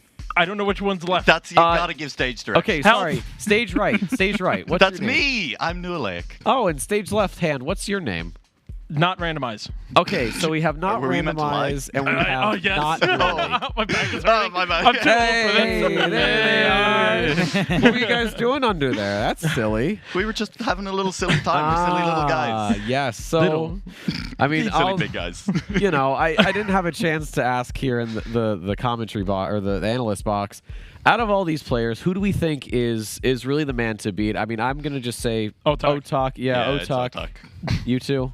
I'd say Otak as well. He's got a lot to live up to, though. Shorty? It's definitely Otak as well. We'd love peer pressure. I want to see Josh. I want that redemption arc. I was going to say the same thing, Shorty. I want to see the redemption arc for Josh, and I want to see the match against Mutta. I want to see the rematch against Mutta, the full speed players. I think it'll be a sight to behold, but we're going to let you guys do that because that seems to be a lot of your job. So, boys, take it away. Randomize. We're in the casting booth. We made it. Finally. They let us in here. I was getting convinced they were going to keep us locked out of here all weekend I long. thought we were going to get stuck in there the rest of the week. Against their better judgment, they have finally let us in. No, exactly. I'm looking forward to this match. We were talking about Otak looking to be pretty much the guy to beat. But as a fellow Josh, sure, IRL named Josh, yeah, I have to be with you on that one. I really do want to see Josh come back. I really want to see him bounce back. But he do have Parnvecker and Alex in the way. They're the ones that are going to also be trying to survive as we're going into our first map here on Trace. It is going to be wet and wild out here as the players are going to be trying to survive. A lot of no sliding actually happening for a slidey map. Yes, absolutely. I mean, we've seen, players talking about it. Sometimes when you get those wet wheels, it feels non-deterministic. Now, that's a lie, as we all know. Trackmania is a deterministic game. But that when you get those wet wheels on, it can feel a little bit tough to judge exactly how you need to set up the next slide or, not set up the next slide, as the case may be. And it's going to be tough for them. Trace has taken lives and has put people far down in matches. We're kicking things off with Trace this time around as Josh is sitting on stage looking ready to go on this one. We said, look, we'd like to see him go through. At the same time, it's a shame to say goodbye to any of these players at this point. I think Alex W in particular has been a little bit of a pleasant revelation. To me, at least. He wasn't really on my radar coming into the event and has had a really strong event, as evidenced by how deep he is in the lower bracket right now. I would definitely agree. And Alex himself right now in P3, taking on one of the two names that we did mention. Never mind. Just Josh, the one we mentioned, and Otak up in front. The two players we were looking for. And we are seeing the alternate route by Josh, going from that inside dirt line, trying to avoid as many turns and go a little bit more of a nose slide. Again, in a map meant to be sliding around, and yet everybody seems to find a way to get rid of every single one of them. You got to ignore the nose slides if you can. I have just realized that you're Josh, I'm Alex. We have Josh and Alex in the match as well. We've got champions fighting for us. Never mind me saying I want the rematch with Mutta. I want Alex going through. That's a great round to kick things off. Otak beaten out just barely, 44 hundredths in it in that first round. I mean, right off the bat, we've seen some amazing Trackmania happening just earlier on stream today. Again, you could have convinced anybody to say this was the Sunday matches, but the fact that this is only Saturday night, and again, 44 thousandths of a difference between two players in the first round to start everything off, and this is how it goes. And right like that, Otak is going to end up falling a little bit behind, as now Josh is also going to be falling a little bit behind. Every time I go to mention someone's name, they go flying back, so I'm not going to say any names. We got two cars up. Again, I was just about to say a name, and Alex, unfortunately, your counterpart just fell back. Yep, he has dropped just a little ways back. The mistake not as costly as Otak's was or as Josh's was. Otak isn't out of it just yet. We've seen big deficits made up over the course of the weekend so far already.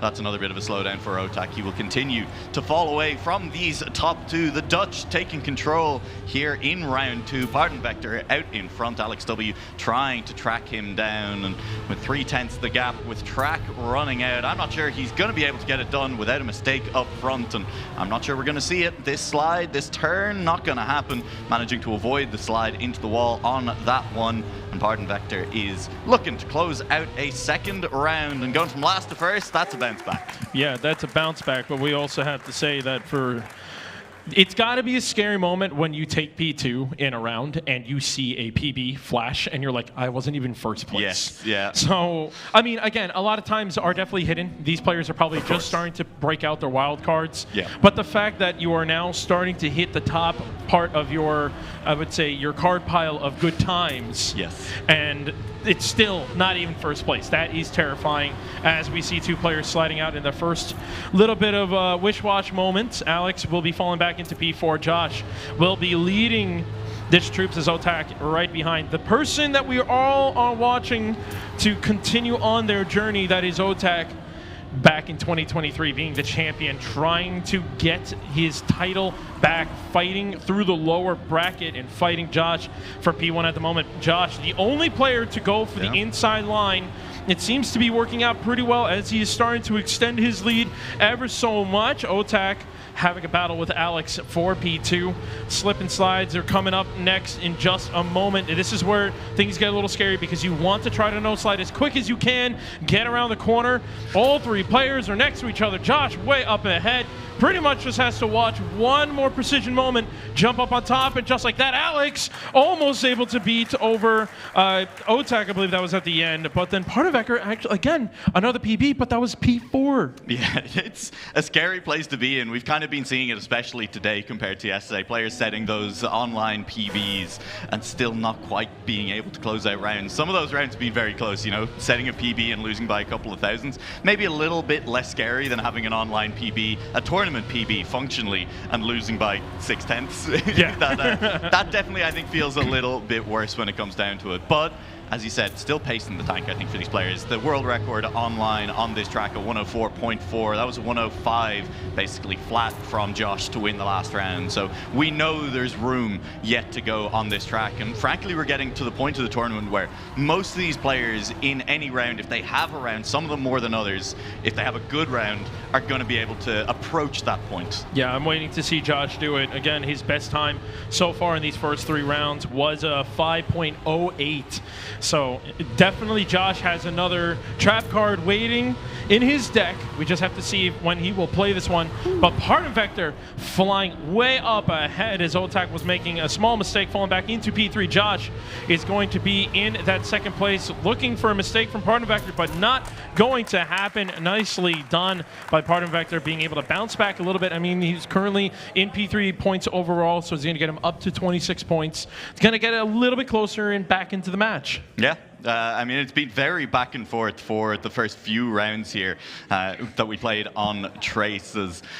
Definitely players kind of bouncing between the two on different points. I mean, Pardon Vector went from kind of a last place to a first place and further on from there. So we'll see how it goes once we get onto map 2. We will be heading to Agrippina, a map that has been delivering some of the most exciting rounds so far all tournament long. We've seen incredibly close rounds. We have seen rounds that came down to thousands, that came down to the last couple of turns on this track, and we're hoping for it again here. Oh yeah, I mean, Roxy put out a great map for us to really, really put these players to the test. Tight turns, tight drifts, and tight slides that they all have to be dealing with, and it's one of the most important moments that they are going to have to handle, because again, that outside dirt towards the end has always been one of the pinnacle moments for the entire track. Yes. It's amazing. All the precision, and yet for some reason, a block that everyone is so familiar with still smacks into that wall right at the end. And then again, we have so much precision to deal with here in Agrippina, and it's just going to come down to see how these players are going to be handling it.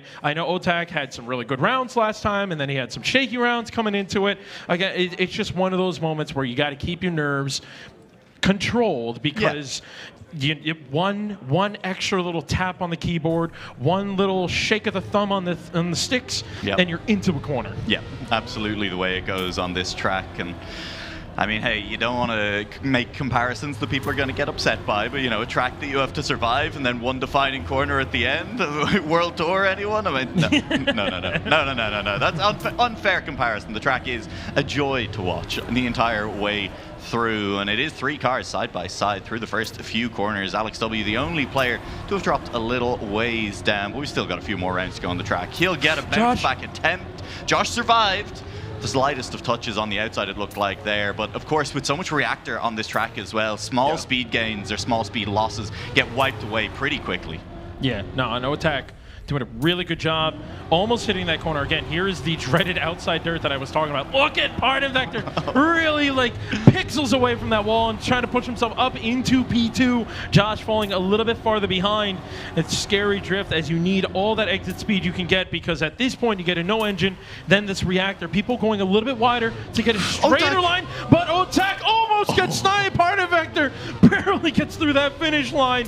What a round. It was just thousands of seconds between the 3 players. I'm shocked that Otak made that finish, to be totally honest with you. It looked like he dropped too much speed, but great recovery, went low on that final jump. I mean, hey, anyone who's played an RPG before knows that's how you get the most distance on your jump. Go low and take as much distance and be as perpendicular to the jump as you can be when you take off. Otak surviving, walking away with the first set of 10 points from Agrippina. That moves him a little bit further up the leaderboard. Still, though, the player that the desk earmarked as the player to beat, that we agreed probably the player to beat in this match, currently after 5 rounds sitting in 3rd place. Yeah, and Josh, the player that we had our eyes on for this one for sure, currently sitting in 1st place, but only by 1 point by Pardon Vector. Pardon Vector has been just constantly been sitting right there waiting for any mistake to happen. We have all 4 players in this pack now. No one making an early mistake as we were coming ever so closely. This drift is so scary as people get so close to every corner on the edge to the outside dirt. Otak going to be up in front. Pardon Vector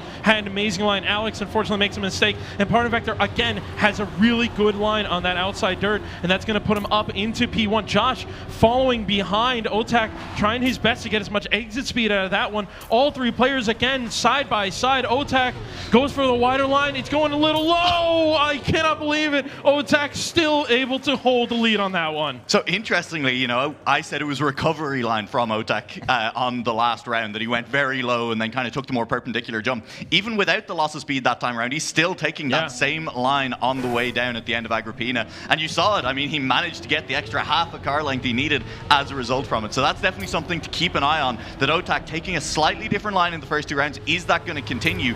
And is it going to keep gaining for him? I mean, it makes sense. He's on the ground of ever so slightly more than anybody else. The actual and he's jump going distance is shorter. It's shorter, and he's going in a more straight line towards the finish line. So he actually has more airspeed. Yeah. And not something you would think about without Reactor, but OTAC is showing that there's a reason why he's been one of the top titans in Trackmania, because he's showing every single millisecond on the ground really matters. And OTAC here currently on your screen over in P3 taking on Alex and Josh's time as Partner Vector falls a little bit behind. But as I've said, that Partner Vector 2 rounds in a row coming up into this dirt line has the most exit speed out of everyone, and it looks like everyone else was able to lock into that one, so we're still currently all sitting in the same position. Didn't push as hard on the dirt, anyone really that time. It's a close round, but nobody wanted to take the risk on the uphill dirt.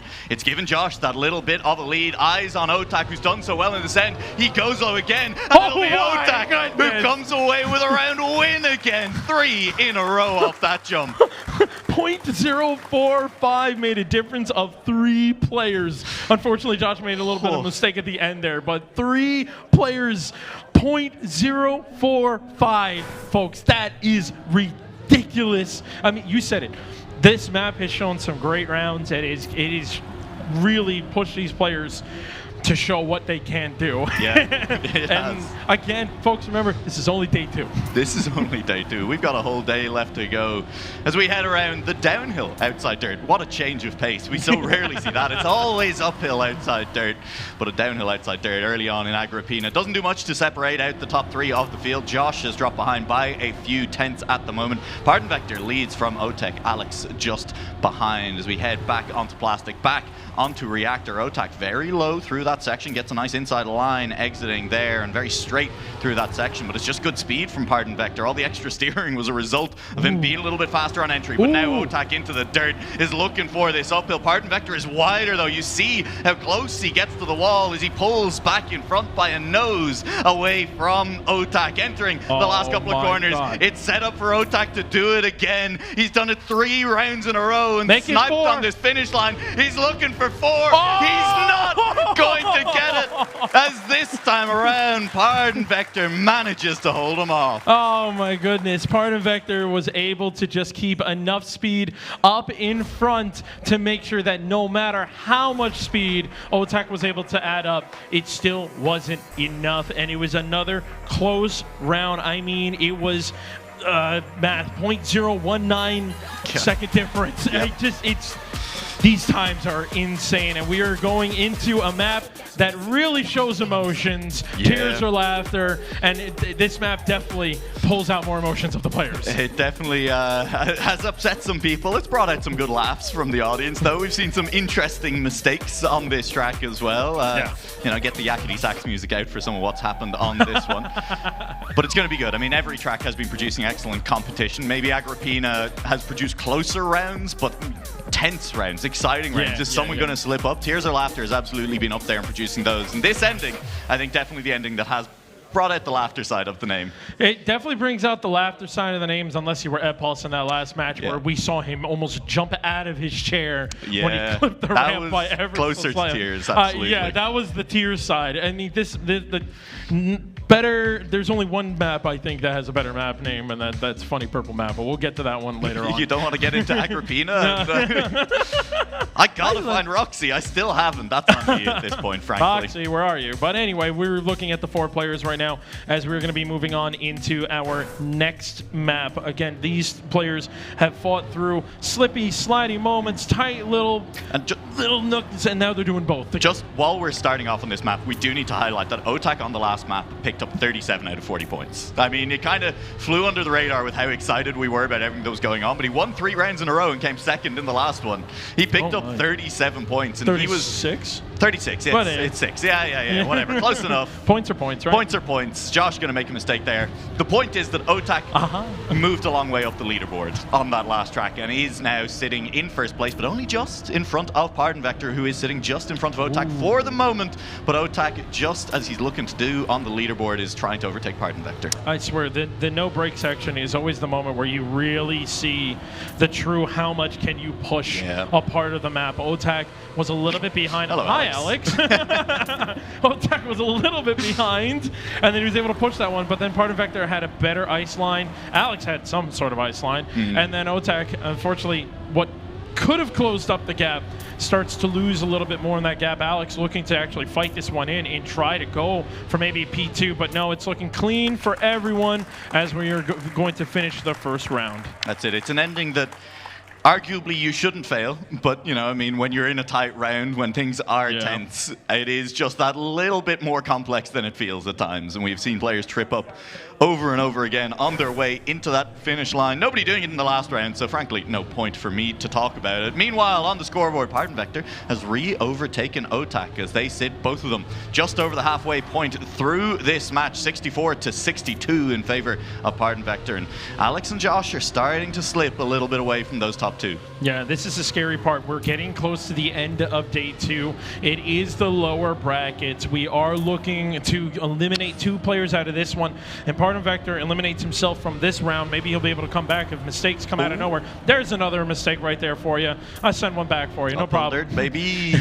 Alex and Otak up in P1 and P2, battling it back and forth.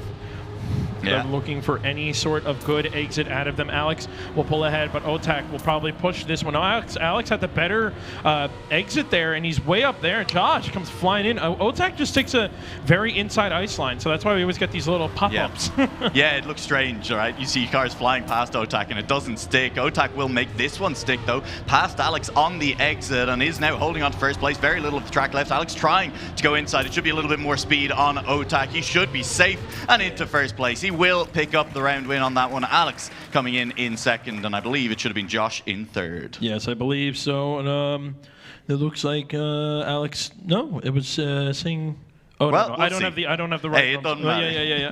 Unfortunately, we were just staring at Otak's beautiful face. Yeah. So now we can see the points. Yes, it was Alex that was able to get into second place for that one. And again, these players, it's so important. We are now into the part of the tournament where even a mistake early on is not enough. As you see, Pardon Vector starting to slip a little bit behind. Just moments like that could almost define that round, and it's going to be even tighter as we get closer towards the end.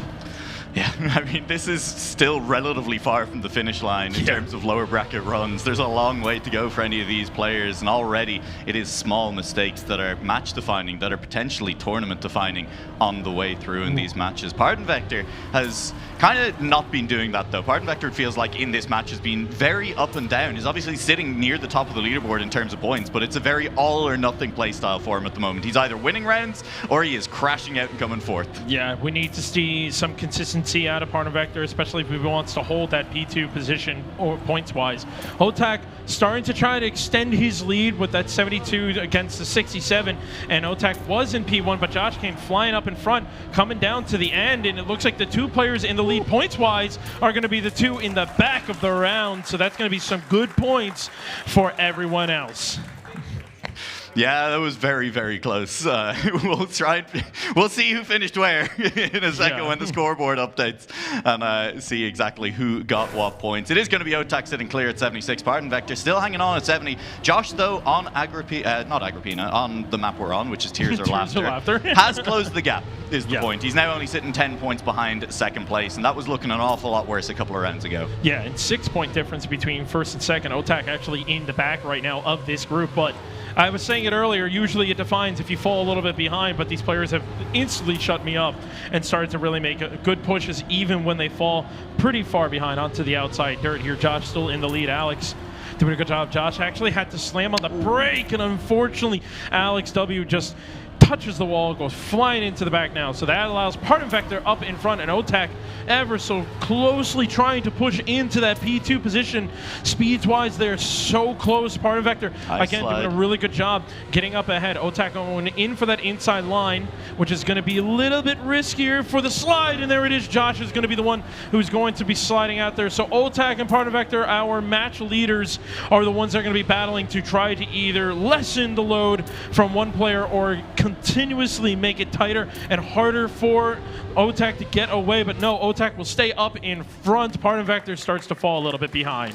Yeah, huge win there for OTAC to continue to extend that lead up front, going from 6 points all the way up to a whole 10-point lead. A whole 10-point lead. I gotta stop trying to do maths on stream. The point is, OTAC is good at Trackmania, and he's won another round of it. Unfortunately for Josh, who was looking good to maybe steal away some extra points in that round, maybe close the gap just that little bit more, because as a reminder, this is lower bracket. For the first time today, we are fighting for tournament lives on the mainstream. If you are bottom 2, you have nowhere else to go except out of the tournament, unfortunately. Yep. Yeah, no, pretty much. You're out of there.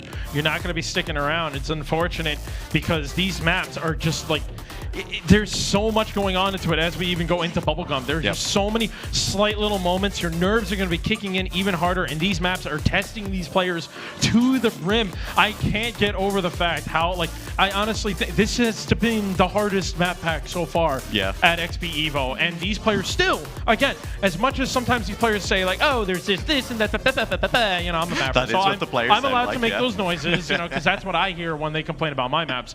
But it really does, you know, it doesn't matter, because as much as they complain, they still show how good they can be on these. It's insane. Just generally, someone's driving backwards. Is that Josh? That is Josh. Other way, Josh. Other way. Josh, he's doing his warm-up backwards. Someone check him, PC. This is not normal. He's pulling a Mutta, because Mutta never warms up. That's fair, yeah. I mean, hey, some of it is about, you know, taking this warm-up time to de-stress as well. Yeah, I think absolutely is viable, and frankly might be necessary for a lot of players. Actually just getting your head out of itself, you know, pulling yourself out of the spiral if that is where things are going. And unfortunately, it's not started off particularly well for Josh on this round, as he is dropped behind by half a second early on. But we're looking to see if he can mount a comeback. We're also looking to see if Alex can start to make a mark on this map. Things started well for Alex on map 1, but since then has kind of been starting to fall away alongside Josh, as Pardon Vector and OTAC are taking all of the points that they can get their grubby little hands on. Yes, and they want to make it sticky as much as they can to keep on holding on to those points here on Bubblegum.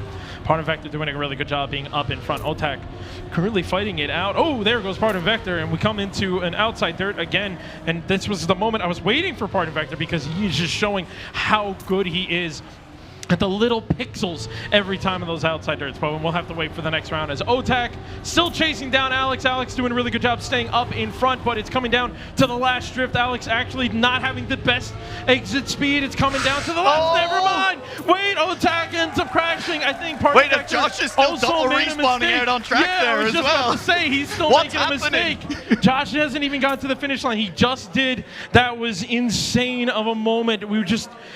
That's what this map does. The end is, you know, you think like, yeah, you're good. No, you have to aim for a finish line upside down, but you also have like, I don't know, 100 lightsabers in your way. Yeah, that was intense towards the end. However, one of the important things that happened in the last round, Alex won. Yes. Which, you know, if your name is not Carl Jr., there comes a point in the map and the match where if you are too far behind, you're not going to be able to catch up, right? Like your opponents get too long on finalist mode, it becomes too tall a task to keep them away from actually just eventually getting a win in. You know, no one is perfect, again, except Carl Jr. apparently.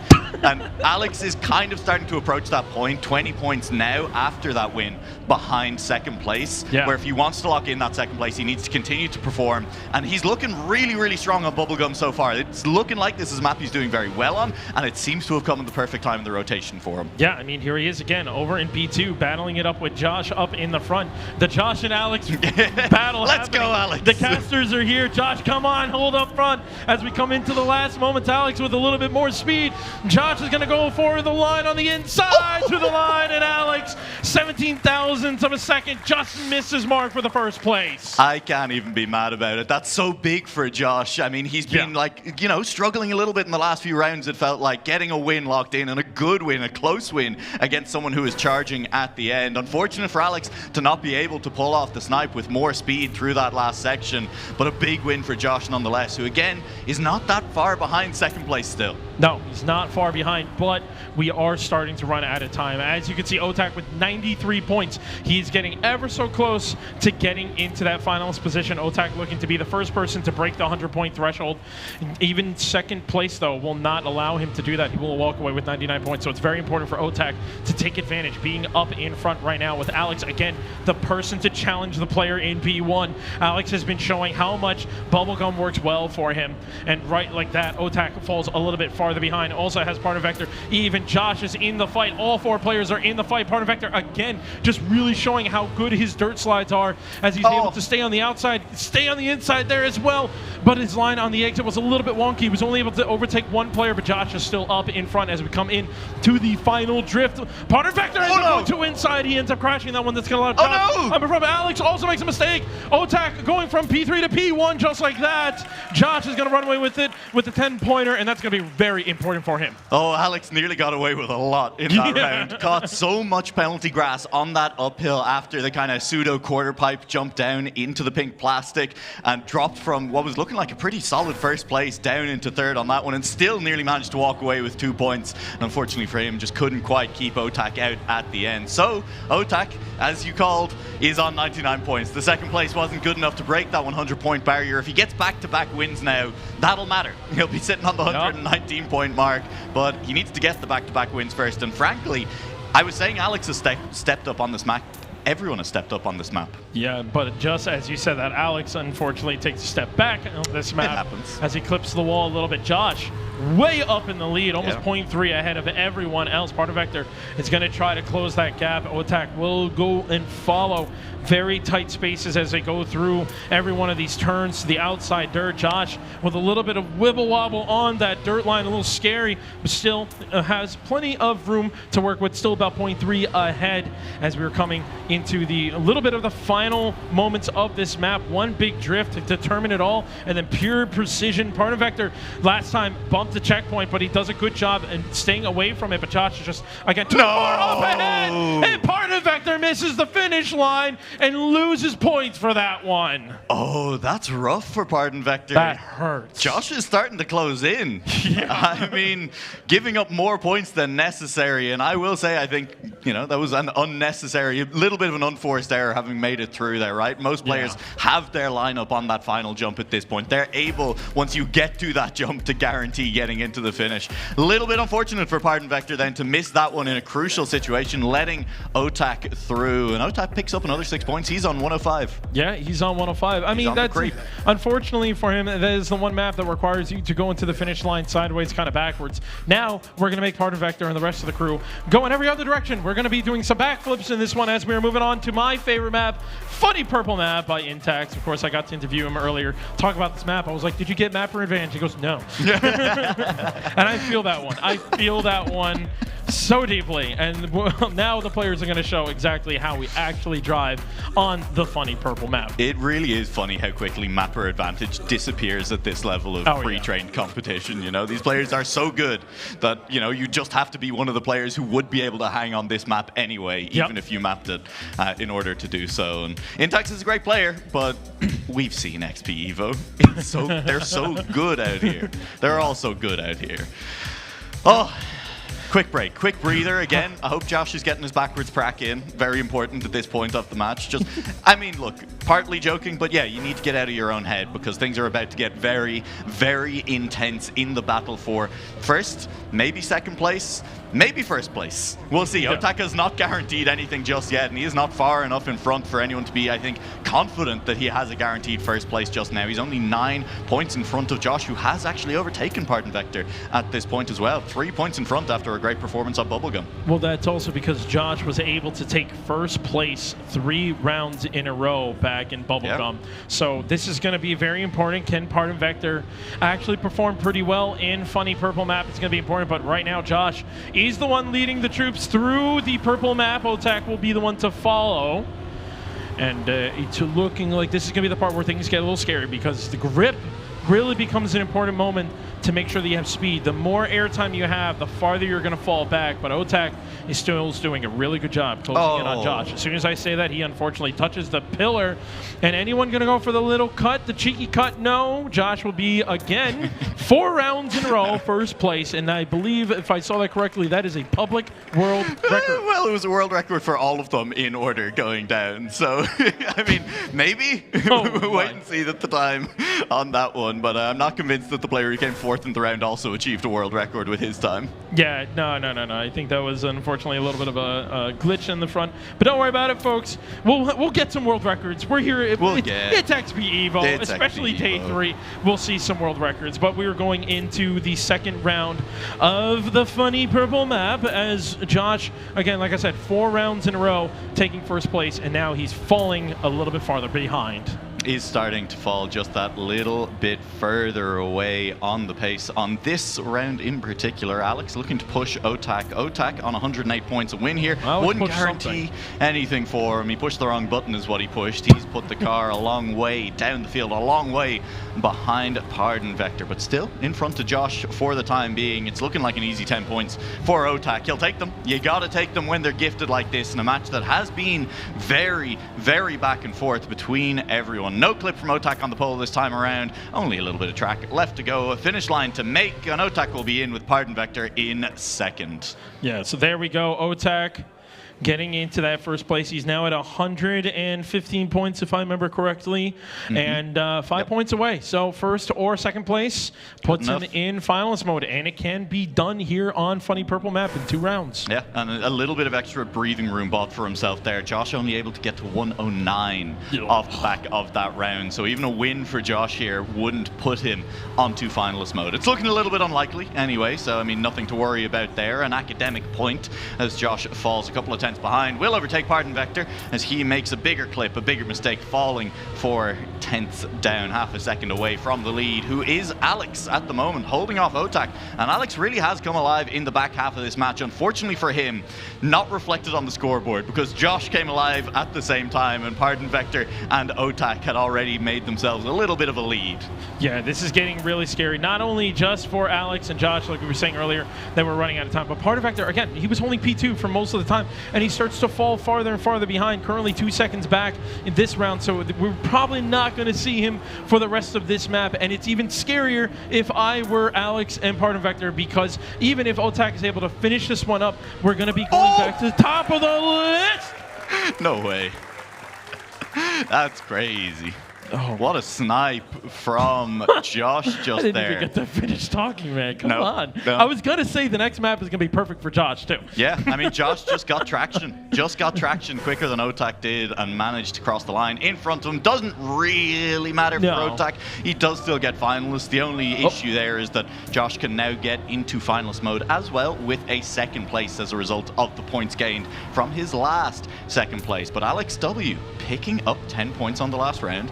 Alex is looking maybe to pick up another 10, put himself over that 102 mark, and 102 with 2 places left to be decided, that is a makeable gap for second place. Yeah, and you mentioned Alex starting to wake up in the second half of this one. I'm really hoping that it is purely just him waking up. I'm hoping that he will be able to deny Otak that finalist, maybe let Josh get the finalist, but still bring them back on top of the map order. But it's going to be scary because we need to see Alex staying awake as Josh is coming alive, as there's more speed coming out of the wibble wobble moments and into the penalty grass. This is the final moments. Alex trying to find a little bit more exit speed, but Josh still doing a really good job getting that grip. He goes a little bit tight, clips, almost makes that mistake, but Josh is still not even mad. It doesn't matter. It doesn't phase him. You know, what even happened? Yeah.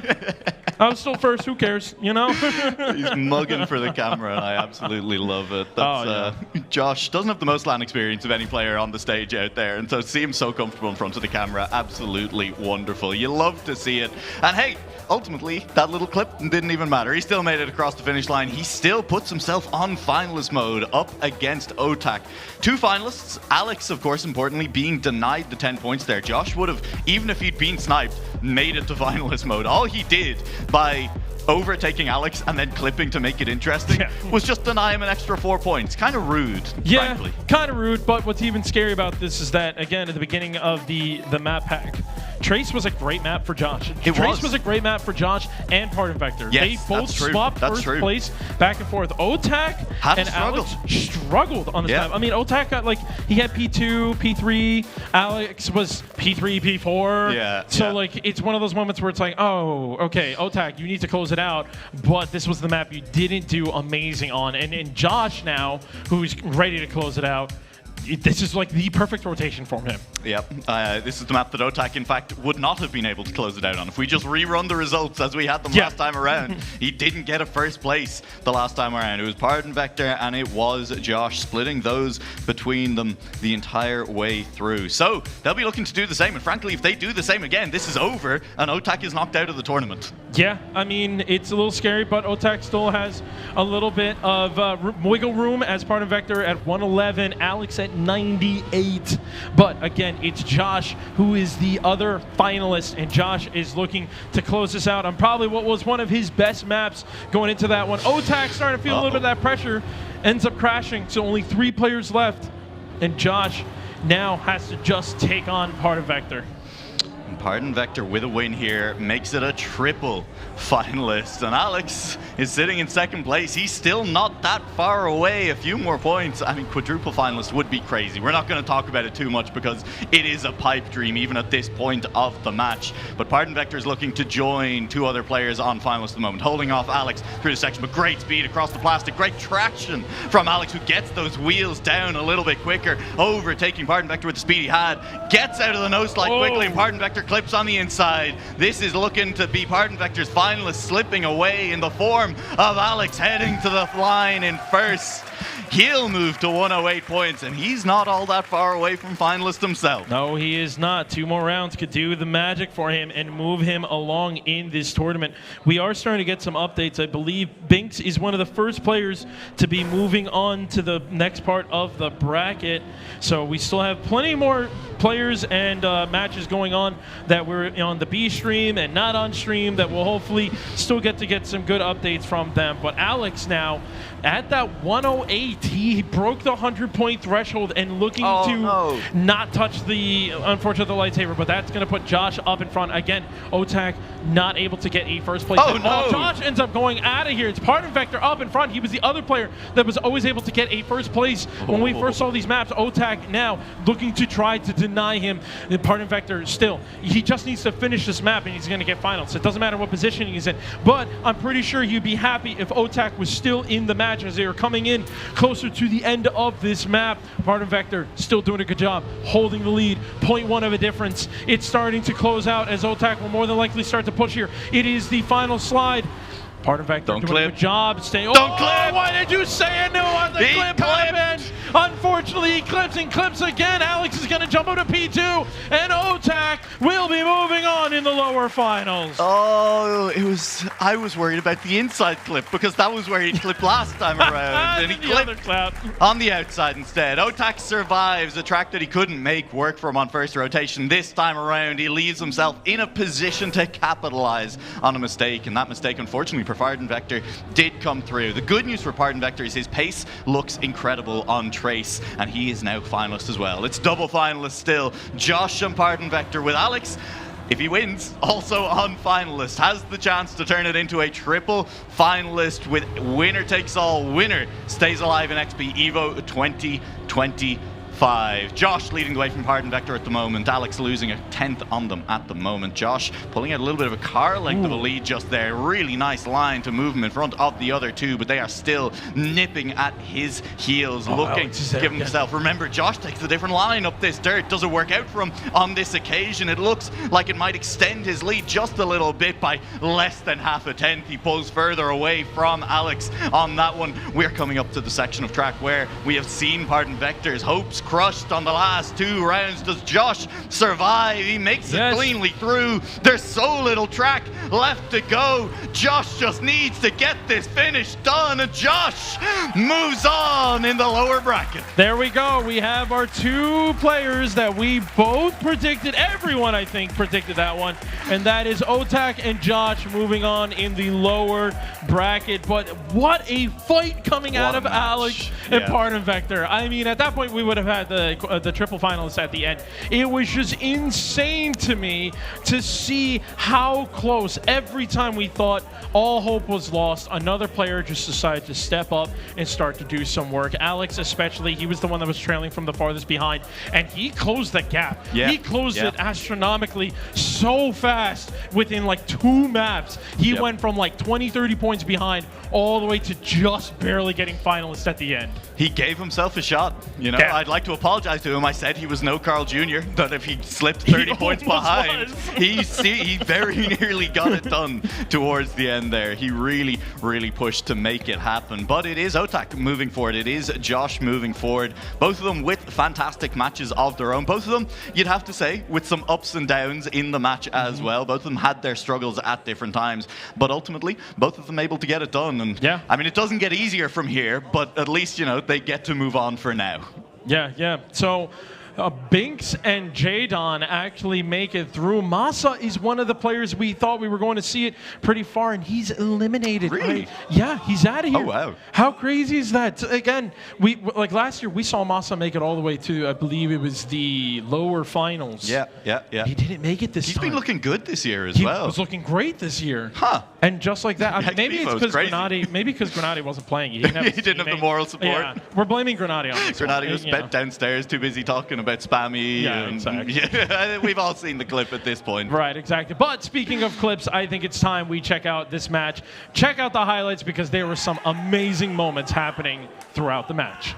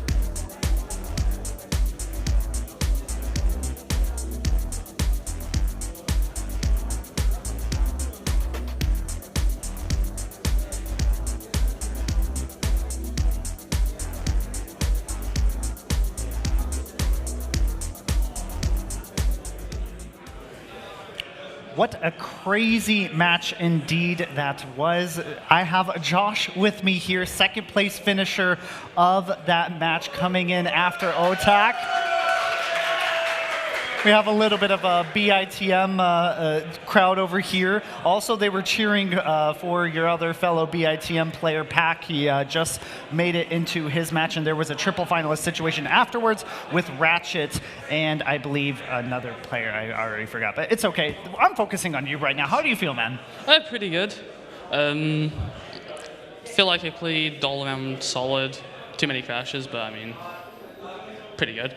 Yeah, I mean, today it did seem like you were a little trying to get into everything. How were you able to overcome that and get to the point where you are now, where you're looking at a potential finals day appearance? Honestly, just focusing on the game. I mean, it was a very tough morning for me, as some people know, but yeah, just focused on the games. But yeah. So, focused on the games, focus on your next match that's going to be coming up, hopefully to get you into the top 8. Are you thinking you can make it to the grand final? I think it's a possibility, but I have to actually finish the map consistently, which seems to be a big problem at the moment. But I mean, it's doable, just difficult. So a slightly easier question, but a bonus question for you as well. This is your first time traveling internationally, I believe, on a plane, or at least to Germany. How has that been for you? How has it been at being at XPEvo? Yes, first time I've ever left England. I found the plane ride fine. My mum was terrified though. But yeah, I found the plane ride fine. I'm struggling to find food in Germany, but I mean, that's the only issue so far. No. Yeah, he said the food is not good here, which is I don't surprising. like it. But then he's from the UK, so I think that might be the issue. But other than that, congratulations. Good luck on your next matches, and hopefully we see you tomorrow. All right, well, that is it for us. We're going to head it over to our next segment where we are going to have some more action coming to you. So take it away. Gentlemen, we have had quite the development just over there and obviously throughout, I mean, that match, of course. It was back and forth. It seemed like there was really no real winner. Of course, we saw Otak, very lucky it seemed like at the end with Pardon Vector, almost getting PayPal, let's say, quote unquote. But, I mean, we noted it. It's, he didn't look happy that he won. I mean, we've seen the day he's had. It's been rough, and it seems like he's more just upset with himself that he's in this situation. Yeah, I would say he's not playing to his best at all. I think you can see overall in the pace that like the matches right now are a little bit off compared to the winner bracket finals, the winner bracket matches that we watched earlier with Trade Thanks. It's around like maybe 0.2 on average, which obviously for a lot of players that's very good, but Otak I think is like holding himself to higher standards. So it makes sense that he isn't happy with himself. He also didn't have the greatest start into this match. Like on the first map he wasn't really that great. Then on the second one he won 3 out of 4 rounds. So that is great. Yeah, oh yeah, I mean, and we can there see you it on go. the, You can see on the it. screen. That is very nice to see. You can see that a lot of things happened throughout the match. Oh yeah. You can see that Alex sadly had a very bad start. He was finding his way into the match later on a little bit. But you can definitely see that. Yeah, I don't know what I wanted to say. I mean, at the start, it's getting pretty late. close, Yeah, you can. and then as we get later on, it starts to spread out. Yeah, you can see how it's spread out. You can see that a lot of players had different maps that they are good at and bad at, and I think. Yeah, Jake has a lot about the end to say as well. Yeah, I mean, to be fair, I kind of had to do some recuperating myself after the matches beforehand, but I came in a little bit on the second half. And from what the data that I could gather, Josh had a supremely good bubblegum and funny purple map, managing to get 43 points in the space of 5 rounds out of 50 possible, which is what really sent him back onto that path. And for Otak, it was both the Tears or Laughter, Tona's map, and Agrippina that were really his saving graces, because 36 points out of 40 on Agrippina and 30 out of 40 on the Tears of Laughter, and that's not with 3 round wins, that was with 2 round wins that he did it.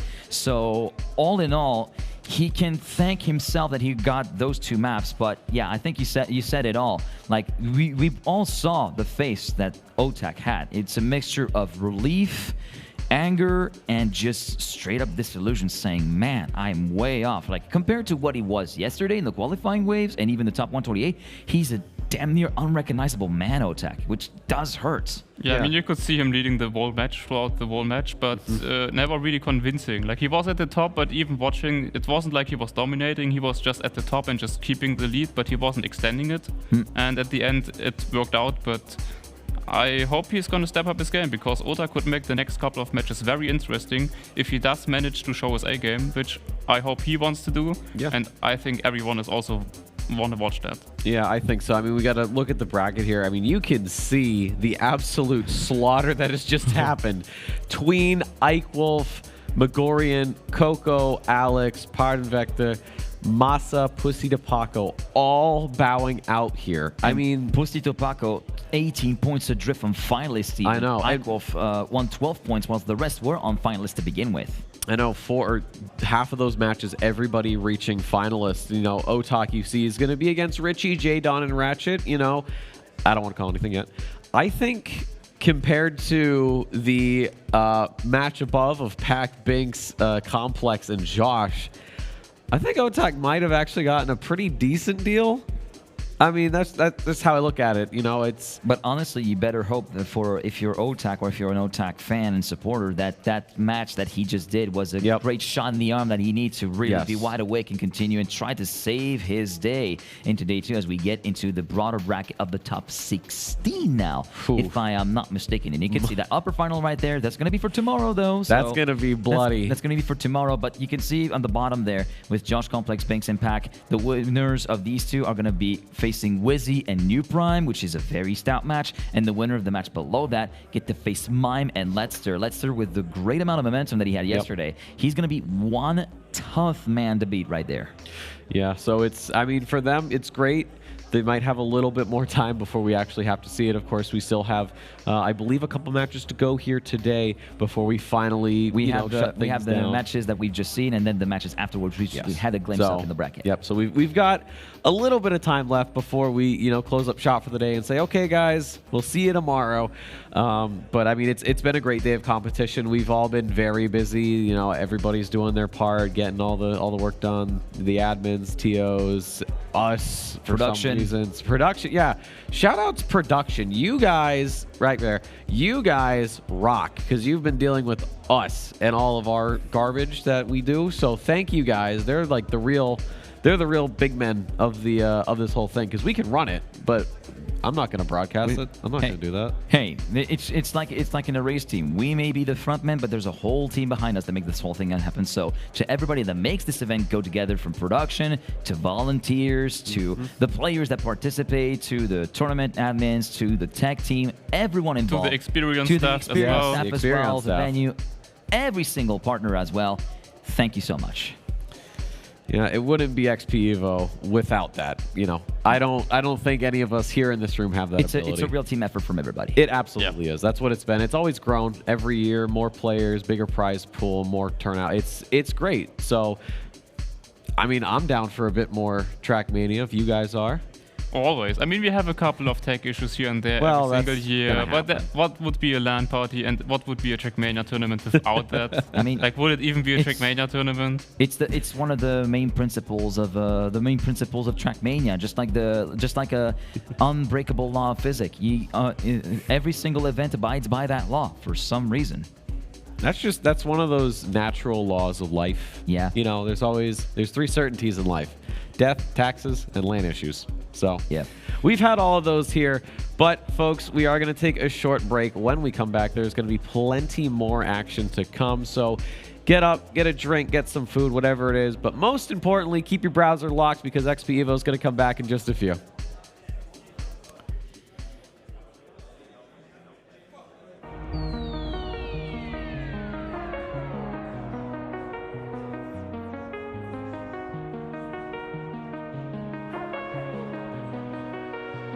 It came over like a hurricane. Nothing ever will be the same. I took a remedy and felt no pain.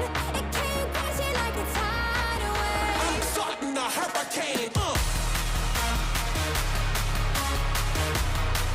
I'm starting a hurricane.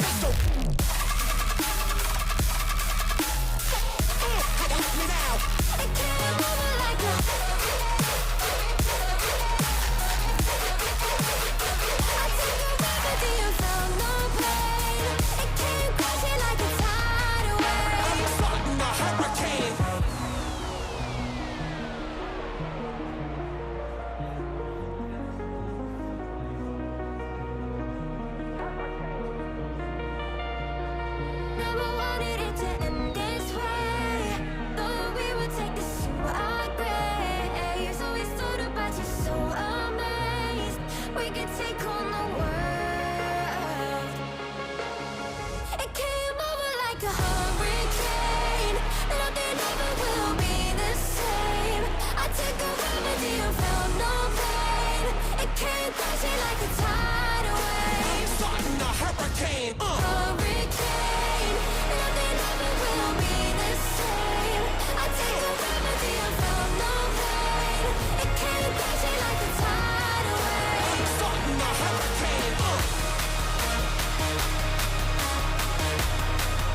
I'm starting a hurricane. I'm starting a hurricane.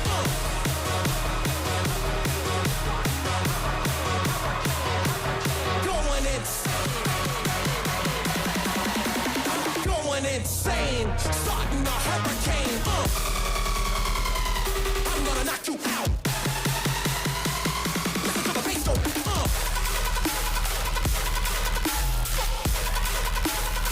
It came over like a.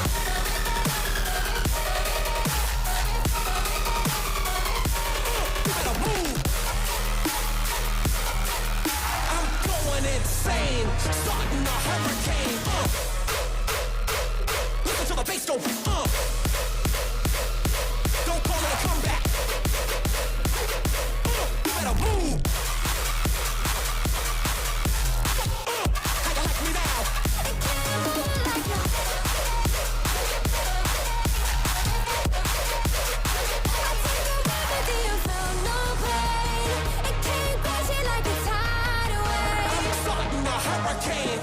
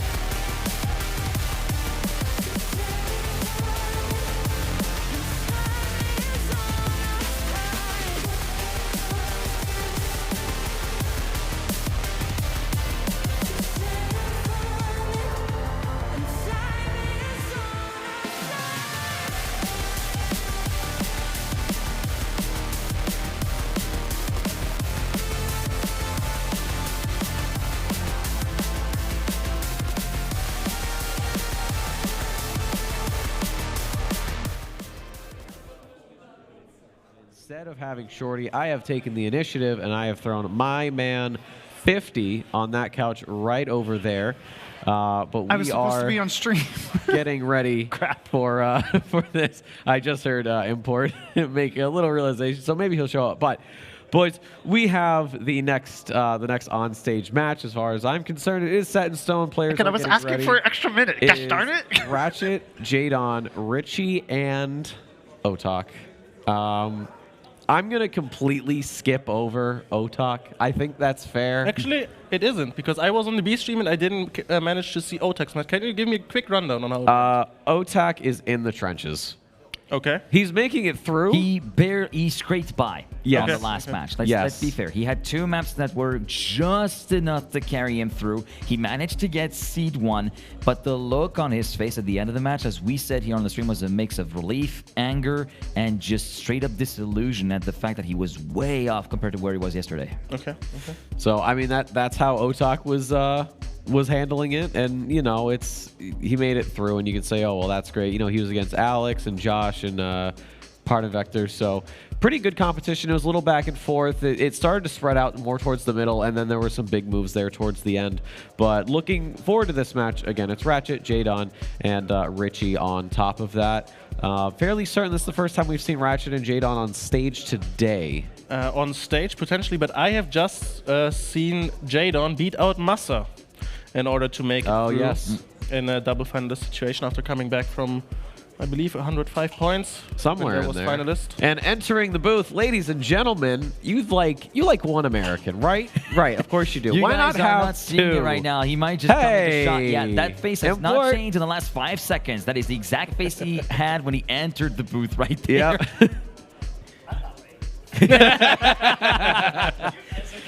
I was going off of what production said, so I'm not there. I'm not going to argue.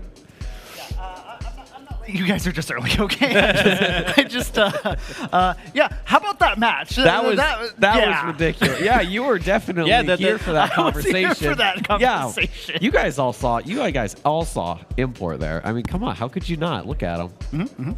I know exactly what's going on right now. We were talking about how Jadon sniped Massa in the lower bracket match. Yes, I did. I did hear about that. Yes. 8,000ths of a second in order to reach finalist, and then Massa leading until the end and over jumping the finish with a 2.5 tenths lead.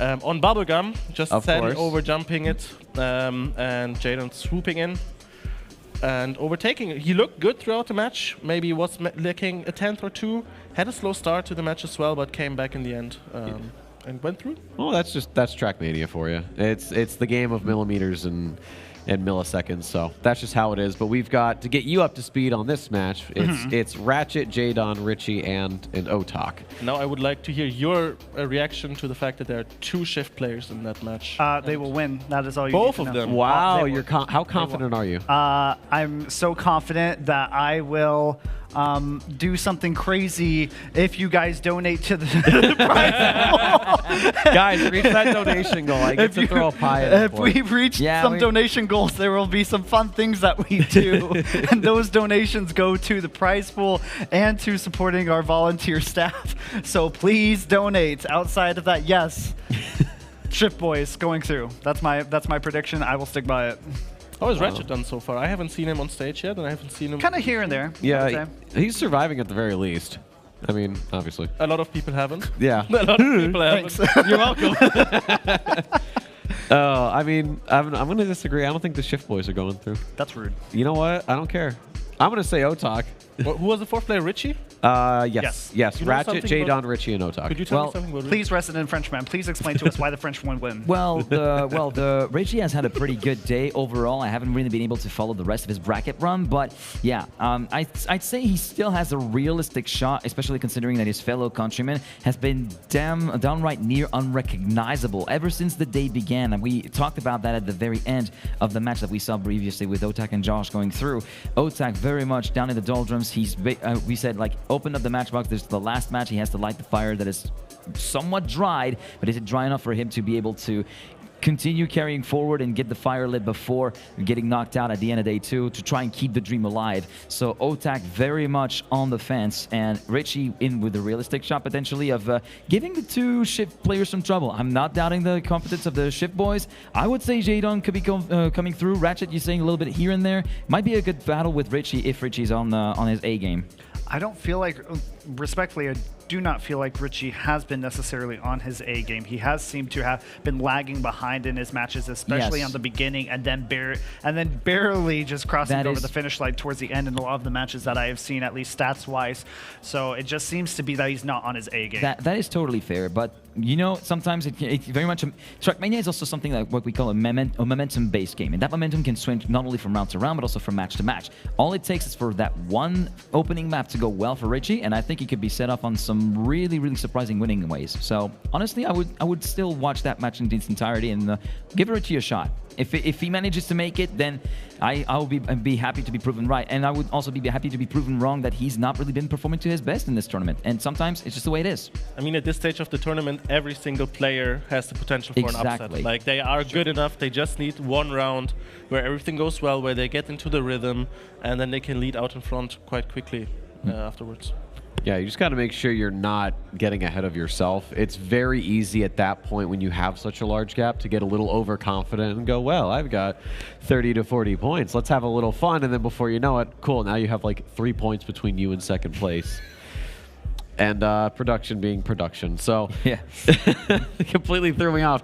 Anywho, we have to get closing thoughts in here. We should be handing things off. I think the players are just about ready to put themselves out there on the arena floor for us to spectate. I will stick with my guns. Otak and Richie go through. I'm sorry, Import. I love you. I love Shift, but I don't think it's going to happen. Save. Yeah. Yeah. Yep. No. No? Okay. That's a great... You should be a lawyer. That's a really good rebuttal. No. We just saw Jadon take out Masa, one of the strongest players in this tournament. I'm sorry. He was very strong and scary looking in this tournament, and all of a sudden to be taken out by an upstart, you could say, almost in a way, by the likes of Jadon. And he is just becoming a powerhouse in Trackmania and making a name for himself each and every competition that he's making. Ratchet has always been the quiet killer. I feel like if you underestimate him, he will destroy you. If you overestimate him, he will destroy himself. So how do you properly estimate him? So you just tell him that just don't even bother, and then somehow he'll he'll perform. So in the battle between the 2 Frenchmen and the 2 Shift players, I would say I will go with one each. I take the diplomatic answer. Okay. I'm gonna go with Jadon as the well. European Union answer. Exactly. No, I think Jadon has a good chance of going through, and but between the Frenchmen, I can't really say. I haven't watched either of their matches. Whenever they were on the A stream, I was on the B stream. Whenever they were on the B stream, I was on the A stream. It just happened to work out that way, so I can't really say which one of them. As for myself, I'm going to stay with what I said. I think Jadon is definitely one of those that is the hot favorite to actually make it through. And for the second round, I feel it could be a real toss-up, so I'm going to lump all 3 into that potential spot. And I want to give the benefit of the doubt to Richie, because I feel like he could still spring a great surprise. And as for Otak, I hate to say it, being a bit of an Otak stance from time to time, but it's just, I don't know, with the pace that the form that he's shown, or lack thereof, in the last few matches, it's going to be pretty tough to kind of climb back up the hill. Yeah, so one question I always ask, whether it's... Oh, God. Oh, it's not that bad. Listen, I've had some bad questions in the past. Cut me a break. I'm glad that everybody's finally been trained to, when he starts asking a question, everyone's like, oh, geez. I don't know if my laughter was just because, like, me getting it, or just me being completely zonked out of my mind because of the matches that we had to go through earlier on in the day, but whatever. I love that no matter where I go in the world, no matter who I'm with, I'm getting bullied. Doesn't matter what I'm doing. Common denominator. I don't know what you're talking about. Yeah, okay. I would never bully you, ever. Yeah, okay. I have something in my pocket, but I can't show it to you because it wouldn't be broadcast appropriate. No, behave. All right, let's get through. Listen, are we, you know what? Are we going to see a quad finalist? I would like to see one. Do we think it's possible? 10% probability, really. Okay. I think we could have all players be finalists. I do not believe it would be quad finalist situation. I would say we get at least a triple finalist. That's been the trend so far. Okay. I think that's the diplomatic answer, as we would say. I think that's I think that's the most realistic thing because the playing field is even here. So yeah, I definitely think that's going to be the option that we're going to be hitting into. The lighting looks really weird on me, I just realized. But no, I think that's pretty cool. Also, I really would like to get your guys' opinions, if I may. Like, sure, ask go a question ahead. here. We have the other matches as well, or other match, should I say, between Binks, Pack, Josh, and Complex. What are your guys' thoughts on that match? I was distracted by production. Could you tell me again what was playing? Production, behave. Between Binks, Pack, Josh, and Complex. This one's a little bit tougher for me because I haven't really been able to pay attention to those two specific players. Josh, with what he showed, might be a little bit short on in terms of data and info to really base myself on that, but Josh could definitely make it through on the next match versus Wheezy and mine, Wheezy and New Prime, sorry.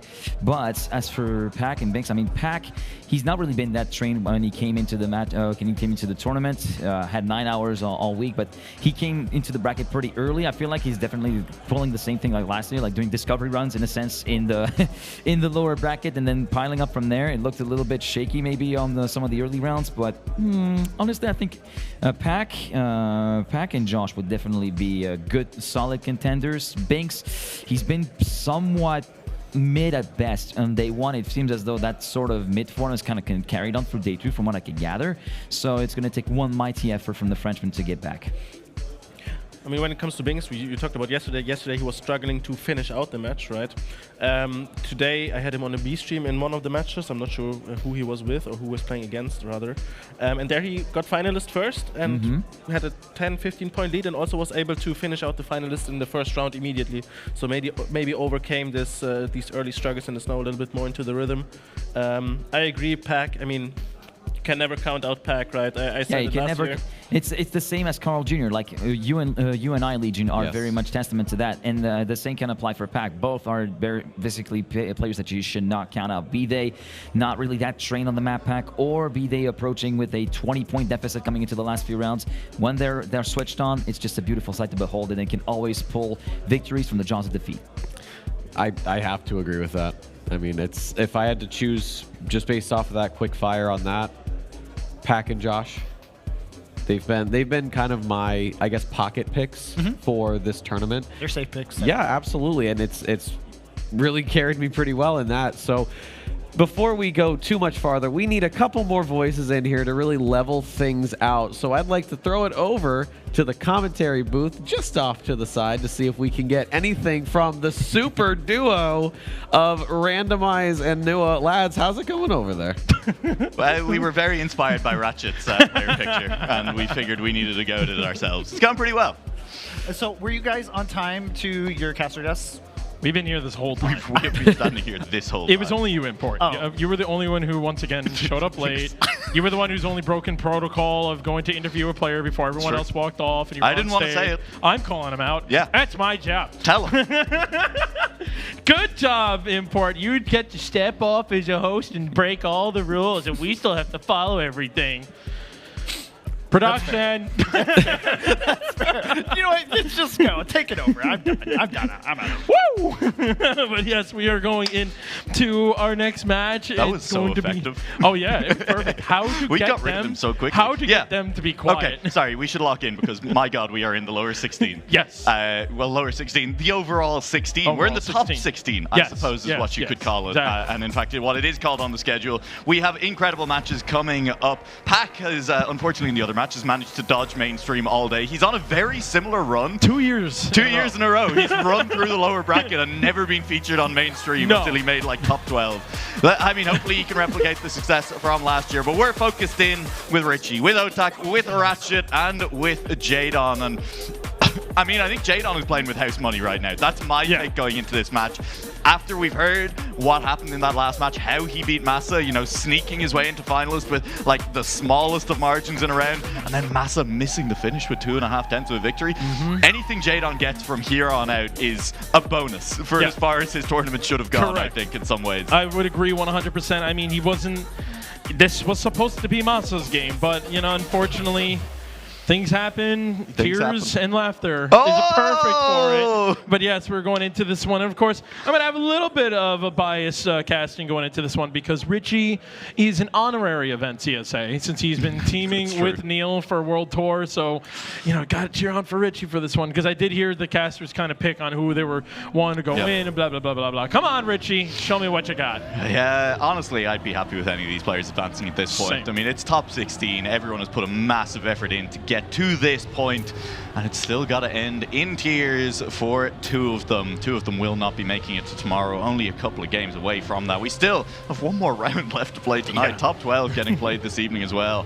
Is a lot of Trackmania to pack into one day, but these 4 players so far all showing while they're in the top 16. There is nothing really to separate all 4 of them as we head into an uphill dirt, and even the uphill dirt can't separate them out. No, nothing is separating them right now besides pure skill. And Richie is starting to show that skill as he is starting to extend his lead away from Ratchet, Otak, and Jadon still following on behind. And of course, our player from Tescat really showing what he can do as we have 2 players that are leaving this fight here. Otak is going to be the one, again, showing a little bit of a different ice slide, but it works. It works out for him as he's still able to hold on P2. Jadon just right behind off camera, and Richie doing a good job still holding this lead. We've seen some little trip ups here in the end, but I'm sure right here, right now, 1-2 off the ramps and into the finish line. Richie will be the one starting with the 10 points of this match. Yeah, big for Richie. He's looking good on that one. Worth mentioning, I think, at this point as well, that Otak and Ratchet, familiar faces to each other at this point. Both of them played the upper bracket match together where they were both knocked down. We had that match on mainstream as well. That was the match, of course, where Elcon struggled a little bit to close out his finalist mode for a little while, but ultimately did manage to do so. And Otak and Ratchet both knocked down to the lower bracket at that point and are now meeting again a little bit for deeper in the tournament. I was still convinced Elcon was just putting on a show. But yes, speaking of a show being put on, these are definitely the players that will be doing that. And we can see all 4 players neck and neck. A wheel is basically making a difference between all 4 players as Richie still leading the pack, but barely as Ratchet looking to fight his way in.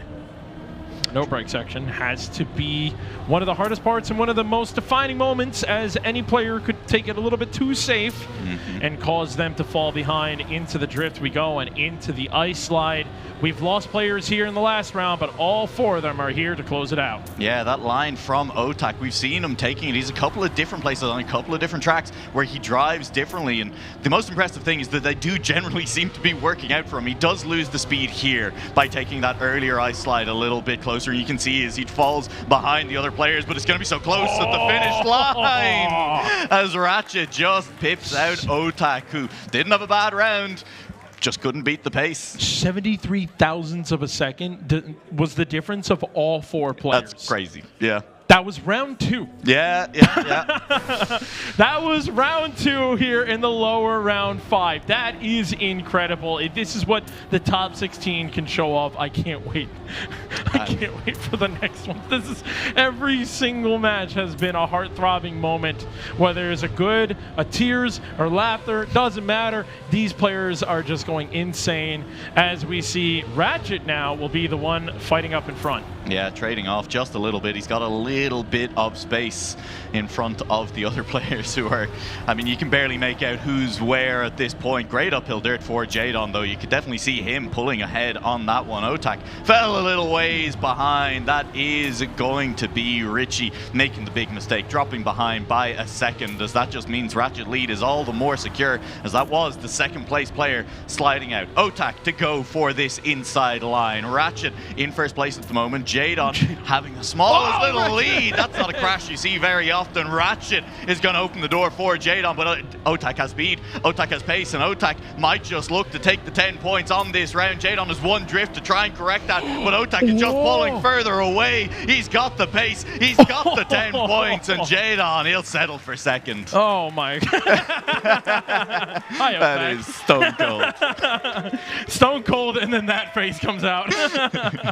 But yeah, Otak showing, listen, man, I could have had a little bit of a rough match last match, but I am still here to play, and that's what that look was for.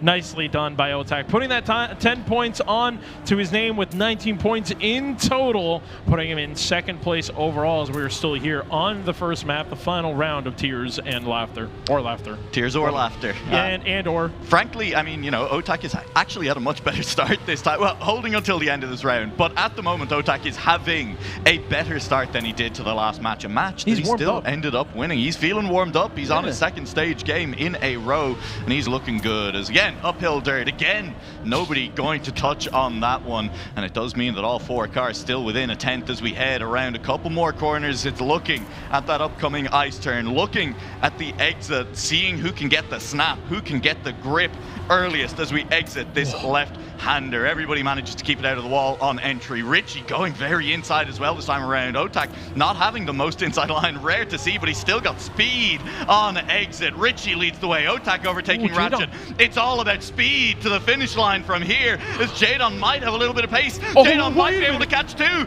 Can Jadon catch one more? He's not quite going to be able to. Richie's fading. 31 thousandths of a second between all four players there. Richie was fading, but he didn't fade enough. He didn't fade enough. Knew what that was map number one. And that wasn't even the map that you say has the closest rounds to them all. You know, usually comes to Roxy's map. Yeah. But we just saw it there in Spec and Tona's map. And now we're moving on to Bubblegum. I know some people may be cursing this map out right now, but this is going to be another one of those maps that I feel could come down to the very, very little numbers of milliseconds. Absolutely. I mean, I'm willing to say that about every map right now, based on how map one went on that one. I mean, back-to-back rounds where we had nothing to separate the field. I mean, I was so excited, I actually don't even know where Jadon finished in that round in the end. He came third. In third. He came third. Otak was the loser of that round, 31 thousandths behind first place. How dare he? How slow can you be? There was nothing across the entire field on that one, and I mean, look, let's look at how the points are shaking out as we enter Bubblegum, a map that has caught people out so far today. We know that for a fact. Hello, crowd. How are you getting on, dude? Good? Nothing? Feeling okay. Yeah. Crowd, let's try this again. How are we feeling about this match tonight?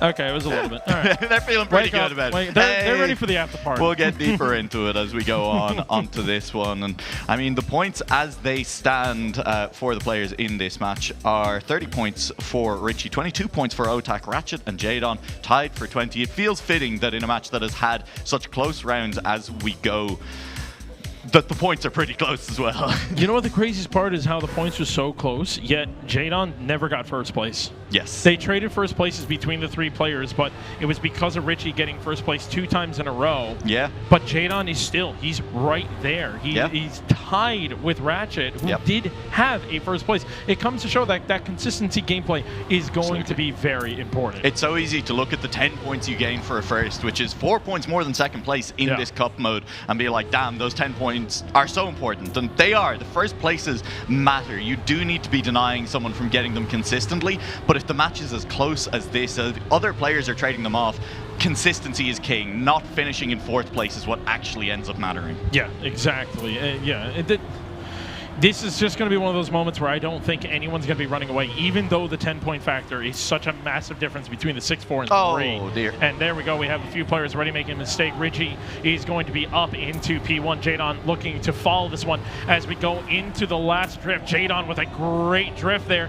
little bit more speed than an Otak as well in the background. It's going to be 1, 2, 3. Jadon will be able to jump up in front, and Otak ends up sniping Richie, who bonks his head right at the finish line. Yeah, that was Richie still getting across the line, but sending the car to the sky on the way across. A little bit of an issue for him that time around. So big win for Jadon. He didn't get one on the first map, as we already discussed. He'll pick one up immediately on Bubblegum, a map that has been treating him well so far this fine Saturday evening, and will continue to do so at this point. He has fallen behind a little bit to kick off our second round on the match, but Ratchet is leading from Otak and Richie, who are still within range of Jadon.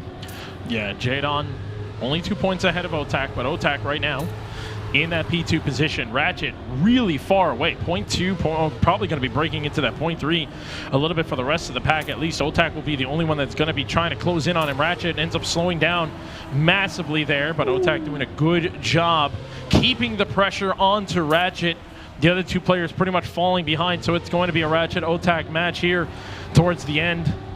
Otak still doing a good job, really trying to focus on the exit speed. Fell a little bit behind here. Ratchet did also get a really good drift, but he's going a little wide. Otak coming a little bit faster, but it doesn't matter. 46 thousandths of a second still. Ratchet will be holding on to P1. And look at the times in between third and fourth. There was 5 thousandths separating the back end of the field. Incredibly close in 2 different parts there. 2 different 2-horse races operating in our second round on Bubblegum. But look at what it's done to the scoreboard, as we have all 4 players within 5 points 6 rounds in. It makes sense. Honestly, first map, we saw how 2 rounds, about 0.05 seconds to 0.07 seconds of a difference between them. It doesn't surprise me that even the points are within 5 points of each other, as I believe we look to have lost someone in the back there, so it's going to be Ratchet Jadon. The 2 shift players taking on Otak, who is falling even farther behind. The teammates themselves are going to be battling this out. You really, at this point, you definitely need those 10-pointers every time you can pick it up, because no one has been shaken away from each other. Otak just barely behind here. Yeah, Otak has had a really good go at this uphill grass in the last couple of rounds that time around. Not ideal, caught a little bit more of the penalty grass than he would have liked, and so the gap stays constant from Ratchet to Jadon, back to Otak, looking for a crash for Otak's sake at this point. I don't think we're going to get it, and it will be Ratchet from Jadon, a 10th between them. But frankly, they were in lockstep the entire way around. It didn't feel like there was a threat from Jadon on Ratchet's first place there, unless there was a mistake. Yeah, I mean, it's one of those moments where, like, sometimes I've been casting so much World Tour that I almost forgot that we're playing in a 4-way free-for-all, because I saw 2 shift names perfectly in a snake position that entire time. It's very entertaining to see when you got 2 players from the same team just they have like that exact line. It just shows, you know, what the work goes in, these players put in individually as well as a team together to try and help each other make it all the way through the tournament, as Ratchet is going to be the leading this one up, and Jadon unfortunately will be the one to make the first mistake in this round. Yeah, Jadon falling a little bit behind on this one. How far down is he? 3/10. Yeah. He's still in this. I mean, you know, we've seen bigger pushes than 3/10, and he's only a 10th and a half behind third place at the moment. And Richie is losing a little bit of speed as we go through the middle sector of the track. Dirt uphill. Ratchet's really not risking it this time around, and that gives Otak a chance. Otak again, a little bit of that penalty grass on the outside. Doesn't gain as much speed as he could have, and he might have been past Ratchet by now if he had, but he's still on his taillights. He's still looking for a way through around the final few corners of the track. But Otak's made a mistake. Richie's made a bigger one, and Ratchet will hold on to his first place. Otak will manage to take second, and Jadon, just a little bit behind, will take third. I was just about to say, Jadon made the early mistake, and then he almost sniped for P2. We saw the edge of his car right at the end of the camera there, trying to sneak in there, but wasn't able to make it. But now we're going to be moving on into Trace, and still, even with all the madness that is going on, everyone is still so close points-wise, and we're ready on the third of 5 maps. These players, all weekend long, we have seen everyone have what looked to be about maybe 3 maps on average where they had locked down really well, and then it starts to fall apart on some of the other maps. it just so happened that all these players had exactly the same 3 best maps locked down, and then it starts to go bad later on? I don't know. I hope to not see that happen. I would hope to see the rest of this match be this tight. And if anyone's going to do it, it's going to be these 4. Absolutely. I mean, I think we're getting ready to settle in for one of the longer matches we've had at XPEvo 2025, because what makes a cup mode match long is when all 4 players in the match are trading off those first places. All of them are getting a roughly equal share of the points instead of one player just running away with it, and then opening up the way for more players to get 10 points later. And I think what's really funny is that all 4 of these players are currently shutting up the couch cast right now because they were the ones that were going, what was it, G-Geek? You said 10% probability of a quadruple finalist. We are slowly but surely lining up for that one. Yeah, that's true. I mean, G-Geek said that, and I'll admit it. I'm not afraid to admit it. I turned to you and I said, that seems like a crazy high probability for a quadruple finalist. I just laughed. Yeah. And yet, here we are halfway, nearly through this match, and it's kind of still on the table right now. We have 2 people still tied. We have 2 people still tied on 44. Jadon is 1 point behind them on 43. And Ratchet, well, he's got a 9-point lead for himself. The biggest, I think, we have actually... No, we saw a 10-point lead leaving map 1. But 9 is not far off that in terms of the biggest lead that we've managed to see so far in this match. Yeah, not at all. And of course, right now, Ratchet, the player with the lead, is up in front. In one of the scariest moments, Jadon unfortunately makes a mistake and allow Otak to go up and fight for that 1 extra point as Ratchet going for that inside line. Not sure if anyone else has been doing that, because this is just one of those maps where, of course, everybody just decides, hey, by the way, the inside still works, you know, because a lot of times people tend to not do it, and then there's the one guy who does do it, and then everyone else does it, and Ratchet is one of them, and he's doing such a good job getting through that last moment of the slides and into the last jump into the finish line. Easy done for Ratchet, a PB for him as well. It was a great time as well. Online world record for the track, still sitting at 104.4. That was a 104.8, which is better than we have seen in live rounds on this track a lot today. That was fast from Ratchet to kick things off, and the people behind him weren't slow. He's just showing an extra little bit of pace right now. We'll have to see who else in this match can match that pace. It won't be Ratchet matching his own pace in this round. It's a mistake through the first checkpoint. Otak dropping a little bit back as well. Richie and Jadon wheel to wheel up front. It's a tradition, you know, you get a PB and then you fail your next run. It's always how it works. And just like that, Jadon is going to be the one up in front now. Richie to follow. And again, even Ratchet, who made an early mistake, back in the fight, and so is Otak. Both players just saying, hey, I'm still here, don't forget about me. Richie, though, doing a pretty good line there, being able to catch up to Jadon. And Jadon going in for the inside line. Richie going to go for the outside. I think we have 2 and 2 of players that are 2 going outside, 2 going inside. And it's showing that both of them tend to kind of work. It doesn't really matter. As long as you don't touch the wall, it still works out for you. Otak in P3 trying to catch up, but he's got Ratchet chasing behind for that 1 extra point. But Jadon ends up making a clip, and that's going to put Richie up in front. And this is the part where anyone could clip at any moment. So much precision coming into these final moments. Richie still up in front. You want to make sure you still have that speed. Ratchet is looking to snipe Otak, and he's able to get the 6 points. Otak will only take 4 points out of that one. You can see the face. He is not happy about that. Understandably. I mean, that was an insane snipe, a risky snipe from Ratchet as well, because the further right you go on that jump, the more likely the clip becomes. So Ratchet was sending it all to try and make sure that one stuck, managing to deny Otak the second place, pick up the 6 points for himself, and the lead remains at 9 points. May not be the biggest lead technically that we've seen yet. It's certainly starting to look like one of the more stable leads that we have seen. A large part of that coming off Jadon crashing out of the lead in that last round. He's now starting to fall just a little bit behind, not by much, but just a little bit. Really couldn't afford that crash, can't afford the third place that he's sitting in right now. Needs to try and make an overtake stick. He's not even that far right now as well. Ratchet is the one up in front. And again, Ratchet and Richie, these are 2 players you really don't want to see in front of you. You want to get up in front of them and make them have to chase you. Jadon went outside. He didn't go for the inside line this time you're around. Right, he did. I guess, you know what? It was, again, I said it really didn't feel like it was much of a difference, but Jadon is making a difference, as Richie did make a little bit of a mistake, took a little bit more airtime, and now falling behind. Ratchet going really wide here with so much extra speed, and Jadon is also following. Oh, but the clips are coming, and Jadon has it all to P2 himself. You see it, he swings out to the left. Easy jump for him. Richie to follow. Otak in third. Ratchet, who was leading the pack, is now in the back. Well, there you go. Mistakes from the previous round rectified, put to right. Jadon picks up a round win, and you sure 2 players in front of him did make small errors, but frankly, I think Jadon might have had that one anyway. He had incredible speed going through that last sector. He was gaining on Ratchet anyway, and I mean, history won't relate. We'll never know how it would have shaken out. But the fact of the matter is, Ratchet did make that mistake, and Jadon does pick up the 10 points, and the field once again shrinks a little bit. Oh yeah, I mean, again, very close match. You see it here. All 4 players in your screen right now as Ratchet is going to be the one up in front. It's scary to think that Jadon has something like that, to press B to boost right at the end and go flying as fast as he did. And Ratchet even had a wide line to really build that speed. So the fact that Jadon still figured out a faster way, and speaking of pressing B for boost, going from P3 to P1 just in one dirt turn, Jadon now is going to be battling Ratchet, the 2 shift players up in front. This is looking familiar with Otak right here to try to break up the 2 of them, but when the 2 of them are lined up in the front, it's going to be very hard to get up there. And even though we say that Ratchet is still up in front, he made a mistake here last time, is able to keep the turns clean. Jadon looking for the Richie! Richie makes a mistake! Richie made it in! I can't believe that Richie was able to snipe into P2. That is 2 times in a row that Otak got sniped by someone right at the end. Oh, that's not feeling great for Otak, but I'll tell you, Richie came out of nowhere, sat in a comfortable 4th place for a lot of that round,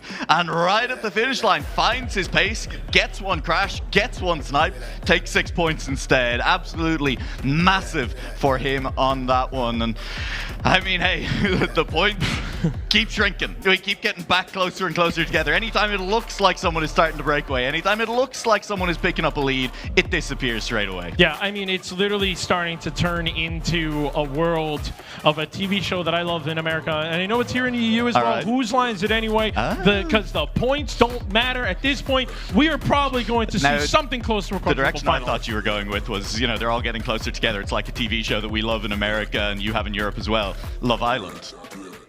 Ew. Ew. They keep getting closer together is the point. We'll see if that continues on funny purple map. At the moment, the lead is still held by Ratchet. He's sitting on 75, Richie on 72, Jadon on 69, and Otak actually down on 60 points. Now he's drifted a little bit away from the pack on this last map. Yeah, I mean, not helped by those snipes, right? True. Two rounds on one map getting sniped for the P2 position, by the way. Not even P1, P2 position. Know, right? And it's funny because you're thinking about it. It's like, it's not like it's a 4-point difference. It was a 2-point difference, but it still made a difference no matter what. And this is the moment where even 1 point, if that was a thing, would really matter. And of course, we have right off the bat, we have to lose one person. But don't worry, it seems to be the theme of this map is that they'll come right back at the last second. Richie will be the one up in front. Ratchet will be the one all the way in the back. Otak taking on Richie. Yeah, a little bit of R&R, rest and relaxation, the opposite of what we're getting in this match so far. Into the backflip we go. Otak just behind Richie, but gets his wheels down pretty quickly on that one. It's more important here, both of them nose down, getting early grip, and they are still battling it out. Richie has started maybe to extend just the smallest of leads, a hair between Richie and Otak for first and second place. And Jadon sitting here looking for any mistakes. He goes so low on that one. Jadon's looking for something to give him an edge. Otak goes high on that one, and Ratchet is the player who has the speed. You called it. He's right back into it. Finish line to go, and it will be Otak. And Ratchet pulling up the third. And you can see how much that meant to Otak in particular, who is sick of being sniped at the finish line on rounds like that, rounds where he has played well, where he has held someone off and then loses it in the last car length of track. And of course, it has to be a jump as well. All these finishes have to have jumps, and Otak, who we saw in the last match, showed off what you can really do with air control, was getting sniped at the end in a jumps, and unfortunately we lose someone. Who is it? It is Ratchet once again, but we he'll be back. Yeah, he'll be back. Don't worry. He is quite far behind this time.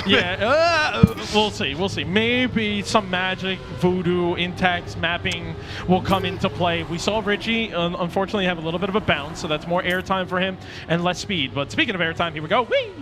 And land. There we go. Otak still in P2, chasing down Jadon. Otak looking to be the one to snipe this time, possibly, if Jadon is continuing holding this lead, but this chicane part here can get very tight, and you also don't want to take any air here. Otak with a great line, but Jadon still on the inside. Jadon got that air. He got the air time. It looked like a clip, but it was just him jumping up in the air, and that's going to put Otak up in front. Again, this is the moment Otak needs to stay focused, stay low to the right side. He does, and that allows him to stay up in front again. 2 rounds in a row, and he is pumped. Yeah, Otak last place coming into this match has now won 2 in a row, jumping from 60 to 80 points in only 2 rounds. That's 33% of his points going on top. That feels pretty good if you're Otak. He has gone from last place by a fairly distant 9 points based on how this match has gone to third place, technically, but it's because there's 2 people tied for first on 82, all right? It's still a big leap. And also, we're back within 4 points for everyone. Yeah, no, I mean, the hype was there for a second. It's just like Love Island. They all get closer together. I hate it here. The points don't matter was what I was trying to go for, and these players don't care about the points either. They are just trying to create domination at this point, because every time you think you finally have built a lead, someone is ready to get there again. All 4 players are there. Otak was able to take first place 2 rounds in a row, and unfortunately Ratchet again goes flying out of this one. Purple map is just not his map right now, but Richie's going to be the one chasing down Otak. Otak twice in a row has fought from P2, fought his way into P1, able to get 10 points twice. Can he do it 3 times? Jadon gets a little bit closer to the neon lights, makes it work. He goes a little bit farther. Otak about to get sniped. No, Richie could not get there. Jadon will get that 10 points and a PB. That was an insane time from Jadon. That was an amazing time. Online world record of a 1 minute .4. Jadon's time, 1 minute .5 in that round. We're getting within a couple of tenths of world record. And Jadon, he's not even phased by that one. No, Business as expected as he picks up the 10 points on that. We have all 4 players. They were within 4 points. Now they're within 3 points. 1 point between 4th place and 2nd place. Crazy. And then Jadon is like, no, I'm going to take a couple points over here. Sitting in first place. This is one of the closest cup mode matches I have ever seen in my life. Even small little snags like that, Richie is able to stay calm and collected and fight his way back into P2, possibly P1, as Otak says, no, stay back there. Ratchet, who made mistakes all through this match, does not make the mistake. I thought it was him again, but no. We end up losing Richie. Unfortunately, it doesn't help that they both have an R at the beginning of their name. And everyone's so close, I can't read the names. Ratchet, unfortunately, makes the mistake 4 rounds in a row. But this time, at least he's somewhere there. Tiny little clip. Maybe hold that P3. Jadon can't get in front of Otak. 3 out of 4 rounds go to Otak. He's happy with that. Yeah, he can't make up his mind. Is he playing the game? Is he looking in the camera? He's photogenic either way. He's looking good out there on track as well as on stage. As you said, 3 out of 4 round wins on Funny Purple Map at a time when I think Otak needed it for the mental to not shatter on that stage. It had been a rough match. It had been a rough match before that as well, despite picking up the win. He was not happy with his performance. You could see at the end of that match, and he is now in one of the tightest matches I think any of these players are ever going to play. It has been absolutely no give from anyone as they are making it difficult on each other. It's only going to get more difficult because, hey, you know how close this has been randomized? You remember how all of the rounds have been really close, how the points are really close? Yeah. We're going to Agrippina. We're going to the track that has had the closest rounds. We have in other matches that weren't anywhere near as close as this match already seen multiple rounds end with less than half a tenth between first and last place. What can these players deliver for us in the lower bracket top 16? That's the thing. This is the lower bracket top 16. That's crazy. And every match has been so close. Sorry. Translate. Okay. Fahrt nicht gut. I can translate. I can translate it because I was told what it meant while we were in the analyst room earlier. It means you don't have to drive fast, but you do have to drive pretty. And I think that's what it was. It's just that that's his username as well. Someone in the crowd who speaks German, give me a thumbs up if that was correct. Oh, it's too late. Never mind. All your thumbs up are in vain. Doesn't matter. We go back to Agrippina, where we still have no way to one know mistake already. who is going to come out on top on this match. As a reminder, this is an elimination match. Two of these players, their tournament goes no further. Two of them will be in the top 12 at XPEvo 2025. How is it the fact that even though after round, we still have two players tied with the same points of 89, 89, and the 96 and 94. We are so close to breaking that 100-point threshold. Jadon makes an early mistake, but he's not too far behind, 0.3 behind, and we've seen players constantly start closing the gap. And speaking of closing the gap, Otak. There goes one, but that doesn't matter. Jadon is still going to be in this fight because at this point, this is going to be very important for Otak and Richie, especially Richie, who even though he is tied for last place, this would be huge for him to be able to jump and maybe tie someone else up on top. I remember Otak at this finish line earlier today. Otak would snipe after snipe, round after round, found a way to get past the players in front of him. There's a chance. It's a slim chance. Richie has extended that lead out to 2/10. There's still a chance. Oh my God, there's no way. He closed 2/10. 2/10 on that final turn and on that final jump. You gotta be scared of Otak on this final jump, but Otak didn't get the win there. Richie does pick up the 10 points. Richie moves from 89 points up to 99 points. He jumps from tied for last place up to second place in a single round, because that's what we're doing here. And Otak is the first player to cross the 100 points mark. By the way, guys, we're on map number 5. Yes. Of 5. Yes. And the match is still this close. 10 points now make the difference. Whereas last round, what was it, 6 points made the difference, or maybe even less? We've been down as low as 3. Yes, we have been down 3 points between 4 players, and one of them is out of here, unfortunately. Ratchet. So that's going to be Ratchet, Richie, Jadon, and Otak. Again, Otak, even though he's constantly been sitting around in the back, he's like that predator just watching his prey, understanding their movements, figuring out which way they're going to go, and then at the last second he strikes and goes for the snipe. This outside dirt has always been so important. Jadon with one of the best outside dirts we have seen here in this map, and Jadon still refuses to lose the speed, but Otak is building up that speed. We're coming to the end here. This is the moment where we're going to see Otak press B for boost. Richie and Jadon fighting up in front, but will it matter? Jadon will still be able to get up in front.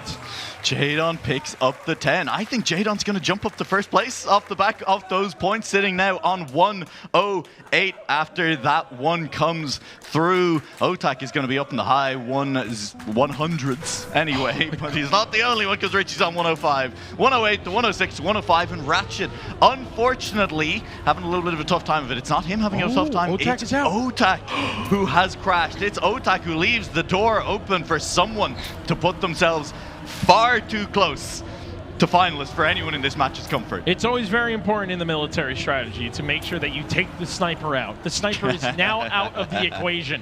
It is all the grunts on the ground now, battling this one out. Ratchet, Richie, and Jadon still in, the 3 of them. Otak 1 CP out of this one, but this map is so tight as well that any mistake could happen and Otak can come right back. But Ratchet is the one who's looking to be the last person to break the 100-point threshold, and it would put him at a 105, exactly where Richie is, but it won't matter because Richie is coming even closer. They are all pushing this one neck and neck right now, wheel to wheel, and Richie gets up in front. Jadon also looking to close this one out. Ratchet is falling a little bit behind, but it's going to come down to this moment here. It depends on how everyone is able to handle their airtime. Will they stay low? Will they stay high? It's to the line!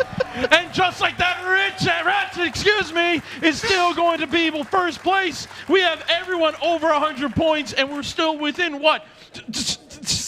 8 points? I'm trying to math. I don't know. Don't worry about doing the maths. We'll see it on screen. Ratchet needed that. Ratchet needed those 10 points. He was starting to just drop that little bit away from everyone else. He's now up on 105. We have 2 players, Jadon and Richie. If either of them wins the round, they jump straight to finalist mode. Nothing else would get them there. And Otak and Ratchet just a little bit too far away. Otak on the dreaded 109. A round win would leave him on 119. The mistake comes through. And a second mistake comes through. R&R go for a bit of R&R, taking their time off in this round before what promises to be an incredibly dramatic end to the match. And Ratchet is one of them that cannot make that mistake. He needed that 10 points to put him at that 115, so he only had to deal with one more round potentially. But just like that, we are seeing two players that are looking to close this one out right now and get into the finalist position.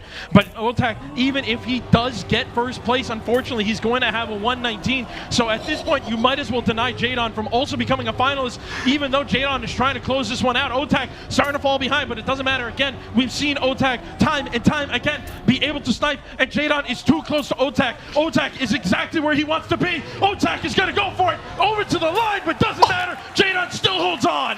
The line that has worked for Otak, that has allowed him to snipe, is going low before that jump and taking the shortest distance to the finish line. What did Jadon do in that round? He went low towards that jump and he took the shortest line to the finish line, and it works out for him. Woo! For, I think, what must be one of the few times today, we are heading back to the top of our rotation without anyone having won the match, with everyone in striking distance of finalist mode at the same time, and with only one finalist. I mean, we're in a wild position going into this match. And keep in mind, the last time we saw this map here in Tears or Laughter, Jadon was the only person who was not able to get finalists, and he was the one who was not able to get first place, and he's the one who just activated finalists. Oh dear. Oh, I'm getting the We could get a quadruple finalist in this map because all three of the other players did trade first place at one point. I don't think there's a way for us to. I guess quadruple finalist is the only way we leave this map without having finished the match. Correct. Right? Correct. Oh my lord. Oh my lord. There's a chance. There's a chance. Everyone, I need you to take deep breaths. I need you to oxygenate the blood. It is we're about to get lightheaded in here. I can tell you that much. I can't imagine them right there. You see them on stage. Look how calm and collected Richie looks. That's crazy. Look how calm and collected. Otak is the only one that shows like personality, and he's still bobbing his head. He's like, yeah, this is still 0-0-0. It's the beginning of the game, right? Yeah. He's chilling. Like nothing happened. Unfazed. I wish I could feel like that. Yeah. My heart would be pounding out of my chest right now, like it is at the moment. It would be. Well, here we go. Back to Tears or Laughter. One finalist, two players over 110 points and only looking for a win to put themselves in finalists, and Ratchet on 109. If he wins the round, we don't get any more finalists, and we do get Ratchet onto 119. That's a lie. Otak can afford a second place and still make finalists, but I'm sure he'd prefer that second place, if he is going to pick it up, be to anyone except Jadon, who currently leads. Jadon looking really good. Ratchet, again, as you said, unfortunately for him, he's going to be the only player that if he gets first place, he's going to get that dreaded 119. Oh, that one Jadon! point to do something to him. And Jadon, again, the one player who was not able to get first place, is the first one out of here. This is going to be huge for Ratchet because he is going to be able to line himself up to get finalists next round. But unfortunately, the player that's behind him is Otak, the one player that you don't want to see get finalists this round, because it's going to be so much harder for him next round. Richie can get finalists with a second place as well, and he is still just here. He is right behind the two of these. Otak, though, he's trying to overtake Ratchet. He doesn't want to give up those 10 points. He wants them for himself. There's nothing between them around the final corner. I think there's a nose for Ratchet, and it will be Ratchet at the finish line. He moves to 119. Otak moves to finalist. Richie moves to 118. And Jadon, well, he'll stay on finalist, and he'll get another crack. We got a double finalist, folks. Double finalist. We Count them. Two. Two more. Count them two. 1, 2. See, 2 Fs, just like my report card. Now, we need to make sure that Ratchet and Richie, the R&R, do not do relax and or whatever the rest and relaxation. Dude, I'm not doing that right now. No, okay, that's fair. This match has been going insane, and R&R is up in front. Richie and Ratchet will start this fight up in front. Again, Otak and Jadon are both looking to try to finish this one out. This is a loser match. 2 people are going home after this one, and it doesn't look like we will know who it's going to be. Unfortunately, the first one to go down is Richie, and he was the one who definitely needed this. Was it? Oh, it was Jadon. It was Jadon. Jadon is out. Again, the one player. This is not his map. Otak is still there, though. Otak is still there. He's still there. He's still on finalist himself. If Ratchet makes a mistake, it's over. We have someone going through, and Otak with a great slide. Ratchet lost the gear. Ratchet lost the gear, Richie's and then Richie needs the speed to beat out Otak. He has a little bit of speed, but Otak has the line. Richie's still carrying a bit of speed, but he's lost it. He's lost any advantage he has in speed. Otak has the advantage. One drift to go. Richie on the looking inside for it. Otak has it.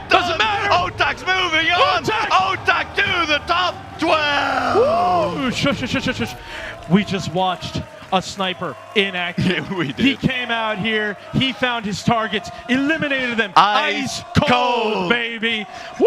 Otak will be moving on into the bracket. He still has way to go. We're still going. We're still going, yes. And it's Triple a triple finalist. finalist. We were one round away from having a quadruple finalist. Ladies and gentlemen and all non-binary friends, this is your last round. Who joins Otak? I am already preemptively heartbroken for two of these players, but we're going to have to celebrate someone, and they are going to have earned it. They have been in the trenches in this match, all three of these players. Otak was their brother down there as well. He's left a little bit early, but he's waiting for one of them. There is nothing to separate them, as there has been nothing to separate them all match long. Ratchet and Richie, first and second, less than a tenth between them. Jadon, our longest term finalist in this match, is trailing, but it's only by a tenth and a half. There's still a chance. There's still time. He needs to nail this exit. He needs to have the speed to catch them. He has decent speed, but it's Richie who's the big winner. It's Richie on the uphill. It's Richie who has the advantage leading into the final left-hander. It is Richie who looks to be securing his spot in the top 12. It's Richie who makes the finish line and moves on alongside Otak. Richie, representing Tetscan, will continue his tournament live here. One more round today for Saturday to play to try and get into Sunday. This is incredible. The two players side by side live to tell another tale. I'm a shell of the man I was at the beginning of that game. What a match. I don't even have the shell anymore. What a match. I said it. I said at the start of that round I was going to be preemptively heartbroken for two players. We knew that was going to be the case, but for Ratchet and Jadon, their journey through XPEvo 2025 ends here. Jadon in particular, first player to reach finalist. Yeah. In that match. But it went to the map that he could not get first place. And it went to the map that he couldn't get a first place on. That was pure RNG that just defeated him. Tragic.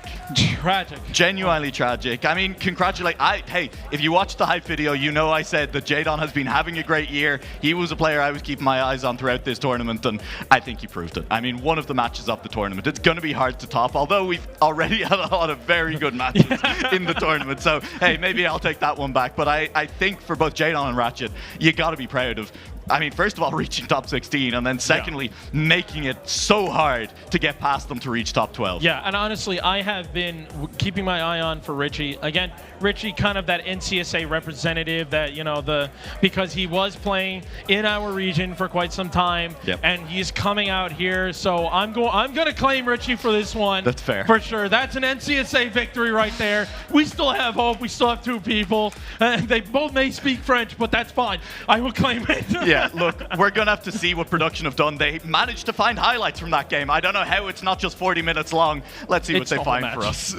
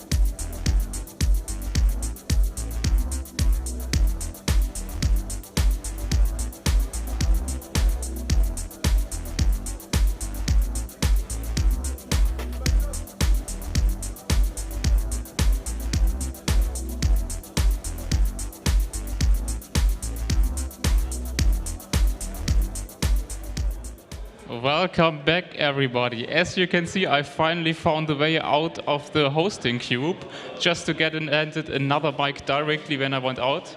I am here with Otak. First of all, what a match. I want to ask you, what went through that match? I want you to give us maybe a rundown of the match from your point of view as a player, because I think as a player you always view things a little bit differently than we outside, especially considering that in the match before you didn't seem very happy and now it feels like you found your game again. I mean, I've been very shaky on the maps since the beginning of the competition, so let's say I'm not happy with how I'm playing, basically. And during this match, I was like, okay, because there's all my friends there in the public, so of course I'm happier when they are there. So yeah, I think it's the thing that gives me the power to continue. Yeah. All right, great to hear. Great to hear. So it's a little bit of a weird question because I think we all know the obvious answer. But are you satisfied with where you are right now? Not necessarily how you play, because I think we could see it clearly that you weren't at some point. But are you satisfied with your position, or do you want more? I mean, of course I want more. I'm not satisfied at all, honestly, because I feel like I haven't been playing like I should have. So of course, I think I can do way more better than that. So yeah. Any ambitions for winning? What? Ambitions for winning? Yeah, of course. You did it 2 years ago. Yeah, of course. All right. Good luck with that. I'm happy to see it. And as a last question, do you have any players you have your sights on, like potential opponents, potential players that you want to see do well? And if not, if you have maybe a couple of other players that potentially already are out that you want to give a shout out to? I mean, of course, I'm gonna shout out Binks. It's my teammate. So, and we're both in the loser bracket, so we are just grinding together, basically. And I'm happy I didn't face him yet. But yeah, just for him. For the others, I don't care. All right, fair point. All right, then, thank you for the interview. I wish you good luck to the next couple of matches. And now, I'm sure that all the others in the host cube all have their own opinions about the match. And obviously, I always forget his name. Legion, I want to know, do you guys miss me? And what do you think about the match? I think that we do miss you quite a lot, Shorty. It's not really the same without you. You know, there's this weird tenseness to the air, and we love you. How did we feel about that last match? Import, how do you feel about that match in particular? I feel great. Have you ever felt happier? I feel so good right now. It was such a... Oh, geez, I actually got stuff on me. Sorry. Yeah, no, that was the match Yes, ever it was. for Shift player. So, yeah. Shift on tech, right? Shift on tech. I mean, hey, when it came to the tech stuff, they did gain yes. on it. Did it help them in the end? No, it did not. No, not really. But that's bound to happen a little bit. We've been. Thank you, sir. Our resident janitor, folks. No, but that match, to be serious, that match was insane. You could not tell who was going to win. You could even see it. There was a good line for Richie, but that advantage just fell apart right towards the end, and you can see Ratchet just a straight shot between Bubblegum and Trace. But I think the real story that I was happy with was the complete 180 that Otak has done. You know, we talk about the last couple matches.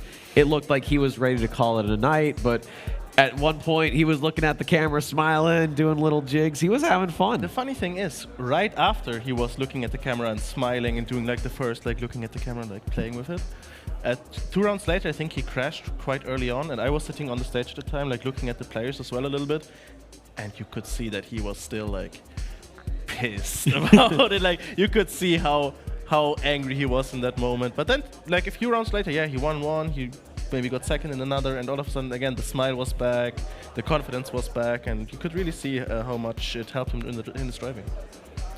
Yeah, I know you, G-Geek, were also keeping track of the points. I mean, dominating performance from Otak on a couple of these maps, yeah? Yeah, exactly. And also, I'm so glad to have been proven wrong on multiple levels on the occurrence of multiple finalists over OTAC's chances of survival. And also, I was glad I was proven right to give Richie a shot, because the map order really favored him so much. Just on Tears of Laughter, 30 points out of 40. This is a great start already. He tanked it a little bit on Bubblegum, then climbed back up on map 3, which was Trace, was able to kind of like get himself have his bearings. Then OTAC came in clutch on Fernie Bubble map with 36 points out of 43. First place is 1 second place. Jadon kind of climbed back up then on Agrippina. And then, of course, we all saw the second rotation of Tears of Laughter. We were all thinking, all right, we were talking amongst ourselves, this is a Ratchet and Richie map. They delivered in spades in terms of the excitement. And I know you lived there, but I was like praying for Richie to pull through, and he delivered the goods, flying the flag for Brittany high and proud of this guy. So if we can get the full camera shot. So I was sitting in the middle of Import, who was very much screaming for Shift the entire round. And then on the other side, I had G-Geek, who was very much screaming in French for the Frenchman. There was a lot of French swearing and cursing that did not get thrown air, thank God. But yeah, because both OTAC and Richie were pushing so hard on the final part, especially Richie on the final rounds of Agrippina. The exit of the dirt before checkpoint number 8 gave me heart flutters every single time that he got close to that outside wall with that left rear. I was just here for the fun. Watching the two of you low-key crash out every single round. I want was the best. I want to pull for the boy. You know, no, I get for the that. boys. It's funny watching Import being like, "Come on, Shift, why you can't do this?" And then over here, it just was like perfect French. It was literally like one half of the couch were the voices of reason, and the other one were American Crash Out versus French Crash Out. They're both very entertaining.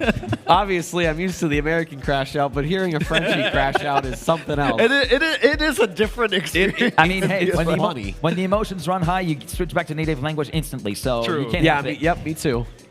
But I mean, let me give some feedback on this map. I can actually give some proper analysis, I feel like, in this regard here. And I mean, like we look at maps like Bubblegum and everything where Ratchet is able to keep on, and we were so close to potentially going back to Bubblegum at some point. We were. I don't believe we were going to get the switch to Bubblegum. Let me just give me I don't 1 second. think we would have. No, we would have definitely finished beforehand. We had only 1 round left, I believe, or 2 rounds left at max.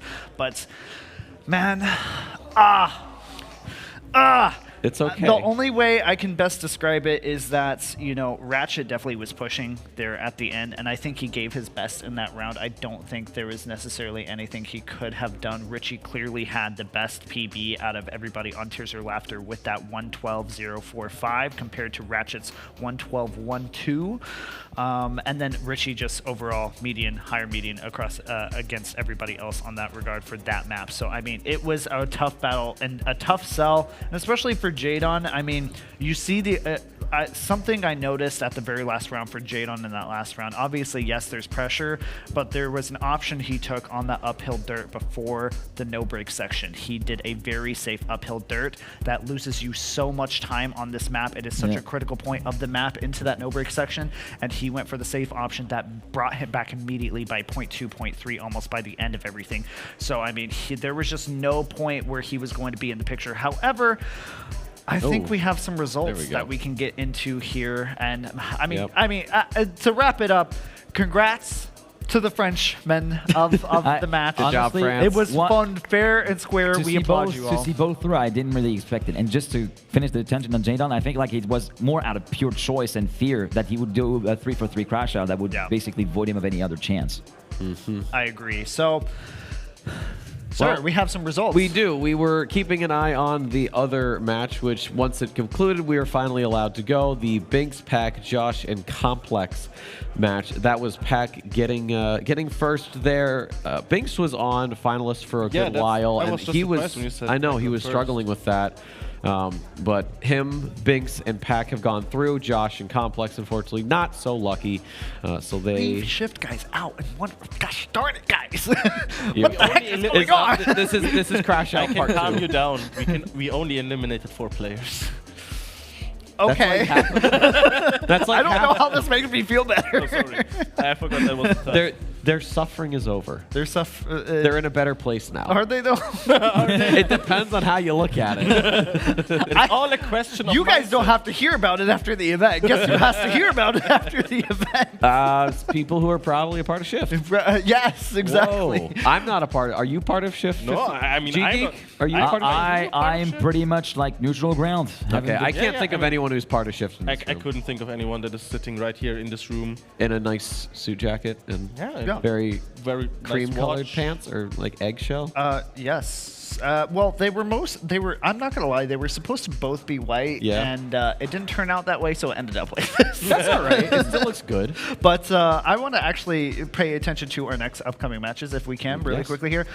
We have the matches already up. We showed them briefly on the screen. It was missing 1 or 2 players, Yes. but they have been fully updated, at least on my tablet here.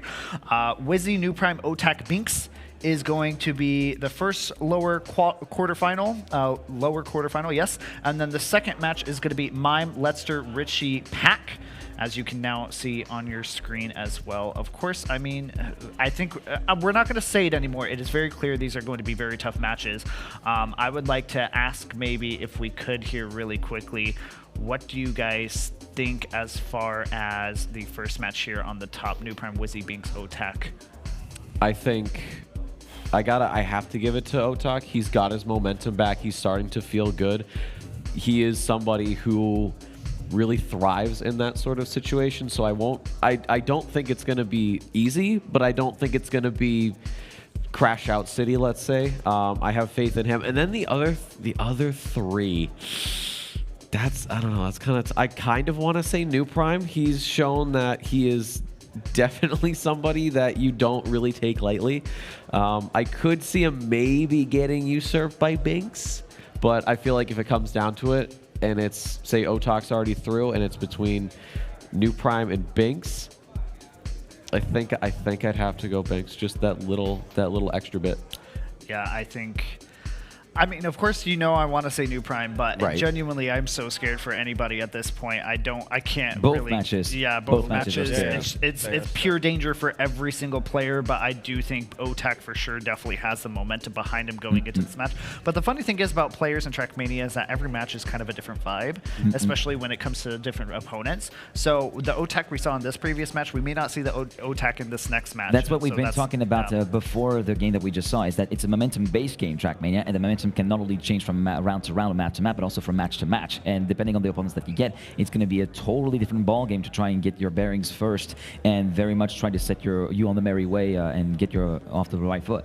Yeah, I agree. Also, something to point out on this matchup too, Wizzy has been very quiet this tournament, I feel like, because in terms of we have not really spoken or seen we haven't him really seen much of him, yeah. Yeah. I was surprised that none of you even picked him for maybe one of the players to go through. Because he or kind not of flew even under our talked radar about. as well, so... And something really fun about Wizzy for this year is that this is the farthest he's gone for XPEvo previous year. Oh. He was a very early out. I believe he went out top 48 last year. Yep. So it was a very rough year for Wizzy last year. It was a rough year for any Wild fans. And even the previous year before that, he didn't do I think that it was well like top either. 24? Yeah, it was somewhere around there, but this is the furthest he has ever gone. He is top 12. So the Wizzy, a new territory for XPEvo standards, and that's Yes. pretty cool because I Yeah. mean Wizzy has been performing better and better each on the competitions, especially more recently in World Tour, and we've seen that progress, and now we're even seeing it here in XPEvo. I think it's a confidence thing because if anybody knows Wizzy, you will know that he is very hard on himself. He is a very harsh critic of himself, and I'm running the same boat. Yeah, I know what it I'm is part like. of that Different crew. girls, but we know what it is like. He is definitely a part of that harsh critic group, and this time though, I don't see that necessarily. Yes, he's still a harsh critic of himself, but he seems to have gotten to his own groove, and he's able to find something that has allowed him to have more successes in events. I mean, when we talk about the two people still from the first group who I would think that would go on or could have a good chance, I would actually pick Wizzy. Yeah, okay, we haven't maybe seen too much from him in the tournament, but I have seen a lot of Binks, and we all have seen a lot of Otak, especially today, Yes. especially in the last 3 hours. Yeah. And while he did gain momentum, especially during that last match, I do believe that the overall caliber of player in that matchup that we get now is higher than the one he just was in. And with how close it was in the end, I'm not sure if he will be able to go through with it. So my picks are more likely to be probably around Wizzy and maybe someone even like New Prime. He has the experience in the arena. He has his fans here. Now all of the Shift guys will be looking out for him, what he can do. So I think he has a good chance of going through here as well. Okay. And I guess we could also talk about the other match of Mime, Letzer, Richie, and Pack. Right off the bat, I'm going to say Pack. I've already spoken enough about him. He's always my safety pick. Out of the other three, though, I would say Mime. He's proven himself quite a lot in plenty of competitive settings, going very deep into tournaments, obviously winning a few. He is definitely, I would say, if you had to rank all the comp players, I would definitely put him in the top 10. Top 5, maybe, it depends, but I think he is going to be one that the other two, Letzer and Richie, struggle to catch up to once they actually get out on the track. I kind of get where you're getting at, and I totally agree on the pick of Pack. I mean, he's basically doing the same kind of thing that he's done last year, where basically we kind of joke about it, but doing discovery runs in the lower bracket, and then basically just continue powering up through there, and that's definitely what he's doing. And the Mime pick, I get that, but I have the fact that Richie has a fair bit of momentum going. Well, I say momentum, the fact that he managed to get through with OTAC in the first place, I think is galvanizing him that much more that he feels like he could probably take on Mime on a good day. And I feel like it's going to be a very, very big fight between him and Letzer. And if Mime, whilst he does have the upper hand with the recent history of the tournament, if he has one or two slip-ups in various rounds, it could very well be an absolute cinema battle for second place, in my opinion. It's hard to pick second place, to be completely honest. I would have a question for you, actually, because you are talking about how Richie got through this last map, or last match rather, and we talked at the beginning of the segment about how the map rotation was very much in his favor. And do you think that if the map rotation maybe wouldn't go his way, that it could change? Honestly, like from what I've seen, it's more by deduction and by like more of an empiric approach that I've seen from what Richie has been playing through. Tears of Laughter seems to be definitely his strongest suit, and from the other data that I've gathered, it feels like top 2 maps for him will be Tears of Laughter and Agrippina. If either of those two end up as the first map, he could have a very solid shot. If it's any other map, I might be a bit more doubtful about Richie's chances. Yeah, I'm at a loss for this one. Honestly, it's a hard loss as well. It's a lot. It's a lot of pace to contend with. I mean, Mime, Pack, I mean, I would say those would kind of be just like, if we were just doing career, record, history, that type of thing, I think on paper that would be the two you would immediately go towards, and then maybe Richie for third, and then Letzer as last, but Letzer is kind of that dark horse that we have seen in interviews that people have mentioned, and I mean, Letzer, he was not happy that he got denied top 8, and he definitely feels like he deserves to be in the grand final, so he's definitely got a fire underneath him, and he is going to fight his hardest, and he has fought Pack before, not once, not twice. This is his 3rd time fighting Pack in a match today, so that's I'd be a little tilted if I had to do that again. Can we get a score on how these matches went? Do you have them ready? I can pull them up right now here for you. Who won out in the end in these? So I'm 99% sure I'm correct. Maybe I'm yapping and I'm just, You're always correct. Thank you. I appreciate that. I do know at least one match that they did play together because they were complaining about it. Let me find this real quick. I think it was actually earlier today. Yes, it was. It was on the first top 64. It was Letzer versus Pack, Danny Pug. Letzer beat out Pack in that first matchup. And then I believe, actually the other match I believe was in round of 28 the previous day on a Friday, if I'm correct here. Nope, it was not. I don't know where they played recently, but apparently they played each other on some previous moments. There was 2 matches that I remember because they were complaining about how they had to match each other. So was it, you were talking Pack and Letzer, correct? Pack and Letzer, correct. They had one that was with Power Vector and Mime. That's the one. That Oh yeah, upper quarterfinal. Yeah. Yeah, that was Mime's win. Got to finalists Oh, and then yep, there won it is. first. Then it was Letzter, and that put Pack and Proud Vector into that lower bracket. Okay. So Letzter has beaten out Pack twice. Third tries Will to there be charm a third? Pack. Will there be a third? Hat trick. Hat trick? Ooh.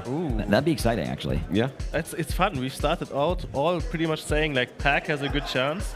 Now we're But now we're rooting for the underdogs now. How the turns of table rather. Well, the record shows Letzter has been performing better. No, that's true. But as I like to say every so often, anything can happen in Trackmania, and usually does at the end of the day. So. Yeah, so I mean, either match will be really interesting. We could continue to yap, but I would actually think it would probably be good to maybe take just a short little break because the players are going to have to set up anyways, and maybe we can take a moment to stretch our legs really quick, if that's okay. I am fine with that. I was about to say I don't know why you're asking me, and I'm like, wait, no, I'm you are the host. I am the host. Yes. No, the main host is asking the host. Yes, that's weird. That's a new one.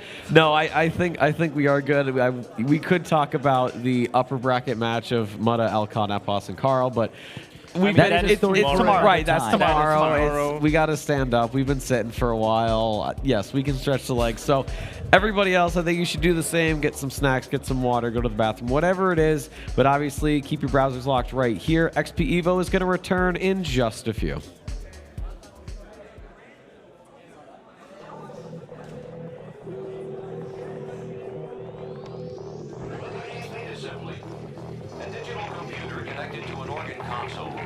Makes it possible for tones to be developed with unprecedented accuracy.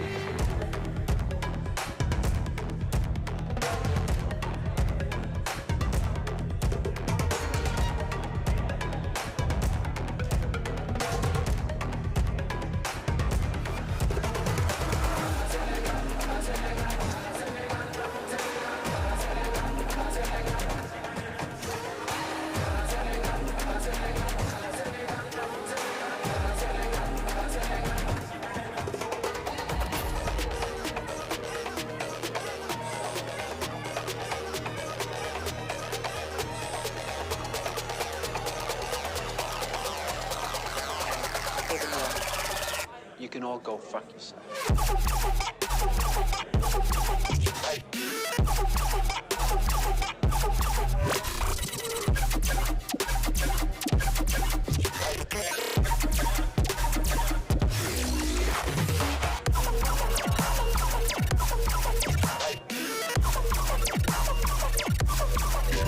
All right. Come on.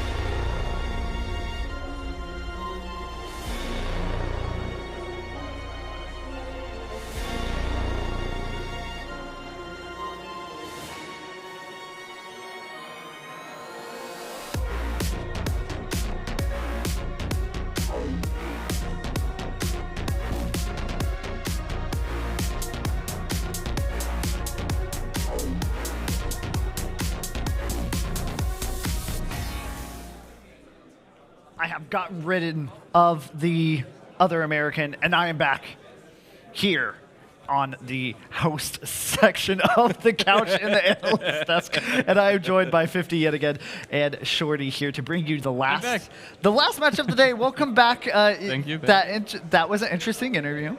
Oh, thank you. It was my first one. I'm so sad that I missed it. Like you have an earpiece you can hear. I was just sitting here. I was looking at the screen. I could see you talk with Otak. It was fun having you ask a question to Otak that he had zero idea what you were asking him. Well, I did tell him the questions beforehand, so he could have asked me.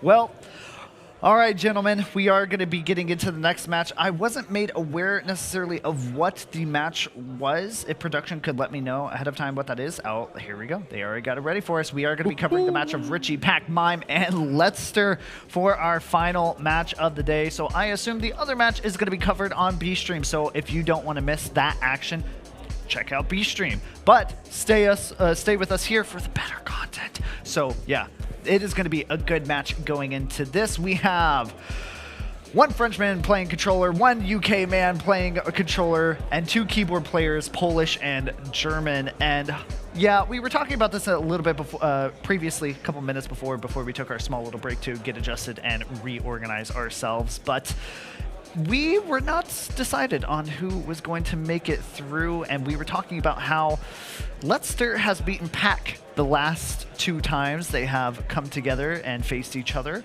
and now we have the rematch for the third time today, and I'm sure they're just thrilled about that. I feel like Letster is less thrilled about it than Pac, because Pac can revenge himself, but Letster has won 2 times in a row, and now it's like one of the times that counts the most. So you kind of want to repeat it, but that's easier said than done, obviously. Yeah, for sure. I mean, for Letster, it's if he loses this one at the most crucial point, then it's the most hurtful, right? So you can win 1,000 times, but the one time you chip, when you trip hard, it's all going downhill from there. Especially since he's coming from upper bracket, right? So losing his very first lower bracket match would really annoy him, I think. Yeah, I agree. Also, while we are going to be covering this match here, it is time. Well, I was going to say we were going to cover something and I was going to talk about something, but do you know what? It is already time. Hey, casters, how's it going over there? We're alive. We're here. Do you guys have enough energy? Are you okay over there? Do you need me to get you some water? Where did you see the last match? Did you see what we had to cast in the last match? Did you see what I went through emotionally over here on the side? I saw a broken can over there. Yes. Apologies to our friends over there who had sponsorship of that can. We love our friends over at Red Bull. Yes. So apologies on my behalf for that. I messed up. I did a big doo-doo on that one. But as far as that, sorry, it was the stress getting to me. Yep. But we have some more stress to go through. Yep. The final stress of the day. So, guys, before I let you take it over, you have to give me, I want Randomized to give me one person he wants to go through, and I want Nua to give me one person he has to I'll go first and take the easy answer, Pac. Okay, that's Thank you. That's actually Yeah, cheating. you're welcome. Thank you. That's cheating, I feel like, but I'll accept it. It's hard for me because I really I'm loving how far Letzer's gotten, but I have to say that Richie is our honorary NCSA player. Yeah. He knows that. I've told him that, but my wife is also always a big Polish fan, and of course, there's always got to be mine, but sorry, honey. I'm going for Richie. CSA? NCSA. Yes. Yeah, Richie is on our side this time. He's on your side. He's just on because of our Neil. side this Calm time. down. Yeah. That's why your players are in the And elimination. this is why every country hates our country, because we just take Okay. everybody else from the guys, game. All right, guys, just Get break out it of up. here. We're Break taking it the up. production. Okay, we have one match left tonight. Yeah. And if it's going to be like last match, I can't do it. all you will see is the screen by the end of this I will be slumped. I'll admit it. I spent the entire break that we had just there hidden on the floor back here. Unironically. We had people who wanted to come over and say hi to you, and they were like, "Where's Nua?" I'm like, and I look over and I don't see you, and I'm like, I don't know. I was just hiding back here, frankly. Apologies to anyone who wanted to say hello to me, but we've wasted enough time. We're getting into this match. It is the lower bracket top 12 in XPEvo 2025. Mime Leicester, well, okay, mine, Leicester, Richie, and Pack. Either way, welcome back to us. And it's a kind of, for one of these players, a little bit of a rerun of 2024. Pack had a very similar experience, dropping to the lower bracket relatively early on Saturday, avoiding stream, locked in the basement all day, makes the lower bracket run, and right at the end of the day, he pops up on the main bracket stream. Last year, that ended in a Grand Finals appearance for him. It ended with booking a ticket to the World Championship in that self-same Grand Finals. That's a lot to live up to for Pack right now in terms of lower bracket runs. Yeah, I mean, he may not have been the, XPEvo 2024 champion, but he was still one of the people who was a victor to walk away with something. Yeah. So the question is, can he do it again 2 years in a row and maybe even take the title himself? It's a lot. I mean, based on what's gone on in the upper bracket, it does kind of feel like EPOS has moved into that he is the guy to beat position. You know, I mean, that was the talk before the competition began, and I think he's moved into that position. And Pack unable to do it last year, and it is a tough thing to do, is take down EPOS. It's going to be tough for anyone to do it, whether they come out of the lower bracket or not. Of course, tonight is going to function as a little bit of a reset for all of the players. Anyone who makes it through this match does have all night to try and get their mind right, to try and get some relaxation in. It'll be needed as we are underway with Tears or Laughter. 2 players to make it to Sunday. 2 players to have a great time at the after party. Yeah, exactly that. And here we go into the first ice drift. And all 4 players looking to line up this match just like we did last time. Richie will be the one up in front.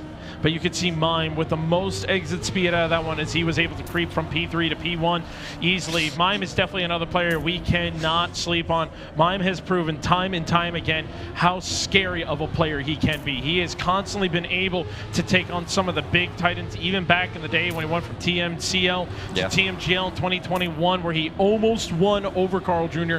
And it's just one of those things where you just have to watch out for him because he's still here. Even though we haven't seen him too much on the broadcast, he is here and ready to show what he can do. And he's leading the round right now. Richie has managed to get in front of Pack as well, who looked like he might be pushing for a first earlier in the round. We've seen Richie really nail this last drift a number of times. Pack's made a mistake, and he will drop to 4th place in round 1. A round 1 by Mime with Richie in 2nd. Leicester takes 3rd, and it'll be Pack to settle for 4th. Yeah, so that is not the closest round I was expecting. It was very close for the first 30 seconds. The first 30 seconds, and it was very close for 3 of the 4 players. Yes. Unfortunately, a little mistake from Pack, but we're looking for him to bounce back into this next one. Letzer will be the one farthest back, be the cameraman for us as we follow all 4 players going in again to the first ice slide. Very important to get as much speed as you can get because you do have to get a little bit of a release here and then as much exit speed as possible, and nicely done by all 4 players. Pack still up in front and everyone else closing in. Mime was back last time.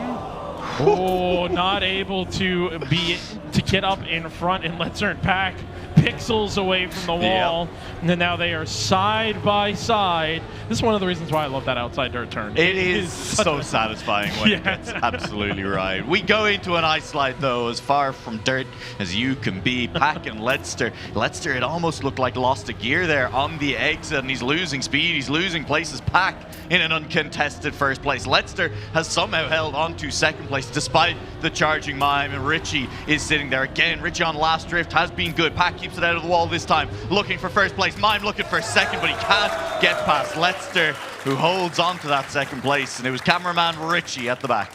And Pack, who had a mistake at the end there last round, was able to redeem himself into the 2nd round. We got the chance going in there. It's the classic "Let's go Thomas" coming out from the Brits in the crowd.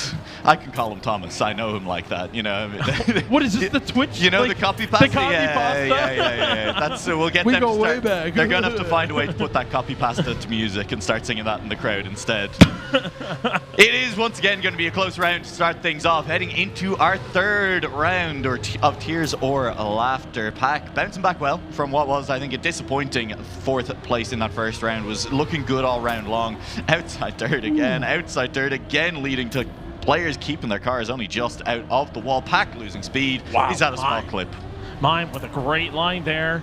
going all the way from back to front, but it doesn't matter as he was wobbling around a little bit in that dirt, and that's going to allow Pack and Richie to be back up in front.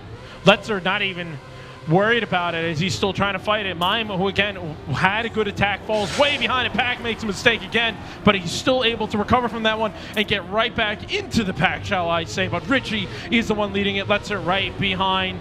We saw a little bit of mistakes here in the past few rounds from every player, but it's working out pretty well for the big player. Tied. Was that .119? It was .119 for both of them, but it is counting back to that last checkpoint where Letzer was ahead, and so it will be Mime sitting in third place on that one in Pack. I mean, unfortunately, inconsistencies creeping in a little bit. I will say that Pack's recovery in that round after the clip on the dirt was kind of crazy. He got very lucky. You know, the clip actually sent his car at a great angle for the uphill so he could accelerate out of it. He only lost about a 10th.5 from what should maybe have been a bigger time loss. Unfortunately, a 10th.5 was enough to send him down to 4th place and keep him well out of the running on that round. It has been very close between all 4 players to kick things off on Tears or Laughter. It's very close again at the start of this round. The first 30 seconds have nothing to separate these players. It was scary. Oh, Pack again with another mistake. He's going to be falling out of this race. And again, even Richie was really pushing that line and still continues to push as he is extending his lead ever so slightly. Mime able to take over into that P2. Richie still doing a great job holding the lead. Letzer looking to try to find that inside line.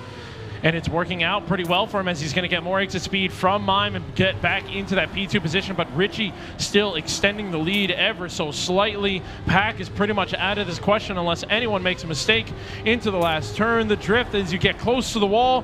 Try not to clip anything. Richie's going to jump into the finish and claim those 10 points. I mean, hey, great map, honestly, from nearly everyone.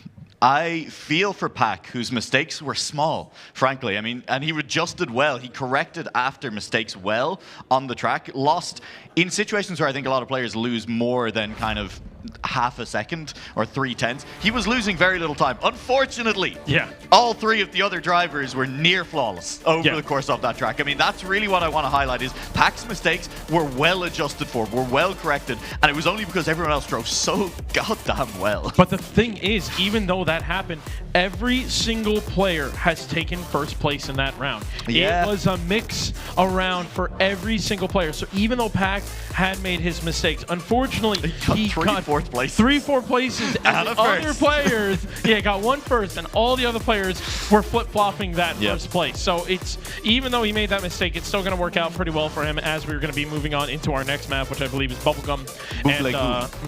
Sorry? Bubblegum. Bubblegum. Sorry. Right. You're right. The bub legume. It's some kind of bean, actually. That sounds or vegetable. I don't know. French. That sounds like something you would hear in SpongeBob. Bub legume. Yeah, no, I see it. Absolutely. Oh, it's going to be a good track. It's going to be an exciting track. The ending of this track has led to drama over the course of the day. I mean, every track led to drama in our last match, so that's maybe not a great benchmark for how you expect things to play out. As we take a look down the scoreboard then, as you said, Pack with a first place and 3 fourth places, 19 points. Unfortunately, in 4th place overall. Mime in 3rd with 22. We have Richie sitting in 2nd on 25, and Letzer sitting on 1st, but it's only 26 points. Not much to separate the field after only 1 map. We expected that. Let's see what map 2 can do to spread them out. Starting this one out relatively well. Mime falls a little bit behind, does not go for the outside grass. And the Pack itself moving it. It's so hard because I know I always use the word the Pack, and then when Pack is actually playing, it just makes it worse. But Pack is still in the pack as Letzer unfortunately makes a big mistake and goes flying out of there. So he's going to pretty much be getting out of there, and Pack is out of the pack. So Richie and Mime will be the 2 battling it out in this one. Richie doing a good job holding this lead. It's going to come out to this exit speed. Richie gets a nice turn out of that one. Mime still able to creep up a little bit, come into the outside dirt here. Mime has shown time and time again. I mean, Mime makes some great dirt maps, so it doesn't surprise me how much exit speed he was able to get out of that one. He just knows how to work that dirt. He really does, and he has turned that into a fairly major advantage. Once again, that penalty grass when you have the reactor uphill caught Richie a little bit as well, trying to keep your wheels out of that as much as possible. It's given Mime an insurmountable advantage. It will be Mime crossing the line with a 105 to kick things off on Bubblegum, taking a first place on the round. And he'll be happy to take those 10. We'll push him a little bit closer to first place if it doesn't push him into first place after the round. Yeah, and I got to say, I'm starting to get a little worried about Pack. Five rounds in a row, and only one of them was a pretty successful round. He did win that one, which you gotta be like, that is pretty successful. But you're right. I think 5 rounds, 80% of which have had an error, if not an outright mistake, is getting scary. Pack, not the wall. That's, hey, 5 from 6. But Add to the tally. But I will say, even last year, it was a little bit shaky. He was still able to handle it and get himself out of there. He's getting used to the lights. It's his first time on the main stage. Here's how Bernie Packers can still win. Yes, exactly. We saw this is a great look. This is a great round up front. We gotta not focus on the guy who's a checkpoint and 6 seconds behind. We gotta focus on Mime and Leicester, who are within 16,000 of each other at the moment. And Leicester's outside line is great. He gets a good early landing, but he's gonna catch just again that hair more penalty grass than Mime, who will try and take that into a speed advantage, but Leicester holding on in front. Back wheels of Leicester on Mime's front wheels. Early drift by Mime, looking for the speed down the hill, but it's given Leicester a car length advantage. It'll come down to the line, and Mime in pushing it. Mime in trying to snipe low. Bounces into the finish at least, but Richie gets in between the two up front. It was worth it. It was worth it, honestly. You needed... I heard that. He needed to go for that inside line. It was that moment of just being, again, we're early in the match, yes, but if you look at the score, it is a very tight score. We are doing this again with a very tight score. So if anything can help you break away from the rest of the players, change my word. Yeah. We will be able to create that solidified first place. But again, Leicester goes flying out of there, unfortunately for him. Richie will be the one behind all 3 players. Mime will be the leader in this round, as Pack is looking for finding any way to get inside. Mime, I don't know what happened there. It didn't even look like he touched anything. He just turned the wrong way. I think he hit something, all right. That was a car coming to a dead stop in the middle of the track, and that is Pack with dangerous outside dirt once again, keeping the car close to that wall. Good on the uphill grass. Has a solid gap back to Richie, and should be taking home a full 10 points in this round. I mean, the pattern that seems to be emerging for Pack, knock on wood, is that he wins one round and comes 4th in the other 3. It's not a great pattern. No. It's not a pattern you want to keep going. But a first is a first. 10 points is 10 points, and that is needed, I think, for Pack, who was starting to slip away just a little bit in the match. Well, to be fair, Pack did get a 3rd place, so it wasn't the worst. Okay. There we go. There we go. Come on, crowd. Let them know. They're so loud. I love it. Here we go. Moving on into the last round of Bubblegum.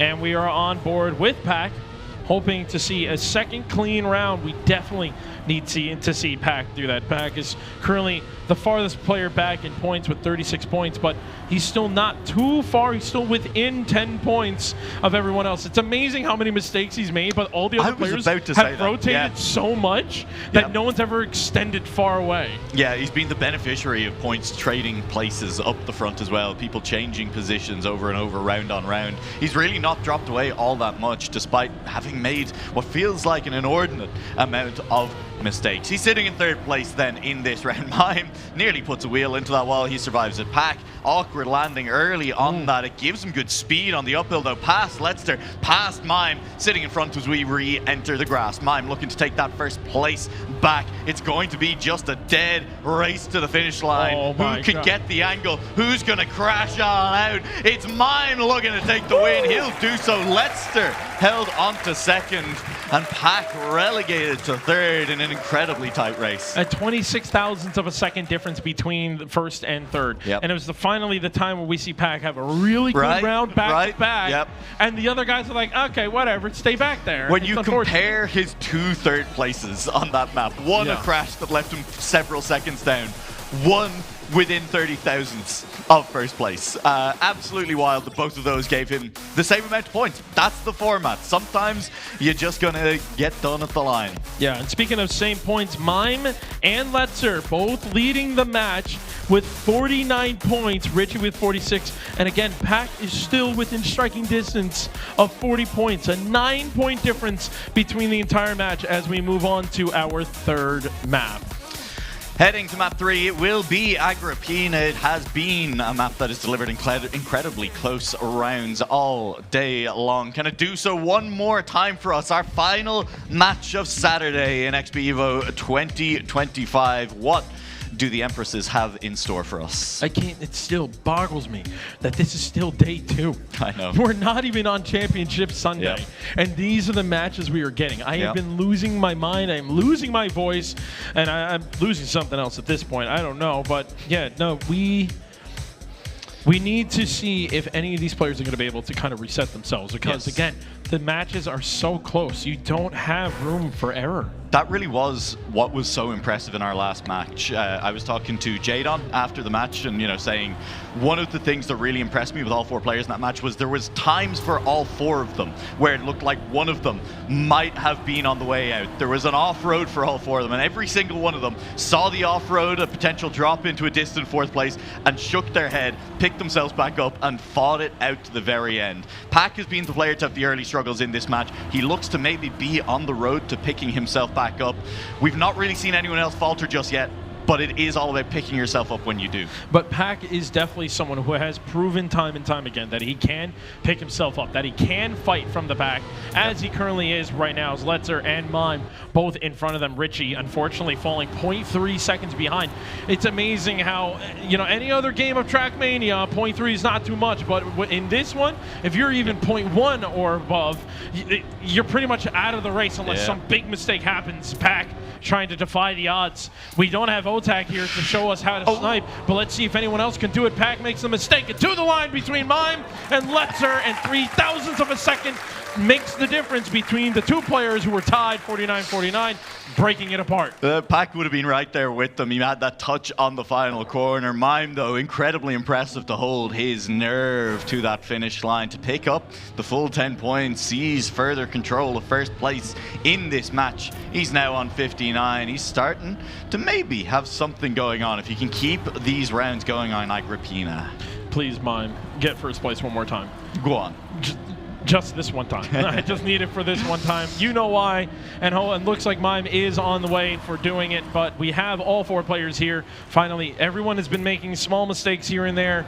But it's just one of those moments where the scoreboard just does not reflect what's happening in the map, because every time someone makes a mistake, someone else comes up and picks up the scraps.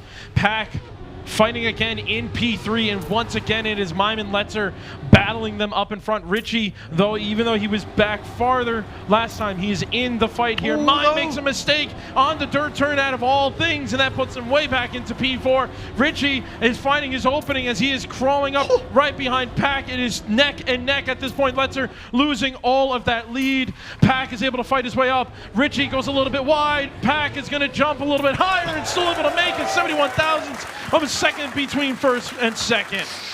Great rounds on Agrippina. That has been the story of Saturday for XPEvo 2025. It's a much needed 10 points for Pac. It's a deeply unfortunate crash for Mime. Uphill dirt. I mean, Mime has put enough uphill dirt turns in his maps that I feel like, it's only fair that occasionally he gets caught out by one. But tragic time for it to happen, leading in a round that would have given him further control over a match that everyone has been struggling to gain any kind of edge in. Can Mime bounce back? That was the question, right? Can each of these competitors, when they have an awkward moment, when things get a little bit tough, who can pick themselves back up the best? Mime's turn to show it. Mime is looking pretty good as he is just staying right behind Letzer, pushing pushing past Pac, excuse me, Jesus. His name is just going to trip me up all day, but Mime back up into P2. Pac, I believe, if I saw correctly, made a big mistake, and he's going to fall way out of this one. Again, Richie has been sitting around that 0.2, 0.1. Ooh, Letzer makes a mistake. That's where Mime made the mistake last time, so it's looking like Mime is able to bounce back. That has been the name of the show. Every player that has made a mistake has been doing a really good job being able to bounce back. If Richie may be looking to try to snipe, he's going to have to try to play the low game, go as far as he can. No, he doesn't. Mime will still play the low game and take first place. Yeah, big round for Mime. Has that bounce back after the mistake in the last round sent him down the order. Picks up 10 points this time. time around. And Richie, you said it, he's been hanging around a 10th or 2 back in every round, it feels like, not quite competing on raw pace with the other 3 players in this map, on Agrippina in particular, but he's in position. Yes. When mistakes are made, Richie has been picking up really solid points on Agrippina, it feels like. It's not frankly been ideal. He is still dropping a little bit further down from Mime and Letzer up front, but he is at least staying in the conversation. The craziest part about it is that unfortunately you can't play that game of when they make the mistake, because you're playing some of the best players in the Trackmania right now for your Trackmania Live. So you can't play that game anymore. We were able to do that maybe in the past where consistency was beating out pace because these maps are very difficult, but you have the best of the best. Look at Pac. Pac is one of the players that hasn't been that consistent going into this, but he's still not far out of the competition. He's up in front right now, taking on Mime in the outside dirt. Pac again showing how good he is on that outside dirt. We just need to see him close this one out, get that first place, and close the gap again on the points, because it's looking good that he can do it. Unfortunately, though, the person in first place points-wise is Mime, standing right behind him, and it even looks like Letzer might try to go for the snipe. Not close enough. Unfortunately, Pac will be able to get I was about to say, I needed to get the point in that Mime's time in the last round was a 107.8, and he looked on similar time. Pac was in front of him, and yeah, there you go, sub 107.8 from Pac. He gets the 107, not whatever the time it's an event record, too. It's an event record, managing to drive incredibly quickly on that. Pac, do it every time, Pac. Come on, we need to close up the gap. He's got the pace. He's got the pace. He just needs to lock in that consistency a little bit. But I think that goes to show everyone still a threat in this match. Again, Richie does have the consistency on Agrippina in particular. Maybe not on these other tracks, was lacking the pace, but we've seen him with the pace on other tracks in the map pack as well. So Richie's still in it. And then you have Letzer and Mime. We don't even need to mention how they're doing. They're leading the match 1 and 2 at the moment. The Mime in particular having a great match so far. Yeah, no, for sure. But Richie still and Pac both right behind Letzer. And even though you want to be that first place and move out, you got to remember it's the top 2 that move on to make it to Sunday. And there are 3 people who are within 10 points of each other, like so close to each other. Yeah. It's like, you may think like, yeah, it's good, I'm in second place. But when the 4th place person who's been making the most mistakes is still being able to stay that close to you, it is terrifying. And even Mime with 78 points is still Mime dirt jump scare. I didn't even know that's still a thing. But yes, that was what happened last round. Mime did get dirt jump scared at least once on Agrippina. So you know what? Mime dirt jump scare. How about Funny Purple map jump scare? We're live on the Intax track, and well, Funny Purple car on the Funny Purple track. What can Mime get done? Richie will have an early mistake. Letzer will sit in second place behind Mime to kick things off, and it's Pac trailing. I can't see Mime. He's in a purple car. He's blending in with everybody right now. Oh, there he is in first place. Why am I not surprised? Letzer trying to follow behind as we go into my favorite part of the map. Here we go. Whee! And they go flying. I am losing my voice. I can't even do that anymore. Letzer, though, still keeping it close behind Mime. This dirt part tend to trip up people because you're going to a dirt, to a chicane, sliding back and forth. And Mime is just getting, Pac makes a mistake. And Mime is extending his lead like crazy, 0.35 ahead of P2. And it's coming down to the last moment. Anyone going to maybe go for the little tiny cut to the side? No, Letzer will opt to just take that P2. Mime extending that That's lead. a great time as well for Mime. That's 1 minute 0.6 on that one is very, very quick. Looking great to kick things off on the Funny Purple map. Again, Pac, silly errors creeping in. It was just an inaccurate drift on plastic that caught him out that time around, sending him into the scenery, which is abundant on this track, as has been discussed at length, so we won't get into it any further here. Pac, not that far down, not that far out, but Mime is really starting to take control of a commanding lead in this match. What's even crazier is the fact that Pac has made the most mistakes, yet Richie, unfortunately, is in P4 points-wise. It is just coming to show that I always say consistency is just as important as pace, and Pac is showing, you could just be really fast. Sometimes pace is very important in this mode, And speaking of being really fast, Pac going from middle to almost the front. Richie The man who really needs those points is able to push forward, and Letzer chasing right behind him. I mean, hey, Richie's not slow. No, when you're talking about pace, Richie does have it as well, and he is showing it in this battle with Letzer, wheel to wheel, up at the front, a couple of corners, one jump left to go. Richie on the right. Letzer gets his wheels down first. That gets him across the line. That gets him the 10 points. Richie settles for second place. Oh, hi. But yeah, no, oh my God, the points keep getting closer and closer. The times are getting closer and closer. It's just incredible. Letzer doing a really good job. You really do need those points. You got to get away from the bottom two players. Richie and Pac have just been kind of right behind them. I mean, they're battling in that P3, P4 area point-wise.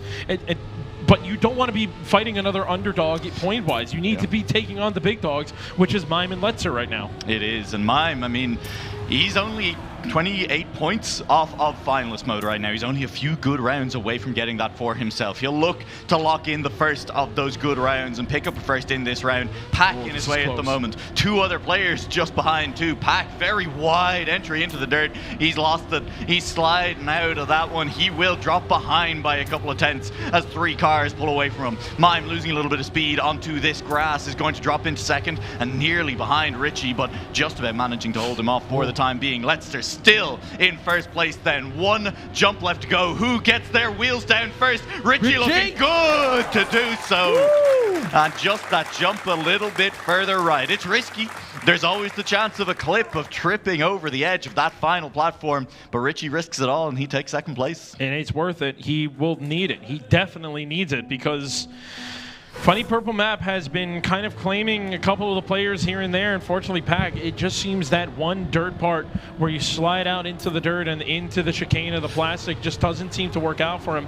And, well, it's going to work out for him now because we have lost one of the other players. Mime is going to be there. Pac is getting lucky this round because that's 2 of them out there. Letzer and Richie, unfortunately, both fall behind. But it's now Mime that he has to take on. And, of course, the part that I was talking about that he struggles the most with exit speed is going to be dirt. It's upcoming here and now. Mime with a great flip and great exit speed, being able to take over in that P1 section. Pac needs to stay tighter here. Much better line coming out of him. He's staying inside this race against Mime. It doesn't even matter because Letzer and Richie are just falling behind, and Pac will make a mistake, and that's going to allow Letzer to get up into that P2 position. Mime with a nice extended lead at this point. Doesn't really need to look to go push it. But Letzer has Richie right behind him, and we saw what Richie did last round. Can he do it again? Can he get on the inside? No, unfortunately, he could not snipe for that P2 position.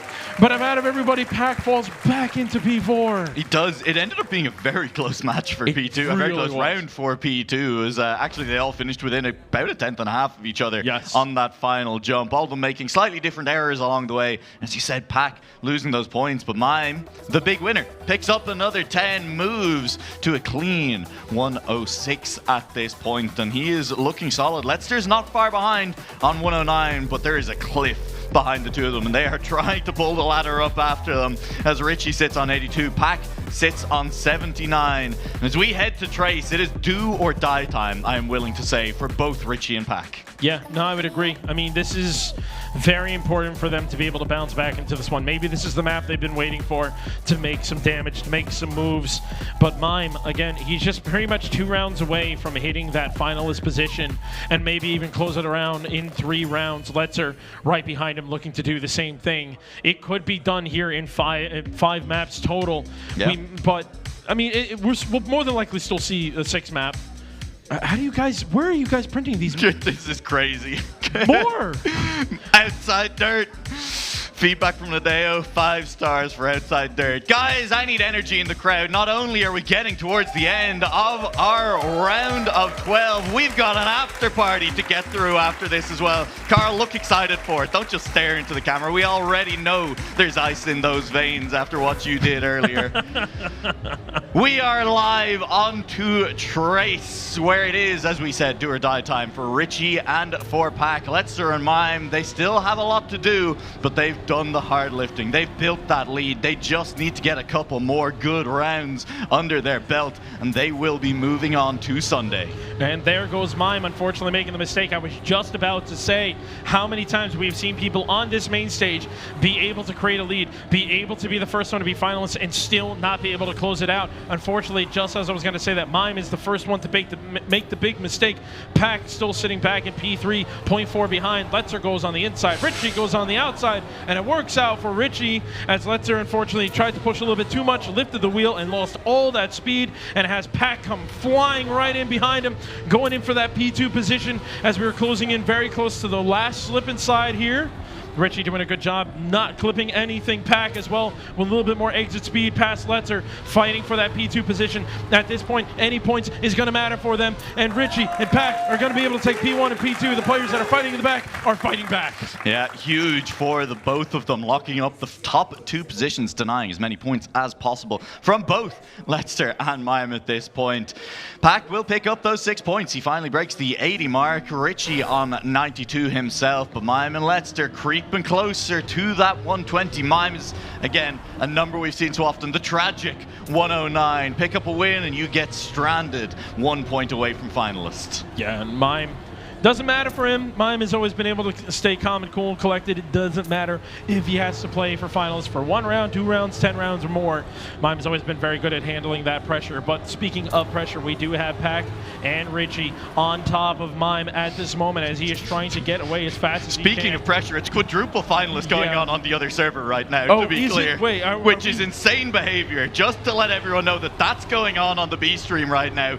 On the A stream, this is a banger round. Don't worry about it. We'll find out what happens later. We'll find out later. Mime looking to pick up 10 points, looking to be 1 point off finalist. He only has a couple of corners left to go. Pack's losing speed. He's losing out to Richie as well. Slip and slide to go. He has managed to survive it, though. I couldn't give you an answer. Letzer a long way down. I think the last question remaining in this round was, is Letzer going to manage to beat out Pack? We should have asked, can Letzer beat Richie? And the answer was yes. Oh, unfortunately, Richie just makes one little mistake.